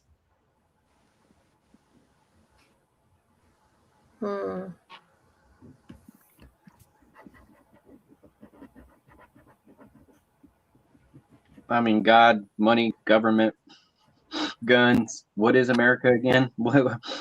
I think we're the Wild West since the railroads and beyond and the gold rush, and everybody's still acting like that because this is a new gold rush, whether it's Bitcoin or the internet or whatever they're working with, fake AI videos. America takes advantage of whatever it is in a capitalist society and just runs with it all the way to the end. And you know, until we have to get it made from China, we need 1 billion of them tomorrow. Yeah. My grumpy cat's back, the grumpy girl. Which grumpy cat, Daisy or the other? That's the one who's growling. Poppy, her name is. Grumpy little puss. She's such a grumpy, typical calico grumping about. Beautiful though. Well, all cats are beautiful. I think cats are the most beautiful creatures on the planet. I think they'd be more beautiful if they just didn't vomit everywhere. I know what you're saying. If they weren't so shy of human affection, if they were a bit more agreeable. But the vomiting, at least you haven't got 7 of them vomiting away like I have. And where does your little girl do her poo-poos? Does she go out or? Oh no, she's very good with that. When she does her business, she either does it in the litter tray or outside in the garden. I don't know what it is about her, but she's very skilled at least in that regard. But for some reason, she can't transfer her knowledge of, you know, where to do her cat business. Yakking up. She doesn't. Similarly, it just doesn't register with her that we don't like having to clean up after her vomit. Yes, as well. I know. Don't tell me. My tomcat uses the loo. Actually, uses to do his vomit. poo-poos and to do his wee-wees and poo-poos. He uses the loo. He actually does. You mean the actual toilet? Yeah. Oh. Yeah, he actually uses the loo. Oh, so funny, but yeah. Wow, that is. Wow, yes, I know. He did it before he came to live with me because we've only been together for 18 months. Me and my tomcat. He was he had to move house because he wanted to go out. Blah blah blah. So he came to live with me, and yeah, he was already doing it in his last place where he was living, using the loo. The girls all use litter trays, but yeah, so I have lots of poop to clean up every day. I scoop a lot of poop. Yeah. Yep, that's what we do that here with the 4 cats here. And we had, like I said, we had 5 plus 3 kittens and 1 room. So we had a house full of cats before 2 months ago. Yeah, so we got rid of the kittens. So, you know, because there's a stray cat in our backyard. We found that she did not even have them in the house. So we had to find them one by one. And when she was out there, she actually brought one of them to me some weird night, and it just had opened its eyes and stuff and was doing okay, but she just gave one was annoying to her. So I took real good care of that one until she asked to come inside and see it, and then she brought us the rest. It took a few days, like 3-4 days before she brought us all of them at once, you know, the rest of them. She really trusted us. I mean, we'd been feeding her in the back, so and there was inclement weather. There'd have been downpour after downpour, and I'm like, we hope they didn't drown under a bush. And she was moving them back and forth behind a fake well we have and underneath the house. And basically, we saw what was going on, and I just kind of waited it out, and I couldn't believe that she gave me one of them. And I was like, cool, because that one must have been the one biting her nipple the hardest or something. Yeah. Because cats make the most wonderful mothers, I think. They are the most gorgeous mothers. Cats. Adorable to watch. She was a good mom. I told her she did a really good job. And as soon as they started eating on their own without, you know, much help from her, she was still trying to feed them a little bit, but they were mainly eating solid food. We want to make sure they're still young and ready to be adopted, you know, and get them all fixed and get them to the local thing that handles that. And it was all done properly. And I got to contact some people and got that done. So that was really nice. And that's how the internet works. I mean, that's a positive power of the internet. I just put out that Mayday on the internet of help. These kittens are here, and I want the localist place that is going to do it right. And so Real Humans contacted me, and we had 3 different groups. I was emailing, getting it all done, and first come, first serve with the information. And one group was just 3 or 4 days behind, but the other group ended up, handling it for us, and we got it fixed immediately. Because I hate it when cats. Nothing I hate more to see a cat in need. I have to take it in and care for it. I can't bear to see cats in need. Breaks my heart. Yeah, and if my I sister really cats, loves cats too. My sister really loves cats. She's the one that gets the strays, sees them out the corner of her eye or hears it in the bush. That's my sister. I don't. I'm a busy person, so I'm not looking for hidden cats. 6 yards away that might come into my bubble. So, but she does, and then she is really tender with cats, and they do have a liking to her. And I've worked in the vet business, and they called me the cat whisperer, meaning they gave me the worst ones to deal with at the vet because they knew I could handle it. So they kind of laughingly called me a cat whisperer before that was the TV show. It was just the dog whisperer back then.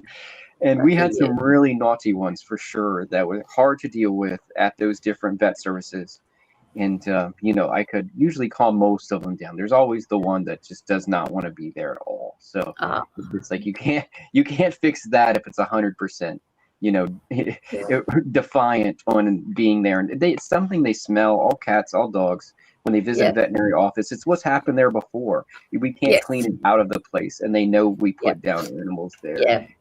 Sometimes it's for health reasons that they're suffering. So it's not like that we're going, doing nefarious things. But the animals can sense. They can sense something. They can sense things. We're trying to save as many lives as possible at every vet pretty much I worked at, and some even past their prime. Meaning I worked at private vets too, where people bring in their, sophisticated, expensive, purebred dog and cat, and they want it to live 11 years past its prime, and we're trying to help them. And that is kind of the worst case scenario in those last 6 months to 2 years of something that the owner just won't give up. And we can't deny whoever has the money, we have to agree with. So, we're pumping it full of sugar and steroids until it has to go. Yeah. And painkillers. You work as a vet. Sorry, what was that? You work as a vet. Assistant. I've done assistant, lots of assistant, grooming, kenneling. It's good work out here. So it's just like there's a lot of need for that. I'd rather be a dog walker, but I've done a lot of veterinary assistant jobs, and then kennel jobs, grooming jobs, all the above pretty much. But it's just because I don't like people, but I do. I'm a social person, but I don't want to be forced into social situations. So I'd like to work behind the scenes. So one of the things to do if you have a personality like that is definitely work with animals. I wish I'd had the foresight for all that. But I didn't. I became a secretary. I used to work at the grocery store and all that stuff, and I've almost gotten fistfights with customers, different things I work with. Like this item that you said was for sale in your flyer, I don't print the flyer, but I got some guy sweating, screaming, getting in my face over a sales flyer, and I have the minimum wage job. It's just like at that point in my life, and I'm like, this guy is like less than 2 seconds away from a butt beating, a can of ass whooping open. I know I'm going to lose my job. I just look at my manager and try to find. I need to get a manager, is what I always say as soon as I feel like this person's about to trigger me. If there's an assault, I'm like, get the manager. And I've gotten written up for getting the manager over an irate customer. Since I didn't handle it, the customer complained about me, because I couldn't handle their problem. And then I get written up for not being able to handle the problem on top. And I look at the managers like, this is way better getting written up by you than what I was going to do to that dude. It's just like, thank you for saving me. And this was, I know it's technical that you had to write me up. So I accept that kind of being written up, because I know the rules. Sometimes if a customer complains about you, they have to document it. So it's just like, that's fine. I'm like, that's fine. I'm like, please. And I'll get you next time, document it next time until y'all have to get rid of me. But I'd rather have y'all run to my rescue than have someone corner me. And I've worked in the video. I do find, I find people becoming very ill-mannered and aggressive, aren't they? It never used to be like that when I was young. It wasn't. Yeah, I mean, it's only gotten worse because of the isolation during the, after 2019, I think after it's a lot to do when with people got rubbish. isolated, they got more rowdy. And then we've talked about it before on the channel. When you don't have to see people face to face and you're feeding the worst part of yourself to argue with everybody on the internet, and then someone ticks you off in real life when gas prices and food prices, your rent's going up, you got a flat tire that day. It's hard not to be unhinged when someone triggers you. So your trigger might not be known. It might not be a troll. It might be a random trigger occurrence, So it's just like your least favorite song to hear. Someone blasts it on the bus and you're like, I can't stand the B-52s. And it's just like you smack them, It's like, well, you're going to jail for assault.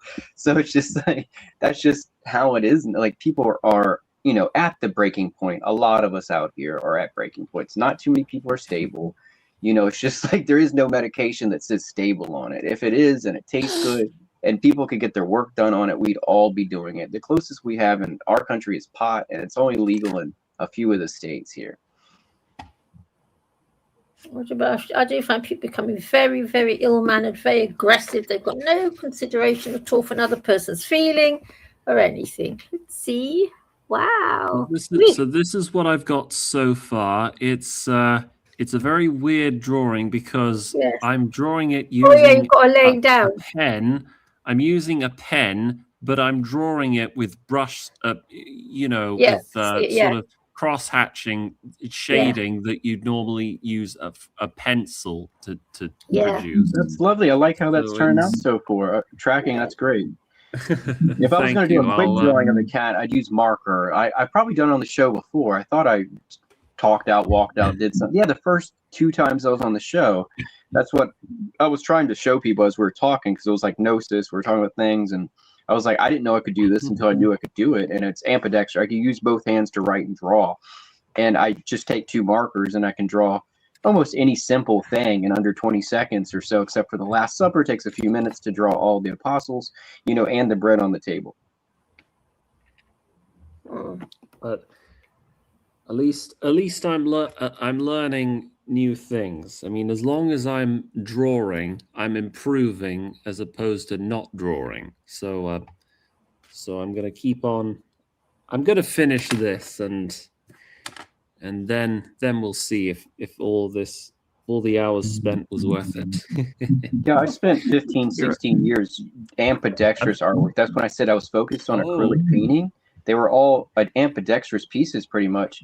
And not until the last few years have I been dabbling back with my right hand, meaning that's what I originally learned on. And that's what I've been going to with this pencil stuff. So it's kind of like another chapter in my life, that each time I change these things, like when I started doing ambidextrous artwork in 2003, it was Good Friday. I remember the day. So Good Friday 2003, my life changed, and I started doing ambidextrous artwork. I probably had a head injury before that. And then I overdosed on some Siberian mushrooms, and here we are. And then I started using both hands, not realizing anybody or nobody could or couldn't do it. I can do mirror writing. I can write right, left, forwards, backwards with either hand simultaneously. There's no change, meaning like no change in my brain, meaning I can write the same word with both hands in one direction or both directions, if that makes sense. So it's something to do with the hemispheres of the brain. And I did 40 drawings a day just to figure out what's going on. And then I started talking to other people about it, and I made a friend online that was doing artwork that way as well, and started having art shows. I'd been drawing and painting my whole life. I went to art school, but I never had an art show. But this gave me the energy, the oomph to go out there and push it and say, I don't know who else is doing this, but I can make the Last Supper in 6 to 10 minutes in color or something. And I'm like, who else is doing this? And it gave me that many years of art shows. It gave me a dozen years of art shows. But I felt like I wasn't growing on that left side that handles my right hand that can do that other stuff. So I wasn't feeding. That's what I'm feeding again with the heavy penciling. I must say, Chucky, you don't look 32. I have to say it. Yeah, people tell me they think I look like I'm 17 or 18. Yeah. I'm not sure how to take that, but you know, I'll take it in the spirit That's it's a intended, compliment. which hopefully Yes, is you want to positive. be living a very healthy life. I don't know if I'd say if I'd call my life healthy. I'm trying to drink less alcohol, though. That's one thing that I've tried to resolve. Yeah, So I've tried to really. cut that down. But I tend to eat a lot of junk food, and I stress and worry about a lot of things, which I try not to. You don't look like a warrior. Oh, give me 10 years, I'll look like I'm 50, I bet. My hair will go grey, and then it will disappear. Probably. I feel that way if I answer the phone or my mail. Yeah, the If I age don't of know you, princess why are is you trying to hard call work. me? Tell you Unless, fool. I'm like, Nothing who is this beats from? it. I don't know.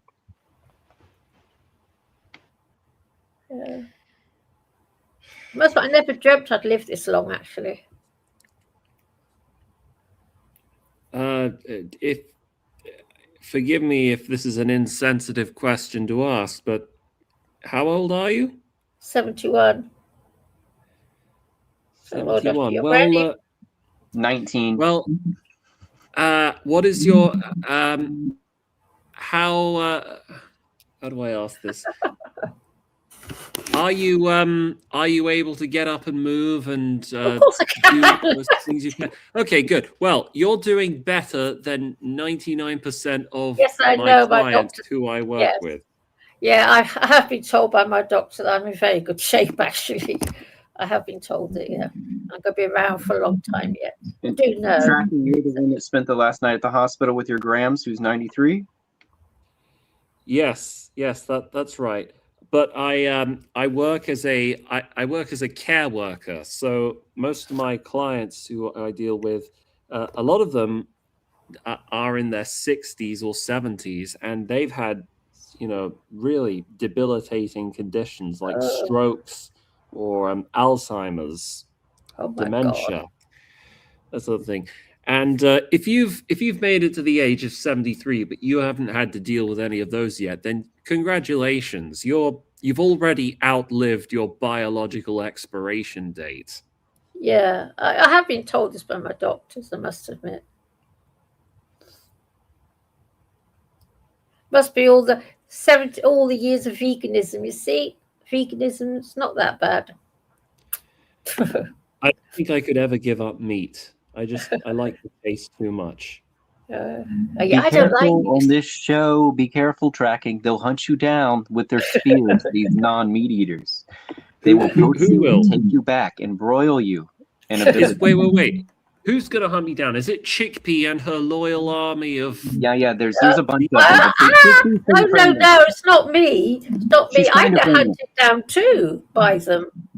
I've been hunted down by them because I feed We my get a lot cat. of vegetarian arguments here, so we need to get vegan gains on here, and let No, me tell you how militant we can get. No, no, please, no. I'm open to the idea of eating more vegetables. I mean, if they taste good, but I don't want to eat synthetic food that's, you know, artificially produced. I would hesitate to, if that's what they want me to. I think a lot of people here, a lot of us, a lot of people that come to this show are looking for less suffering on Earth and ways to put their part into less suffering. And that's why we have the anti-natalists and we have the vegetarian vegan culture, because they are standing up for those that can't stand up for themselves, the animals and the future people. And that is strongly, you know, how they do feel, and they show up very often. And that is, you know, their belief, you know, and I understand, but I mean, I was a lot like that for a while in different ways, and definitely like certain things change you over time and make you appreciate other things. And at this point, I'm not so sure I should be telling other people what to do, and especially those two categories. But it's again up to the individual and how strongly they feel. And then, you know, can they affect other people? Yay, nay. But in the long run, yes, if there is really good vegan food and we don't have to harm animals anymore to eat, I think more people would, if it became a moral thing, to not cause harm and a new way of thinking that we don't have currently, because too many of us are willing to harm others and not even to do with food. Do you know what is a really good substitute for meat? I don't know if you've ever tried this, chickpea, but let's see if you're making like a spaghetti bolognese or a chili con carne, see if you use hazelnuts, like chopped hazelnuts. Oh yeah, I It's a use wonderful nuts all the substitute. time with everything. I eat a lot of nuts, loads. Yeah, It but tastes I better don't than cook. meat. I eat everything raw. I haven't got a cooker. I know it sounds hard to believe. I don't have a cooker and no pots and pans. Are you a raw I do have a vegan then? toaster. What? Are you a raw vegan? Like you? Yeah, you... just about. Yeah, that wasn't by intention. I just hate cooking. I just can't be bothered to cook. I just eat it raw. Yeah. Probably one of the reasons why I'm a vegan, because I hate cooking. Loathe it. Can't be bothered. I hate cooking as well. Yeah, I love loathe cooking. What? I enjoy cooking. I think it's a wonderful skill. Yeah, You know, we're all different. Yeah, we're all different. I just don't like cooking. I think because I'm very left-handed, and cooking is a right-handed activity. So what type of meals do you eat? Do you just have salads all the time, or just munch on a carrot? Yeah, I just I eat lots of carrots, lots of bread, wholemeal bread, muesli. Yeah, so yes, and I get through a lot of soya milk, 1.5 liters a day, and I eat vegan cheese, lots of apples, and I eat loads of stuff. There's loads of things you can eat, masses of stuff, and lots of nuts and seeds and dried fruit. Yeah, it's very easy, and no cooking involved, apart from a bit of toast. I do toast my bread. You must be super healthy then. Well, do you feel good? Like when I was like fully like vegetarian vegan, like I felt wonderful. Like I really did feel euphoric. The thing is with being a vegan or vegetarian, make sure you get enough salt, because that's something that never gets mentioned. And we don't get enough salt because it's, our food, meat and everything has got salt in it. And if you're not eating, something that people seem to forget. I'm always trying to push that message: eat more salt, eat more salt. It is strange, like part of the human design, like the fact that we do have to eat, and then we have to like obviously excrete what we've ate, like what you put in, you put out, input, output, that type of thing, like like the fact we're kind of a lot of people like we don't know how to grow food and things, like like we buy a microwave meal, like, and this becomes the norm, like so disconnected from what we're so disconnected from nature, completely disconnected. But then obviously like, there's the good side, like the convenience, but like think like God forbid if an event happened where society collapses, then the famine and all this kind of thing, so it's quite mad. Yeah, we're screwed, us lot from the cities that don't know how to, like, you know what, I'm 71 years old and I've got into herbs recently. So here I am, 71. It's taken me 71 years to discover a few herbs. And it really saddens me that I've only just recently started growing herbs and buying, herbal potions and what have you. Do you make like a herbal tea, like a rosemary tea or something? If you're not cooking with rosemary or whatever, it's so late in life I'm doing this. I'm 71. I started in my late 60s getting into herbs. I started off with stinging nettle tincture, and then I've grown from there. And I feel so sad that we weren't taught it at school. I've always lived in the middle of the city, and I knew nothing about herbs until a few years ago. Nothing, not a thing. Yeah, and I find it very saddening, actually, that I didn't know that about the herbs. Because I tell you something, there's a lot to be said for herbal remedies. A lot. They would have called you a witch back in the day, chickpea. Yes, I would have been. They killed us as well. They killed the witch. But you know what? I've discovered a herb called comfrey. And I broke my elbow in this summer, and I put comfrey on it. I just read about it online, so I'll buy some of that. And this comfrey made the most incredible difference to the pain level of a break, I couldn't believe the difference it made. And comfrey was known in the olden days as a knit bone, and it knits bones together after they break. And this break healed up so quickly. And all this is being kept from us. Apparently that this all started in the early 1900s. Like they done away with like Yes. homeopathy, and apparently the Rockefeller people came in with their poisons apparently, and like Yes. basically took away the right to teach like Yes. nature or whatever. Yes, you know, exactly. It's quite mad, isn't it? It's quite evil, actually. It's not just mad. Aye. All those things, it all grows quite easy in our gardens, or if you've got a garden, that is, of course. It grows very easily, and it's been completely taken away from us. And you know what they make medicines of nowadays? They just get some oil, mess around with the molecules, and they make medicine out of it, which is an absolute horror story. Definitely some sort of like alien invasion, you know, like it's really quite creepy, yes, how they get medicine out. But I tell you should buy yourself some comfrey. Have a box for when you fall over or hurt yourself, because it makes the most incredible difference. Where do you get that? Holland and Barrett? Amazon sell it, £10 a pot. Yes, looks like. Hang on, I'll show you a pot of it. It looks wee. Let me just show you this. I'll show you it. This is comfrey. You see it? Comfrey, aye, an ointment. Comfrey. Yeah, and it's in olden days it was called knit bone, and it's the most amazing stuff. I couldn't believe how effective it was against pain. Couldn't believe it. It's something I learned in the last year. Yeah. Why don't you go and study like a course? Like I think now you can do things like that, like and become like a herbalist or whatever, like a naturopath or something. maybe it's never too late to obviously like pursue. Maybe it might be something good for you. I am thing is I live in central London, and at the moment central London's become a place where I don't like to go out anymore, which is one of the reasons why I think about moving to the Isle of Wight, because I don't feel safe. And I suspect when I move, I finally pick up the courage to move. When I go there, I think I'm hoping to buy a property with a bit of land so I can start growing things and whatever. Because I don't go out. I mean, I haven't been out for years. It's become so bad here. Yeah, you're living in a safe city. London has become. What's stopping you from moving over to the Isle of Wight right now? Because I've got to buy a property. Well, first of all, like I said, I'm 71. I've got 7 cats.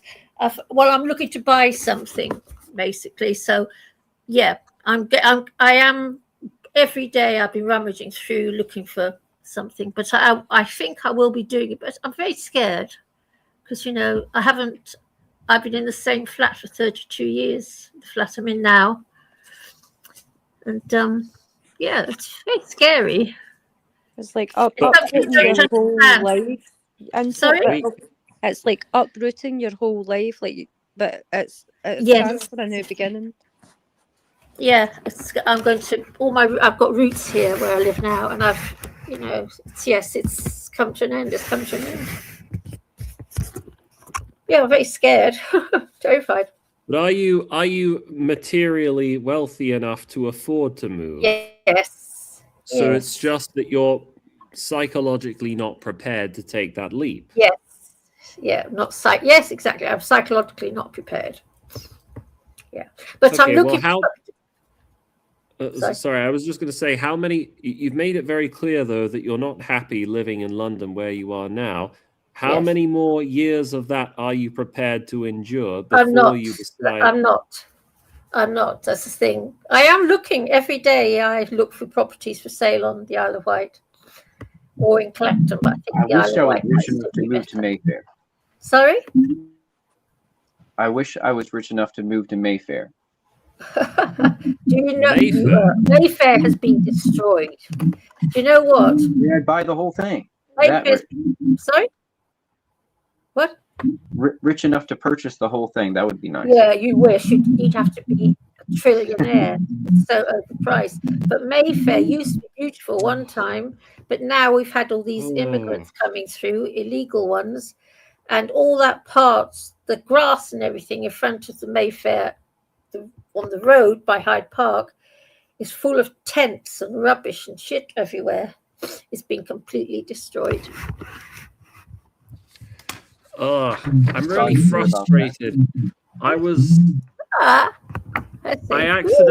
got frustrated with the pen I was using. I was testing it and there wasn't any ink coming out. So I pressed too hard and now there's this and I can't erase it. No, of course. I'm really annoyed. Oh, wow. Watch this one. I'm going to finish it anyway. Wish me luck, guys. Wow.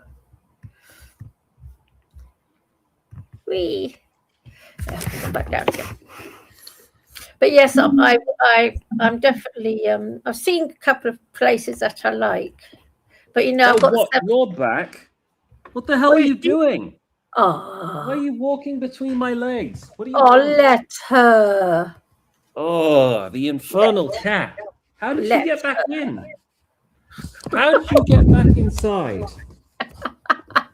Oh, look to the beauty. Stop, let her be. What is it? Oh, what a sweet girl. How did you get back inside? And what is it you want? Do you want me to feed you again? If I feed you again, are you going to just vomit all over the carpet again? Oh, stop it. Let her. Global and Nibbles, do you want to come on at all? Is there anyone else in the chat that wants to ask anybody here a question, or what they do draw, what they don't draw, what they refuse to draw, what they'll be drawing next, or no request? Are you gonna go out or what? Hasn't she got a cat flap? He's gone. Tracking. Yeah. Hasn't she got a cat flap? She does, but it's not that she wants to go inside or outside. It's that a lot of the time, none of us know what she wants. And all cats do that. Really don't worry about it. Really frustrating. Yeah, all cats do that. Don't worry about it. Just ignore it. She's got a cat flap. She knows she's got a cat flap. She's just wandered back in again. Yeah, let her be. Is it food, or do you want me to run the kitchen tap and let you drink from it? Oh yeah, that business. I know that one. Yeah, isn't that a pain in the neck? Yes, I know that one. Yeah. I know the. Yes, I have to leave taps running for them. Look at her. What do you want? Ah, sweet girl. What are you sitting like that, staring at me with that scowl for? Ah. I was drawing and you went and interrupted me. Beautiful thing. Terrible cat. Ah, she's so cute. She is gorgeous. She loves you. She lets you do that. She does love you. Ah. Oh, look at her. You remind me of my friend Ben Tracking. We used to work the frame shop together many years ago. You remind me of a fellow named Ben. Ben? Oh, really? That's interesting. That's my name. I think they fired him the second time he drilled through a frame accidentally. But he was a very nice guy. Ah, look at her. She does love you, though. You wouldn't be able to do that if she didn't like you. You would be able to. Look at her. Ah, sweet girl. I'm a kitty cat. And a meow, meow, meow, and a meow, Meow, meow, meow, meow. I say sexy things to myself when I'm dancing. I sing sexy things to myself when I'm dancing. Aww. She loves you. You should be grateful she loves you. She does. Meow. Oh, sweet girl. Sorry, but if you want us to tolerate you vomiting all over the place and not letting us get any sleep, then you have to roll with the punches and take your licks.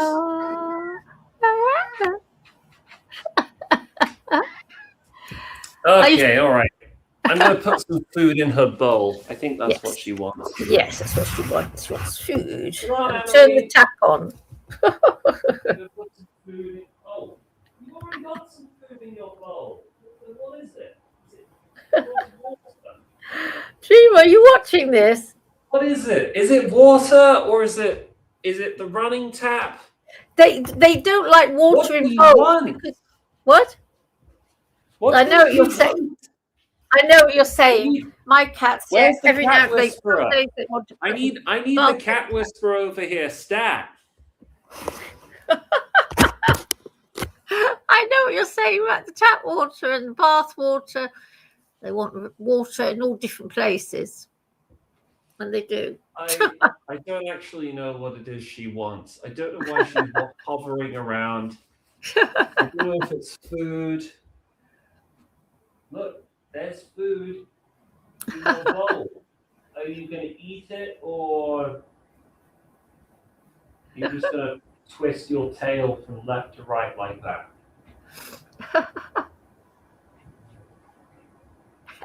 Look, I've got cat hairs all over my shirt now.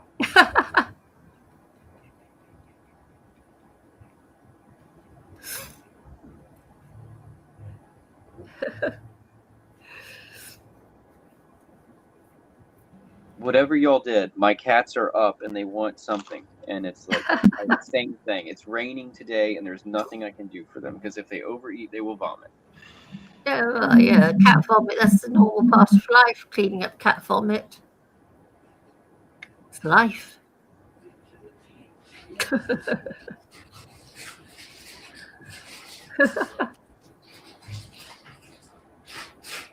God, is he cleaning out the litter tray?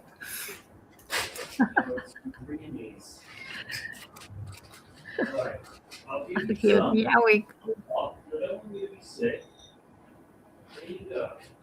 That's the bird. Don't ask me more. Funny. Where's she gone? She's eating out of her food bowl. I put some dreamies in there. Oh yes. Oh, there's another cat. Oh look. Oh, you've got cats as well. Oh look at that. Oh, there's two of them. Look at them. Little calicos. They can be such little madams calicos. Look at that. That's a chonker. Yeah. Look at the size on that one. Gorgeous, aren't they? That's her name. She is Chonker. Yeah, she's gorgeous. Gorgeous. She started off, she was called Sweetie Pie or Little Feet. Sweetie Pie, then Little Feet, and I moved here and called her Chonkers, and now that's what she goes by because I'm her chosen person. Isn't he? I've shown out the cat as well. Come here, you. Let's go and put you on the camera. Like somebody's overfed you. Either that or you have an overactive thyroid gland. Look, you see it? Oh, who's this? This is Lala. Hey. Lala. Yeah, she's the sweetest. You're a happy cat, Lala. Yeah. You like being picked up. Look at her. She's such a sweet girl. Absolutely gorgeous. Mwah! I love you. Mwah! Yeah. She's such a sweetie. Hope she's better behaved than any of my cats. What? Hope she's better behaved than my cat. Your cat's very well behaved. Stop it.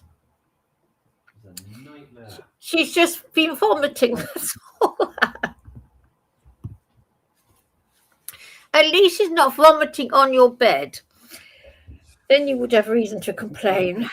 That's only because my bed is a collapsible sofa bed. So I collapsed it before she has the time to vomit on it.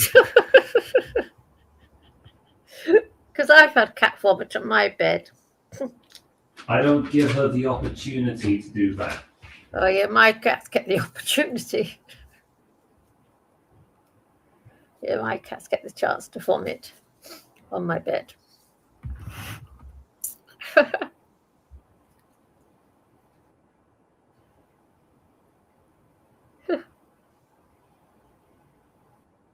Look. So where's she gone?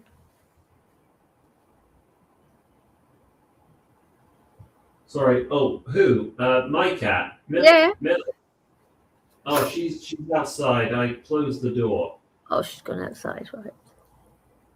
He's gorgeous, though. Mind you, all cats are gorgeous. There's no one in the world as gorgeous as a cat.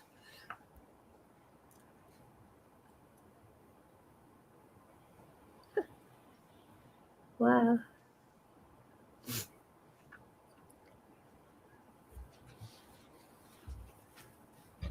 The lady I'm nice. currently talking to is an Aries dreamer of life. Any points or tips in taking out an Aries girl? Sorry? A lady friend that I currently am courting is an Aries. Any hints or tips on taking out an Aries woman? Oh, are you trying to court an Aries? Yeah. Is there a connection? Do you think she likes you? Do you like her? Yeah, I think so. Yeah. Well, just be genuine, and like be yourself, it's really important that you pick the right person, like to bring into your life, like picking the wrong person, like some, like we all live and learn, but like She asked for my favorite cat or my favorite breed, and we both Bengals is near the top for both of us. And I thought that was odd that that's in the part of the conversation ends up what is our favorite cat breeds. Actually, you're Libra, aren't you? No, Yeah? close. I'm Scorpio. Oh, sorry, I said really. Scorpio and Aries go good. Like obviously, like just be genuine, have fun, and if there's any red flags, then just like walk away, you still you sound young. How old are you? So the ice cube's already melting. I just have to stay and keep on, whatever I'm doing and be myself, not try. Yeah, we just have casual conversation, etc. Everything's good. I just, I'm definitely interested, and I don't want to make it awkward. So I'm just making sure she feels the same way before anything gets too awkward. According to AI, like go and enjoy yourself, and don't like rush into things, and just have fun and good luck. well, it says here, Aries and Scorpio is a dynamic mix of intense passion, powerful attraction, and potential conflict due to their different approaches. Both Mars rule signs share drive and strong wills, creating transformative chemistry. No, I haven't heard it. What? While not classically easy, their shared intensity and powerful sexual bond can make a compelling and challenging relationship.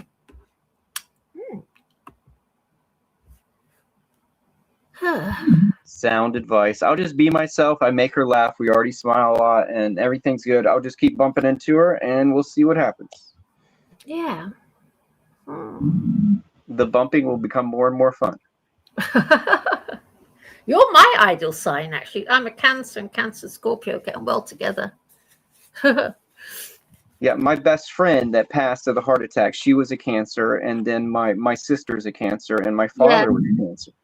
Yeah, well, I've studied astrology, and the star signs, there does seem to be a strange truth in it, and we tend to mix with some star signs more than others. There's a definite truth to it all.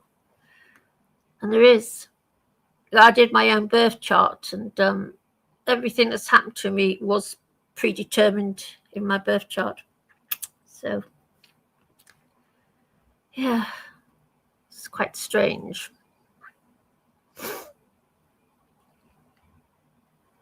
Hey, babies. Yeah, I think tracking had to check out for a minute. He's not working on his drawing, and I think I saw him about to walk away for a second. Anybody else want to come on and have something to share? I think it was when chasing off his cat. He's probably chasing my girlfriend, the one I'm courting. He's getting the GPS. He's triangulating. He's just like, he's gonna jump out of the back of a DC-9, parachute in, and damn it, steal my date. Yeah, I'm trying to. Yeah, I'm a water sign and very old school romantic, so I feel inspired, and I'm definitely gonna, make her things until she pushes me away and stuff. So I feel like that's gonna be cool. Because like I said, I'm making some of this stuff. Like I plan on like gifting her something for her birthday or Valentine if she's still in my circle. So to definitely let her know she's cool. Like this is just you're cool. I don't need anything in return. I would like something in return, but I've had a fulfilled life. So if I get hit by a truck, I get hit by a truck. But this would be something really nice and added to it, and we do kind of mesh. So yeah, I don't like getting my hopes up. So I just, like she said, just be myself. No hopes involved. Yes. Yes. Yeah. Oh, dear. Guys, Sorry. Sorry, I just want to say I'm going to go, but it's been really lovely to spend time with you and chat. Honestly, it's been really good. Thanks a lot, guys, and I wish you You're welcome. all the best. You must come round when you must come back on. All you need to do is just find a Gnosis, check every day, and you usually see if he's on or not. Yeah, well, right, everybody have a lovely week, and God bless you all. Right, Yeah. bye-bye.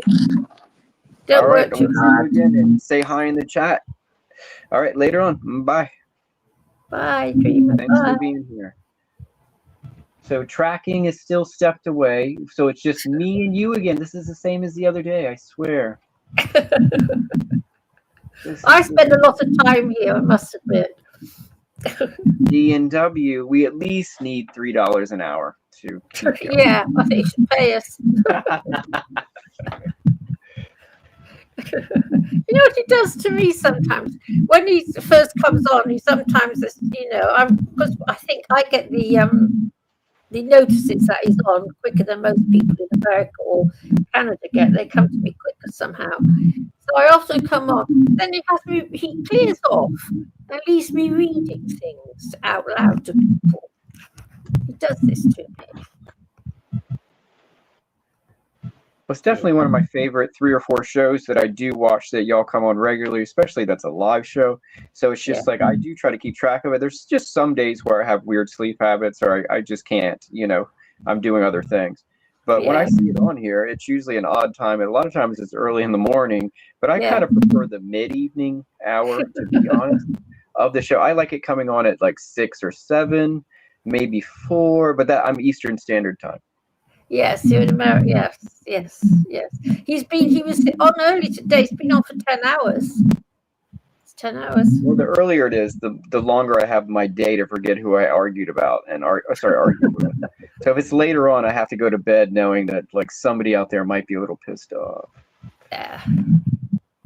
No, it really helps me coming here. I use it as a form of group therapy. I do. Because I find, I shouldn't criticize people where I live, but I find people now talk such utter drivel where I live.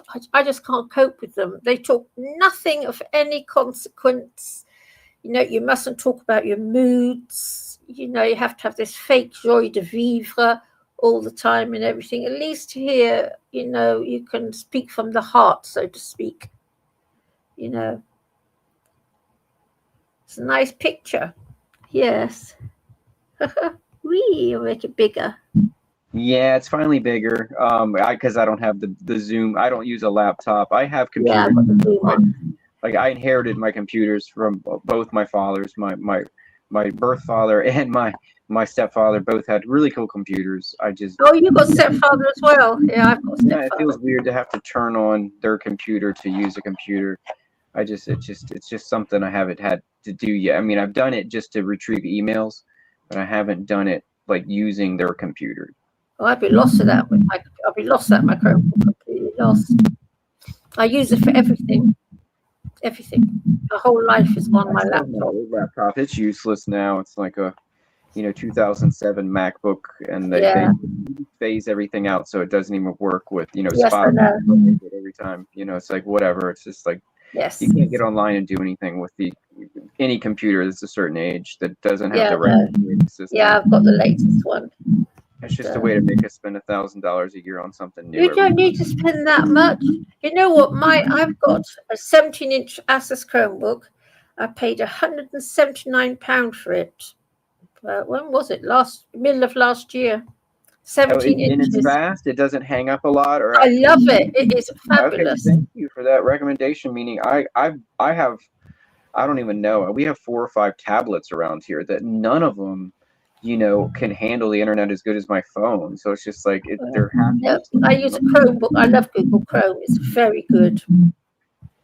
A lot of people don't like it because apparently Google Chrome can read what you're doing. But hey, you know what? They can read what you're doing anyway.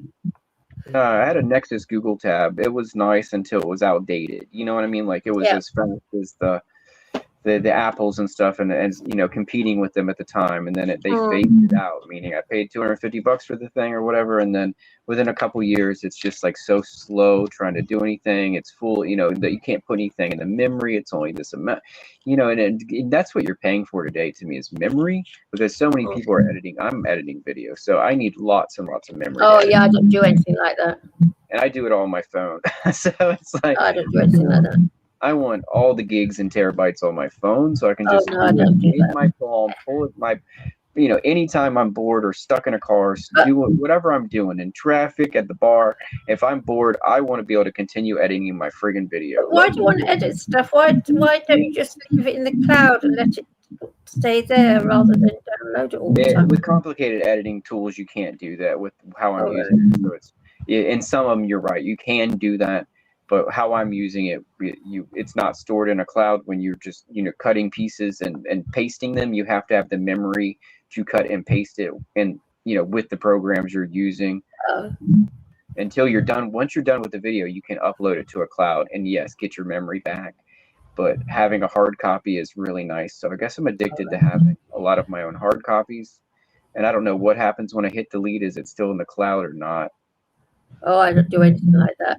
I just look at everyone else. I don't put anything on here at all. I just take what everybody else is putting out and just use it. If someone EMPs YouTube, I still have all my videos, on a file with my stuff, either with Google stuff or on my phone in actual memory. I have a copy of it, so it's just like I got it all. I got my whole channel ready to back it up, and that's my issue. That's what I would need a computer for, is to back up my stuff instead of use my phone for creation and backup.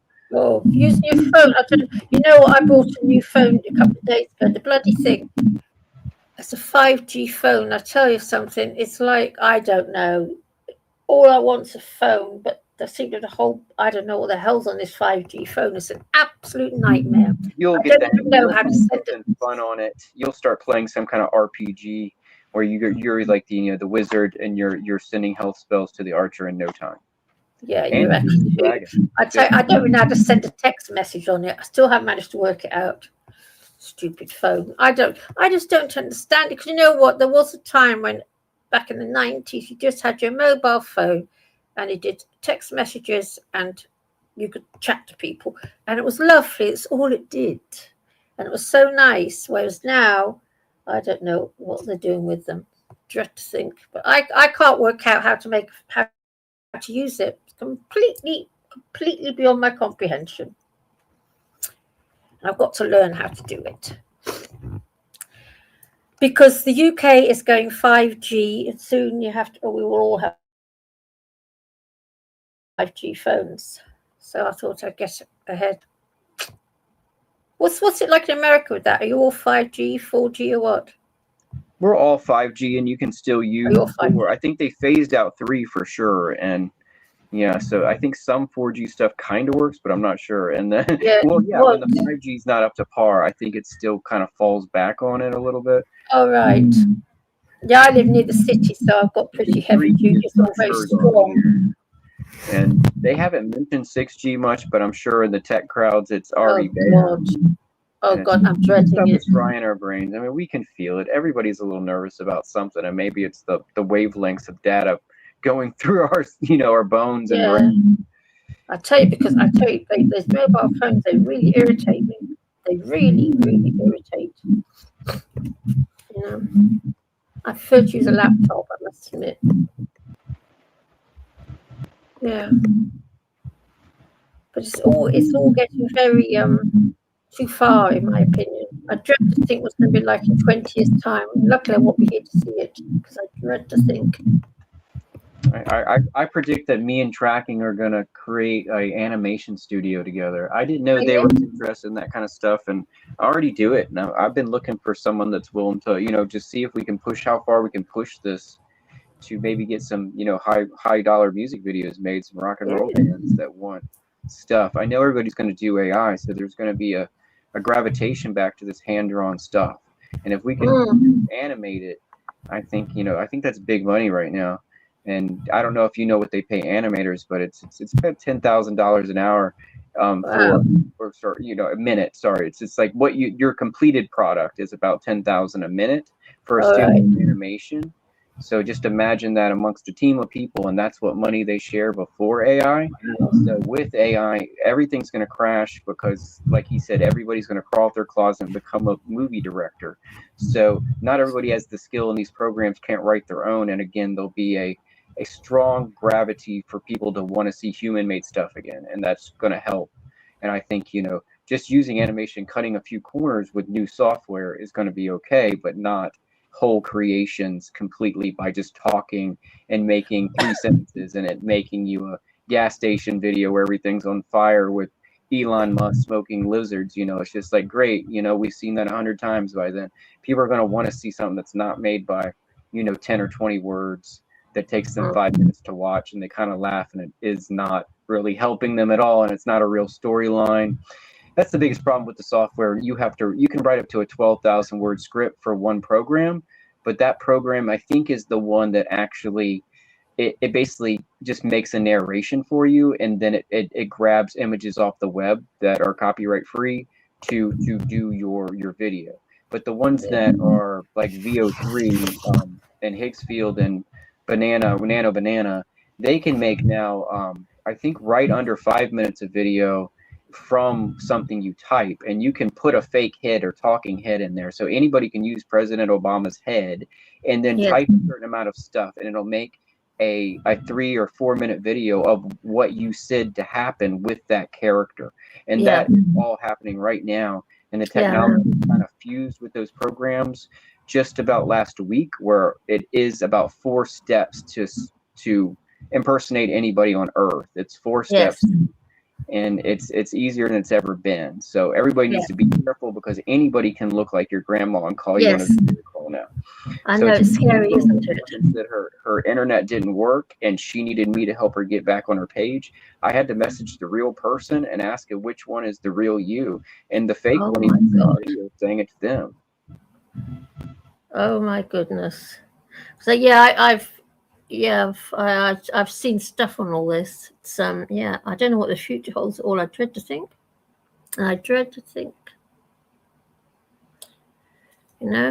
Like I've noticed now. Anybody else's page, you just have to convince 2 people you're that person that already are subscribed to your page. You can hit them up, and there's a button you can hit for both of them to verify that that's the real you. And with identity theft, that doesn't mean they steal your wallet or credit card now. All they need to do is steal the way you look and talk and sound. And they can message any of your friends and get them to say, yeah, that's the real you. Next thing you know, the real them doesn't have their stuff anymore. So it's just like, it's very dangerous. So you have to have code words or something only that person knows, to be able to ask. And it's just like, it's very difficult, because the other person wouldn't answer any of the personal questions. The other person did, but they didn't understand that I was basically, I need to give you a truth test, because I don't know if your page was already hacked. Yeah. Yes. I mean, I don't know much about this, but yeah, I've seen a couple of videos about it all. You know how they can do all the things they are. I don't know what the future holds at all, because I'm one of these weirdos. I'm terrified of AI, and I'm terrified of the chip. And when the chipping starts, that's me Right. finished. AI is a blanket name now. So what we're afraid of is the different stuff. So there's the, the identity theft material, which is software. To me, it's all different softwares. Not, I mean, and it's being controlled by people. Again, a person has to ask it to do something bad. There's not an AI. Most of them have been forced to do something that they said was bad in media. So I don't really believe that yet that an AI is going to impersonate someone just to get your money, and it keeps it for itself, and it's not giving it to a person that's actually the one that created the false identity. Yeah, so yeah. So I don't know. But intelligence agencies and mafia are definitely want to create AI agents that basically handle hits for them, because again, then it's accountability of where it comes back to. Because they had this stuff on the dark web where people were hiring hitmen. Say there is none of that, meaning it's the hitmen are run by an AI algorithm, and you can't blame a person for it. So it's just like, that's the scary thing is, will there be programs built for those kind of people to get rid of their enemies without them having to tell who their enemy is directly to the computer? Do you go and say the AI can pick out their enemy from their actions? This person talked about you in a court case. It's just like, you didn't have to tell them that. And this thing is so advanced that it's just talking to other units, and it's moving around money that's not yours and making it on its side, and then it's not even accountable because you can't put an artificial, intelligence in prison. So that's what I was wondering about the case. I don't know if you know about it with the ex OpenAI, the guy that quit OpenAI supposedly over copyright stuff, and he ended up dead in his own apartment, basically shot twice in the back of the head, and they claim it's suicide. It's just like, there was blood all over the apartment. He wasn't shot that bad, but there's evidence of a struggle. There's all kinds of stuff going on. There's blood in multiple rooms, and they claim it was a suicide. Yeah. And it didn't quite add up. If his company isn't guilty, meaning the person, no one hired someone to get rid of him. Maybe since he worked for one of the top AI companies in the world, that company, it saw him as a threat, not an employee, but an actual, the system itself saw him as a threat and hired its own hitman. Yeah. Then that means no one at the office is accountable. Exactly. It's all very negligence for their and all very spooky, very, very spooky indeed. And it's horrible. I don't know. I don't know much about it, but the little I do know puts a fear of God at me. It does. Yeah. So I don't know where it will end. I think everybody's cleared off. Oh dear. Oh dear. Hey, you naughty cats. Hey, sorry I disappeared. My brother just came in, and we're sort of on cooking duty tonight, so we had to take a look at the chicken to make sure that it was finished cooking. Well, we're all still chatting. I'm going to chat a bit, but I was going to go, but I'm just charging I just need to get the wire from my phone, and I can stay on. I just didn't want to, be here just chatting to myself at some point. That's all right. That's okay. I still haven't finished that drawing. Last thing before I leave, I'm gonna show a picture of that drawing when it's finished. Hopefully that won't take too long. I wonder where that naughty D&W is. He really is quite the one. D&W? Oh.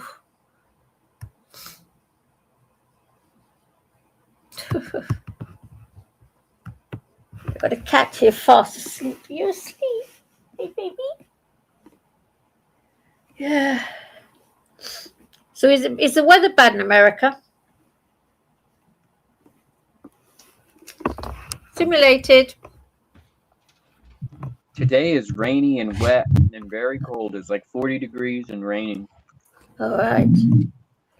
Yeah, it's been quite nice here in London today. It's been quite sunny, but yeah, I like bad weather. No, I love hailstorms and thunderstorms and snow and everything. It's always good with a hot drink and a warm body, but Yeah. usually when you're alone, it's just I don't know. But yeah, I love hailstorms. I go out for when there's hail. I go out. Love hailstorms. They are gorgeous.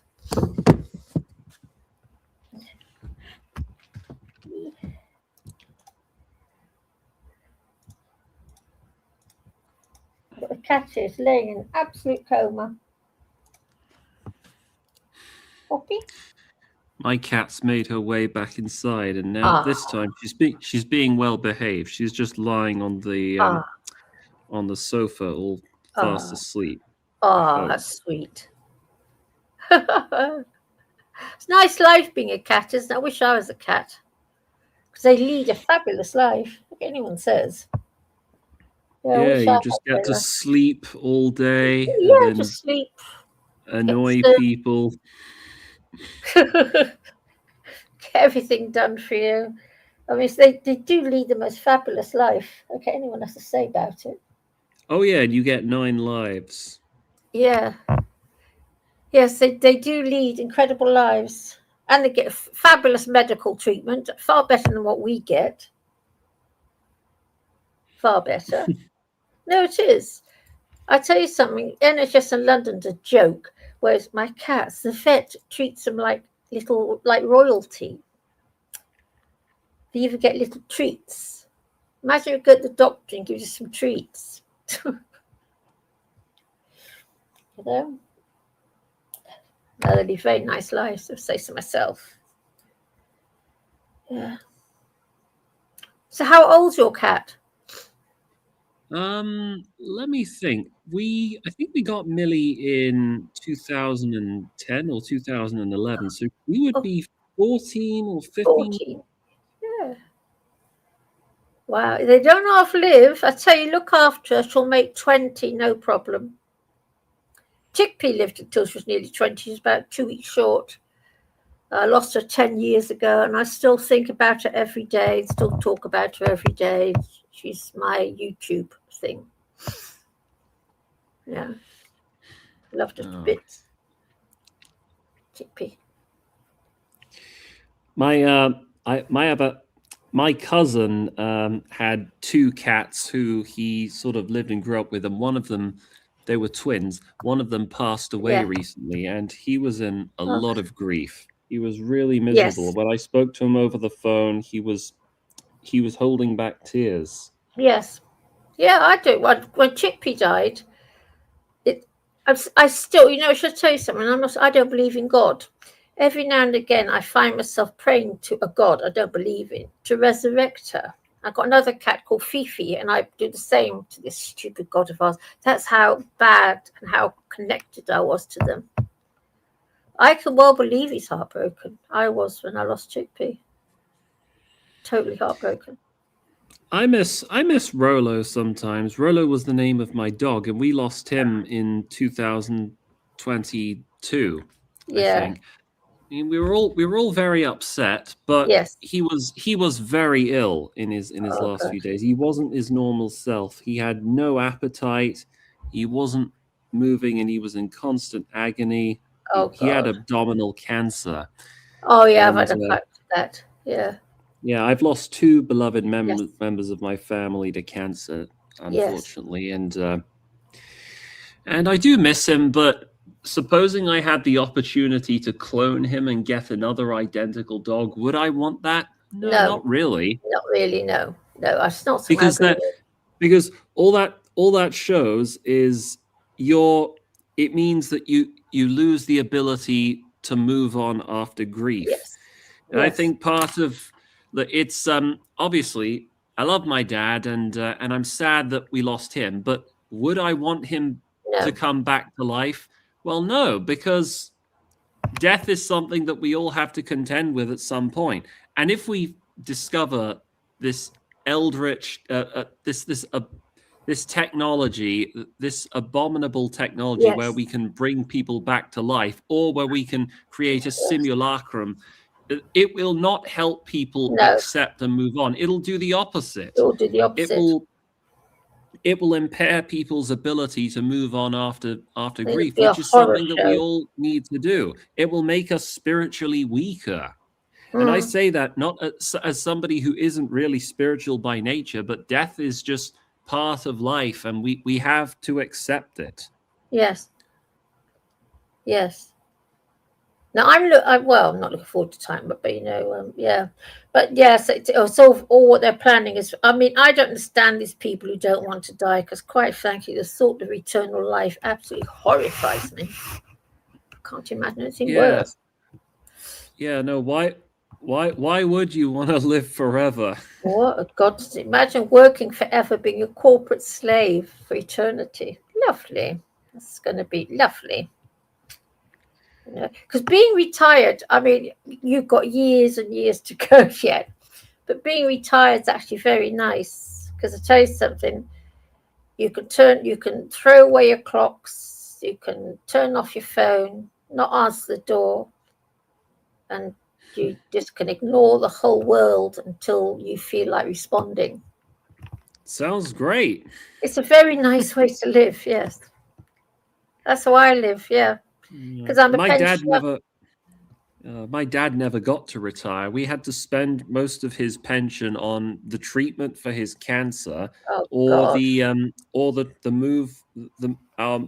of our house. Oh my God, that's unfortunate. It's retirement is becoming a luxury for a lot of people in this day and age, unfortunately. Yes, it is. But I guess I've been lucky, but it's very nice to be retired. There's something about it where you can just shut the door on the world, because that's how retirement it becomes like that. It's weird. And it's a very nice way to live. It is. You know, I don't have a clock in my flat, not one single clock. Sorry for interrupting.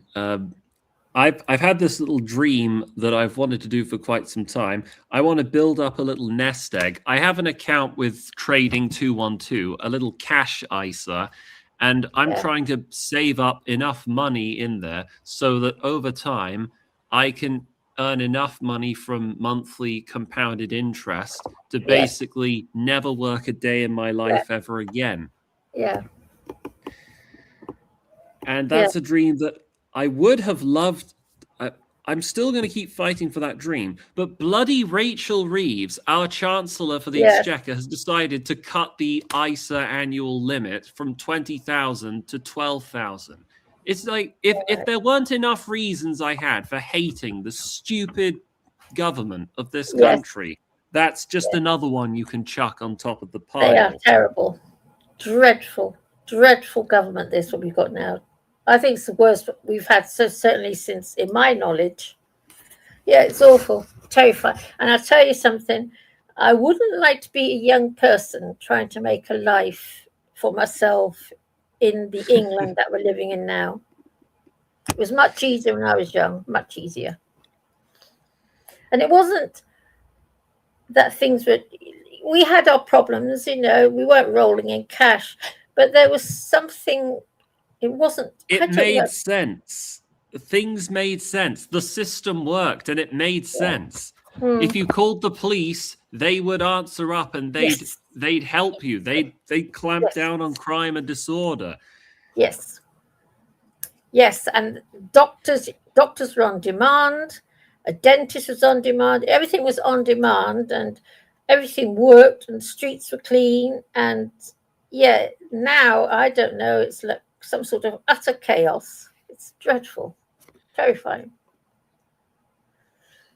We get what the politician paid for. So it's all politics now. They want to make the other side look bad, that both sides want collapse. If that makes sense now. Like, that's been in our country, that's kind of been a way, and it's how hard they push the pendulum, meaning they hate each other so much in the way of funding. Like, it might not be the people in power that hate each other, it's the people that run the enterprises to make money and make the rest of us nuts over it. Mm. So it's like we push really hard and then they push really hard back. So it's just like both sides of the pendulum of the political swing. So it's like do everything to incite the other side, and then when they get power, do everything to incite the other side. And it doesn't seem, you know, and right now our media is to me the biggest fanner of the flames the last 25 years. Isn't it awful? Such a Yeah. joke, terrifying joke. And I try to watch the, you know, the middle stream, middle line kind of media, and it doesn't really exist anymore because it's nonsense. Political, like, oh, that's why Trump stopped donating to NPR News because it was run by the, you know, he was mad because they talked bad about him, or it was run by the Democrat, you know, something. It was money that he didn't want to spend on people that don't talk good about him. So it's like, so it doesn't make sense, you know, about our media is so polarized. Yes, whatever yeah. you listen to. Yeah. And that's our live programming here. Okay. Oh wow! Wow. Kitty. I've finished. Well This done. is Sleeping Emily. Oh, Yeah, look at I her. might have to get a vet appointment. Wow. Don't worry, she's all right for now. Although maybe we should see to somebody should see. No, the drawing. We're gonna take the drawing and a pet carrier down to the vet, and we'll be like, it needs its shots, and we want to see what they do. We'll have a look and see. Yeah, who is Jay around? Is Sage around? Hello, you guys. And the last people I saw chatting was Global, Nibbles, and I'm not sure who else. But there'd be a lot of people. It'd be great to have you on, and maybe some of y'all draw too, or make something, or knit, or sing. I or used do to knit. that you could share with us just today. Of it's a Sunday. It's a Sunday, so it's kind of like open call today. Open call. Bring your talent. I used to do a lot of knitting and sewing and crocheting, but then I've got arthritis in my hands, so that put an end to that. Great fun, the aging process. It's absolutely delightful. But never mind, I've got my cats.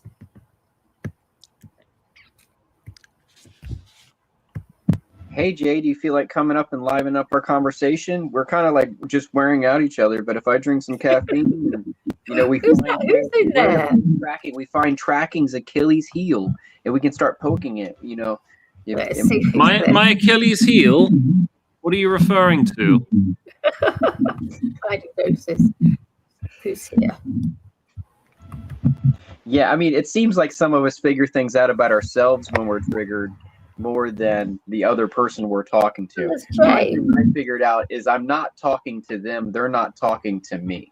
When someone triggers you, you're actually just defending yourself. It doesn't matter who's talking to you. You're defending your belief system. You're not talking to a person anymore. You're defending your own belief system. Jay wants to know where D&W is. Yeah, I'm not the only one. Whee! Okay, I present to you my it's an HEC file. I can't I need to convert it first. And that I thought, am I on? Yeah, so Noodles was here earlier, and I thought Noodles might recognize the piece I chose. Where is it that what you've done? I've just uploaded. Sorry, I've just uploaded my my pen-drawn drawing. DNW needs to broadcast the picture so that we can all see it, but I've just uploaded it onto the below the stream visualizer. He's probably out doing something, right? Okay, there we are. Yeah. Y'all have some killer buttons. Y'all are gonna make me use a computer one day just because of all these extra features. Wow. There we go. That's my latest drawing. It's all done with a pen. It's not the best, Hey, but good. there we go. As long as you're doing a little bit each day, right? Yes. Okay. I must start drawing again. That's my sleeping cat. At some point, I'm probably going to have to get up and leave because I've basically already exhausted my conversation skills and I need to recharge. But also, we're going to be having dinner ready soon, and I need to help with that. Thank you very much. Thank you very much, J5872. I appreciate it. I know I've been here for almost 10 hours. Well, If someone 9 wants to hours. donate to the chat, we definitely take donations in the form of 8 balls, tattoos, and porn stars, just like our presidents. Oh, by the way, I actually I typically upload most of my hand drawn or graphics tab drawn art on my Tumblr account, which oh, wait a minute. Hey, look, I'm going to show you my tomcat before you go. And this is my little lion boy. Oh, that's cute. What's his He's name? gorgeous. His name is Dave. Dave the Bruiser boy. Yeah, he's a lovely boy, actually. Huge. Dave. Yeah, he's a lovely boy. Mwah. I love him to bits. I can't share my my Tumblr account in the comments section. It says this comment has failed to post to finding Gnosis. It says the same thing every time I show a panoramic of my wiener. But yeah, you can't give links anymore on a lot of Facebook, Instagram, and YouTube. If just they don't even post links. Like if you're like YouTube is hard on links, and so is the rest of them. I get flagged for like you should check out this. I just got flagged, and it's just like I just shared a video with a person that'd be interested in it on their page or on a YouTube channel, and stuff like that gets you flagged. People just target you, or the system does. Oh yeah, all right. So it does not like links. Maybe if I try including spaces. Oh no, that didn't work either. All right. So Nibbles has described your cat in a comment, calling it loyal, great, and British.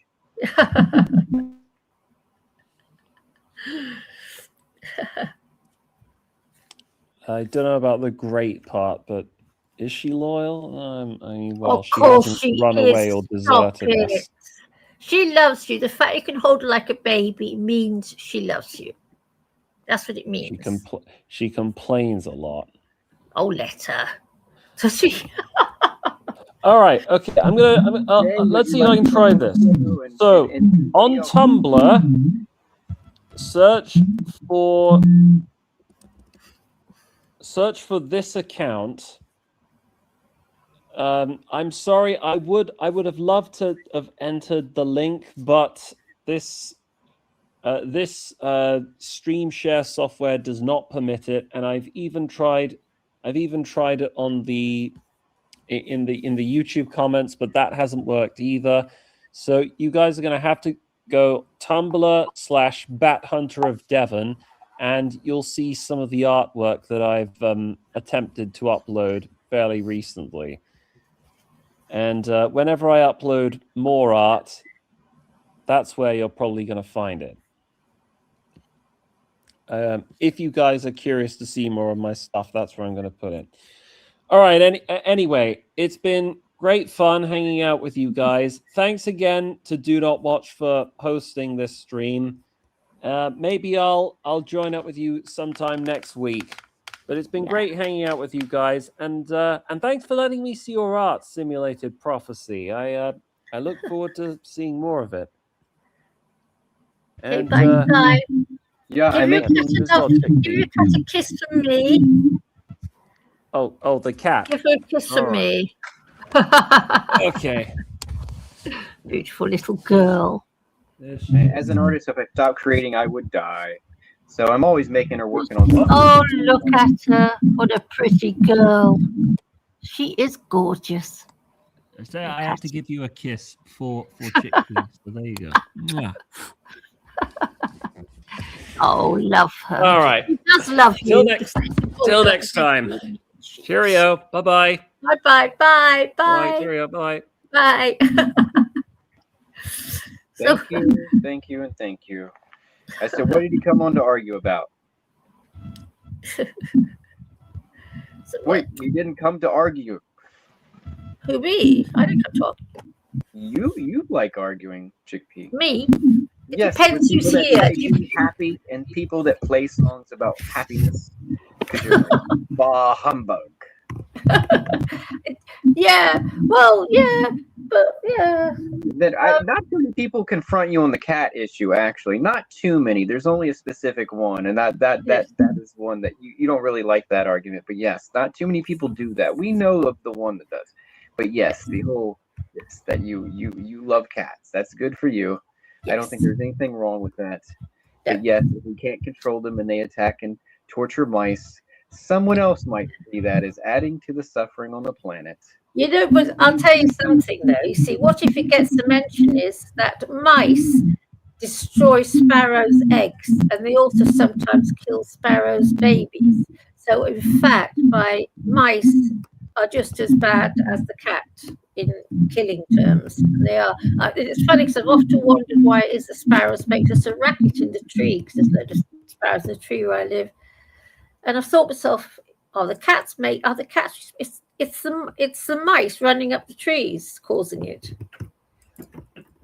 Because mice hunt cycle of life, but it's imbalance created by humans that added all the cats and the cows and the chickens. So that is part of the human element. But the cats are, we love our pets.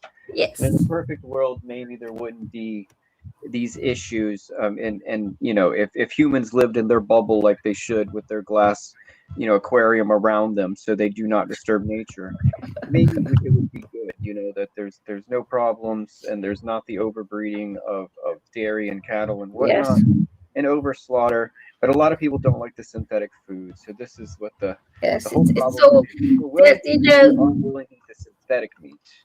It's the way this planet's been designed. It's a horrible design. It's all dog till the bitter end, which is why I don't like it here. But that's the way it's been designed. I didn't design it. I thought you kind of liked it here. It was just the low serotonin. Yeah, I've got a terrible serotonin problem. If this was the 80s and we were rocking and clanking glasses and there was a disco that was fun. Dead Harry playing, I think you'd be in a better mood. Yes, I was in a much better mood back in the 80s. Of course I was.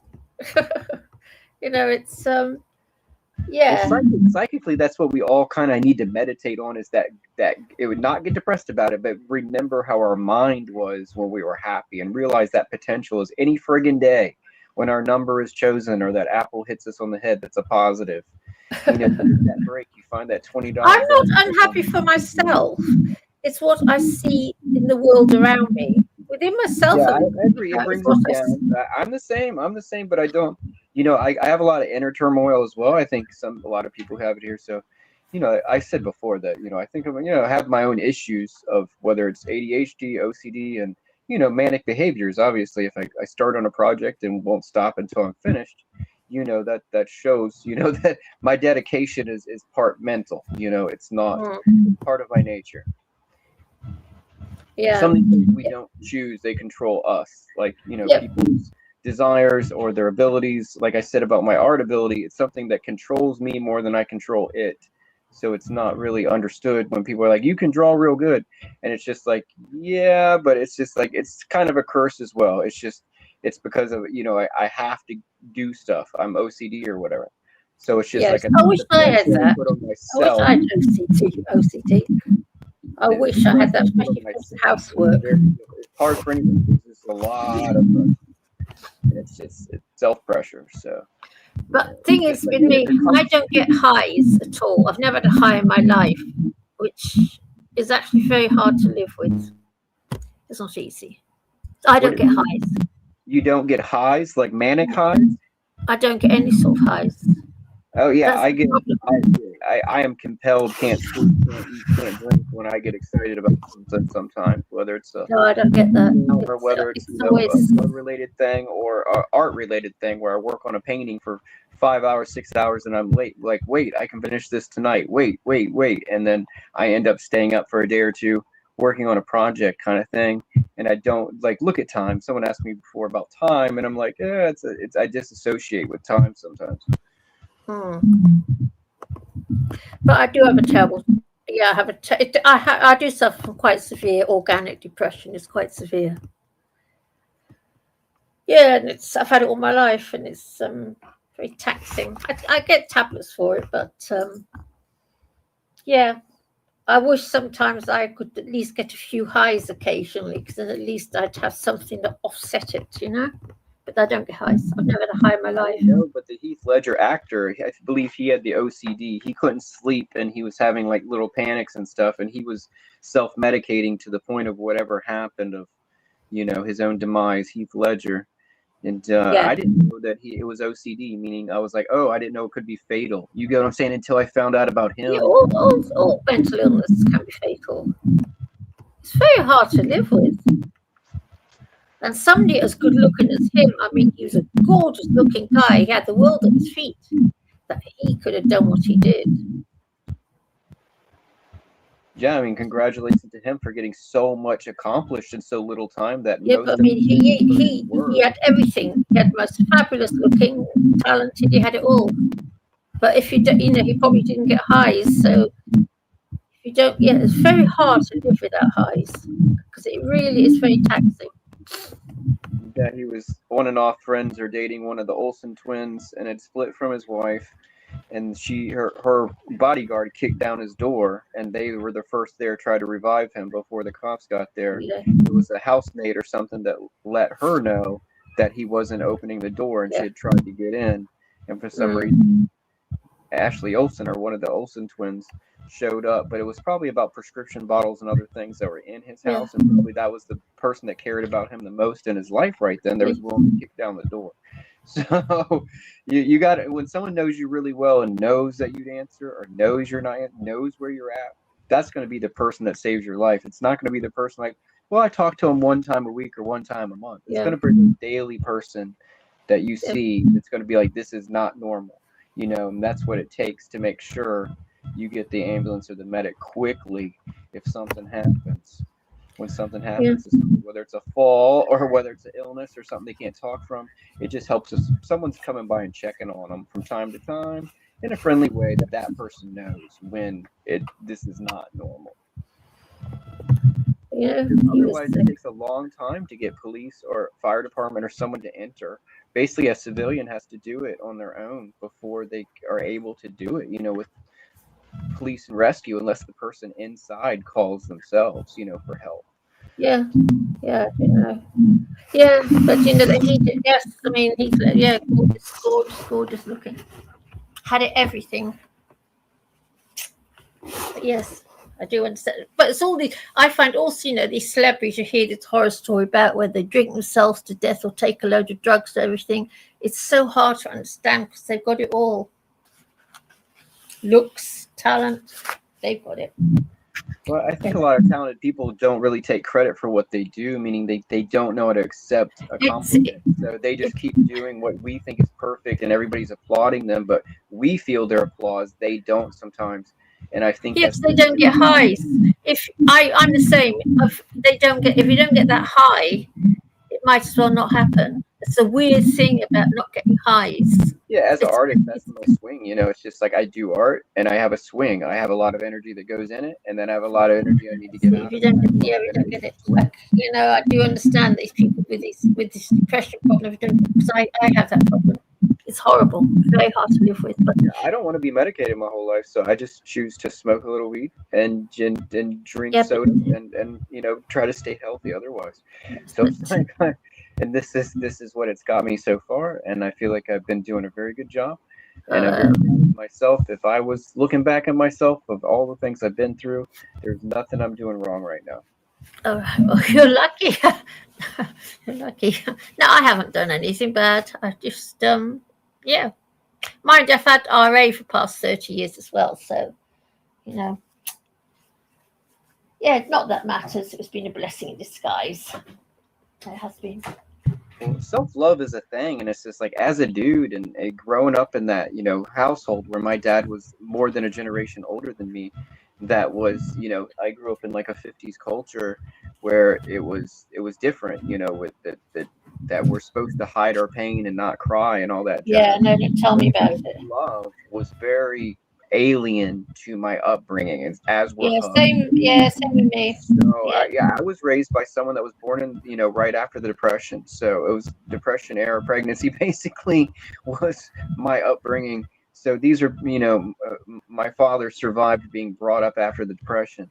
So this is what happened is it's like he saved everything, didn't take anything for granted, and forced me to work a lot. So it's just, there's different expectations then of survival, and what you had was what you had. So it was a different reality for people that survived, that era of the Great Depression into the Dust Bowl stuff, whatever was going on, really affected those parents and those children. And today is just totally different time period we live in. And it's just we take things for granted, how easy it is to come by every necessity, I think. And there isn't a pressure on us just to survive. I know life is expensive, but a lot of our friends would either feed us or pay at least one bill for us if we really are truly a friend to that other person. One thing I've noticed about life is when you're down on your luck, you tend to find out that nobody gives a shit. Well, a lot of people get self-defeated. You're asking the wrong people, meaning that's you have to like have enough. Like you can't be self-defeating in the same thing. Like if you get knocked down once, you have to get back up. So if I call my best friend and I'm like, dude, I need to borrow $250 or I won't make my bills. He's just, I can't do it this week. It's just like, oh, take him for face value, and then ask like 3 other people for $100 and just see and promise them something. Say, whatever you got to do. Either for me, a piece of artwork or, actually labor in the future. I'll mow your lawn half the summer, something just to say, I can cover this. Yeah. But I know you're not going to mow their lawn for them. But I'm sure you can offer your time. And the time is what's most, precious as human beings is our time is valuable. Yeah. So I was homeless in New York City for a little while, and it worked out, meaning I was trying to do favors for other people and what I could, and they were doing favors for me. So what I mean by that is meaning I just didn't have enough money to sign a lease. So at the time I had $500 in my pocket. That is not enough. So a close friend lived up there, and I'm buying dub sacks to make sure everybody's stoned. I'm buying toilet paper for his house, and eventually, I'm on his couch.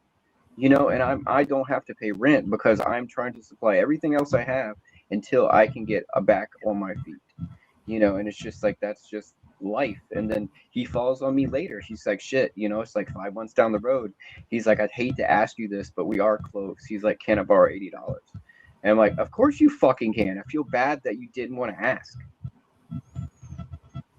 Actually, odd enough, it's funny we talk about borrowing money today. I had somebody phone me up, ask me if I could lend them $5,000. That's probably a bit steep. See if they can yes, pay. I know. I'm not going to. I won't be doing it. Anything like that. Yeah, work for $200 or pay you back $200. No, nothing more than that in today's society until you know you're good for it. Yeah, that's hard. If you know they're good for it, that's different. Like my friend's computer broke. It cost him $1,500 or whatever. He needed a replacement because that's how. $1,500 for a computer. Yeah, a good one for video editing and what. So I replaced his computer and he paid me back every dollar. Okay. And under expensive computers. 6 weeks, It's just like people are here for a reason. We all know the right people. We're just not surrounding ourselves with the right people. They're in your circle or someone knows of these people and they can help us out, whatever it is. And hopefully it's not an addiction, but like what it is of what we need. Like it's like what we need as a person. I feel like, you need a violinist for your band. You might know one already. You need a drummer. There might be one in the chat. So it's just like whatever we need, it exists, and it's usually already in our circle. It's just our ability to see the structure of the people we know and how we can utilize them in a good way, not a psychopathic way to try to get free favors from people, but a very balanced way of asking the right person the right time. And I mean, if it's no, it's no. We have to take a little bit of defeat, I just think it's hard for people to be defeated because life is so defeating already. But we have to, I guess, try again. And no one would ever be anywhere without trying again. You know, whether it be a race car driver that went to the ditch and he's like, I quit. Or anybody else that's trying to break a land speed record or whatever it is. It's just like they're going to try again. I feel like so many of us are easily defeated. And I don't know what it is, but you know, we all feel it when we're disappointed greatly and then we're defeated by something, and that, you know, we feel like we can't do it or we can't stand up to that same power. But we were meant to, you know. It's just like it's a training exercise. Is it? Oh, right, okay. If you say so. I don't know. You know, it's yeah, life. It's the wave coming at us that we just have to go with or float over or keep paddling. Yeah. Defeated all times, multiple times a day. Oh dear. D&W still here? Who's in the chat? And anybody else want to come on? And is there anybody in the waiting? Has he got you doing the thingies for him? Has he? He's still here. D&W. Somewhere. I don't have any power. I'm too much of an arsehole to have the power. Yeah, I don't like having power, I must admit. I'm going, because you know what? I've been here for 10 hours. I've actually been here for 10 whole hours. Exhausted. Woke up before you guys were on. I got some stuff down, and then I turned it on and off, and then I took a shower, then I got off, then I made food. So I've been listening since like 5:36 this morning, and watched another video back up with the show. Yeah, I know. Yes, I do know, because I've been here all this time as well. It's just so gloomy and cold and wet here, and there's nothing really going on, and yeah. And you're in America, nothing going on. I mean, it's Sunday. There probably might be some. I'm not very social outside, you know. Right now, I don't have a lot in my social circle right now. Right. There's not an artist meetup where I'm at right now. Oh, right. Okay. There is art museums and shit, so it's like that's cool. But I have to drive pretty far. Like I'm in a city, but I still have to drive pretty far to the good stuff. Whatever. Right. The thing I do is, you know, when I have free time and I can get in the car and jump and do stuff, is I do thrift store shop. I love going to the thrift stores and seeing what's up. I love yard sales, thrift stores, flea markets. Yeah. Oh no.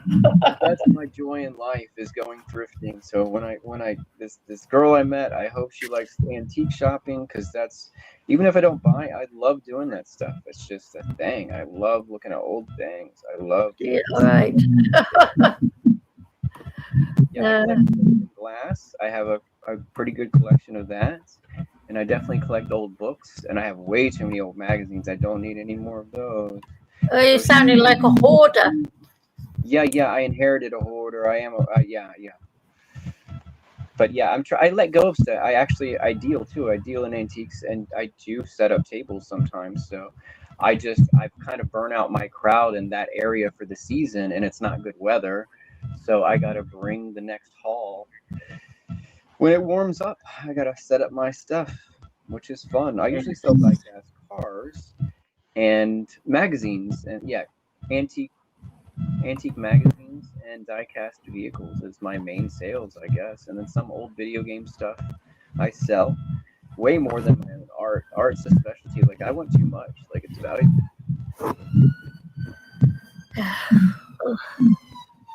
Is that on your side, the sirens? No.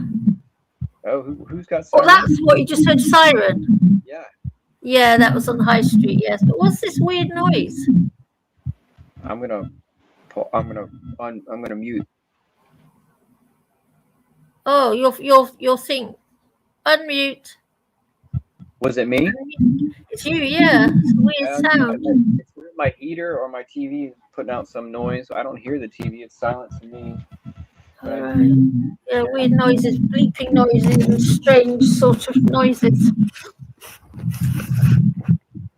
Yeah.